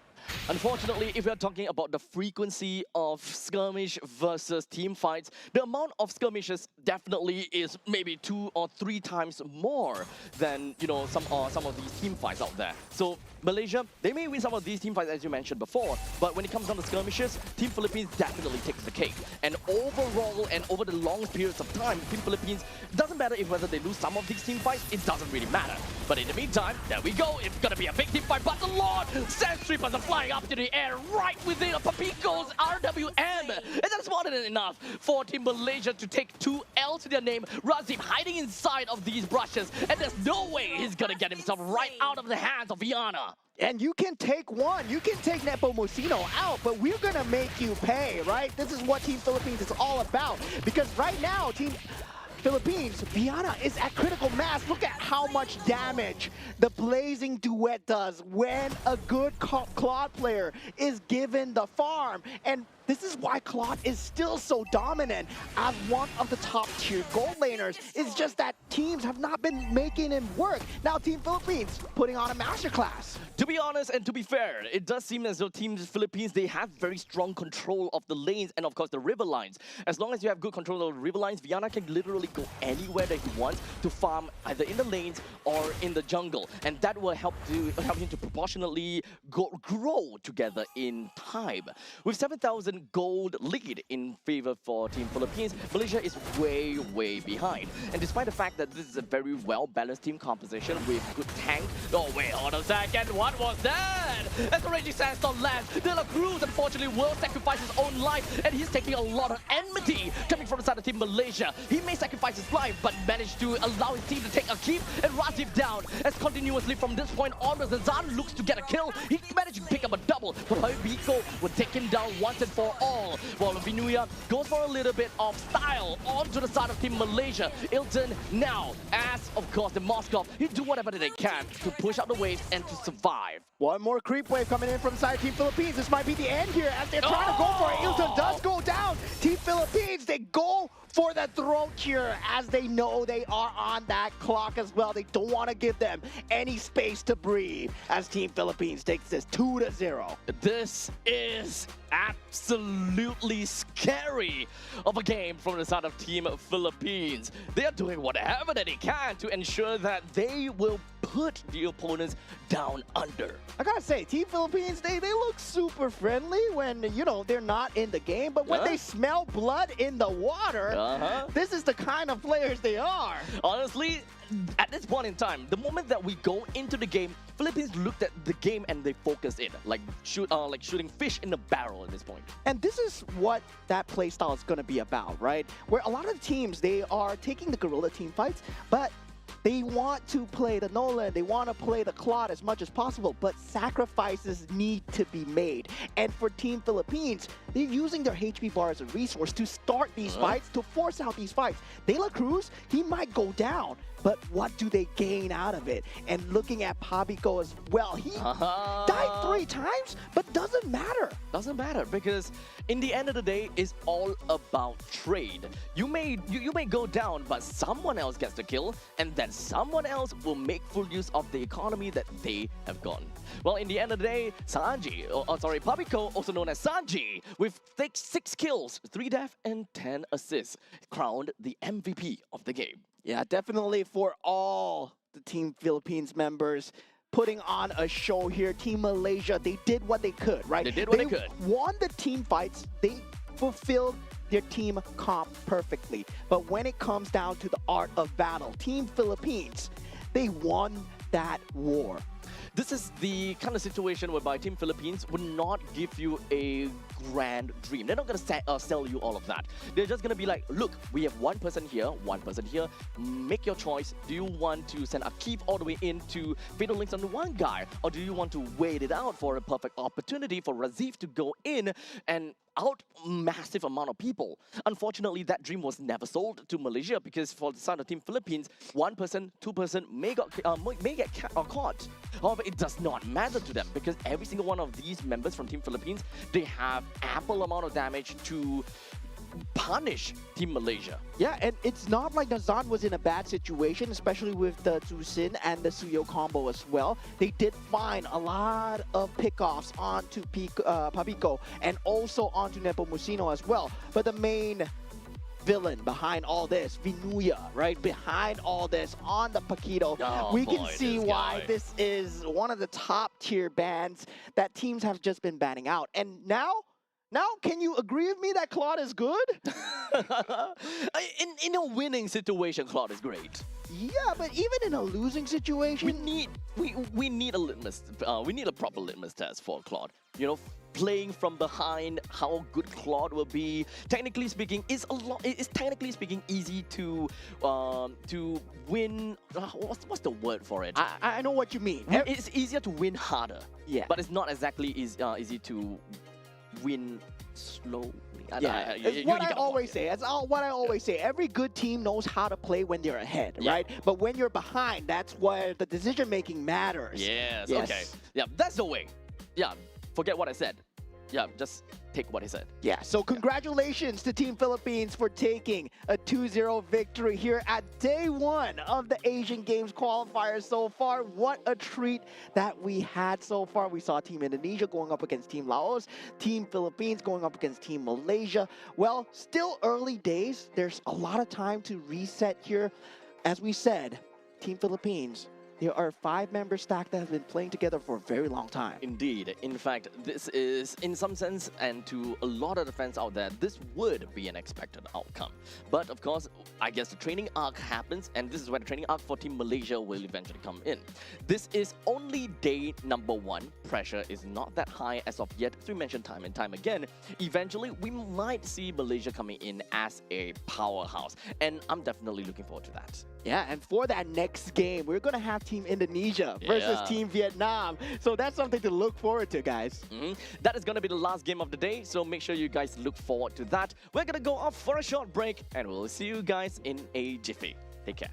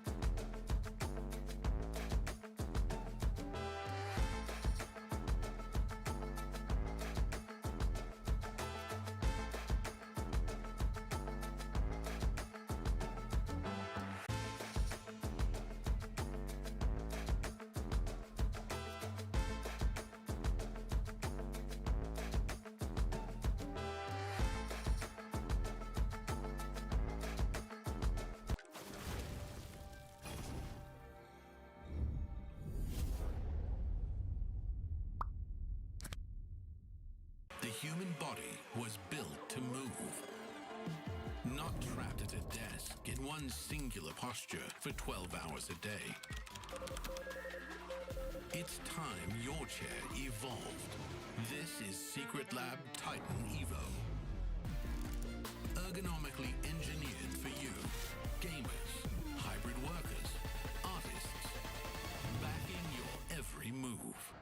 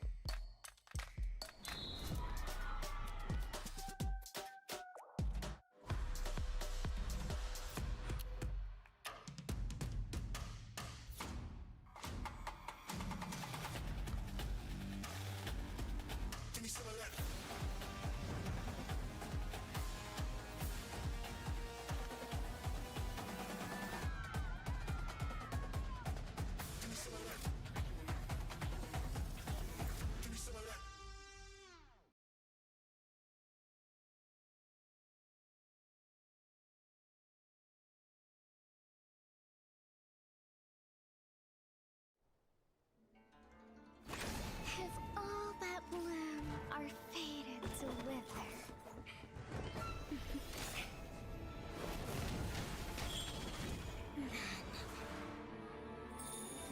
I'll enshrine your most brilliant moment in crimson splendor.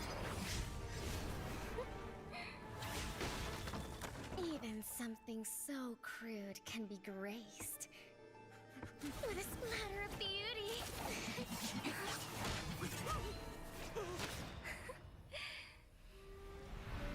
I'll get you out! You finally come to me, Hanabi-sama! This madness ends now! At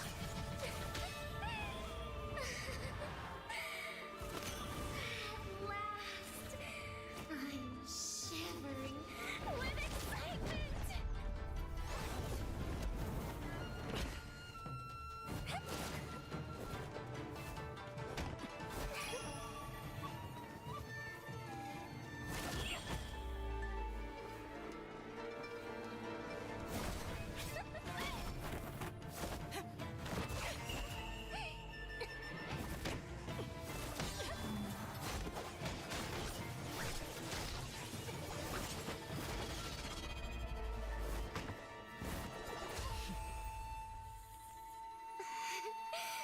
Such killing intent.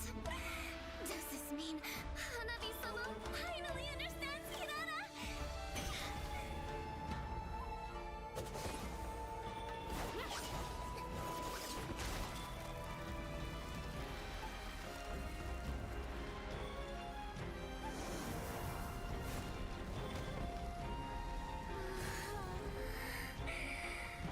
So warm. So beautiful. We can finally embrace eternity in hell. Just the two of us. Allow me to release your eternal bloom.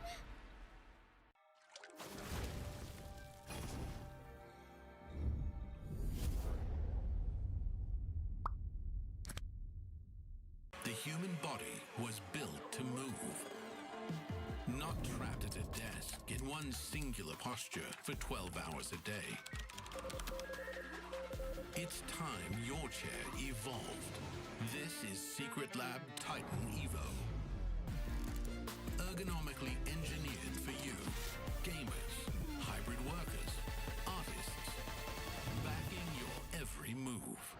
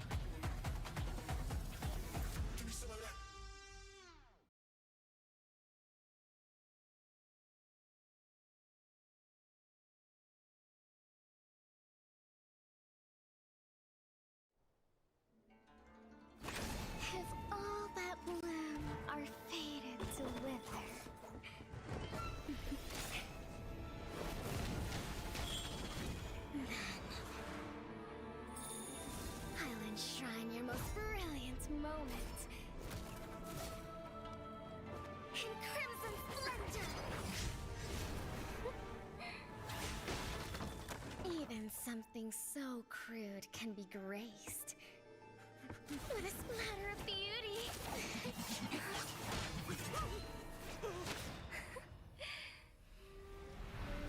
I'll get you out! You finally come to me, Hanabi-sama! This madness ends now!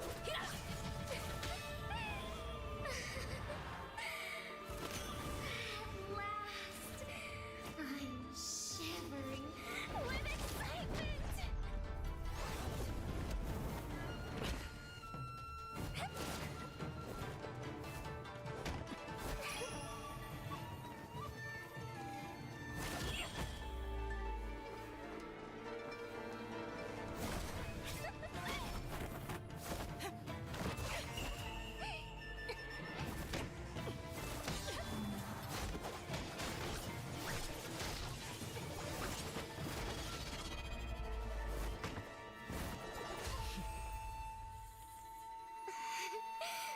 Such killing intent.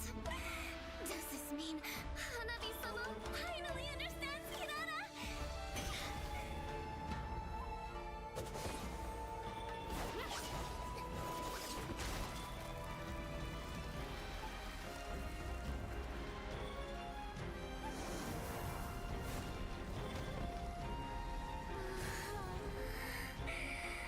So warm. So beautiful. We can finally embrace eternity in hell. Just the two of us. Allow me to release your eternal bloom.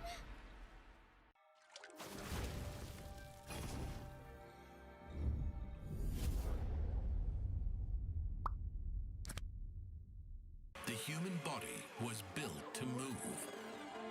Not trapped at a desk in one singular posture for 12 hours a day. It's time your chair evolved. This is Secret Lab Titan Evo. Ergonomically engineered for you, gamers, hybrid workers, artists, backing your every move.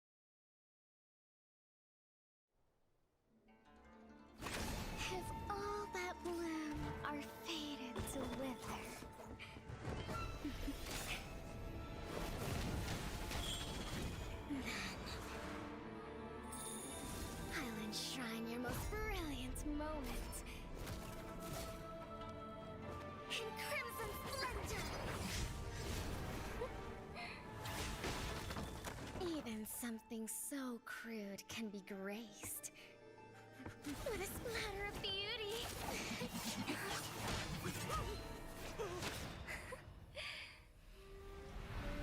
I'll get you out! You finally come to me, Hanabi-sama! This madness ends now! At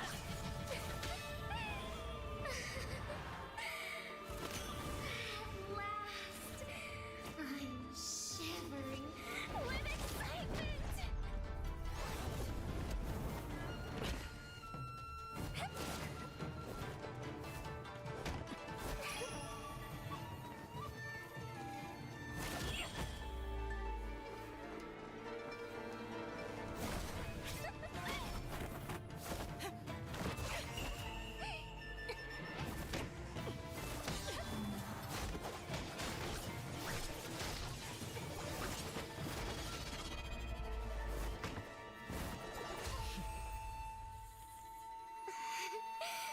Such killing intent. Does this mean Hanabi-sama finally understands Kirara?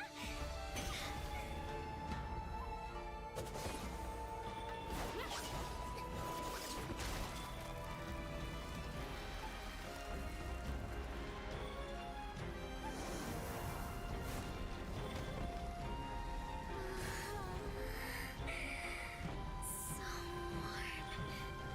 So beautiful. We can finally embrace eternity in hell. Just the two of us. Allow me to release your eternal bloom.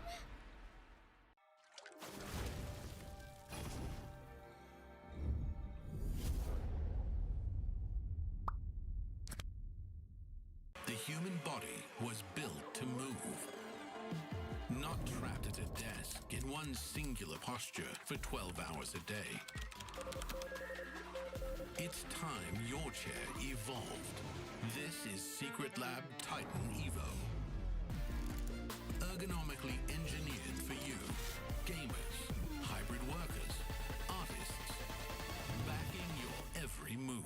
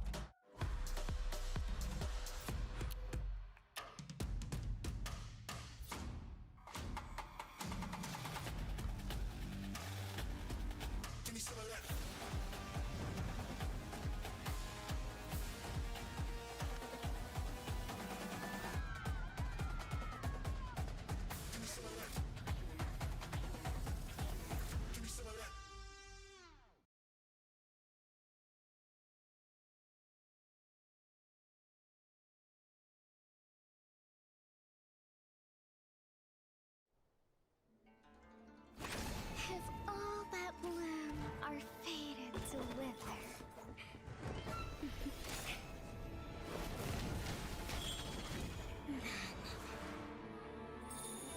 I'll enshrine your most brilliant moment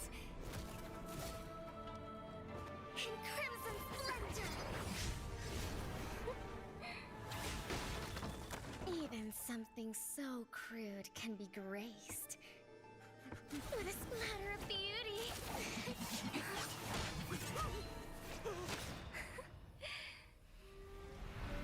I'll get you out! You finally come to me, Hanabi-sama! This madness ends now. At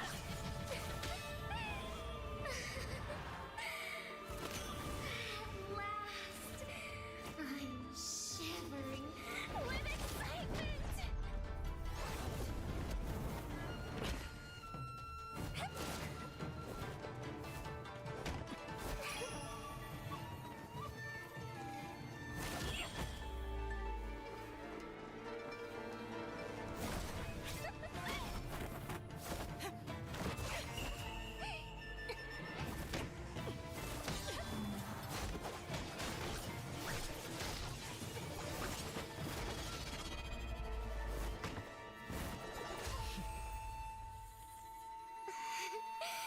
Such killing intent.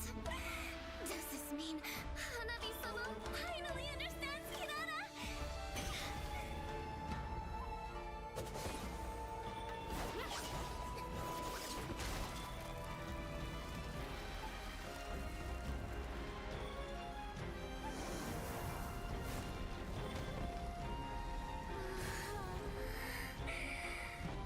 So warm. So beautiful. We can finally embrace eternity in hell.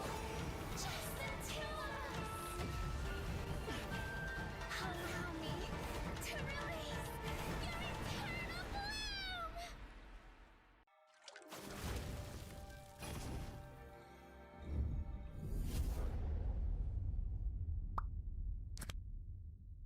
The human body was built to move. Not trapped at a desk in one singular posture for 12 hours a day. It's time your chair evolved. This is Secret Lab Titan Evo. Ergonomically engineered for you, gamers, hybrid workers, artists, backing your every move.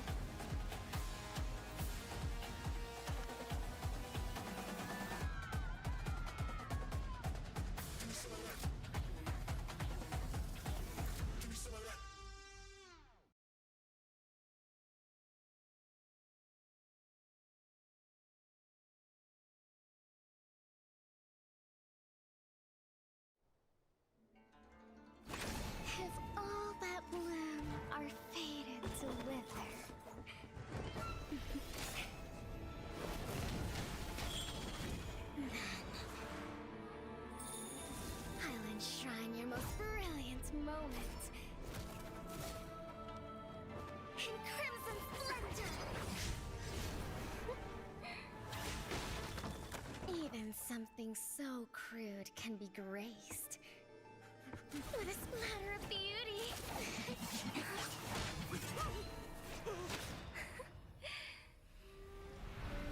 I'll get you out! You finally come to me, Hanabi-sama! This madness ends now. At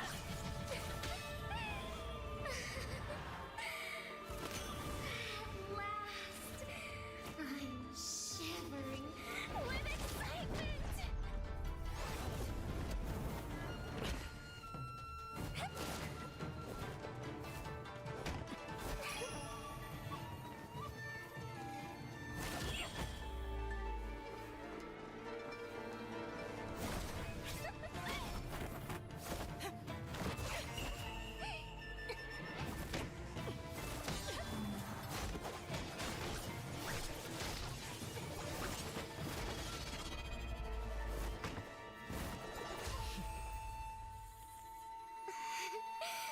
Such killing intent. Does this mean Hanabi-sama finally understands Kirara?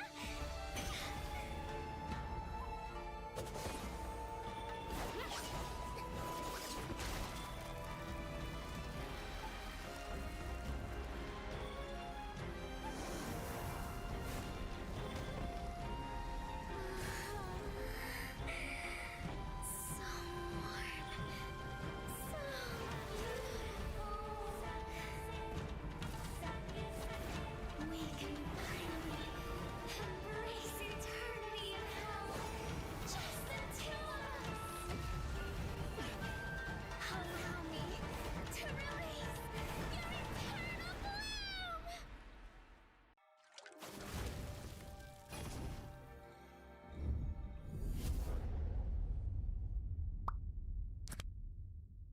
The human body was built to move. Not trapped at a desk in one singular posture for 12 hours a day. It's time your chair evolved. This is Secret Lab Titan Evo. Ergonomically engineered for you, gamers, hybrid workers, artists, backing your every move.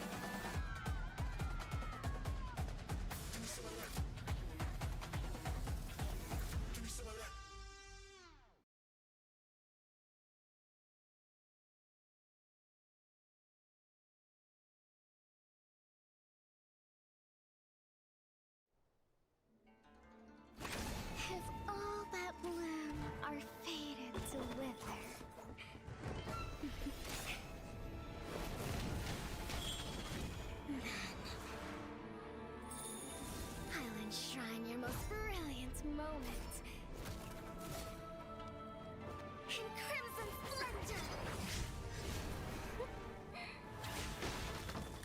Even something so crude can be graced with a splatter of beauty.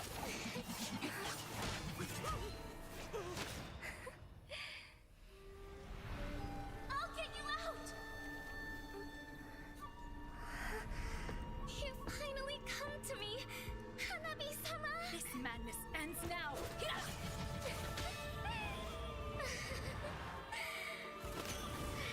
last, I'm shivering with excitement!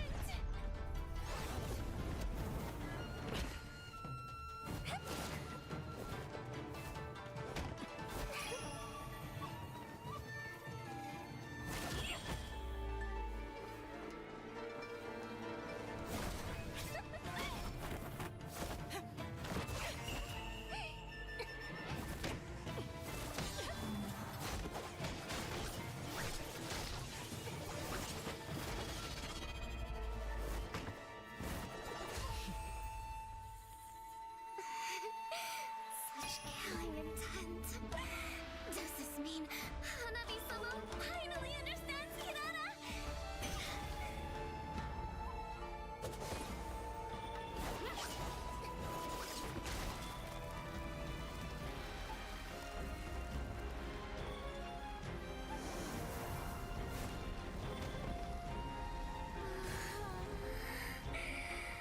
So warm.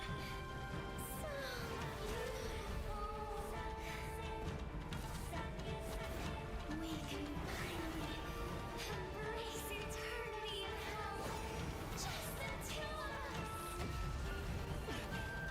Allow me to release your eternal bloom.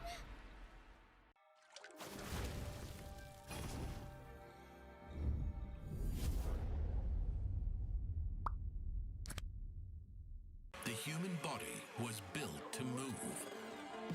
Not trapped at a desk in one singular posture for 12 hours a day. It's time your chair evolved. This is Secret Lab Titan Evo. Ergonomically engineered for you, gamers, hybrid workers, artists, backing your every move.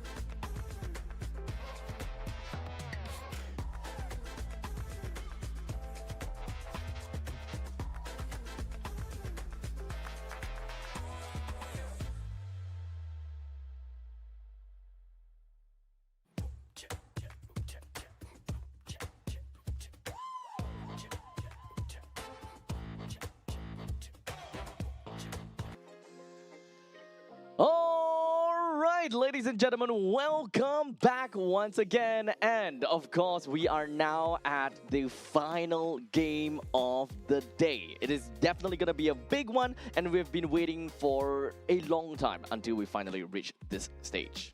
Yes, definitely. We are on the cusp of the ending today, as we are going to have Team Indonesia grace the stage once again, but this time they're going up against Team Vietnam. And I've heard good things coming in from the side of Team Vietnam. They do have a bit of international experience here and there. There are going to be some familiar names. I believe Jauga is playing as well in that jungle role into that.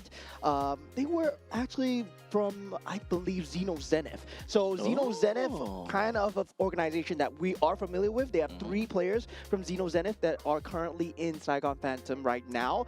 So they will have a bit of, you know, MSC, M6, but not really at the playoffs level. They're mostly at the wildcard stages. Right. Now, we do have some time to talk a lot more about the teams and, of course, the players in a short little bit. But before we go down to the nitty-gritty, I would like to take this opportunity to thank every single one of you guys that is watching online, be it hardcore MLBB fans or general sports audience. We'll talk about that in a short little bit. Now, but of course, before we jump right in, I would like to take this opportunity to thank... you know what? Let's talk about the standings first. Yeah, standings for Group A as we speak right now. Team Indonesia currently at the top 1-0 with Team Vietnam and Team Philippines following closely behind. Now, with the side of Team Cambodia and Team Myanmar also at 0-0. They have not played any matches so far. I believe Team Myanmar and Team Cambodia, they just finished the match. Now, Team Laos 0-1, Team Malaysia 0-1, and Team Singapore also 0-1. So they're at the risk of not making it. Only top 5 makes it through to Group A so far. But don't worry, it is just day number 1.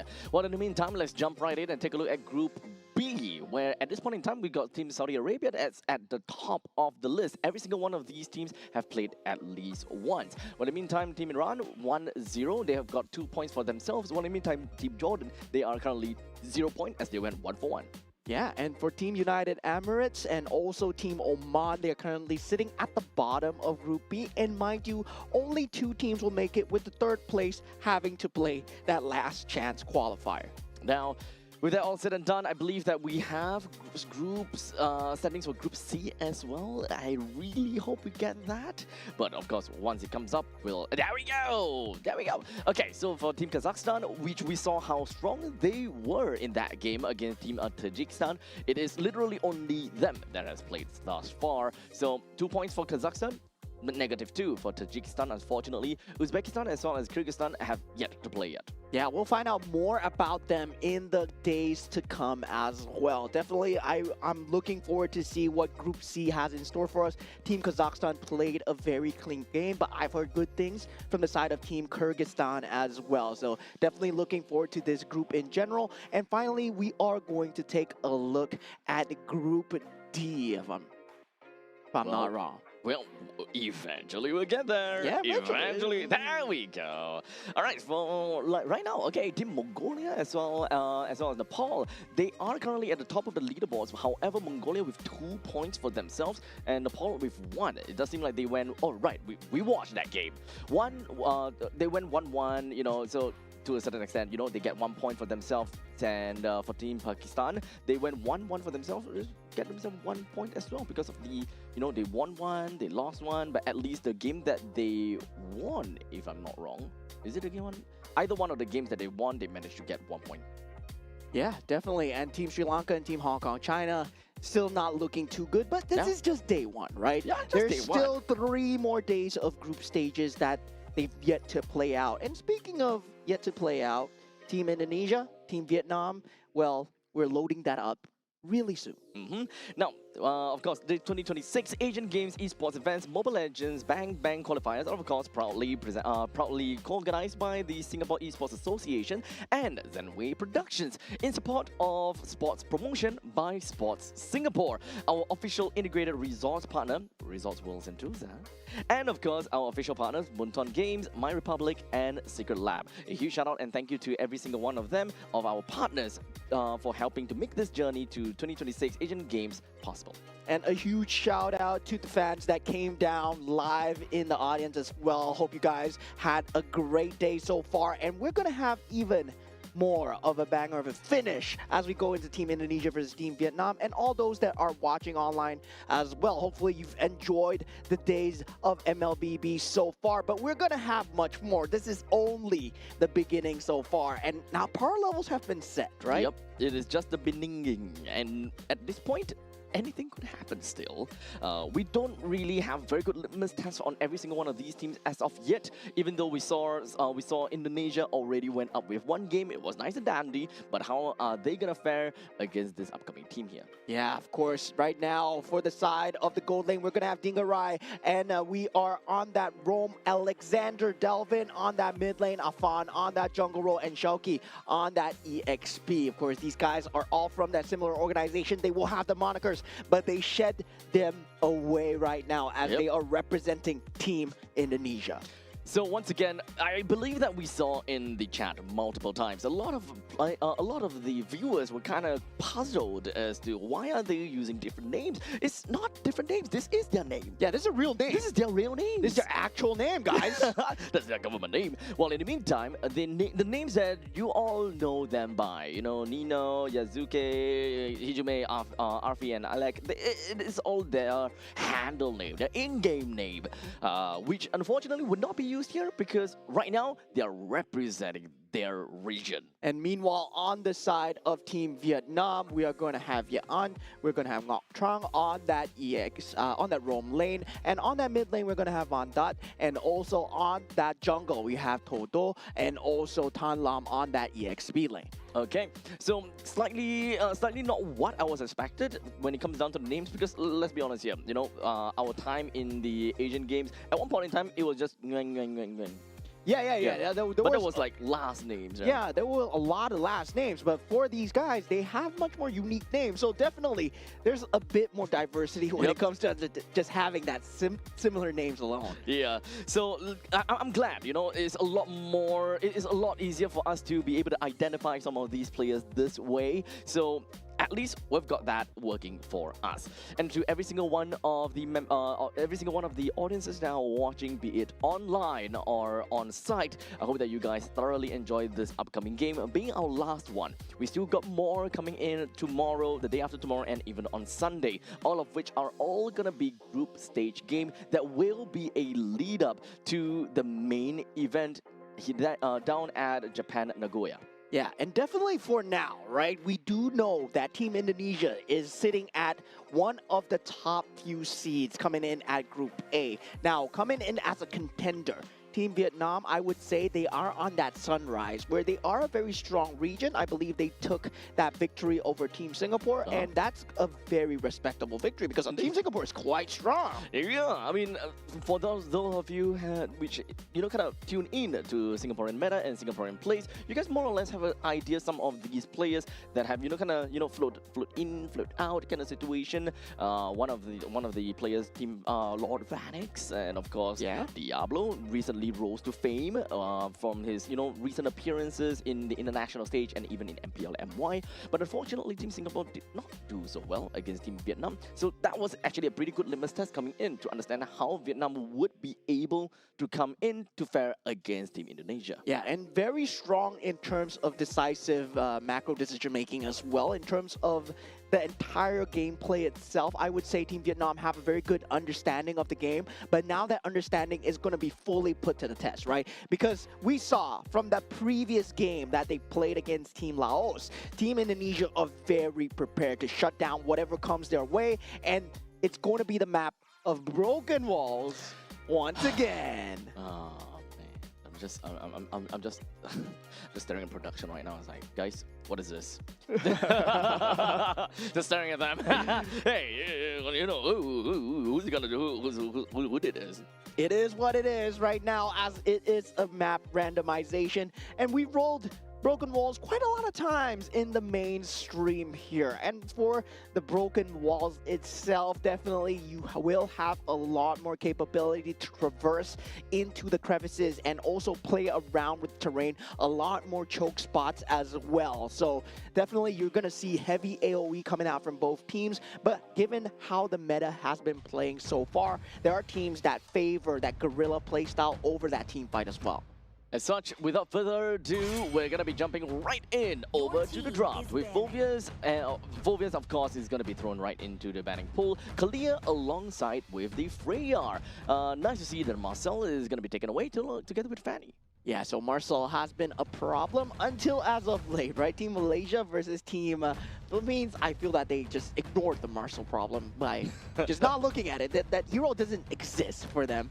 And right now, it's finally back in the server, and it feels like it's going to be banned out. Meanwhile, for the side of Team Indonesia, banning out the Freya as well. And Freya, we have not seen any play today so far because it's been consistently on that ban ladder. So what else are we going to be expecting when it comes down to the banning pool? Some Paquito. Yeah, Paquito is a very huge pick here, but they do ban out the Fredrin. So for the side of Team Indonesia, they can actually pick up the Paquito for Shauki if they want to do so. Yep. Yeah, that's going to be a very strong opener, especially if they want to go into that macro playstyle. A punch for a punch, indeed. Paquito going into the hands of Indonesia, that just means that they have very strong early game presence right off the bat from the XP lead, all the way to the start to the end, right? Even once you hit level 2, that is where there are a plethora of ways that the members from Indonesia will be able to start up a team fight, or perhaps even to just slam dunk in the XP lane. Yeah, one of the dark horses coming through for the side of Group A, Team Vietnam. Now, with the banning and drafting pattern, I would say it's still pretty set in stone of what they want to do. I do believe they have a method to deal with the Paquito. That's why they let it through in the first place. They rather not deal with the Fredrin at the moment. Now they do pick up a Harif at this point, right? Now with the Atlas as well. And this is what we see teams usually do versus the Paquito, right?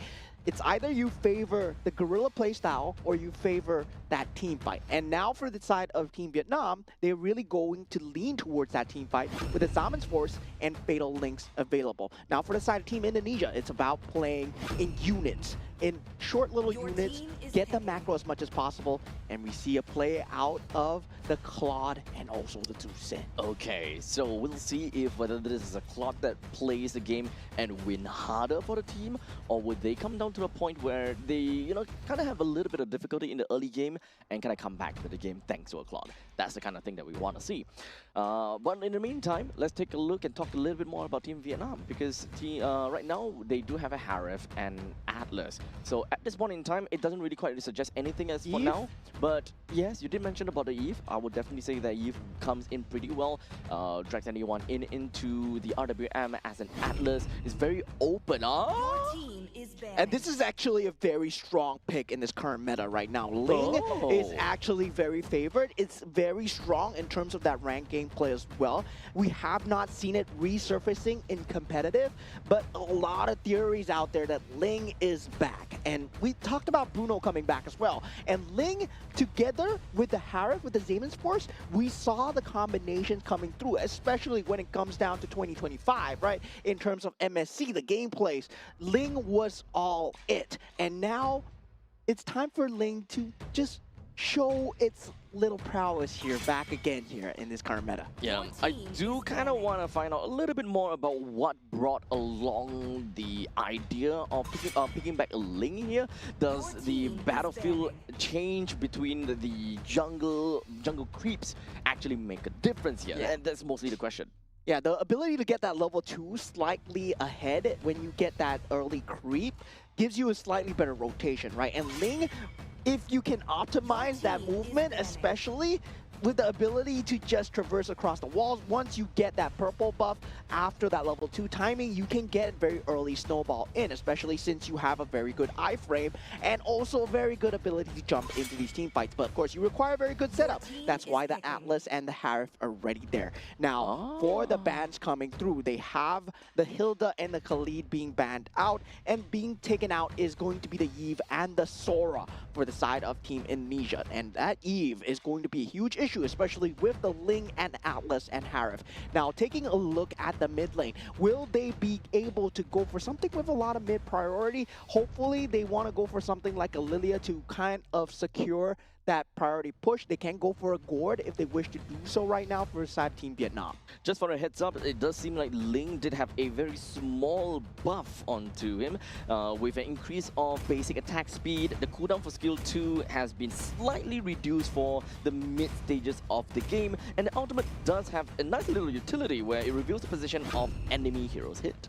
And now with the EXP lane being picked up from the side of Terizla as well. And Team Vietnam really leaning into the team fight, right? But in terms of just team fight alone, they have the individual capability coming out from the Harif. With the Zaman Force, he can actually take skirmishes alone. Ling can take skirmishes alone, but Team Indonesia pulling out the Guinevere and the Hylos. So having a semblance of control versus that Ling is going to be key, right? I was expecting something along the lines of a Kaja, and now that Hylos, yes, it does fit very well into that blazing duet. So now looking at the fact that Team Indonesia, they have a very tanky front line in the name of Hylos, while Team Vietnam, they don't necessarily have someone that can really whittle down this Hylos as much as possible in a quick span of time. So a really beefy front lines, we do have really strong control coming in from Guinevere and the Juicin, while in the meantime, Claude and Paquito, you know, they have their power spikes in their own respective times of the game. Yeah, and the Valir will be that mid lane of choice once again, going for that team fight capability together with that individualness, right? If Valir gets jumped on, does have the ability to push the assailant away, trying to push the Purify away. Yeah, and with Purify as well. So definitely you want to just have that bit of individuality. So I really like the draft coming out from the side of Team Vietnam. This is going to look like a great match. Yep. So with that all said and done, we are going to be jumping into the Land of Dawn, and of course, this is quite an interesting matchup. At least when it comes down to the draft from Team Vietnam, we haven't seen the Ling in a long time. And albeit picking up the Ling in the first phase is, of course, unfavorable, at least for me, but the very fact that the Claude has already been picked up from the side of Indonesia with no chance of a Moscow pickup, it doesn't really become a deal breaker for Team Vietnam after all. Yeah, and in the same time, right, Team Indonesia, they're going for it becomes much more fatal as well, and that Zaman's Force is going to slow down a lot of these choke points. Well, we'll see how this game is going to look out for all of us. If whether Team Indonesia is going to get a really hot early game start with that Paquito and the Guinevere, and in fact, pretty darn scary if you ask me. But Team Vietnam, they should have a lot of utility within of their needs in order to, you know, deconstruct some of these composition, or rather deconstruct some of these team fights with the help of Terizla, with their penalty zone, and of course a lot of disengage properties in Vietnam's lineup. Yeah, there's going to be very good team fight capabilities coming out from side Team Vietnam. And meanwhile, for the side Team Indonesia, right, macro-based gameplay, still having the choice, the fluidity of that Guinevere. I still gotta say, this has to be one of the top few picks that is available in the pool. And right now, they have the Paquito to combine with that. So the damage factor can come in, it might not come in. So for the side of Team Indonesia, that's what they have. They have the choice to commit and not commit as well. Of course, that glorious pathway can be used as a saving mechanism. Also, at the same time, it can be used as an initiation mechanism. Yep. In the end of the day, I really don't like the Guinevere pick. This pretty much dictates in Team Indonesia, like you mentioned, right? Committal or non-committal, which is something that can be played as kind of like what's the mind games against a lineup like Team Vietnam. As we mentioned, they do have disengage tools and resources that allows them to, you know, break out a team fight. But ultimately, if a Guinevere just showed into a situation whereby, hey, do I want to fight? Do I not want to fight? Do you want to use your resource to break out of the fight? That is your problem. Yeah, going into the last match of the day here, Team Indonesia versus Team Vietnam, as we head on into series number 7. And Team Indonesia currently still looking to further themselves in the brackets, and Team Vietnam also on the top there, right? Actually getting a lot of points. So this will solidify them if they do manage to get a win over the side of Team Indonesia. I mean, they did manage to get, I think, yeah, they managed to get a 2-0 victory on top of Singapore. So for Vietnam, they already have 2 points for themselves. Yeah, so now early game extremely important in terms of that rotation where you are trying to match up Afan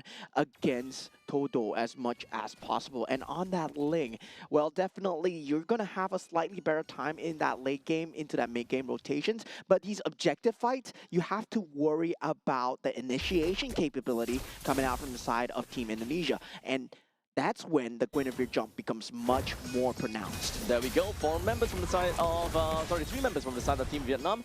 Looks to be very aggressive down in the middle lane. Unfortunately, the Ling did not have any opportunity to go in, while Guinevere, on the other hand, found the opportunity onto the side of Van Dat. Yeah, and I'm surprised, right, that Valir did not go for the Purify against a Guinevere, and this is going to be hurting so much as we see Tarizla almost getting taken out here, and Xiaoqi in no man's land will be eventually taken down. As Team Vietnam, they do get a great response for the troubles. Yep. It's really unfortunate that Xiaoqi was not able to get a kill down on the Tan Lam, but in the end of the day, the main thing is Tarizla is still stuck at level 3, allowing Afan to pick up the turtle, which is actually the main idea that Team Indonesia wants to do, to send Tarizla back home, which they did, but unfortunately not in the fashion that they wanted to by sacrificing Xiaoqi.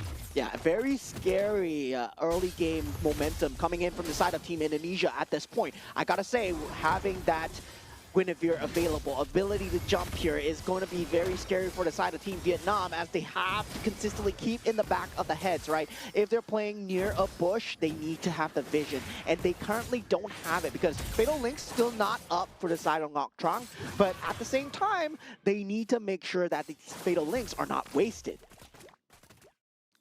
At this point in time, we're 3 minutes into this game, and Team Indonesia, they do have about 1,000 gold lead.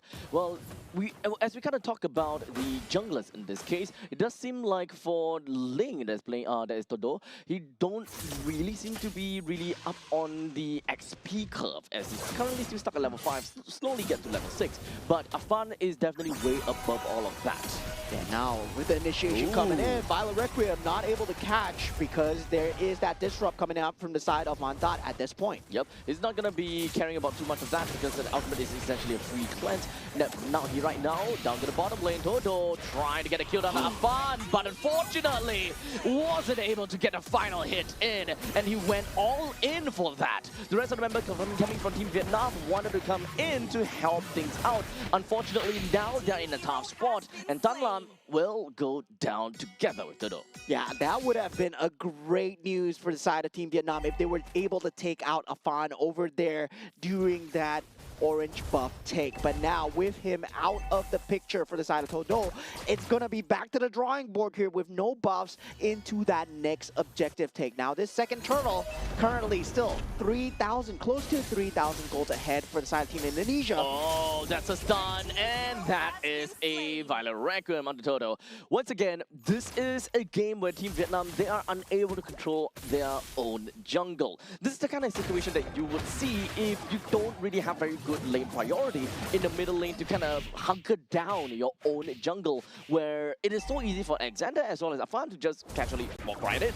Yeah, and now it becomes a question of whether or not they're going to keep that macro control, especially if they're able to play cross-map coming in from Satodo. But now with the Glorious Pathway, it's really tough for them to do anything at this point in time, as now another one sends up to the sky, and there's going to be Ngoc Trang. He fell down and fell hard indeed.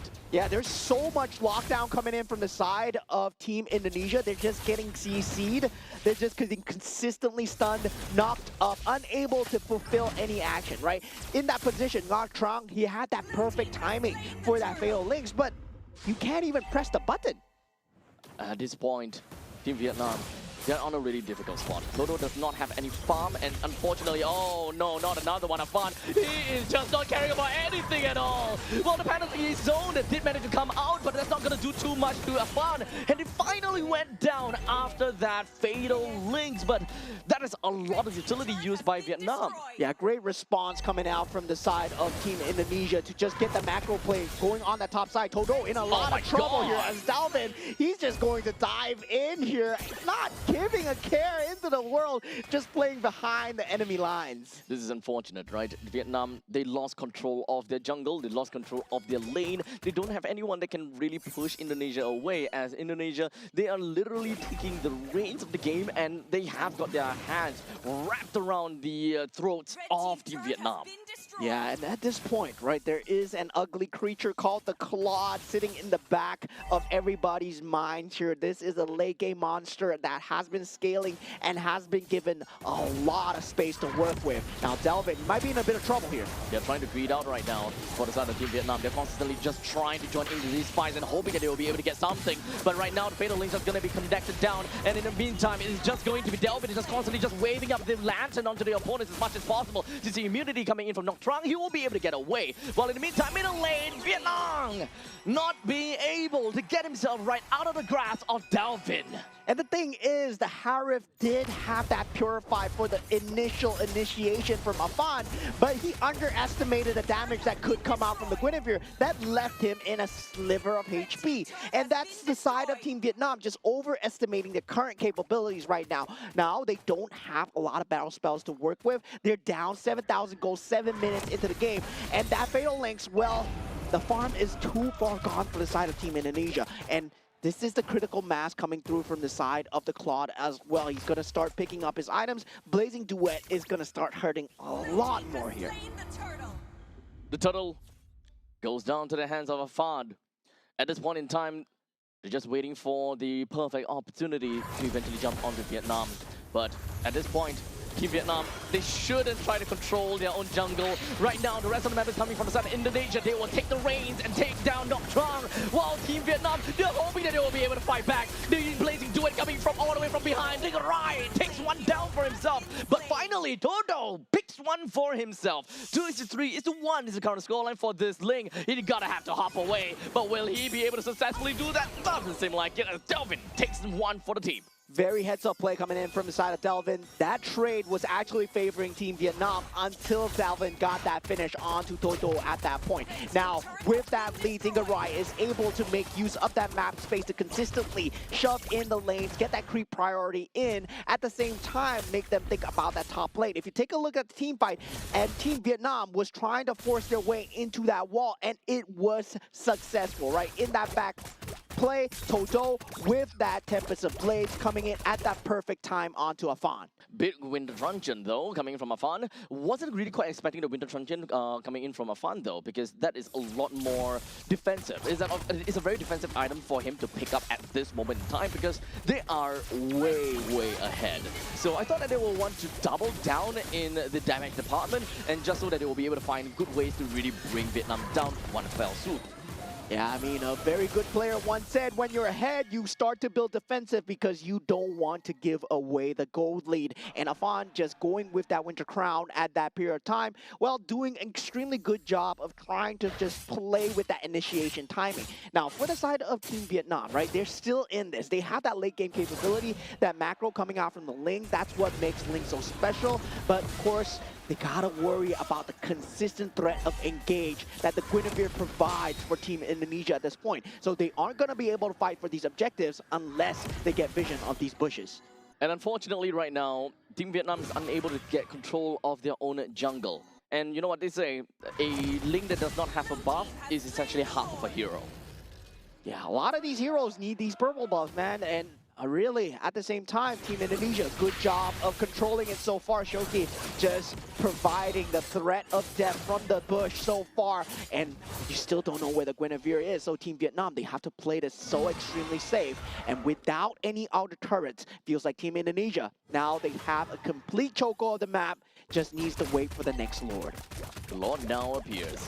He's gonna be marching down the middle lane though, so it's gonna be a little bit rough when it comes down to syncing up the waves, but it's Team Indonesia. They're not gonna have a lot of problems with that. Middle lane will slowly make its way down while Shauki moves all the way to the top side. But they manages to kind of sync up the waves pretty effectively, and I think that Team Indonesia, they should be able to run away with at least two inhibitor turrets.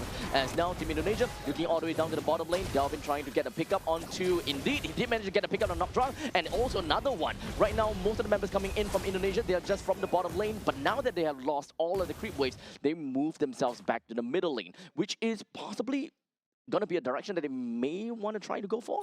Good initial defense coming out from the side of Team Vietnam. We saw Todo on that top side using Synchro Fissures on that bottom lane as well. But now that second wave will be coming through, whether they can deal with Shoki and Alexander on both sides. Wow, Alexander literally just going to be walking right underneath the turret, but he's just going to be wrapped right in chains due to the fatal links. They will be able to take down the inhibitor turret down to the bottom lane as well. Glorious Pathway pushes the rest of Team Vietnam away in fear of a fast moving hasted Indonesia. And now Todo is still trying to make his best out in that back line, uses the tempers and blades, will be able to get away, but Dingarai is on that job so far and takes out Todo.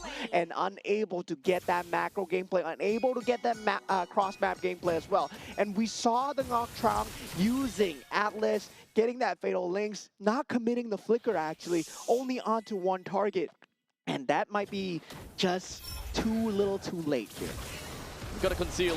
They're looking for an opportunity, but here we go. Even when it comes down to Glorious Pathway, they wasn't able to get themselves super deep into that fight. But at least they do have Nocturne, and they try to bring him down. Brings him all the way down to 1/3 of a HP, but did not want to completely go too far. Yeah, at this point, Team Indonesia, they know what they're fighting for. They're not trying to make these errors anymore, not diving into the enemy back lines. They know that the Lord is coming up in that 24 seconds. So definitely just trying to play that tri-lane pressure, push out the creep waves, get the vision through, secure the objectives, then we take the inhibitor turrets. And this is very disciplined gameplay coming out from the side of Team Indonesia so far. For Team Indonesia, they're not trying to end the game as fast as possible because they understand that right now it's not about the fact that they would have a slower curve or the fact that they are not afraid of late game. In fact, they are a little bit afraid of late game. However, the speed of which Dingarai is going to get farmed versus, you know, both Vietnam plus Todo is just non-existent. Indonesia would be well ahead and super accelerated because we're talking about Claude after all. The entire team comp of Indonesia would not be afraid of Vietnam all the way until 18 plus minutes. Oh, look at Shoki. It does seem like Shoki is trying to go for a little bit here, but he's all the way at the back line trying to go for a tad bit of Brassy. Flickers in, but unfortunately the steering torn will push him back a little bit. But it's going to be A-okay for now. But here comes Alan and Todo all the way down to the bottom. Goes for 3 swords, but unfortunately wasn't able to do anything with any of those swords. As Fan pushes himself right into his face. 4 members down, and Dingarai cleans it all up with a quick blazing to it, and Indonesia will march it right down from the top lane, and they will end this game with no problems at all. Perfect map presence to end the situation there. Clean sandwich from the Paquito player Shoki, aka Nino, and pulling it off from the backside. You saw Delvin just going ham, making sure that Harith is unable to deal any semblance of damage towards the team. Once the Lantern was there on Harith, no Zayman's Force, and the entire team fight was set in stone. It's all about zoning, and Indonesia, they managed to zone really well, right? The moment that we kind of see the Juicin is just kind of untouchable, there's just you kind of require a little bit too much resource in order to take that Juicin away. Taking the Juicin away undoubtedly will open up a wide avenue for your team to be able to rush in or, you know, continue on to the fight. However, that also means that you will use a lot of resource just to deal with the Juicin and what's left after that. Yeah, and that's a very key marker in terms of good players as well, right? In terms of learning how to play the Juicin, the more ahead you are, the more Juicin can go for in terms of that space, in terms of that takeaway, where usually we see when the arrival of the CC came, the ability to just make use of the farm into the space. Now Juicin, you can do that on a much higher level, especially on that mid lane, and teams, they've been learning how to play against that Juicin, but it was not enough, right? There was no flank capability. There's no way to punish that Juicin. The more farm Juicin has, the harder it is to play, and that's why it's such a heavy-handed hero to give into the hands of Team Indonesia. Extremely pivotal over to the lineup of Team Indonesia. Not for the Juicin, then the zoning gameplay from Team Indonesia will not be as one-sided as we had seen. Of course, congratulations over to Delvin for playing as the Juicin, the MVP of the game, with a total of 8 kills, 1 death, and 5 assists. Yeah, so far, so good. And I gotta say, right, the pressure coming in for the side of Afan on that Guinevere was just ever so present on the map. You can see that once you start to lose that early game where you start to lose it because of a very well-placed jump coming out from the Guinevere. And starting, you gotta play so scared. And you become even more scared, and you start to lose space because of that, because you don't have the vision to deal with the Guinevere. So the Guinevere has constantly just put out a lot of presence all the way from the start of the game to the end parts of the game. You constantly have to be really afraid of the of number one, the magical thumb that will just come in anytime, and you can just spatial migration out of it. So it's a really annoying skill set coming in from the Guinevere, a very non-committal skill. Well, in the meantime, Delvin opened things up together with Alexander. At one point in time, you know, Delvin is not afraid of anything. With the pauldron, he's literally just out there, just waving his lantern onto literally anyone that comes in. And most of the time, it was Noctrang that is unable to do anything because he's constantly had stacks on top of that Atlas. Yeah, and there were very little committal coming out from the side of Team Indonesia as well, right? You can see the amount of utility that they had towards the end of the fight. Team Vietnam, they had to throw everything and the kitchen sink at Team Indonesia just to make these team fights stick. Meanwhile, for the side of Team Indonesia, they could have held on to that blazing duet until the end. They held on to that glorious pathway into that end as well. And really, much more of that threat of the damage coming through from the Paquito and the Guinevere that's just consistently keeping them on their toes. Yep. In a very ideal setup for the side of Team Vietnam, they definitely want to play a more poke style gameplay for the for the entirety of the game. They would definitely rely on a lot onto Valir if the game pretty much goes neck and neck. Look for opportunities for the Terizla to penalty zone in, or perhaps even an opportunity for Atlas to go in with the Fatal Links. And after all of that shenanigans is out, you pretty much will be able to take out a lot of resources out of Team Indonesia, which will bridge a really nice path for either the Harif or the Link to eventually come in and sweep in for the rest of the kill. That is, of course, the main idea that Team Vietnam will want to go for, but unfortunately, the first factor of that composition just did not work, because those pokes were literally just... Yeah, and at the same time, I would say that that early game just not favoring as well, right? Not at all. Just completely one shutdown into the next. And after the first turtle was taken, I mean, that Ling pick looked good on paper. Looks good on paper, really good in terms of that macro play. But when it comes down to the execution, the amount of control that Team Indonesia had, that Hylos pick, I mean, at that point, Hylos pick, you might think it's not intentional, but from Team Indonesia, it was completely intentional, because one particular stun into that setup from the Guinevere, that really set the snowball going. Indeed. And there was absolutely no imminent threat coming in from the side of Team Vietnam. So the moment that Team Indonesia have done, kind of checking the opponent's, maximum damage output, they know how far they can take things. They know when do they, kind of pull back after a certain period of time within a battle in order to not overextend. And for Team Indonesia, they know they can go damn far with that, no problems, because number one, the Link just don't have a lot of damage to work with. And in order for the Link to realistically be able to get any form of gratification in terms of, good amount of damage, that will come in only if the Bruises is able to survive. And in this case, Terizla is not able to do anything. Problem is, Atlas also in that early game, not really too much of a beefy boy. And yeah, definitely for Team Indonesia, they just made use and exploited that fact. But that was game one, ladies and gentlemen. As we head on into game two, what kind of strategies need to change here for Team Vietnam? They did have a good theory on paper, right? In terms of execution, just falling apart at the slightest hint of disconvenience. And Team Indonesia, I feel that right now, they're very good at punishing their opponent's mistakes. One slight misstep into that bush was completely off. I really like the thought, the part where you literally talk about exploiting people's mistake and taking control of all of that. And this leads to a discussion over to Team Vietnam being using a composition like this, which is actually kind of high skill or have a high mechanics where there is a lot of margin of error that could appear.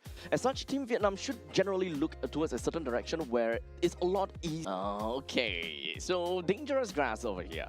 So we talked about that very fact that it had minimal impact to how you pick your heroes at the start. Oh no, sorry, right now. At a point in time when dangerous grass first came out, everyone was looking at, oh, Hilda's gonna be so good in this and that. But it became very telegraphic that the moment that dangerous grass comes in, most of the teams will kind of draft in a way where they expect the Hilda to come out or expect some of these very annoying assassins to eventually pop up too. Yeah, and now we will have that staple ban of the Marcel and also the Freya, the Fanny, and the Phobius as we head on into the banning and drafting stage. But this time, Team Vietnam will be the opener here. They will get that first pick in first. So right now, they can force out the Guinevere if they want to. But meanwhile, for the side of Team Indonesia, I believe they know how to deal with that. So right now we've got most, if not most of the most out of all that is the important ones that are already taken out. But Paquito though is still the one that is currently floating around. Team Indonesia is actually a ban for them. They need to ban out the Paquito for the fact that Vietnam can first pick that. Yeah, and I mean, I feel that Team Indonesia, they can let the Paquito go. They know how to play against the Paquito, right? They were playing that team fight-centric lineup, and they played it extremely well against the Paquito as well. So definitely, to them, I would feel that this is not much of a priority to let the Paquito go. But in the same time, do they want to test themselves in the current meta where Paquito is so strong right now? Do they really want to give it away? Well, it kind of seems like it. Unless Team Indonesia is, kind of being a little bit cheeky here and thinking, hey, you know what, Vietnam might not play the Paquito, so we'll take the Paquito for ourselves. Yeah, I mean, at the same time, yeah, Team Vietnam, they have to pick it up. They have to pick it. They leaked it through, and if they give it to the side of Team Indonesia, it's going to be a Paquito Claude following through for the side of Team Indonesia once again, right? So right now, I believe for the side of Team Indonesia, they're going to look at the team fight options available. I would say they can go for what Team Vietnam went for. They go for the Atlas themselves. They go for the Harif themselves and show them that this is how the team fight lineup is meant to be played.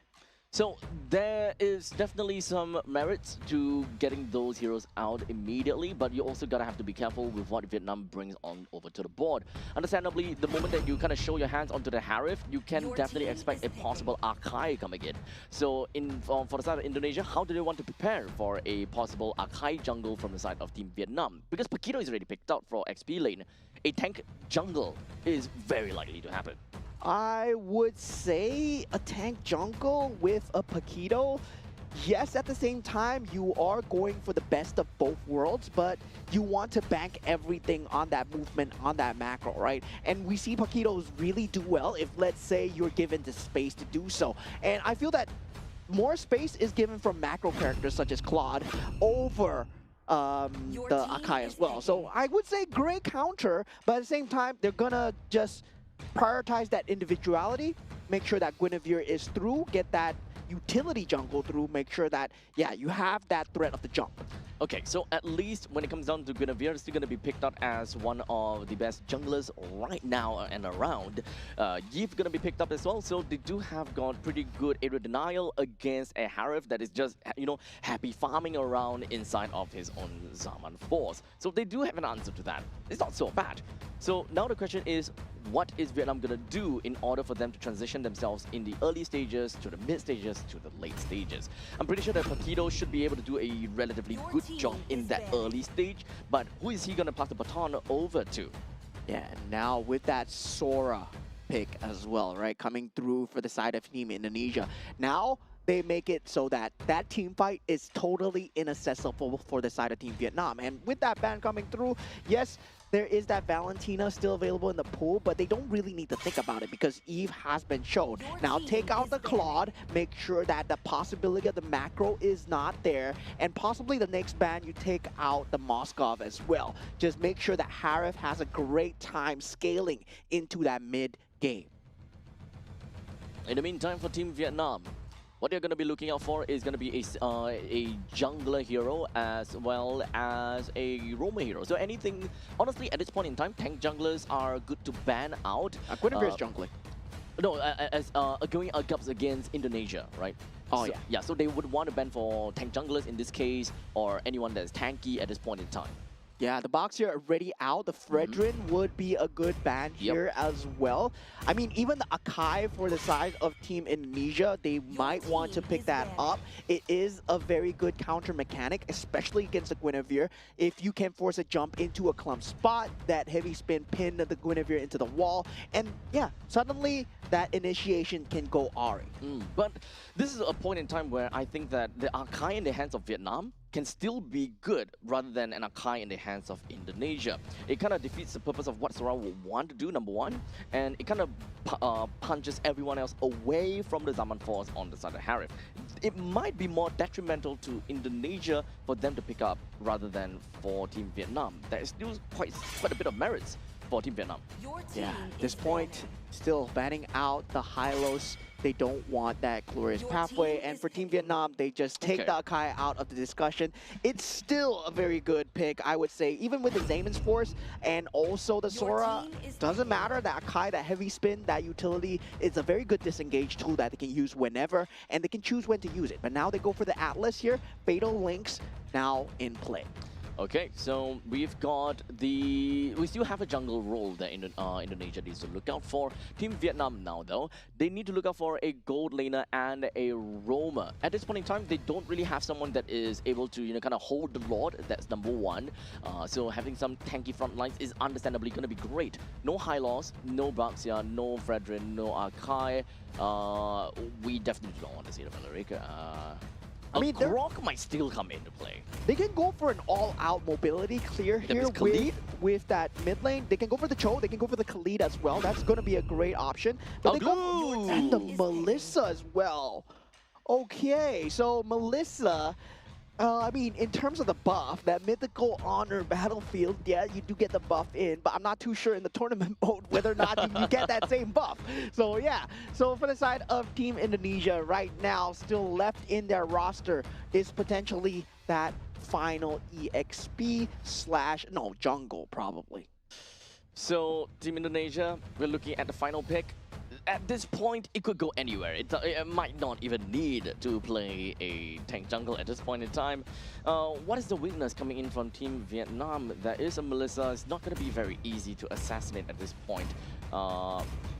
Feels a lot more divey for Indonesia. Yeah, they still need something to just kind of have the damage. There we go, the dive. Yeah, so they go for the Harley. Yes, I kind of like it, but at the same time, it goes against what they want to play, right? Where the Zamon's Force, yes, it's going to be a great tool, but they don't have that typical front line. So they're really, really relying on the Shifting Skies. If this was a team that really knows how to play against the Sora, once that Shifting Skies is gone, Team Vietnam can go in for that just execution because that tank capability is no longer there.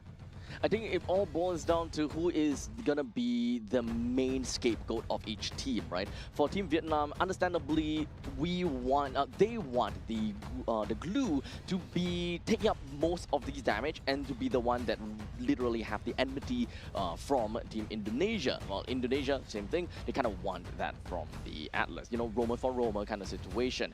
But realistically, for Team Indonesia, they want to lock down onto Paquito as much as possible.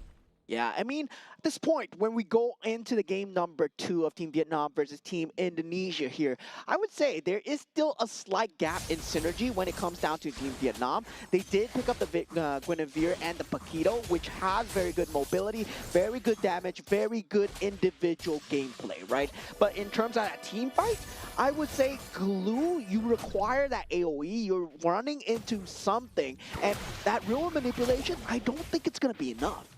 So at this point, the way that Team Vietnam is doing is, of course, their old style of jungling. That means that you still need to go over to the River Crab in order to hit level 4. Well, the way that Team Indonesia do is that they will take all 5 of the creeps within of their own jungle to hit the level 4, so they don't even need to talk about getting the jungle crab for themselves. So the jungle crab, understandably, will go over to Shaoqi, and this elevates the northern part of the map. This elevates Indonesia in that kind of extent. Ready, early game skirmish coming through from the side of Alexander as he puts in that flicker, that first blood, really thirsty for it so far. Oh, immediately with a flicker coming from the side of Nokrang, goes straight in and gets a kill down onto Dingarai. Not going to be able to do that over to Alexander though, but that is a big win. An overextension coming in for the side of Team Indonesia as they thought that, yeah, Inspire Melissa, yeah, you know, doesn't really have that capability to escape. Well, slight bit of arrogance there as they really jumped into that kind of gameplay without the ability to burst the Melissa down. And that's going to be a problem, right? When it goes into that laning phase, Melissa is really a very good lane bully versus the Harith. As of now, we've got a turtle that's already been popped right out, and Alexander is looking for an opportunity, although only at level 3. Turtle takes down the turtle with no problems whatsoever, but Indonesia does seem like they're not going to allow Vietnam to run away with that. They bring Noctrang down, and now up to the northern side, we do have the shifting skies down over to the side of Guinevere, but unfortunately, the fight is going to go completely on the opposite end. As such, it's going to be a 1-for-1 trade, make that 1-for-2 trade. Team Vietnam is actually having a pretty good time on top of that. Alexander puts his face right in the face of Tumblr. I don't know how that happened, but we are starting to lose more members from the side of Vietnam. And Team Vietnam, they respond extremely crafty. well against the utility usage. Now, they are showing their prowess here, right? This lineup is extremely good at taking these scrappy fights, especially when the burst is not around. And Team Indonesia, they're very reliant on the burst coming through from the Harley. If that burst is not present in time, especially if the magic damage does not come through, Team Vietnam, well, they can take a sustained fight for days. I don't expect to see a Atlas to get 2 kills right off the bat. It would have been great, understandably, to go, if it went over to Shaoqi, Afan, literally to anyone else but Alexander. So him getting 2 kills just pretty much means that whatever kills that Indonesia have gotten for themselves, it really didn't matter too much. Well, for Team Vietnam, they have 1 kill over to the Glue. They don't really like that as well. But hey, at least the Yeeve got 2 kills, and I think that is going to be a great start for him. Yeah, and so far, that Guinevere pressure is going to start to mount in terms of that Arlie versus the Guinevere. But looking at that top lane going through, Shaoqi, not going to be long for life here on the Paquito as Khan Lam does go down. Yep, that is a big little skirmish coming in from Team Indonesia. They want to slowly whittle down some of these members as much as possible. But you can see Team Vietnam, they're trying to put up quite a bit of pressure to the side of Team Indonesia as well. They are being pretty methodical and actually pretty good discipline as well. Almost. Yeah, they are going to have to split the map a bit harder for the side of Team Indonesia. And for Team Vietnam, they've been doing a great job of keeping map present so far. Noctrang now in a position to fight here. They do have Delvin who will be able to walk himself right out of the team fight. He's going to be fine, all right. RWM popped right out. Van Dut hoping that he will be able to stay alive, but unfortunately would not be able to do at all. Shaoqi was a bit too annoying for him, and in the end, it is going to be a pretty good kill that will be credited in. Yeah, Toto trying to get out, but Dingarai is here on the scene here, and that's going to be 3 kills the way of Team Indonesia as it swings towards their favor. And that's the problem with the Melissa, right? Melissa, yes, very good in terms of our lane bully, but at the same mobility. time, yeah, you're just stuck in the lane for so long, and that's why the Harp is so good. In these objective takes, that Zaman's Force is always ever present. And to be fair though, it is definitely unprecedented to see and expect a Harp in this turtle fight, because normally when it comes down to gold laners, they will appear in the third turtle fight, and then they will start to swap over to the different lanes in order to make full use of the fact that they have 1 full lane and the fact that they will be safe as well. It's the second turtle now because 5 minutes, right? Then you get catapults in as well. So definitely for the side of Team Indonesia, I would say it's just another day in the life for them, as it's still very surgical, especially on dangerous grass as well. Well, you still have that threat of Toto. Right now, 2,000 gold ahead for Team Indonesia, not too far gone. Team Vietnam, they still got this, especially if they can get a good team fight going for them. Yep. Team Vietnam, I think that they are definitely still in the running, especially with how prevalent a Paquito can bring in over to the team. It requires really a lot of, deficit in order for a Paquito to not be able to do anything. But here we go, Toto jumping on the Delvin, but unfortunately that is a pretty good fatal links going in. Bring Toto down, and they are hoping they will be able to do enough over to Tan Lam. Yeah, great real-world manipulation coming out from the side of Team Vietnam, but slightly not enough. And now Melissa in a lot of trouble here, not able to get out. And that's the problem with the Melissa, right? You have the Inspire, you don't have the survivability. Now we do have the stick coming through from the side of the Glue, trying to do what they can. They will get Dingarai down for the side of Team Vietnam so far. Yep, pretty good. But now Noctrong, he really needs to run back and really help Van Dart, but that doesn't seem like it's going to be the case at all. So right now, the mobility of Noctrong is not going to do anything. In fact, it's going to be difficult, but hey, at least it is Tan Lam. He's got a lot of damage for himself, and that's fine and dandy. Right now, without Alexander, this might actually be a really good fight for the side of Vietnam, but unfortunately, the Shifting Sky coming in from the side of Shouki will be able to do quite a lot of damage over to the side of Toto. Brings him down. Well, in the meantime, Vietnam, I don't know how, but he manages to take down the Turtle as well. Yeah, so at this point, this is an all-out brawl coming in from the side of Team Vietnam, as they know that to win these fights, they have to take these meticulous trades no matter what, and slightly favoring their favor as they bring the gold swing back into the favor. Now from 2,000, drop down to 1,000 as well. And for Team Vietnam, I would say that mid-game slightly favors them, especially if they can keep a control of that mid-lane turret, if they can keep a control of these purple buffs. And Team Indonesia, they've set their sights on the purple buff, trying to take away from the Guinevere as much as possible. Yep. Unfortunately though, this game is very different from what we expected to see in game number 1, because Team Indonesia was a lot more methodical in that fight and a slightly bit more disciplined. Right now, the fights are a lot more scrappy, and it feels like they're throwing caution into the wind. They are trying to get kills because, why? I can, kind of situation. But it also means that they are throwing some of these fights out of the window and being like, you know what, we can sacrifice a little bit here, we can sacrifice a little bit there. But ultimately, we gotta have to discuss, where are all these kills actually going to? 3 to Afan, 3 to Alexander, and 4 to Dingarai. And that's good news for the side of Team Indonesia, for sure, but definitely it's because of the fact that there's still a gap in the lineup, right? We expected them to go for a tank utility jungle to just secure the team fight as much as possible against a Paquito, but now they have kind of a weird pick-off lineup and they're still going for it. What a burst! But wait a second, Unlove! He will survive from all of that! Well, in the meantime, the RWM is going to be popping right in the middle of the fight. That's not going to help him at all! Delvin picks him down pretty effectively and yet another pickup over to the side of Vietnam, thanks, of course, to the Lanterns. Yeah, Todo unable to initiate the fight for their very good initiation coming out from the side of Alexander, and also Afan did not find the finish onto Tan Lam, but did not matter, right? Rest of the team was over there to be the target, and Dingarai just able to deal the damage down. With the Lord now currently available for Indonesia to pick up, and Team Vietnam, I don't think that they have got a way to really stop this. Technically, if they will kind of walk right in, it might be a possibility. However, Toto is only at level 10 as opposed to Afan at level 12. So the quality of retribution is definitely not quite there in order for Vietnam to have a good steal. Yeah, Winter Crown timing now up for the side of Team Vietnam, especially on that Guinevere. We're going to start to see trying to just force out these Purifies as much as possible in preparation for these next team fights. But we do have Team Indonesia. They're just falling in here. Toto might be in a lot of trouble here. Well, he overextended, or rather not overextended. He overstayed his welcome down in the bottom lane. Technically, he should have expected that he stayed, more than 2 seconds, a little bit too long, and everyone just comes flooring down.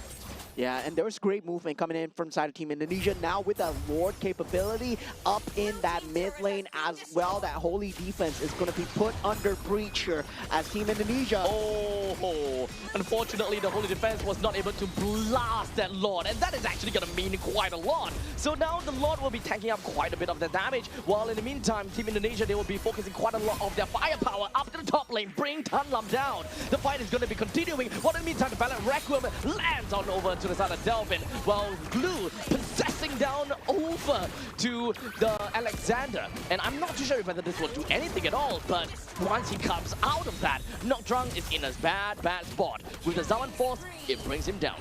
Yeah, currently they're still trying to deal with the creep wave problem that is in their base. And we did see the combo coming out from the side of Tanlam, almost taking out Dingarai, but almost is not enough. They did get the consolation kill onto Delvin at that period of time, and with that, they do kind of stabilize. So Team Vietnam, they're still in this. If they make more mistakes from the side of Team Indonesia, that Melissa pick suddenly becomes very good here.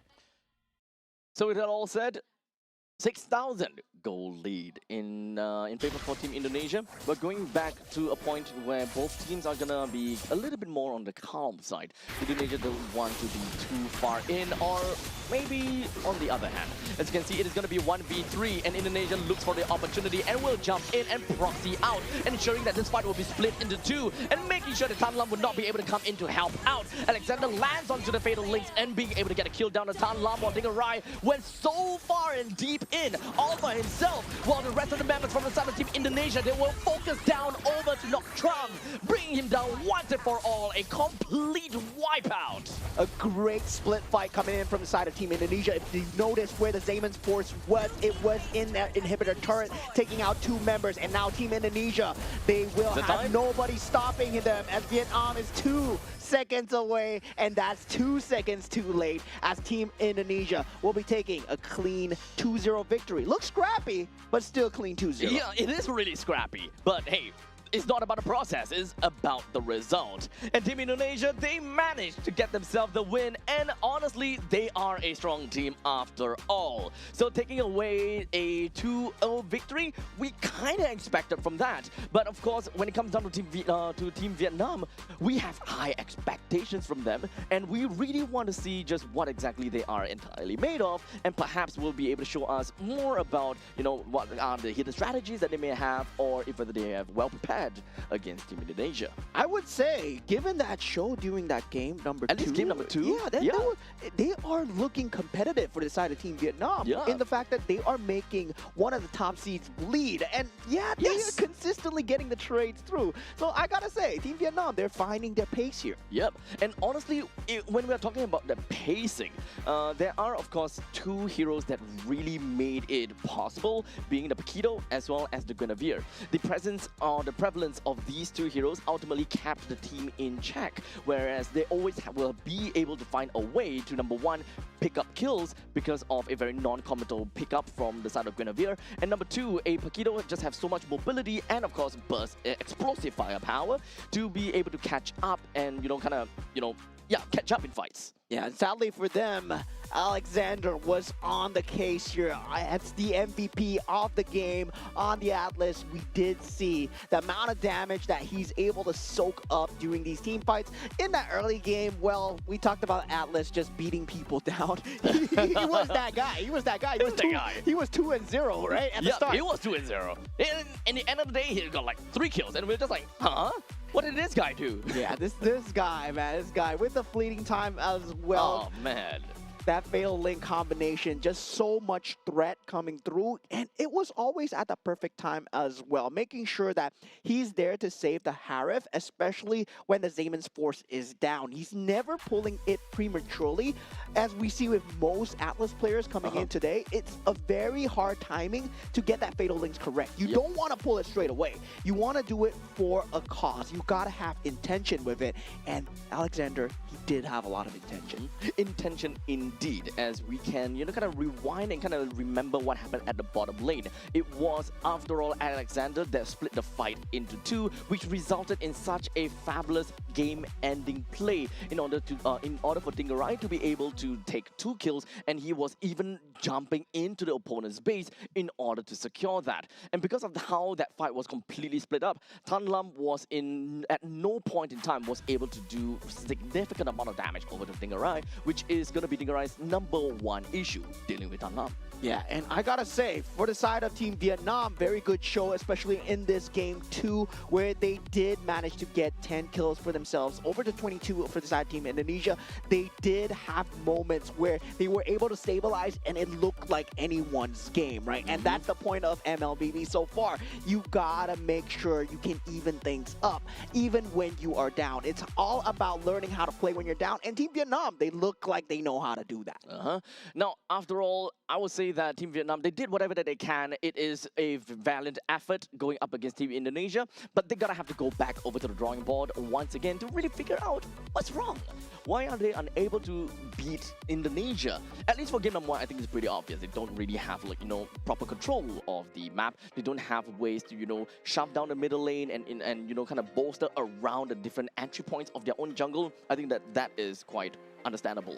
But game #2 is where they started to bleed a little bit here. They give and take, to the point in time where, in the end of the day, Indonesia just had a better skilling, and of course, they just had better trades altogether. I gotta say, in terms of draft as well, they really put Team Indonesia on the ropes, right? Forcing them into that last pick for the Harley as well. That was not the prime pick that they wanted to go for. With that Akai ban, I gotta say, they had something. They knew it. They knew that was going to be one of the options as well.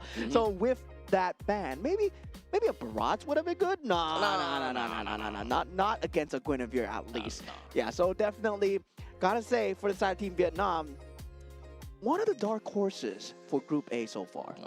Now, Group A is consistent of a lot of teams in there, and only the top 5 will be able to make it over to the main event at Japan Nagoya. So it is going to be a cutthroat competition. However, today is only day #1, and we have completed 7 series of games on stream, covering different kind of groups from A, B, C, and D.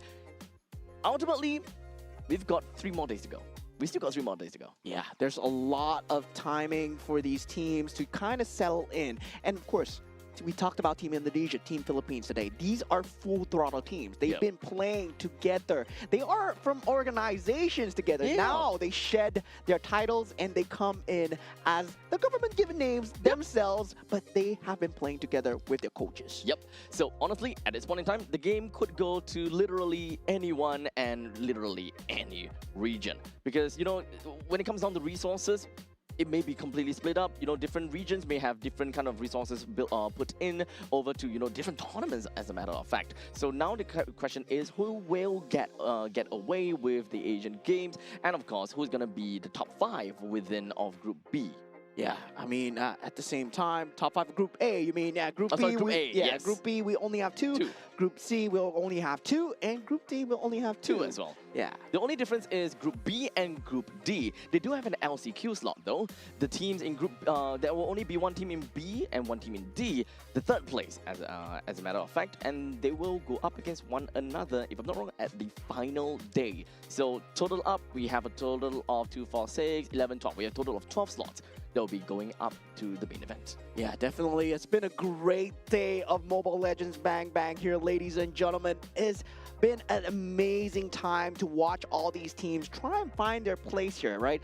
And some of the teams formed for the first time over here at the Asian Games qualifier. And for a lot of these teams too, a lot of expectations, a lot of hopes as they carry on that team jersey and the team colors. And going into that playoffs, going into the day 2, well, we're going to have a lot more games lined up for you guys. I mean, definitely, we did see today the amount of gameplay that's going to come through. We're just going to be excited for tomorrow as well. This is the cusp of a new patch. This is the cusp where people are still finding themselves. What works? Is Bruno back? I mean, there is that capability, right? And not only that, there is still, of course, a point in time where we could see some, very different things to happen. But, let's talk about the standings right now. When in Group A, Team Indonesia at the top of the list. They are the team that managed to play a total of 2 games though.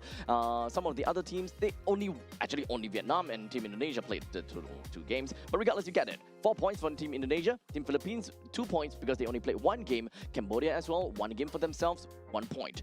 Team Vietnam went for 1-1 and unfortunately 0 points for themselves. Team Myanmar currently -1, and from this point on, we're just looking at -2s all the way from Team Laos, Team Malaysia, and Team Singapore. Yeah, and if we were going to take this on the last day, right? Top 5 makes it through to Aichi Nagoya. So at the risk of elimination from the first day is Team Laos, Team Malaysia, and Team Singapore, respectively. So that's how you're going to take a look at the standings, especially when it comes down to Group A. So all these teams so far, they've been performing extremely well, and I'm looking forward to see more of the performances coming out from the teams that we have not seen yet, right? Like Team Cambodia, Team Myanmar, and also the Team Singapore as well. And now looking at Group B, Team Saudi Arabia, we did see them dominating all the way at the top with 2 match wins. And that puts them at 4 points. Team Iran followed secondly with 1-0, putting them at 2 points. Team Jordan 1-1, and Team United Arab Emirates 0-1 at -2, and Team Oman at -4. Now, looking at the standings here, Team UAE and Team Oman, they are in danger of elimination. And Team Jordan, at least they have the opportunity, at least if things go on this way, they will have the opportunity to play in the last chance qualifier. As things stays. Yeah, definitely. I mean, that's going to be that interesting match that we're going to have for that last game as well. Definitely for the last day, right? Yep. Because that last chance qualifier is where it becomes from group stages to suddenly a best of 1. Yeah. To be fairly honest, anything could happen, and this is really difficult for us to do anything about because this is just day 1 after all. Now, standings for Group C, we do have Uzbekistan as well as Kyrgyzstan that have yet to play any form of games. While in the meantime, Kazakhstan had a great showing going up against Tajikistan, allowing Kazakhstan to get 1 win on top of Tajikistan. They have 2 points, while Tajikistan have -2. Yeah, Team Kazakhstan looking extremely clinical in terms of just mechanical gameplay alone. They understand the map, they understand the gameplay, micro, macro structures all down, and I feel that yeah, looking very good, but I'm hearing good things about Team Kyrgyzstan as well. So definitely this is going to be one of the groups to watch because when we go into playoffs, these groups are going to mix. And looking at the side of Group D, we have Team Mongolia currently sitting at the top 1-0 with 2 points. Team Nepal 1-0 with 1 point. And Team Pakistan 1-1 with 0 points. Team Sri Lanka 0-1 with -1, and Team Hong Kong China at the bottom 0-1 with -2. So this means at the same time, right, if we take the last day, Team Pakistan will be playing in that 3rd match last chance qualifier. So understandably, with all of these standings in play already, we are definitely going to be expecting quite a bit of fight coming in for, you know, every single one of these teams, right? A, B, C, all the way to down to Group D. And with that all said, that pretty much brings us to the end of the incredible day here at the 2026 Asian Games Esports events, Mobile Legends Bang Bang Qualifiers. In fact, we've seen high-level gameplays, intense teamfight, and crucial victories that are beginning to start to shape the path towards qualification. Today was all about momentum shifts. Some teams definitely did manage to strengthen their position in the group stage to a certain extent, while others now find themselves under pressure heading into the next day of the competition. The level of play continues to rise as teams quickly adapt to the meta and fight for every possible advantage on the road of the Asian Games. And now we'll take a look at tomorrow's schedule. Yeah, now for tomorrow's schedule, we are going to have Team Iran going up first thing against Team United Arab Emirates. And now we have Team Iran once again going up against Team Jordan. So 2 teams that we have seen yet to play. Team Sri Lanka going up against Team Hong Kong China as well. Very interesting match because right now, Team Hong Kong China, they are at the bottom, but still, anything can happen here. This is going to be day 2 tomorrow as we head on in. And I believe we're going to have a total of 7 matches as well. So yeah, we're definitely going to have much more for you guys in store. I mean, on the next page, I believe we have Team Uzbekistan versus Team Kyrgyzstan. And looking at that, Match number 5. That is yummy, yummy, yummy. Team Singapore going up against Team Indonesia. We've been looking at a lot of Indonesia games so far. Let's hope that we don't choke out too much.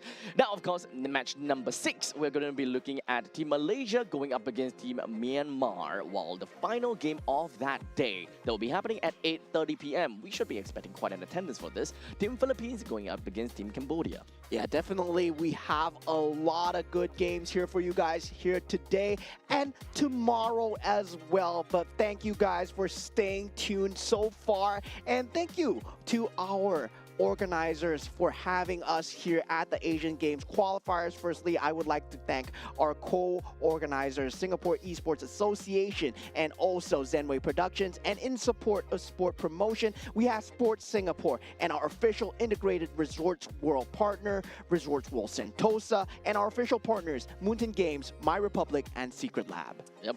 With that all said and done, ladies and gentlemen, thank you so much for tuning in. Once again, we still have 3 more fun-filled, action-packed days going down for every single one of you guys. And honestly, we've got a lot of games. Both of us will be covering today and tomorrow, and for the weekends on Saturday and Sunday, we'll be nicely greeted by Jays as well as Churros, which will bring you guys all the way down to, kind of close up the entire group stages itself. Yeah, today has been a roller coaster ride of emotions for a lot of the teams as they try and get settled down here in sunny Singapore here at Resorts World Sentosa. And tomorrow we'll be at the same venue as the group stages heat up. Looking to establish consistency and control. We'll see you back here again for day 2 of action. Take care.